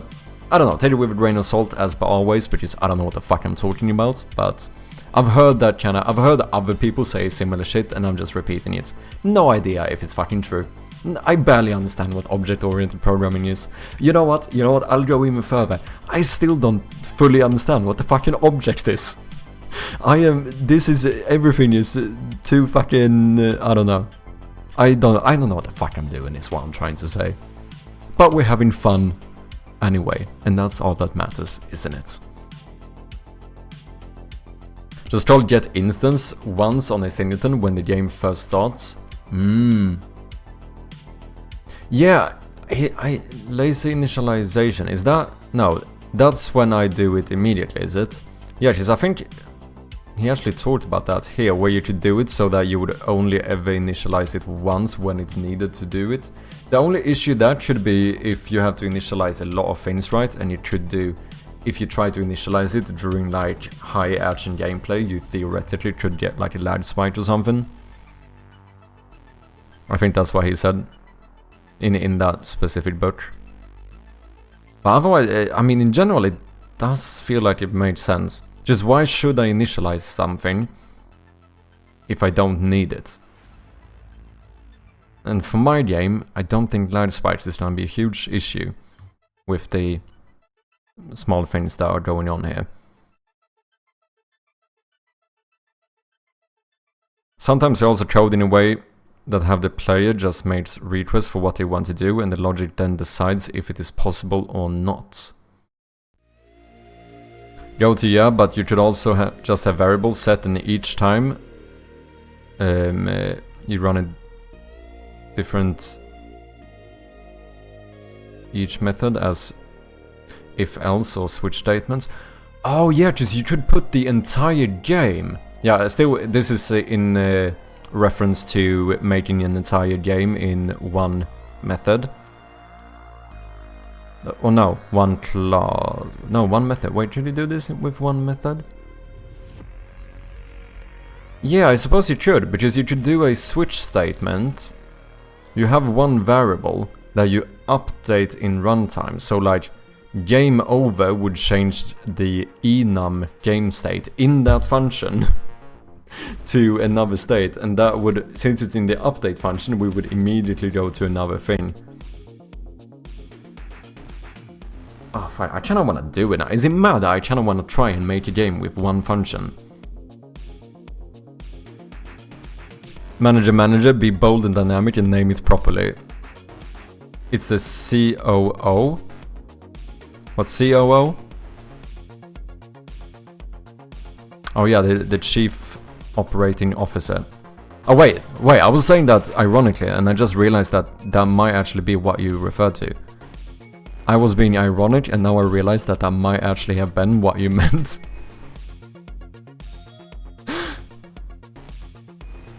Is that what you meant? Wait, is that what you meant? Or is it not what you meant?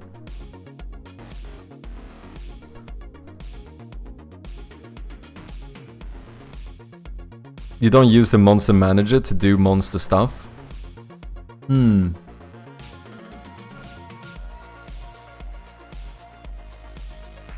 you? Just like my room manager. I cannot do room stuff in my room manager, right? I do suppose that managers tend to be a little bit, rather than handing the... I mean, but even with the fucking rooms, I do suppose that my room manager kind of handles the state of the room. No, it doesn't. Because the state of the room is technically saved in the game object, as in like what's activated and not, destroyed or not. Yeah, really what it does is to say which room should activate.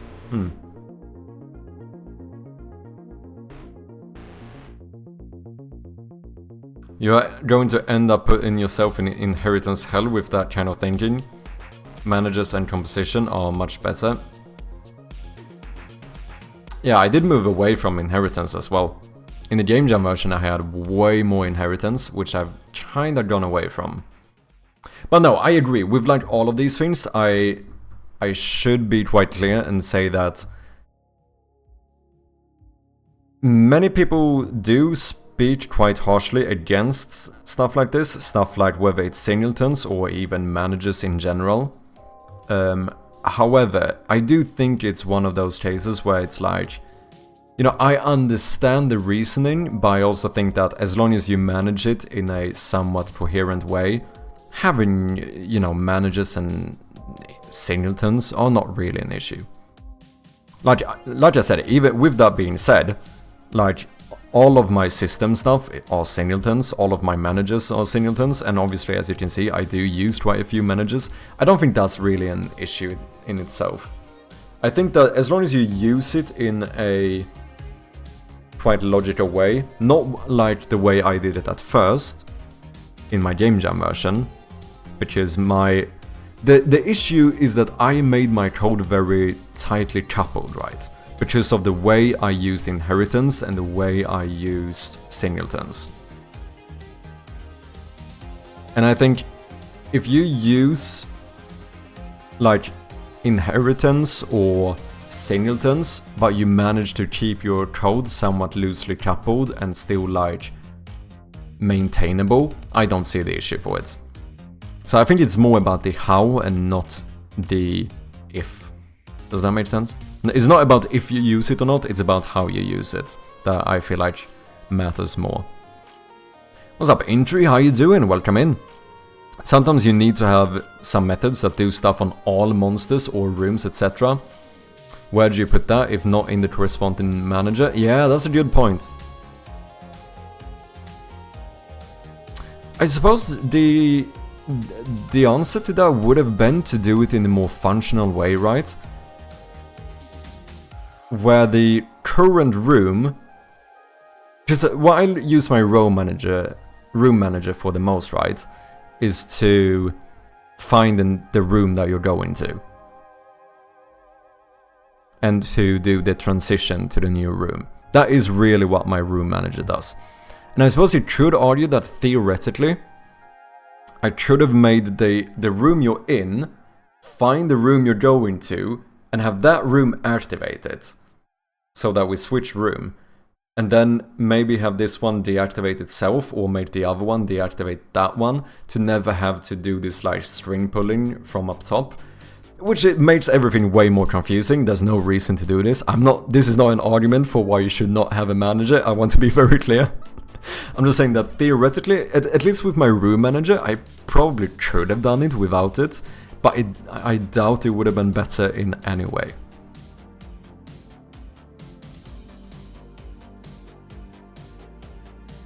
Counterpoint, they are singletons, so they are meant to be around once for the entire duration of the app. So just initialize them when you launch your game. Reduce your cognitive load. Yeah. Well, that makes sense. Which is what I'm doing right now, at the moment, right? Because I initialize all my singletons in the await functions. And the only thing that, obviously as we spoke about earlier, the only thing I really need to do is that every now and then I have to go in and change a bit of the execution order. So I got like my version manager, audio manager, game manager, room manager, and apparently the monster. I'd like set up to initialize in a certain way. But there's no like real thought process behind this. What happens is that the room manager, or let's say for example say that the room manager tries to call something in the game manager, but the game manager had not been initialized yet. Well, then I just add the game manager and I put it on top, and I just keep doing this whenever I have an issue. I don't really see that as a big problem. Because I think it makes more sense to just initialize this shit straight away. That seems a little sus to me as far as I know. Oh wait, what?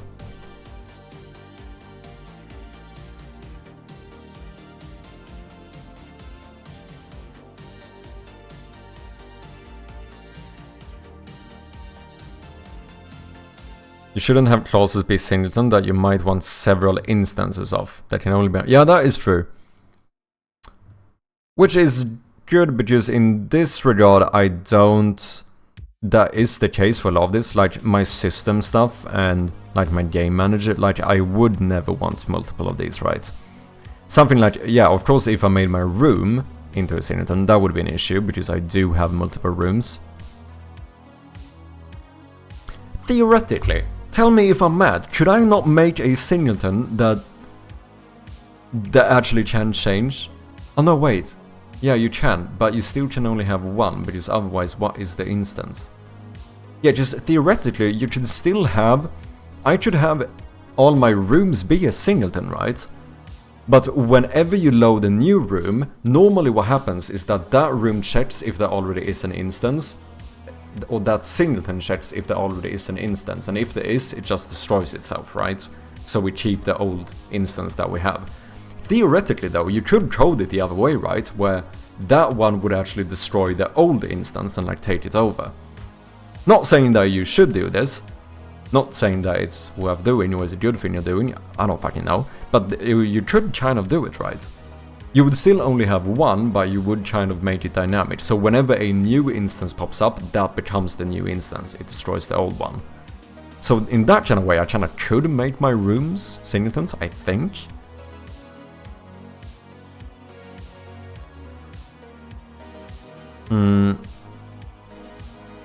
If you're really an object-oriented programming purist, then you would not have a room manager, but instead have something like a house or a level, which would have a collection of room and then be able to perform actions on them. But at that point, I feel like, are we not just being pedantic about naming? Is that not a manager?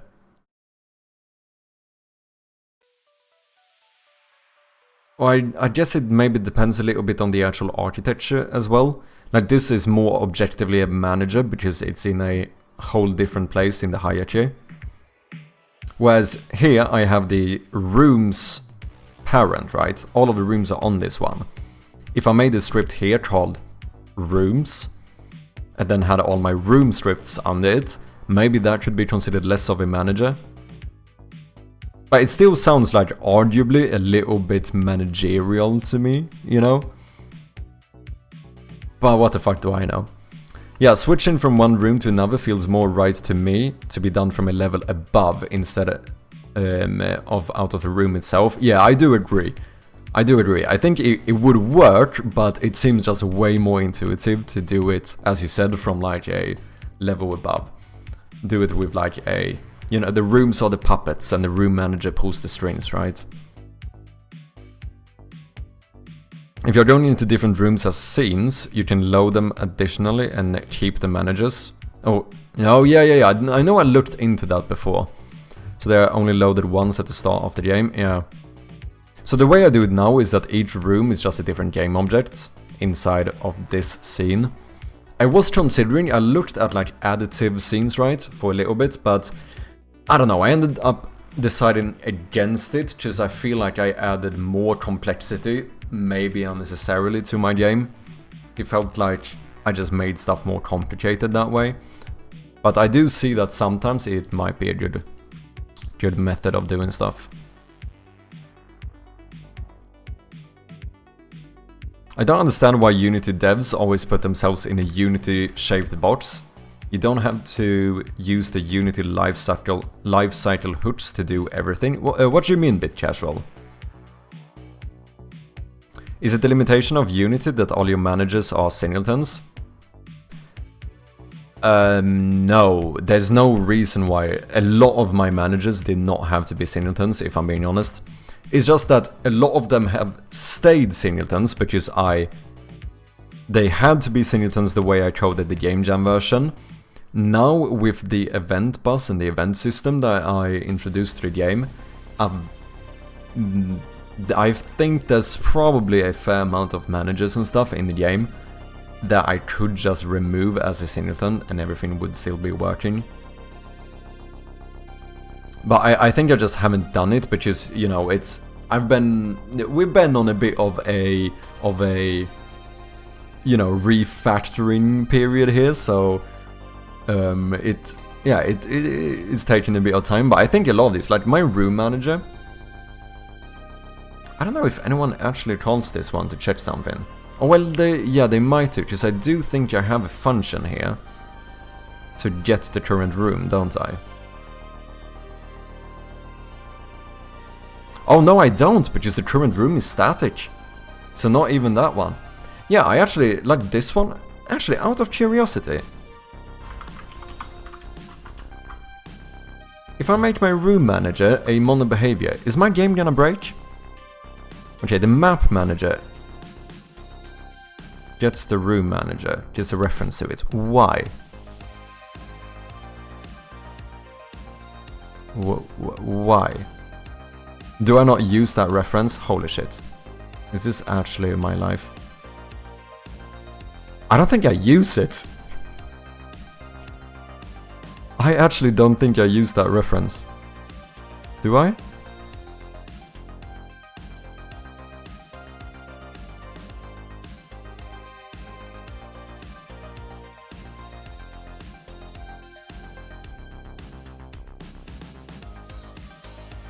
Neighbors, contain neighbors, how do I get the neighbors?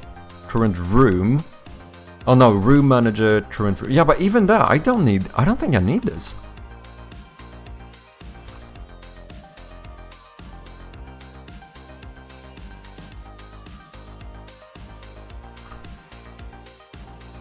But I actually don't think that my room manager needs to be singleton no more.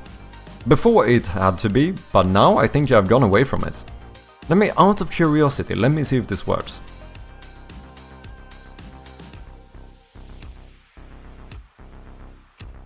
Okay, maybe not. Game manager. Oh wait, this has to do with audio though, so this might be something else actually. Oh, my audio library. Yeah, this is execution order again. I don't think this instance exists yet.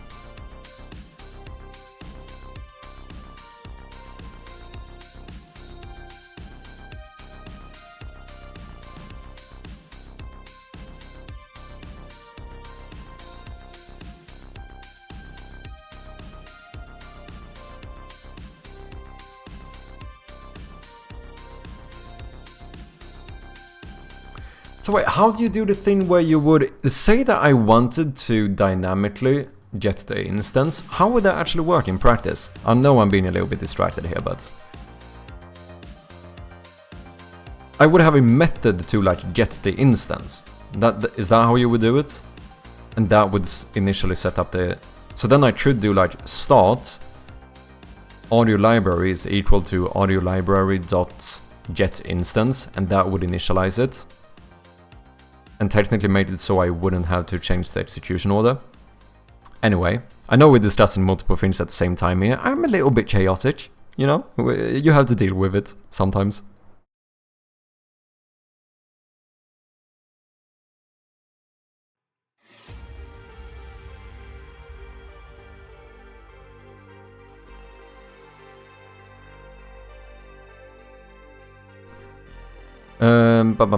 Let me finish the chat here, because theoretically you could have multiple universes with each having a manager for its rooms and a manager for its monsters. Yeah, why limit to one universe by having all your managers as singletons? No, yeah, that's absolutely fair. But like I said, I think the main reason why these were managers is because I before I did call the instances all over, it was basically ease of access, right? Like the main reason why I used singletons was ease of access. The global access is actually what I wanted. But a lot of the time it's unnecessary, because like now I realize that most of the times where I would ever check the instance of the game manager, it would be to get the state of the game. Well, why not just make the specific state of the game static?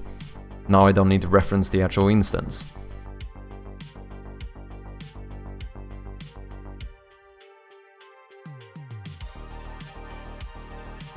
And here I have some old stuff that checks if the game is over, but that I should probably remove now as well, because I do have a game over event. But yeah, as you might be able to tell, we are still like somewhat in the midst of this big refactor. Even though I've been refactoring for a very long time. I need to get out of... At some point soon, I'm gonna need to get out of my refactoring habit. I really do. I know I'm going a bit far, but the thing is that I think the bad thing for me personally is that I enjoy learning so much that I kind of enjoy refactoring, because I feel like you learn a lot by refactoring, because you think about systems in a new way. You're trying to come up with better ways of doing stuff. But I do notice that I might get a little bit too excited refactoring sometimes.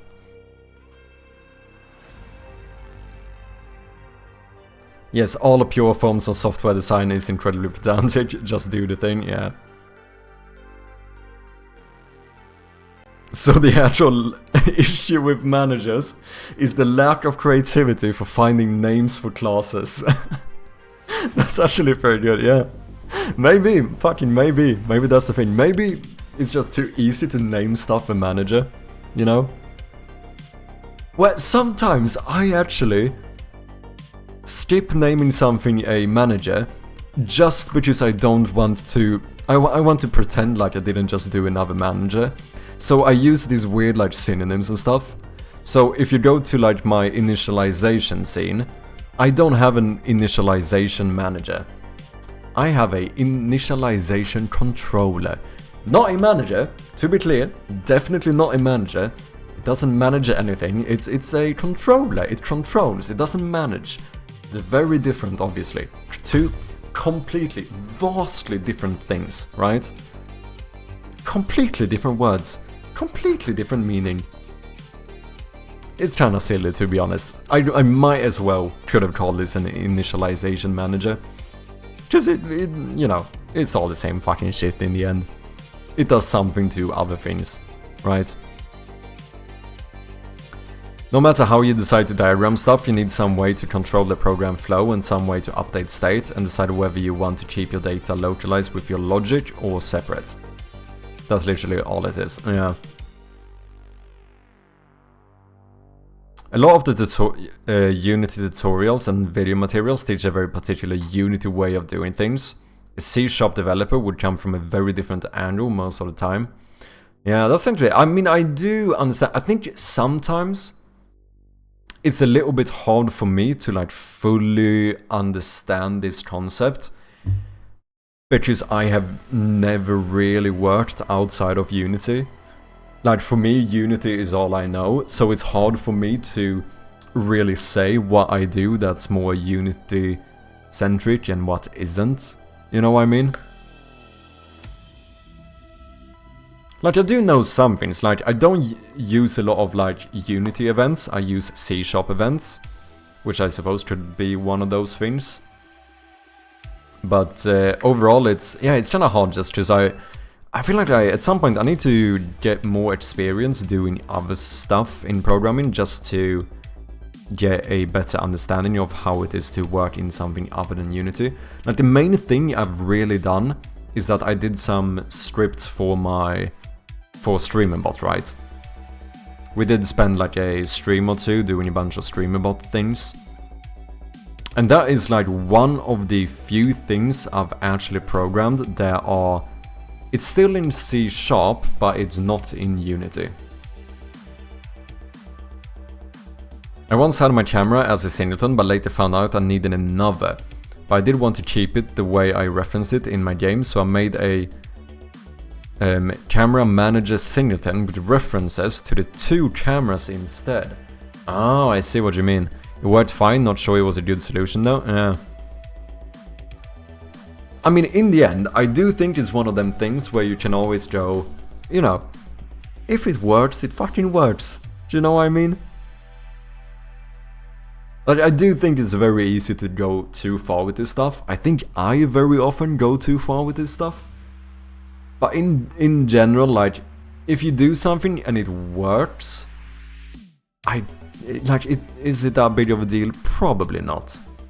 Whereas I would say that, like, the main reason why I changed my code from the game jam version wasn't because it wasn't working, because it very much was. Like, the game jam version was fully functional. But I had so much plans to build on top of this, and I just realized that I had not made stuff in a very flexible and maintainable way. Like, that's one of the main reasons I wanted to try and make the code base a bit better. And then, of course, also for the fact of just learning how to code things better the first time around. Welcome back, you regular human. Damn, you're streaming long. Yeah, we do tend to do kind of long streams here. How long have I been on? Almost 9 hours. There you go. To be fair though, I haven't streamed since last Wednesday, right? Because of the London trip, so, you know, I do think I was a bit excited to stream today as well. But with that being said, 9 hours is not really, you know, it's not that uncommon around here. I mean, we do a lot of the time even longer streams than that.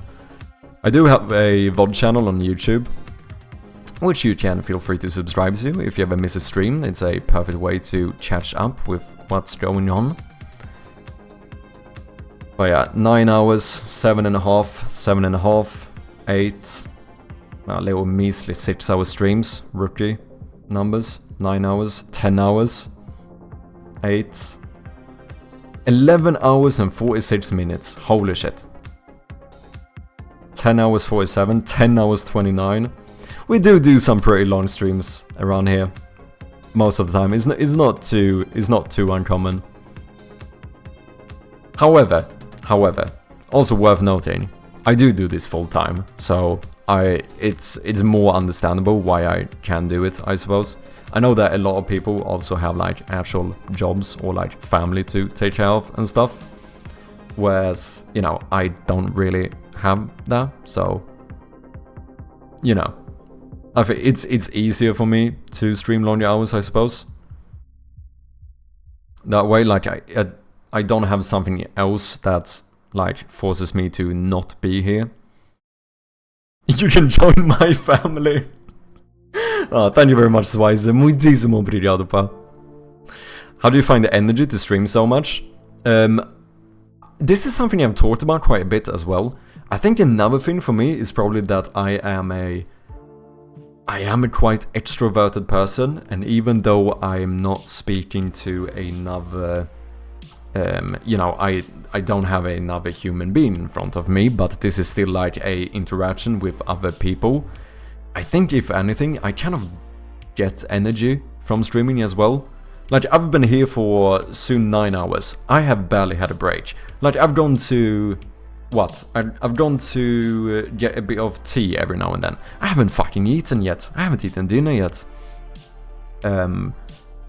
But I don't know. I don't really get that tired from streaming. I think I enjoy it a bit too much. It's a bit too much fun. Maybe I am quite fortunate in that manner, I suppose. I mean, it could be bad too, because sometimes, you know, you could argue that I might not prioritize other responsibilities as much as I probably should sometimes, because I get a little bit too excited to be streaming or working on my game or whatnot. But yeah.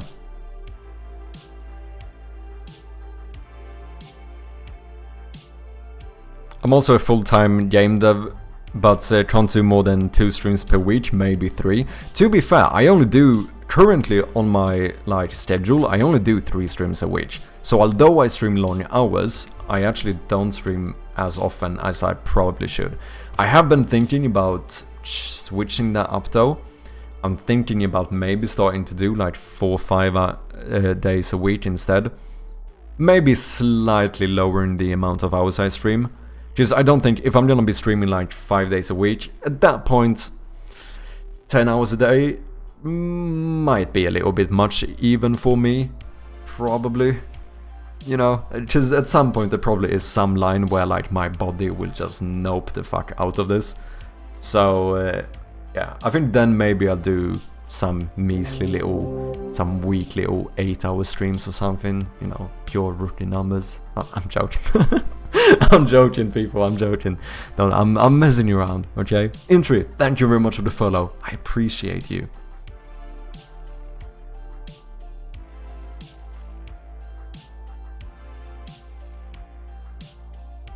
By using the static, only works for instances that you only have one of. Oh yeah, that's oh yeah, I suppose that is true as well, isn't it? Yeah, because if I had, like, if I have multiple monsters, I can't make the health of the monster static, right? If I use the same, like, monster class. Because now that would be the same health for every monster in the game. Yeah, that's true, true. I see what you mean. The idea of lazy initializing singletons is really simple, it's just this.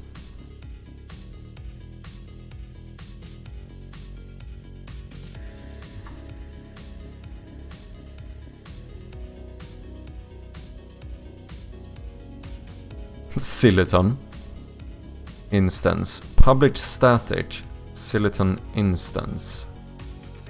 The very first time you need an instance, it gets created. If instance equals null, instance equals new singleton. Return instance. Oh yeah. Oh no, that's super simple. But then instead of calling the instance variable or whatever. Is this a variable? I think this is a variable. Feel free to correct me if I use the wrong lingo. I'm always eager to learn. Instead, you would call the instance method, which returns a singleton in this case. Yeah, this is really simple, which means that the first time you do it, instance is going to be null, which means that you create a new one. Or you could say that the instance is equal to this, right?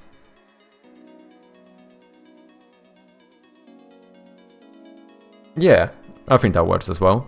Basically the same thing. Oh, it's not the same thing, but it would work as well. And then the next time, then we return that instance. The next time you would call this instance, this would no longer be null, so we would just return the instance. Yeah.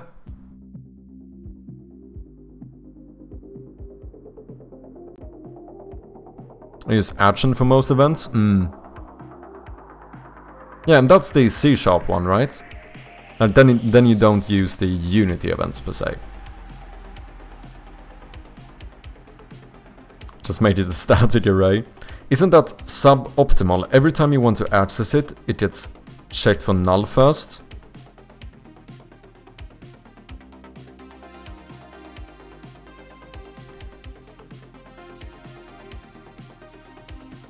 Oh, wait. No, because it's a static context, so this won't work. Oh, that makes sense. Yeah, I see what you mean. But wait, the class isn't... Could I not make this a mono behavior and still have it... But maybe... Because if I had the singleton be a mono behavior and I had it on a game object, well, maybe that doesn't really matter. Wait, what exactly... What is this? I just want to make sure I fully understand this shit.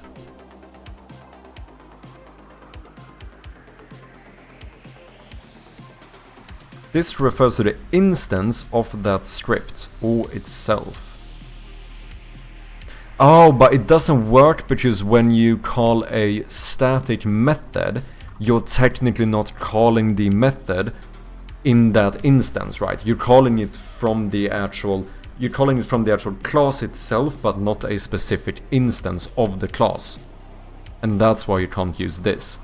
Because when this is being called, even though this might be on a script that theoretically could have a this keyword, when you call this static instance or this method, that does not get called maybe in this specific instance. Am I sort of on the right track here? Am I understanding this? I think that's kind of how it works. Yeah, in the static method you don't have an instance. Yeah. Yeah, no, I see what you mean.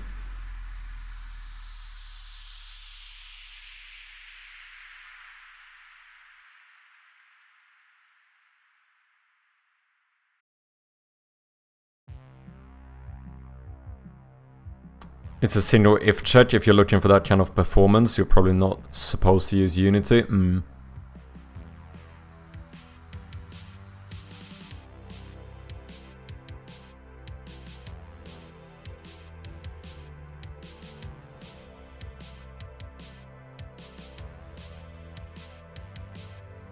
This refers to itself, like the current class. Inside static methods, you can only call outside fields that are also static.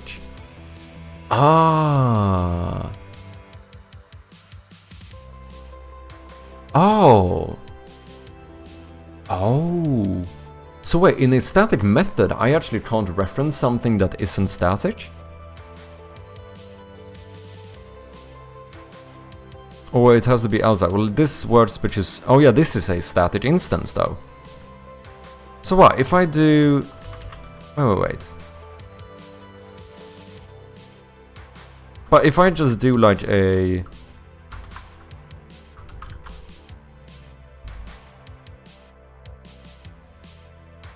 Oh wait, I can't even do that because this is a static class. Yeah.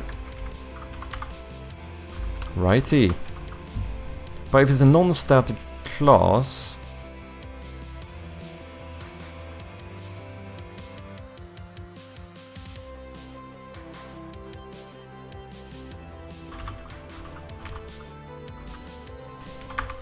Public static void.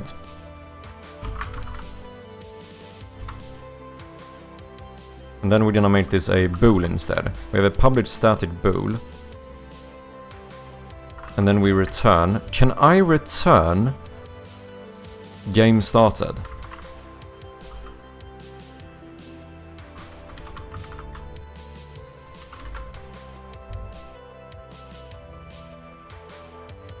Object reference is required for the non-static field method or property. Game manager.game started.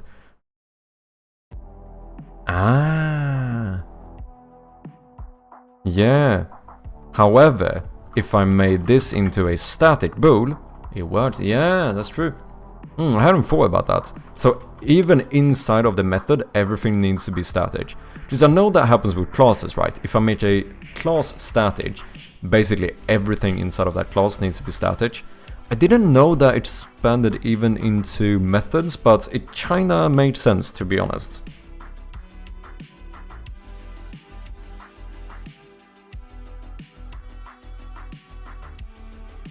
Yeah, because the static stuff on the class itself, yeah, not on any instance per se, yeah.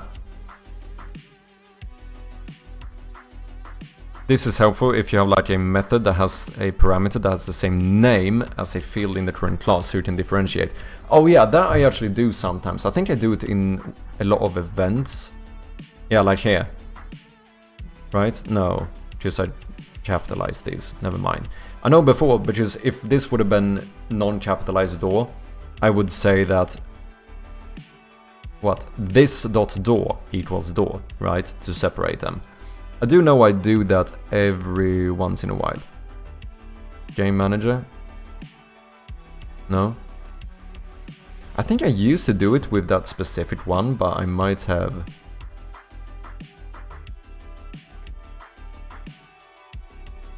updated it.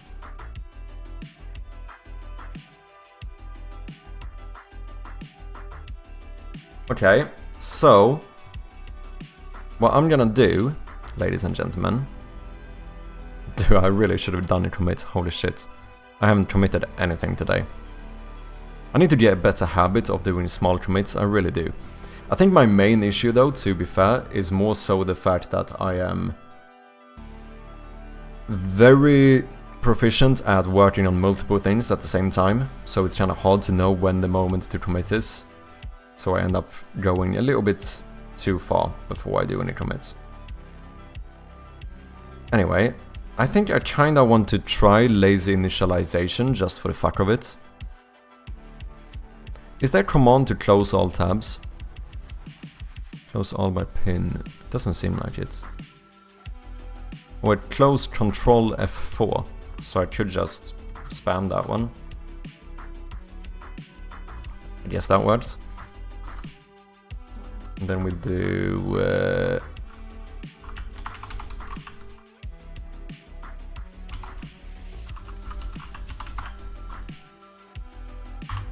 Because right now, the main reason why this doesn't work has to do with script execution order, right? Boom. I don't have a reference, and I'm 90% sure that is because I don't have a reference to the...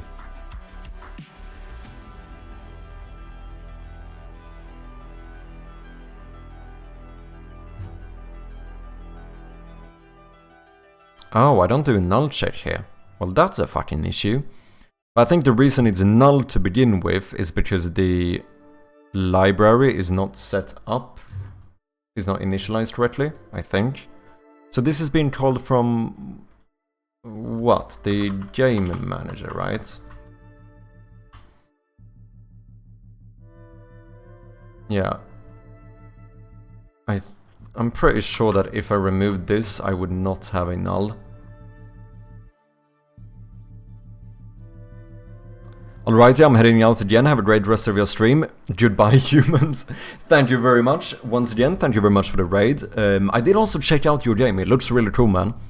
I will try and pop by one of your streams. Thank you very much for the raid, and have a good night. And I'll catch you next time. Cheers, man.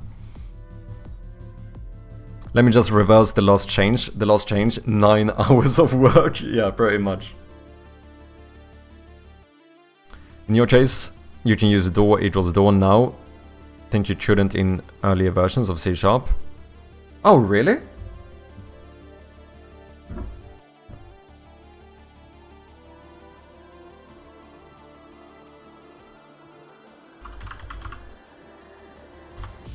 I don't think I can I?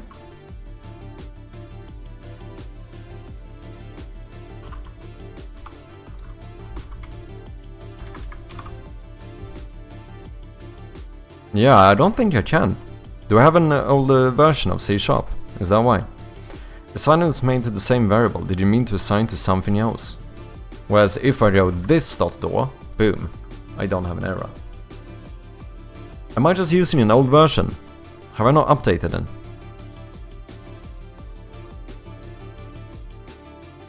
I think when it comes to the whole changing thing though, bit casual. Oh, that's not an error?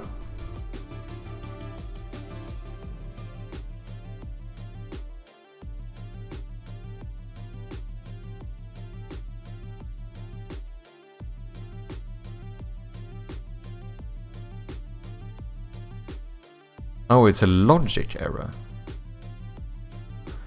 Oh, I'm like allowed to do it. It might not work, but I'm technically allowed to do it. Hey, Arthur! Arthur shoots with the resubscription. 3 months. Let's fucking go. Thank you so much, man. Dankeschön. 3 months already, indeed. Absolute legend.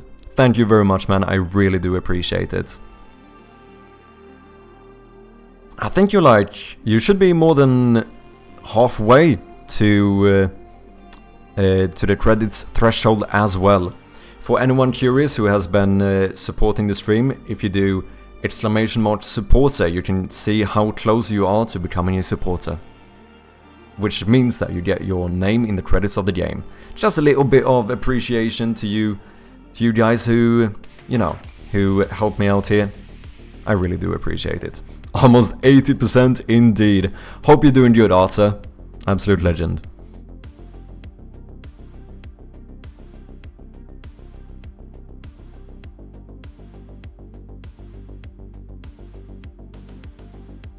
It is assigning it to itself. The compiler will fix it. It won't use the field twice. Oh, wait. Are you saying that when I compile this, the compiler is gonna, like, understand that I want to assign this to this? Is the compiler gonna fix this logical error? Is that what you're saying? Oh, that's fucking neat.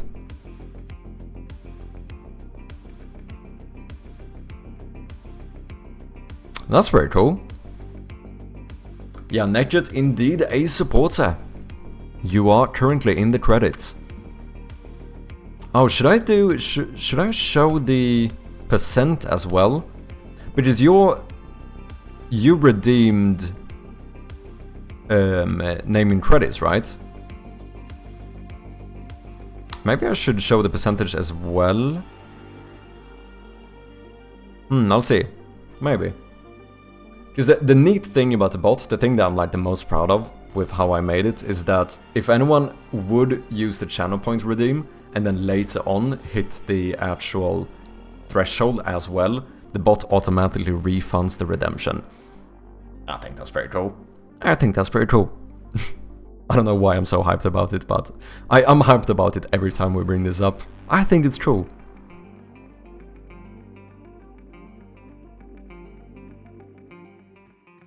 I don't believe the compiler will also fix this. I've not heard of that being a thing.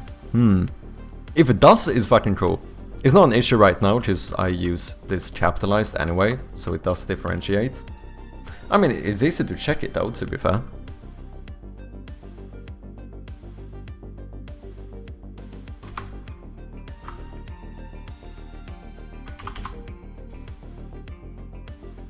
Okay, I should definitely do... Why am I not doing a null check here? That seems like a Dumbo thing to not do. Play sound effects. No, here I do a null check. Here I do a null check. Here I don't need to, because the other ones already took care of it.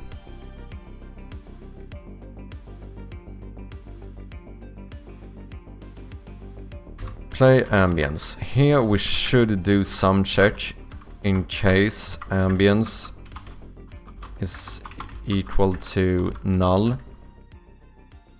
Then I would like to say that ambience is null and then return. So at least now the game shouldn't break, but we should get a error. Let's see, ambient source shouldn't be null, so I'm not gonna check that one, because I'm lazy. Play ambience bool should be fine. Play song. I also don't do a check here, that is dumb. Let's do it. If song is equal to null, then please let me know. And then return.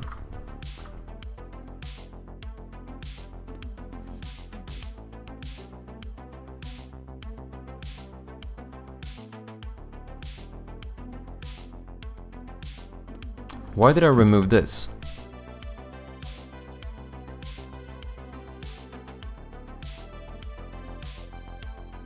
Because I didn't change the volume. I need to set this up anew. But we should probably do a little check here as well, just in case the ambience would be null. In that case, let me know. Ambiance is null. And then return early. Why not be a little bit more safe? Now we can try playing this one again. This time I don't think the game should break. However, the ambience is not going to work.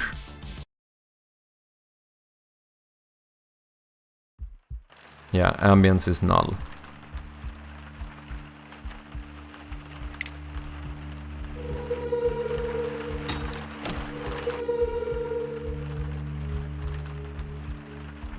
But wait, there is ambience. Right? We do have ambience. How is that working? Am I trying to call ambience in multiple places?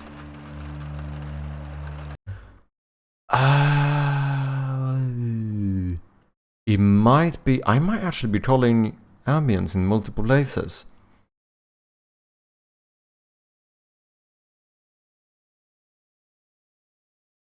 Because I think the rooms might... Yeah, ambience, low tone. Which means that the game manager... You can stop the song. No, even stopping the song should happen automatically. Because if the song of the room is set to null, then we stop the song. You don't need to do either of these.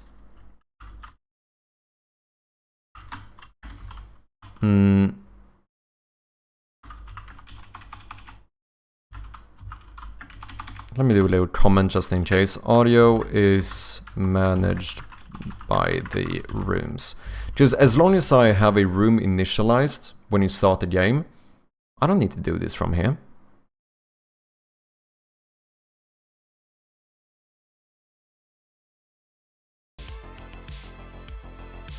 I might be remembering it incorrectly. No worries if that's the case.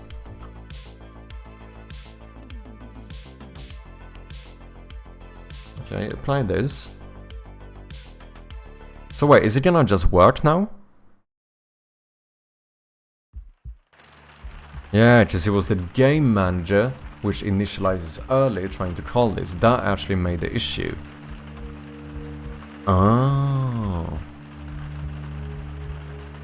Oh fuck, now I don't have a reason to try lazy initialization no more. Because it just works. I kinda wanted to though. Fuck you guys. If I want to try lazy initialization, I'm gonna do it and you can't stop me. I'm gonna try it. Oh wait, no, wait. That means I have to go in and change it from the instance to the variable to the... What you call it? The instance method instead. Is this too annoying? Do I care enough about trying this out? Maybe not.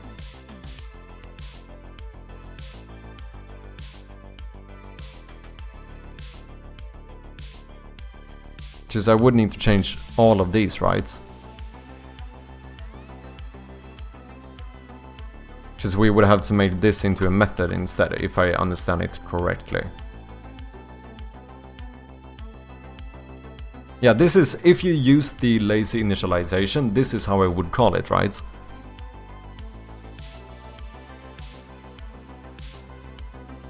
You can just use a getter property. It would be more idiomatic, C#. Wait, so for the actual instance, so a getter property would be like doing the... Ah, wait, are you saying that I theoretically could... Let's make this a mono behavior. Do you mean that I would make like a public static audio library instance, but then do like... What would I do?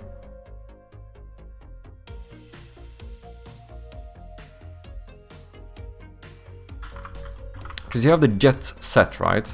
Set get? Wait, how the fuck do I do it? Oh, I need to do this right, it's semicolons. And then I can make these like public or private.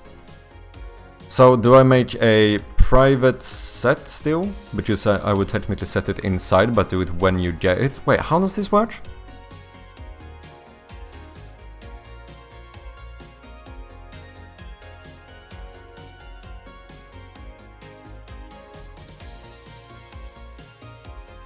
Then you don't need to place the parentheses in there.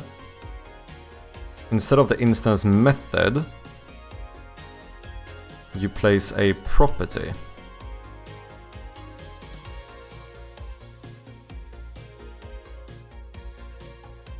Okay, so I skipped the method.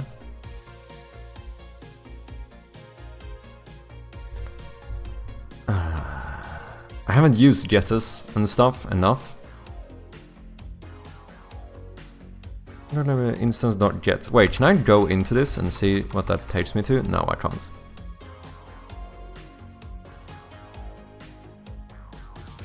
Wait, is this all I need? Here you go, let me check it. Single bongo. I don't know why the name gets me every time. Okay, so then you can, wait, you make the instance private, and then we have public static single bongo instance.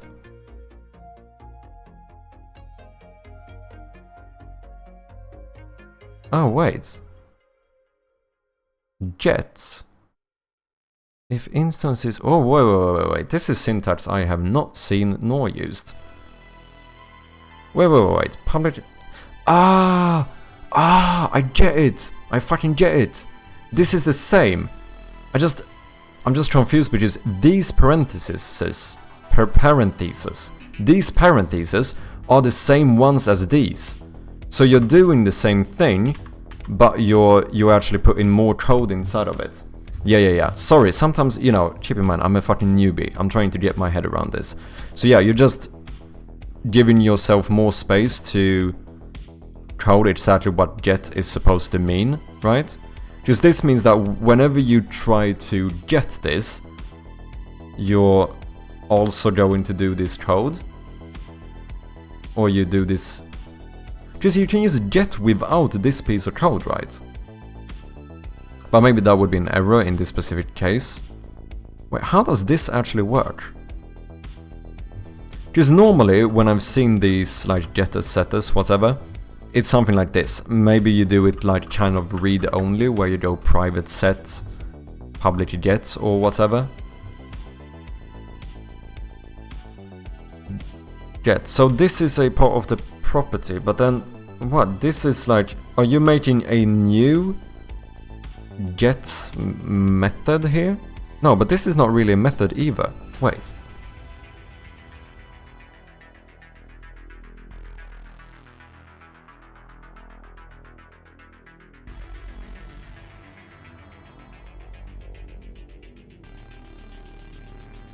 Thing with the property is you reference it with instance or dot instance.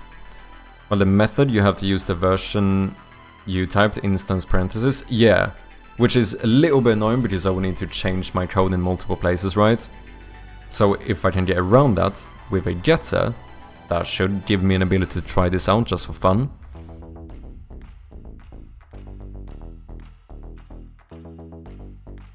It's just a long form version of get set stuff. The get set stuff actually creates virtual methods behind the scene for you. That syntax just specifies the implementation. So is this piece of code like an override for the behind the scenes get function? No? Sorry, I know that I go a little bit like, I don't know, too detail focused sometimes, but it is the thing I talked about before where I try to put quite a bit of value onto understanding what I'm doing, even if it's, you know, maybe stuff I don't always have to understand. I feel like I want to understand it. So when you only type get set, C# actually creates getter and setter methods. Okay, and adding a block yourself tells you to use your implementation instead of the... Okay, so this is an override of the getter then, you can kind of say. Okay, I get it. Interesting, I did not know you could do this. Cheers. Lupo, cheers man, appreciate ya.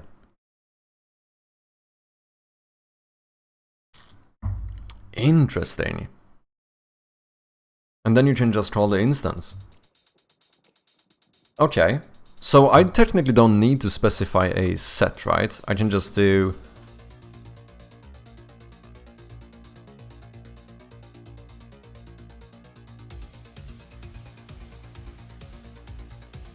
Why do I have to make another field for the why do I have wait, I saved this in like a private one. Public static single bundle instance.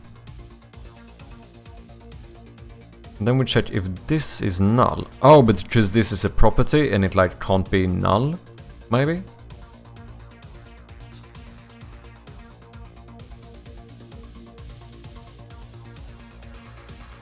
You could also use the lambda expression to get the value, making it even more concise. Oh, interesting. Another thing I feel like I need to understand better is definitely the lambda expression. I do use it in a few places, but... yeah. I did that to be explicit. You can also make a private set. Oh! Oh yeah, so this is basically your version of the private set. Otherwise I could do set and what, but should I set this one? Should I have only one variable then? So theoretically I could go public static audio library instance. Compiler will interpret it as get return instance.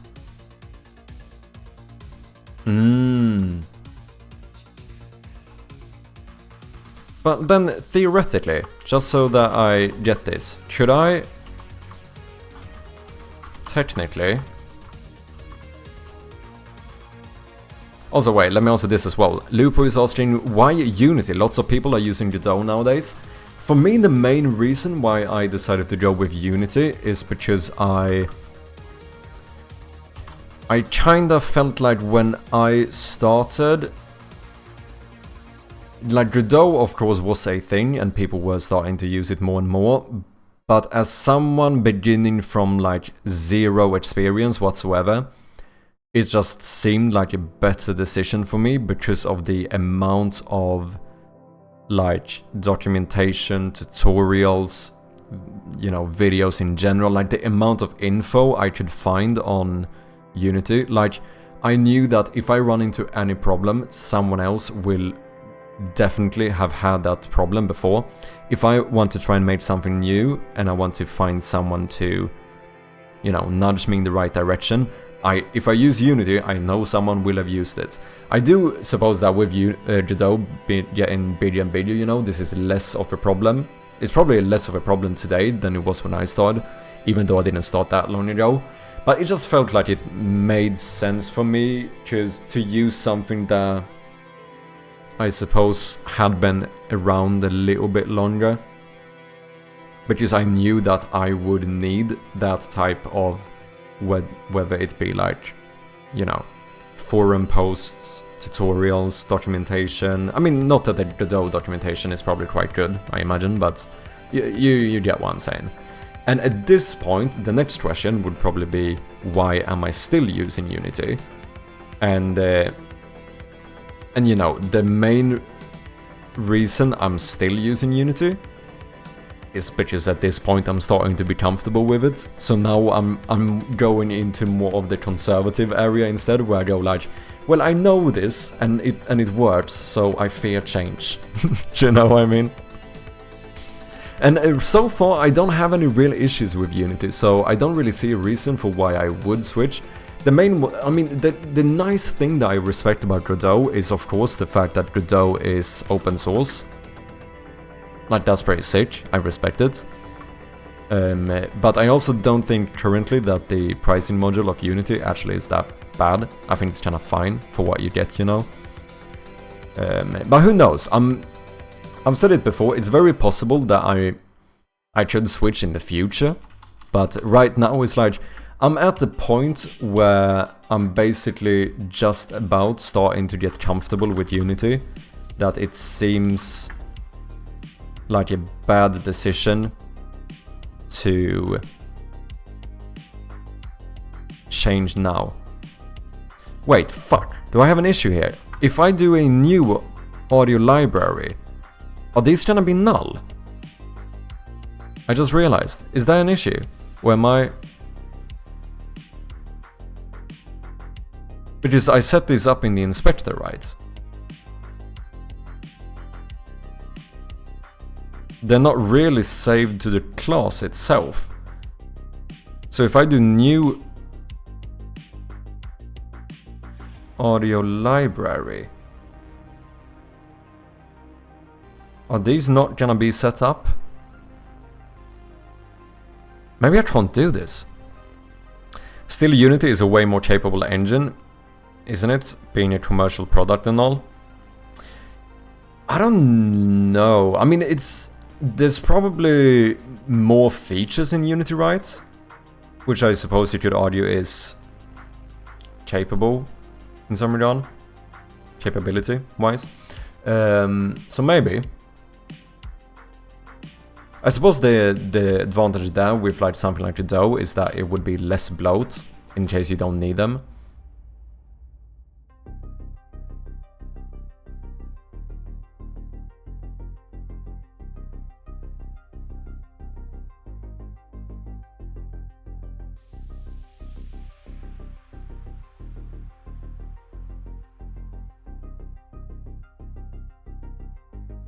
You can set those in the prefab. Yeah, but this creates a new instance of the class here, right?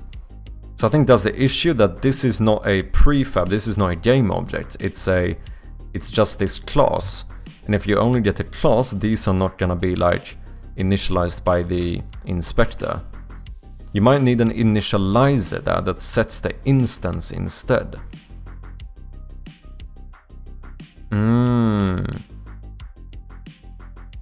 Wait, yeah, shouldn't I... well, that would be like if I make a... If I make my own constructor, and then I assign this stuff in the constructor or something. This is the concise version where you don't need to use explicit backing field. This is logically equivalent to my other example. Okay, let me see. Private static single bundle instance. Oh. Oh damn, get equals new single bundle.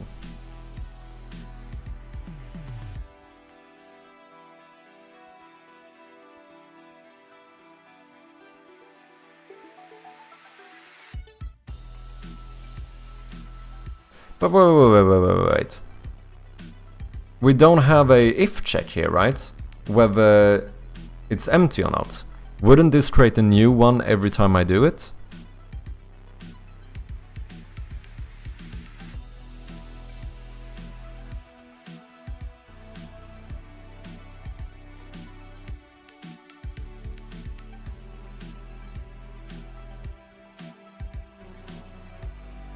No, because it just gets initialized immediately.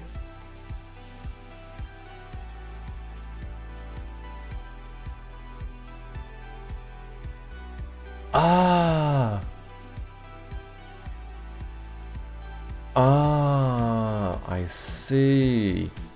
But then it's technically... No, wait, what?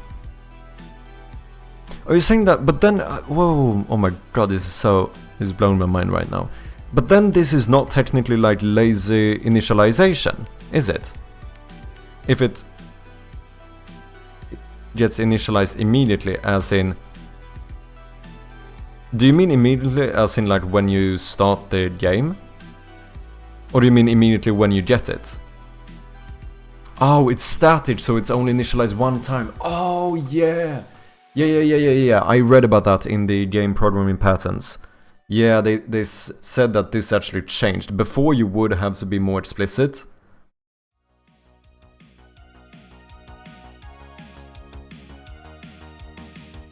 I'm pretty sure... When was this? I think this was in the actual Singleton one.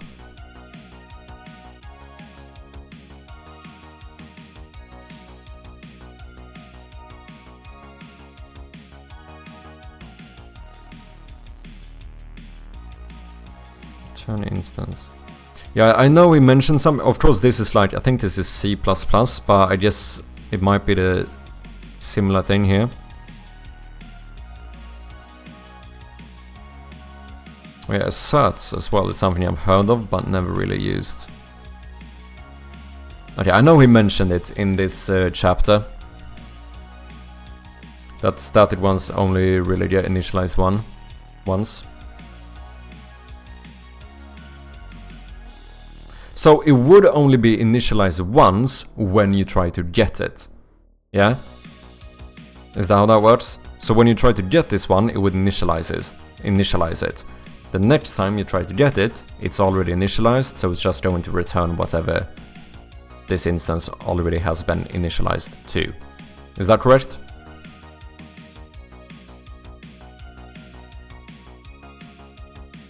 Don't new, you assigned this. If instance is null. I don't know, I can't do that when it's a static thingy though, can I? I think that's what we talked about before. The fact that it's like a static... It's not a static method technically, right? This is a static property, I suppose. I think that's correct.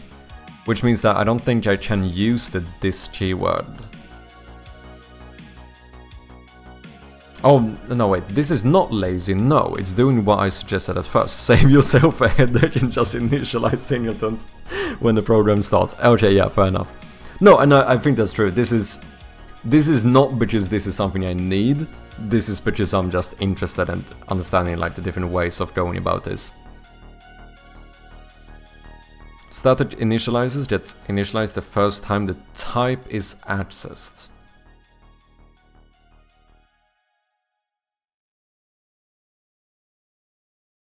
But wait, then it kind of is... Wouldn't it kind of be lazy initialization then? Because this would not... Kind of lazy then? Okay, yeah. Yeah, just it would not initialize this as I start the program. It would kind of still be like the first time you try to get this variable, it would initialize it, but only then. I understand there might be some like small difference in what lazy initialization actually means, but it kinda does the same thing. Yeah, is to create when the game object is created. Is it?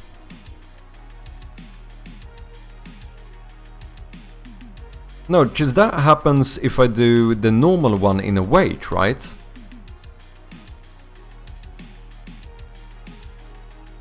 Like if I initialize it in await, that would be the case.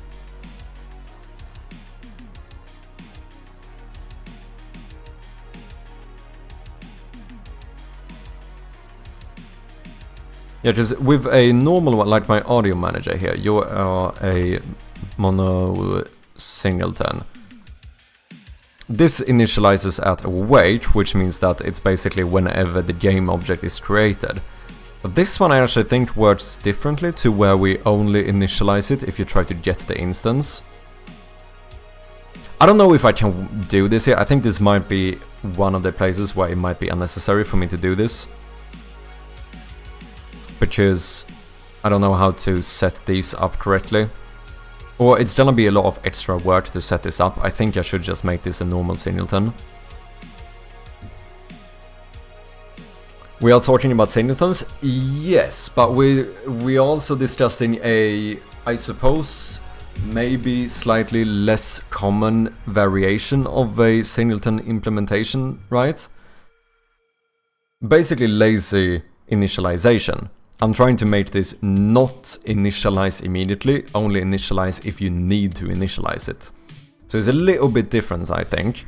I do think though we're coming to the point where I'm starting to realize that I think this is unnecessary. I think I'm creating more trouble for myself. That's not to say that I think this was a waste of time, because I still, like I said before, I think it's just fun discussing this stuff. I enjoy thinking about the different ways I could do this. But it seems like now I'm starting to feel like this is basically just adding quite a lot of extra work.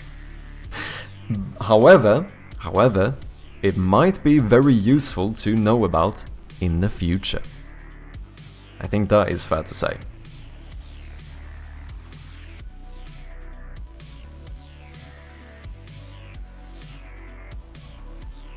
I'm not sure how you would initialize a singleton that has to be a mono behavior. Yeah, just the issue is that, yeah, I have to assign these in the inspector, right?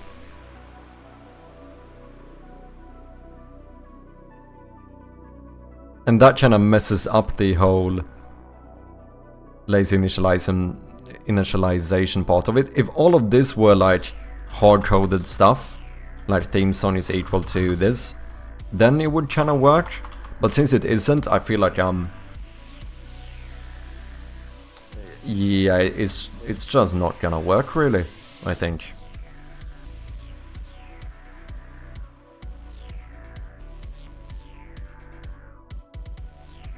Well, nonetheless, still interesting. Now I still learned something new. I do know what lazy initialization, or kind of how it works at least. Is a mono behavior, it makes no sense to have it standalone. Yeah, I do think that in this case it is not really gonna work. I just wanted to try it out, to be honest, just out of curiosity. But I think this is probably one of those times where I would be creating a lot more work just to test this out. So I think maybe keeping this as a normal singleton for now is fine.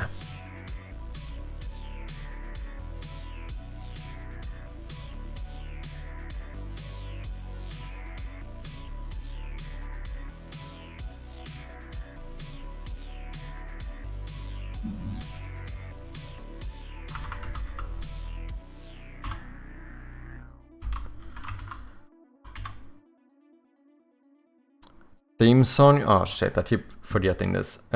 Theme song is gloomy. Wait, sorrow is the credit song. Yeah, I think Shroud is the first one. Melancholy, I think, is the old credit song. I think Gloomy is the current theme song. I think Sorrow is the credit song. I think Shroud is the victory song, and the default ambience is low tone.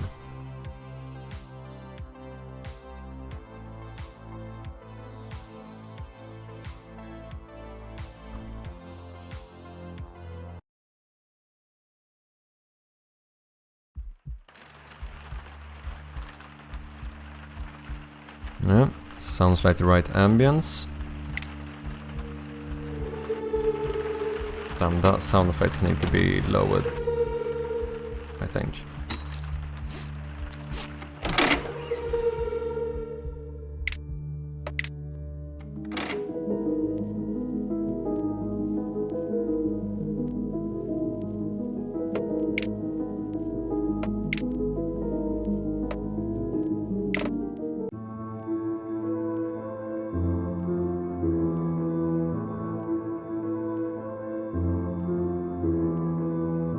Yeah, I think this is the correct song we used for the credits.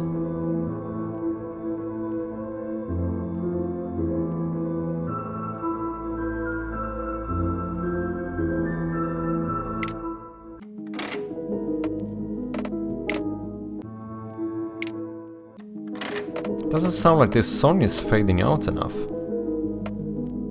Like the theme song doesn't sound like it's fading out enough when I go to the credits. Oh, it does fade out though, it does. Could probably make it a little bit snappier though.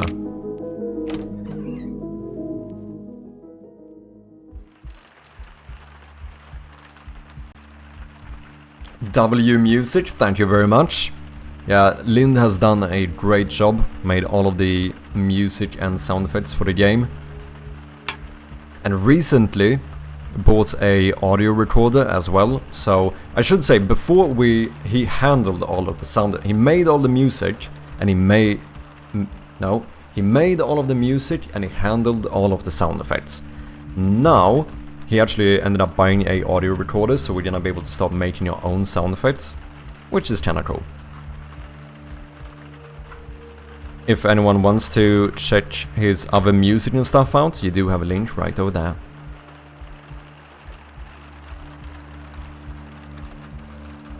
But yeah, so far he's done a great job. It's also just nice, because otherwise I would probably have ended up using some assets. Not that there's anything wrong with using assets, but it's also just feels pretty cool to have custom music.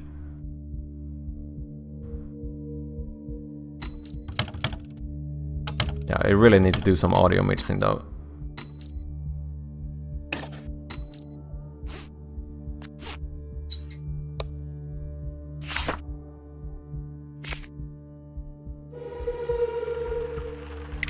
I need to lower that room transition. It's way too loud. Let's do like 50% volume. I'm gonna switch that one out at some point anyway, but... why am I getting so many warnings, by the way? What are all of these warnings about?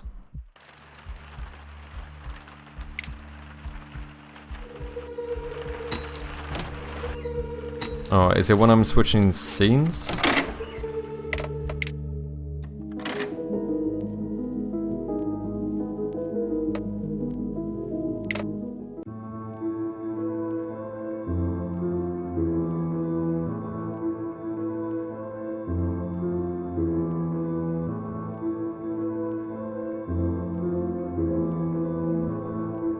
Reference script unknown is missing. Oh wait, these are my old scriptable objects. I don't use these anymore.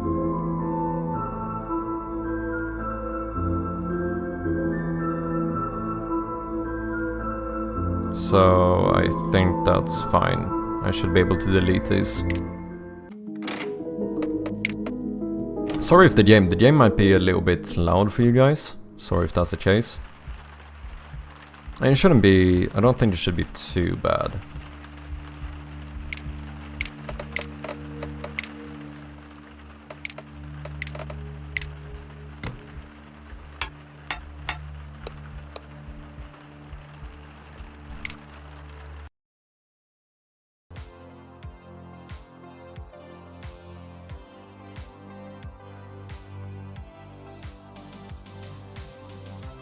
Okay, please, does anyone know how I get this fucking Discord overlay pop-up to stop showing up? Oh, I guess it would be Discord settings. I might check it out after stream.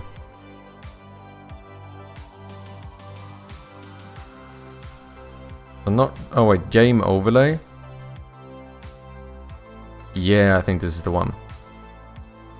Enable overlay? No.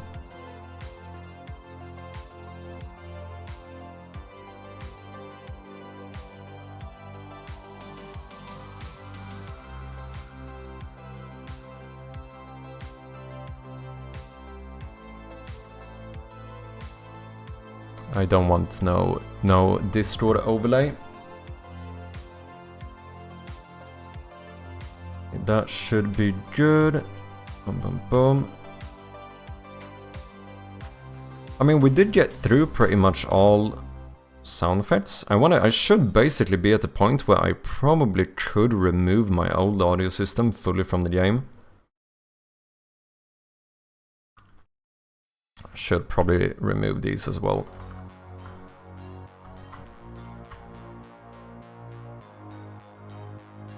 Might keep the prefabs though.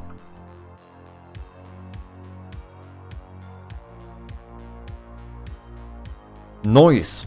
However, ladies and gentlemen, I do think this is where I'm gonna have to end it for today. We have been going on for nearly 10 hours. And I think it is time for me to get a little bit of fucking dinner. But please stick around and let's see if we can find someone to throw a little raid at.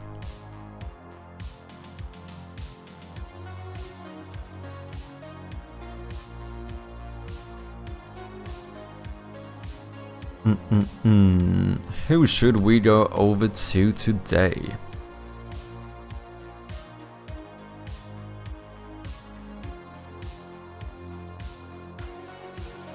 Should we see if we can do someone new? Well, streaming in this category. Software... game development. Maybe.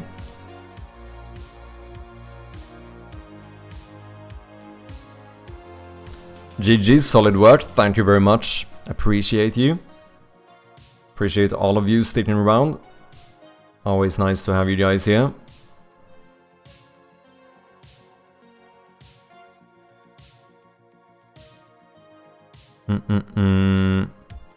Oh, we do have some people working on Ludum Dare stuff, I think. Or at least they have the tags on.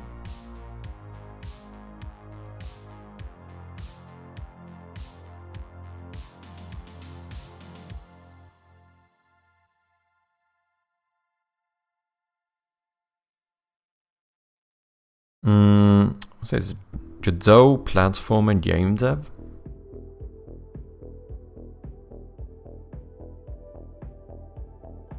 Let's add checkpoint.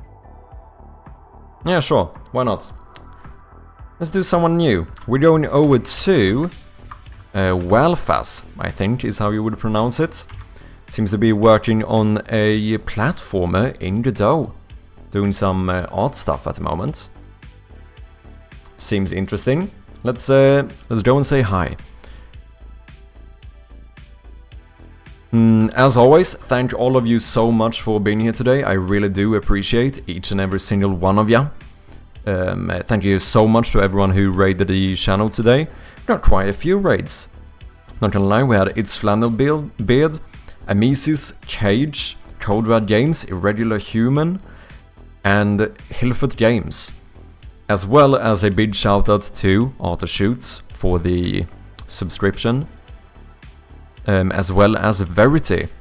Really do appreciate you guys. Absolute legends. Good job today. Thank you, Wolfeet. Walfus is chill. Oh, you watched them before, Tato? Yeah, let's go. It's always fun to raid someone new every now and then.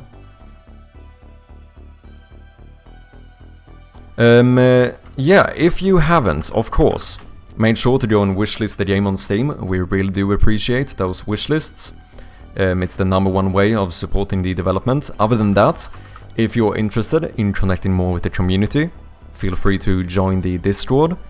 I will be back on Wednesday. We'll see. I'm gonna try to up my streaming schedule a bit more soon, but for now, I'll be back on Wednesday. Until then, have a great one, y'all, and I'll see you next time. Cheers.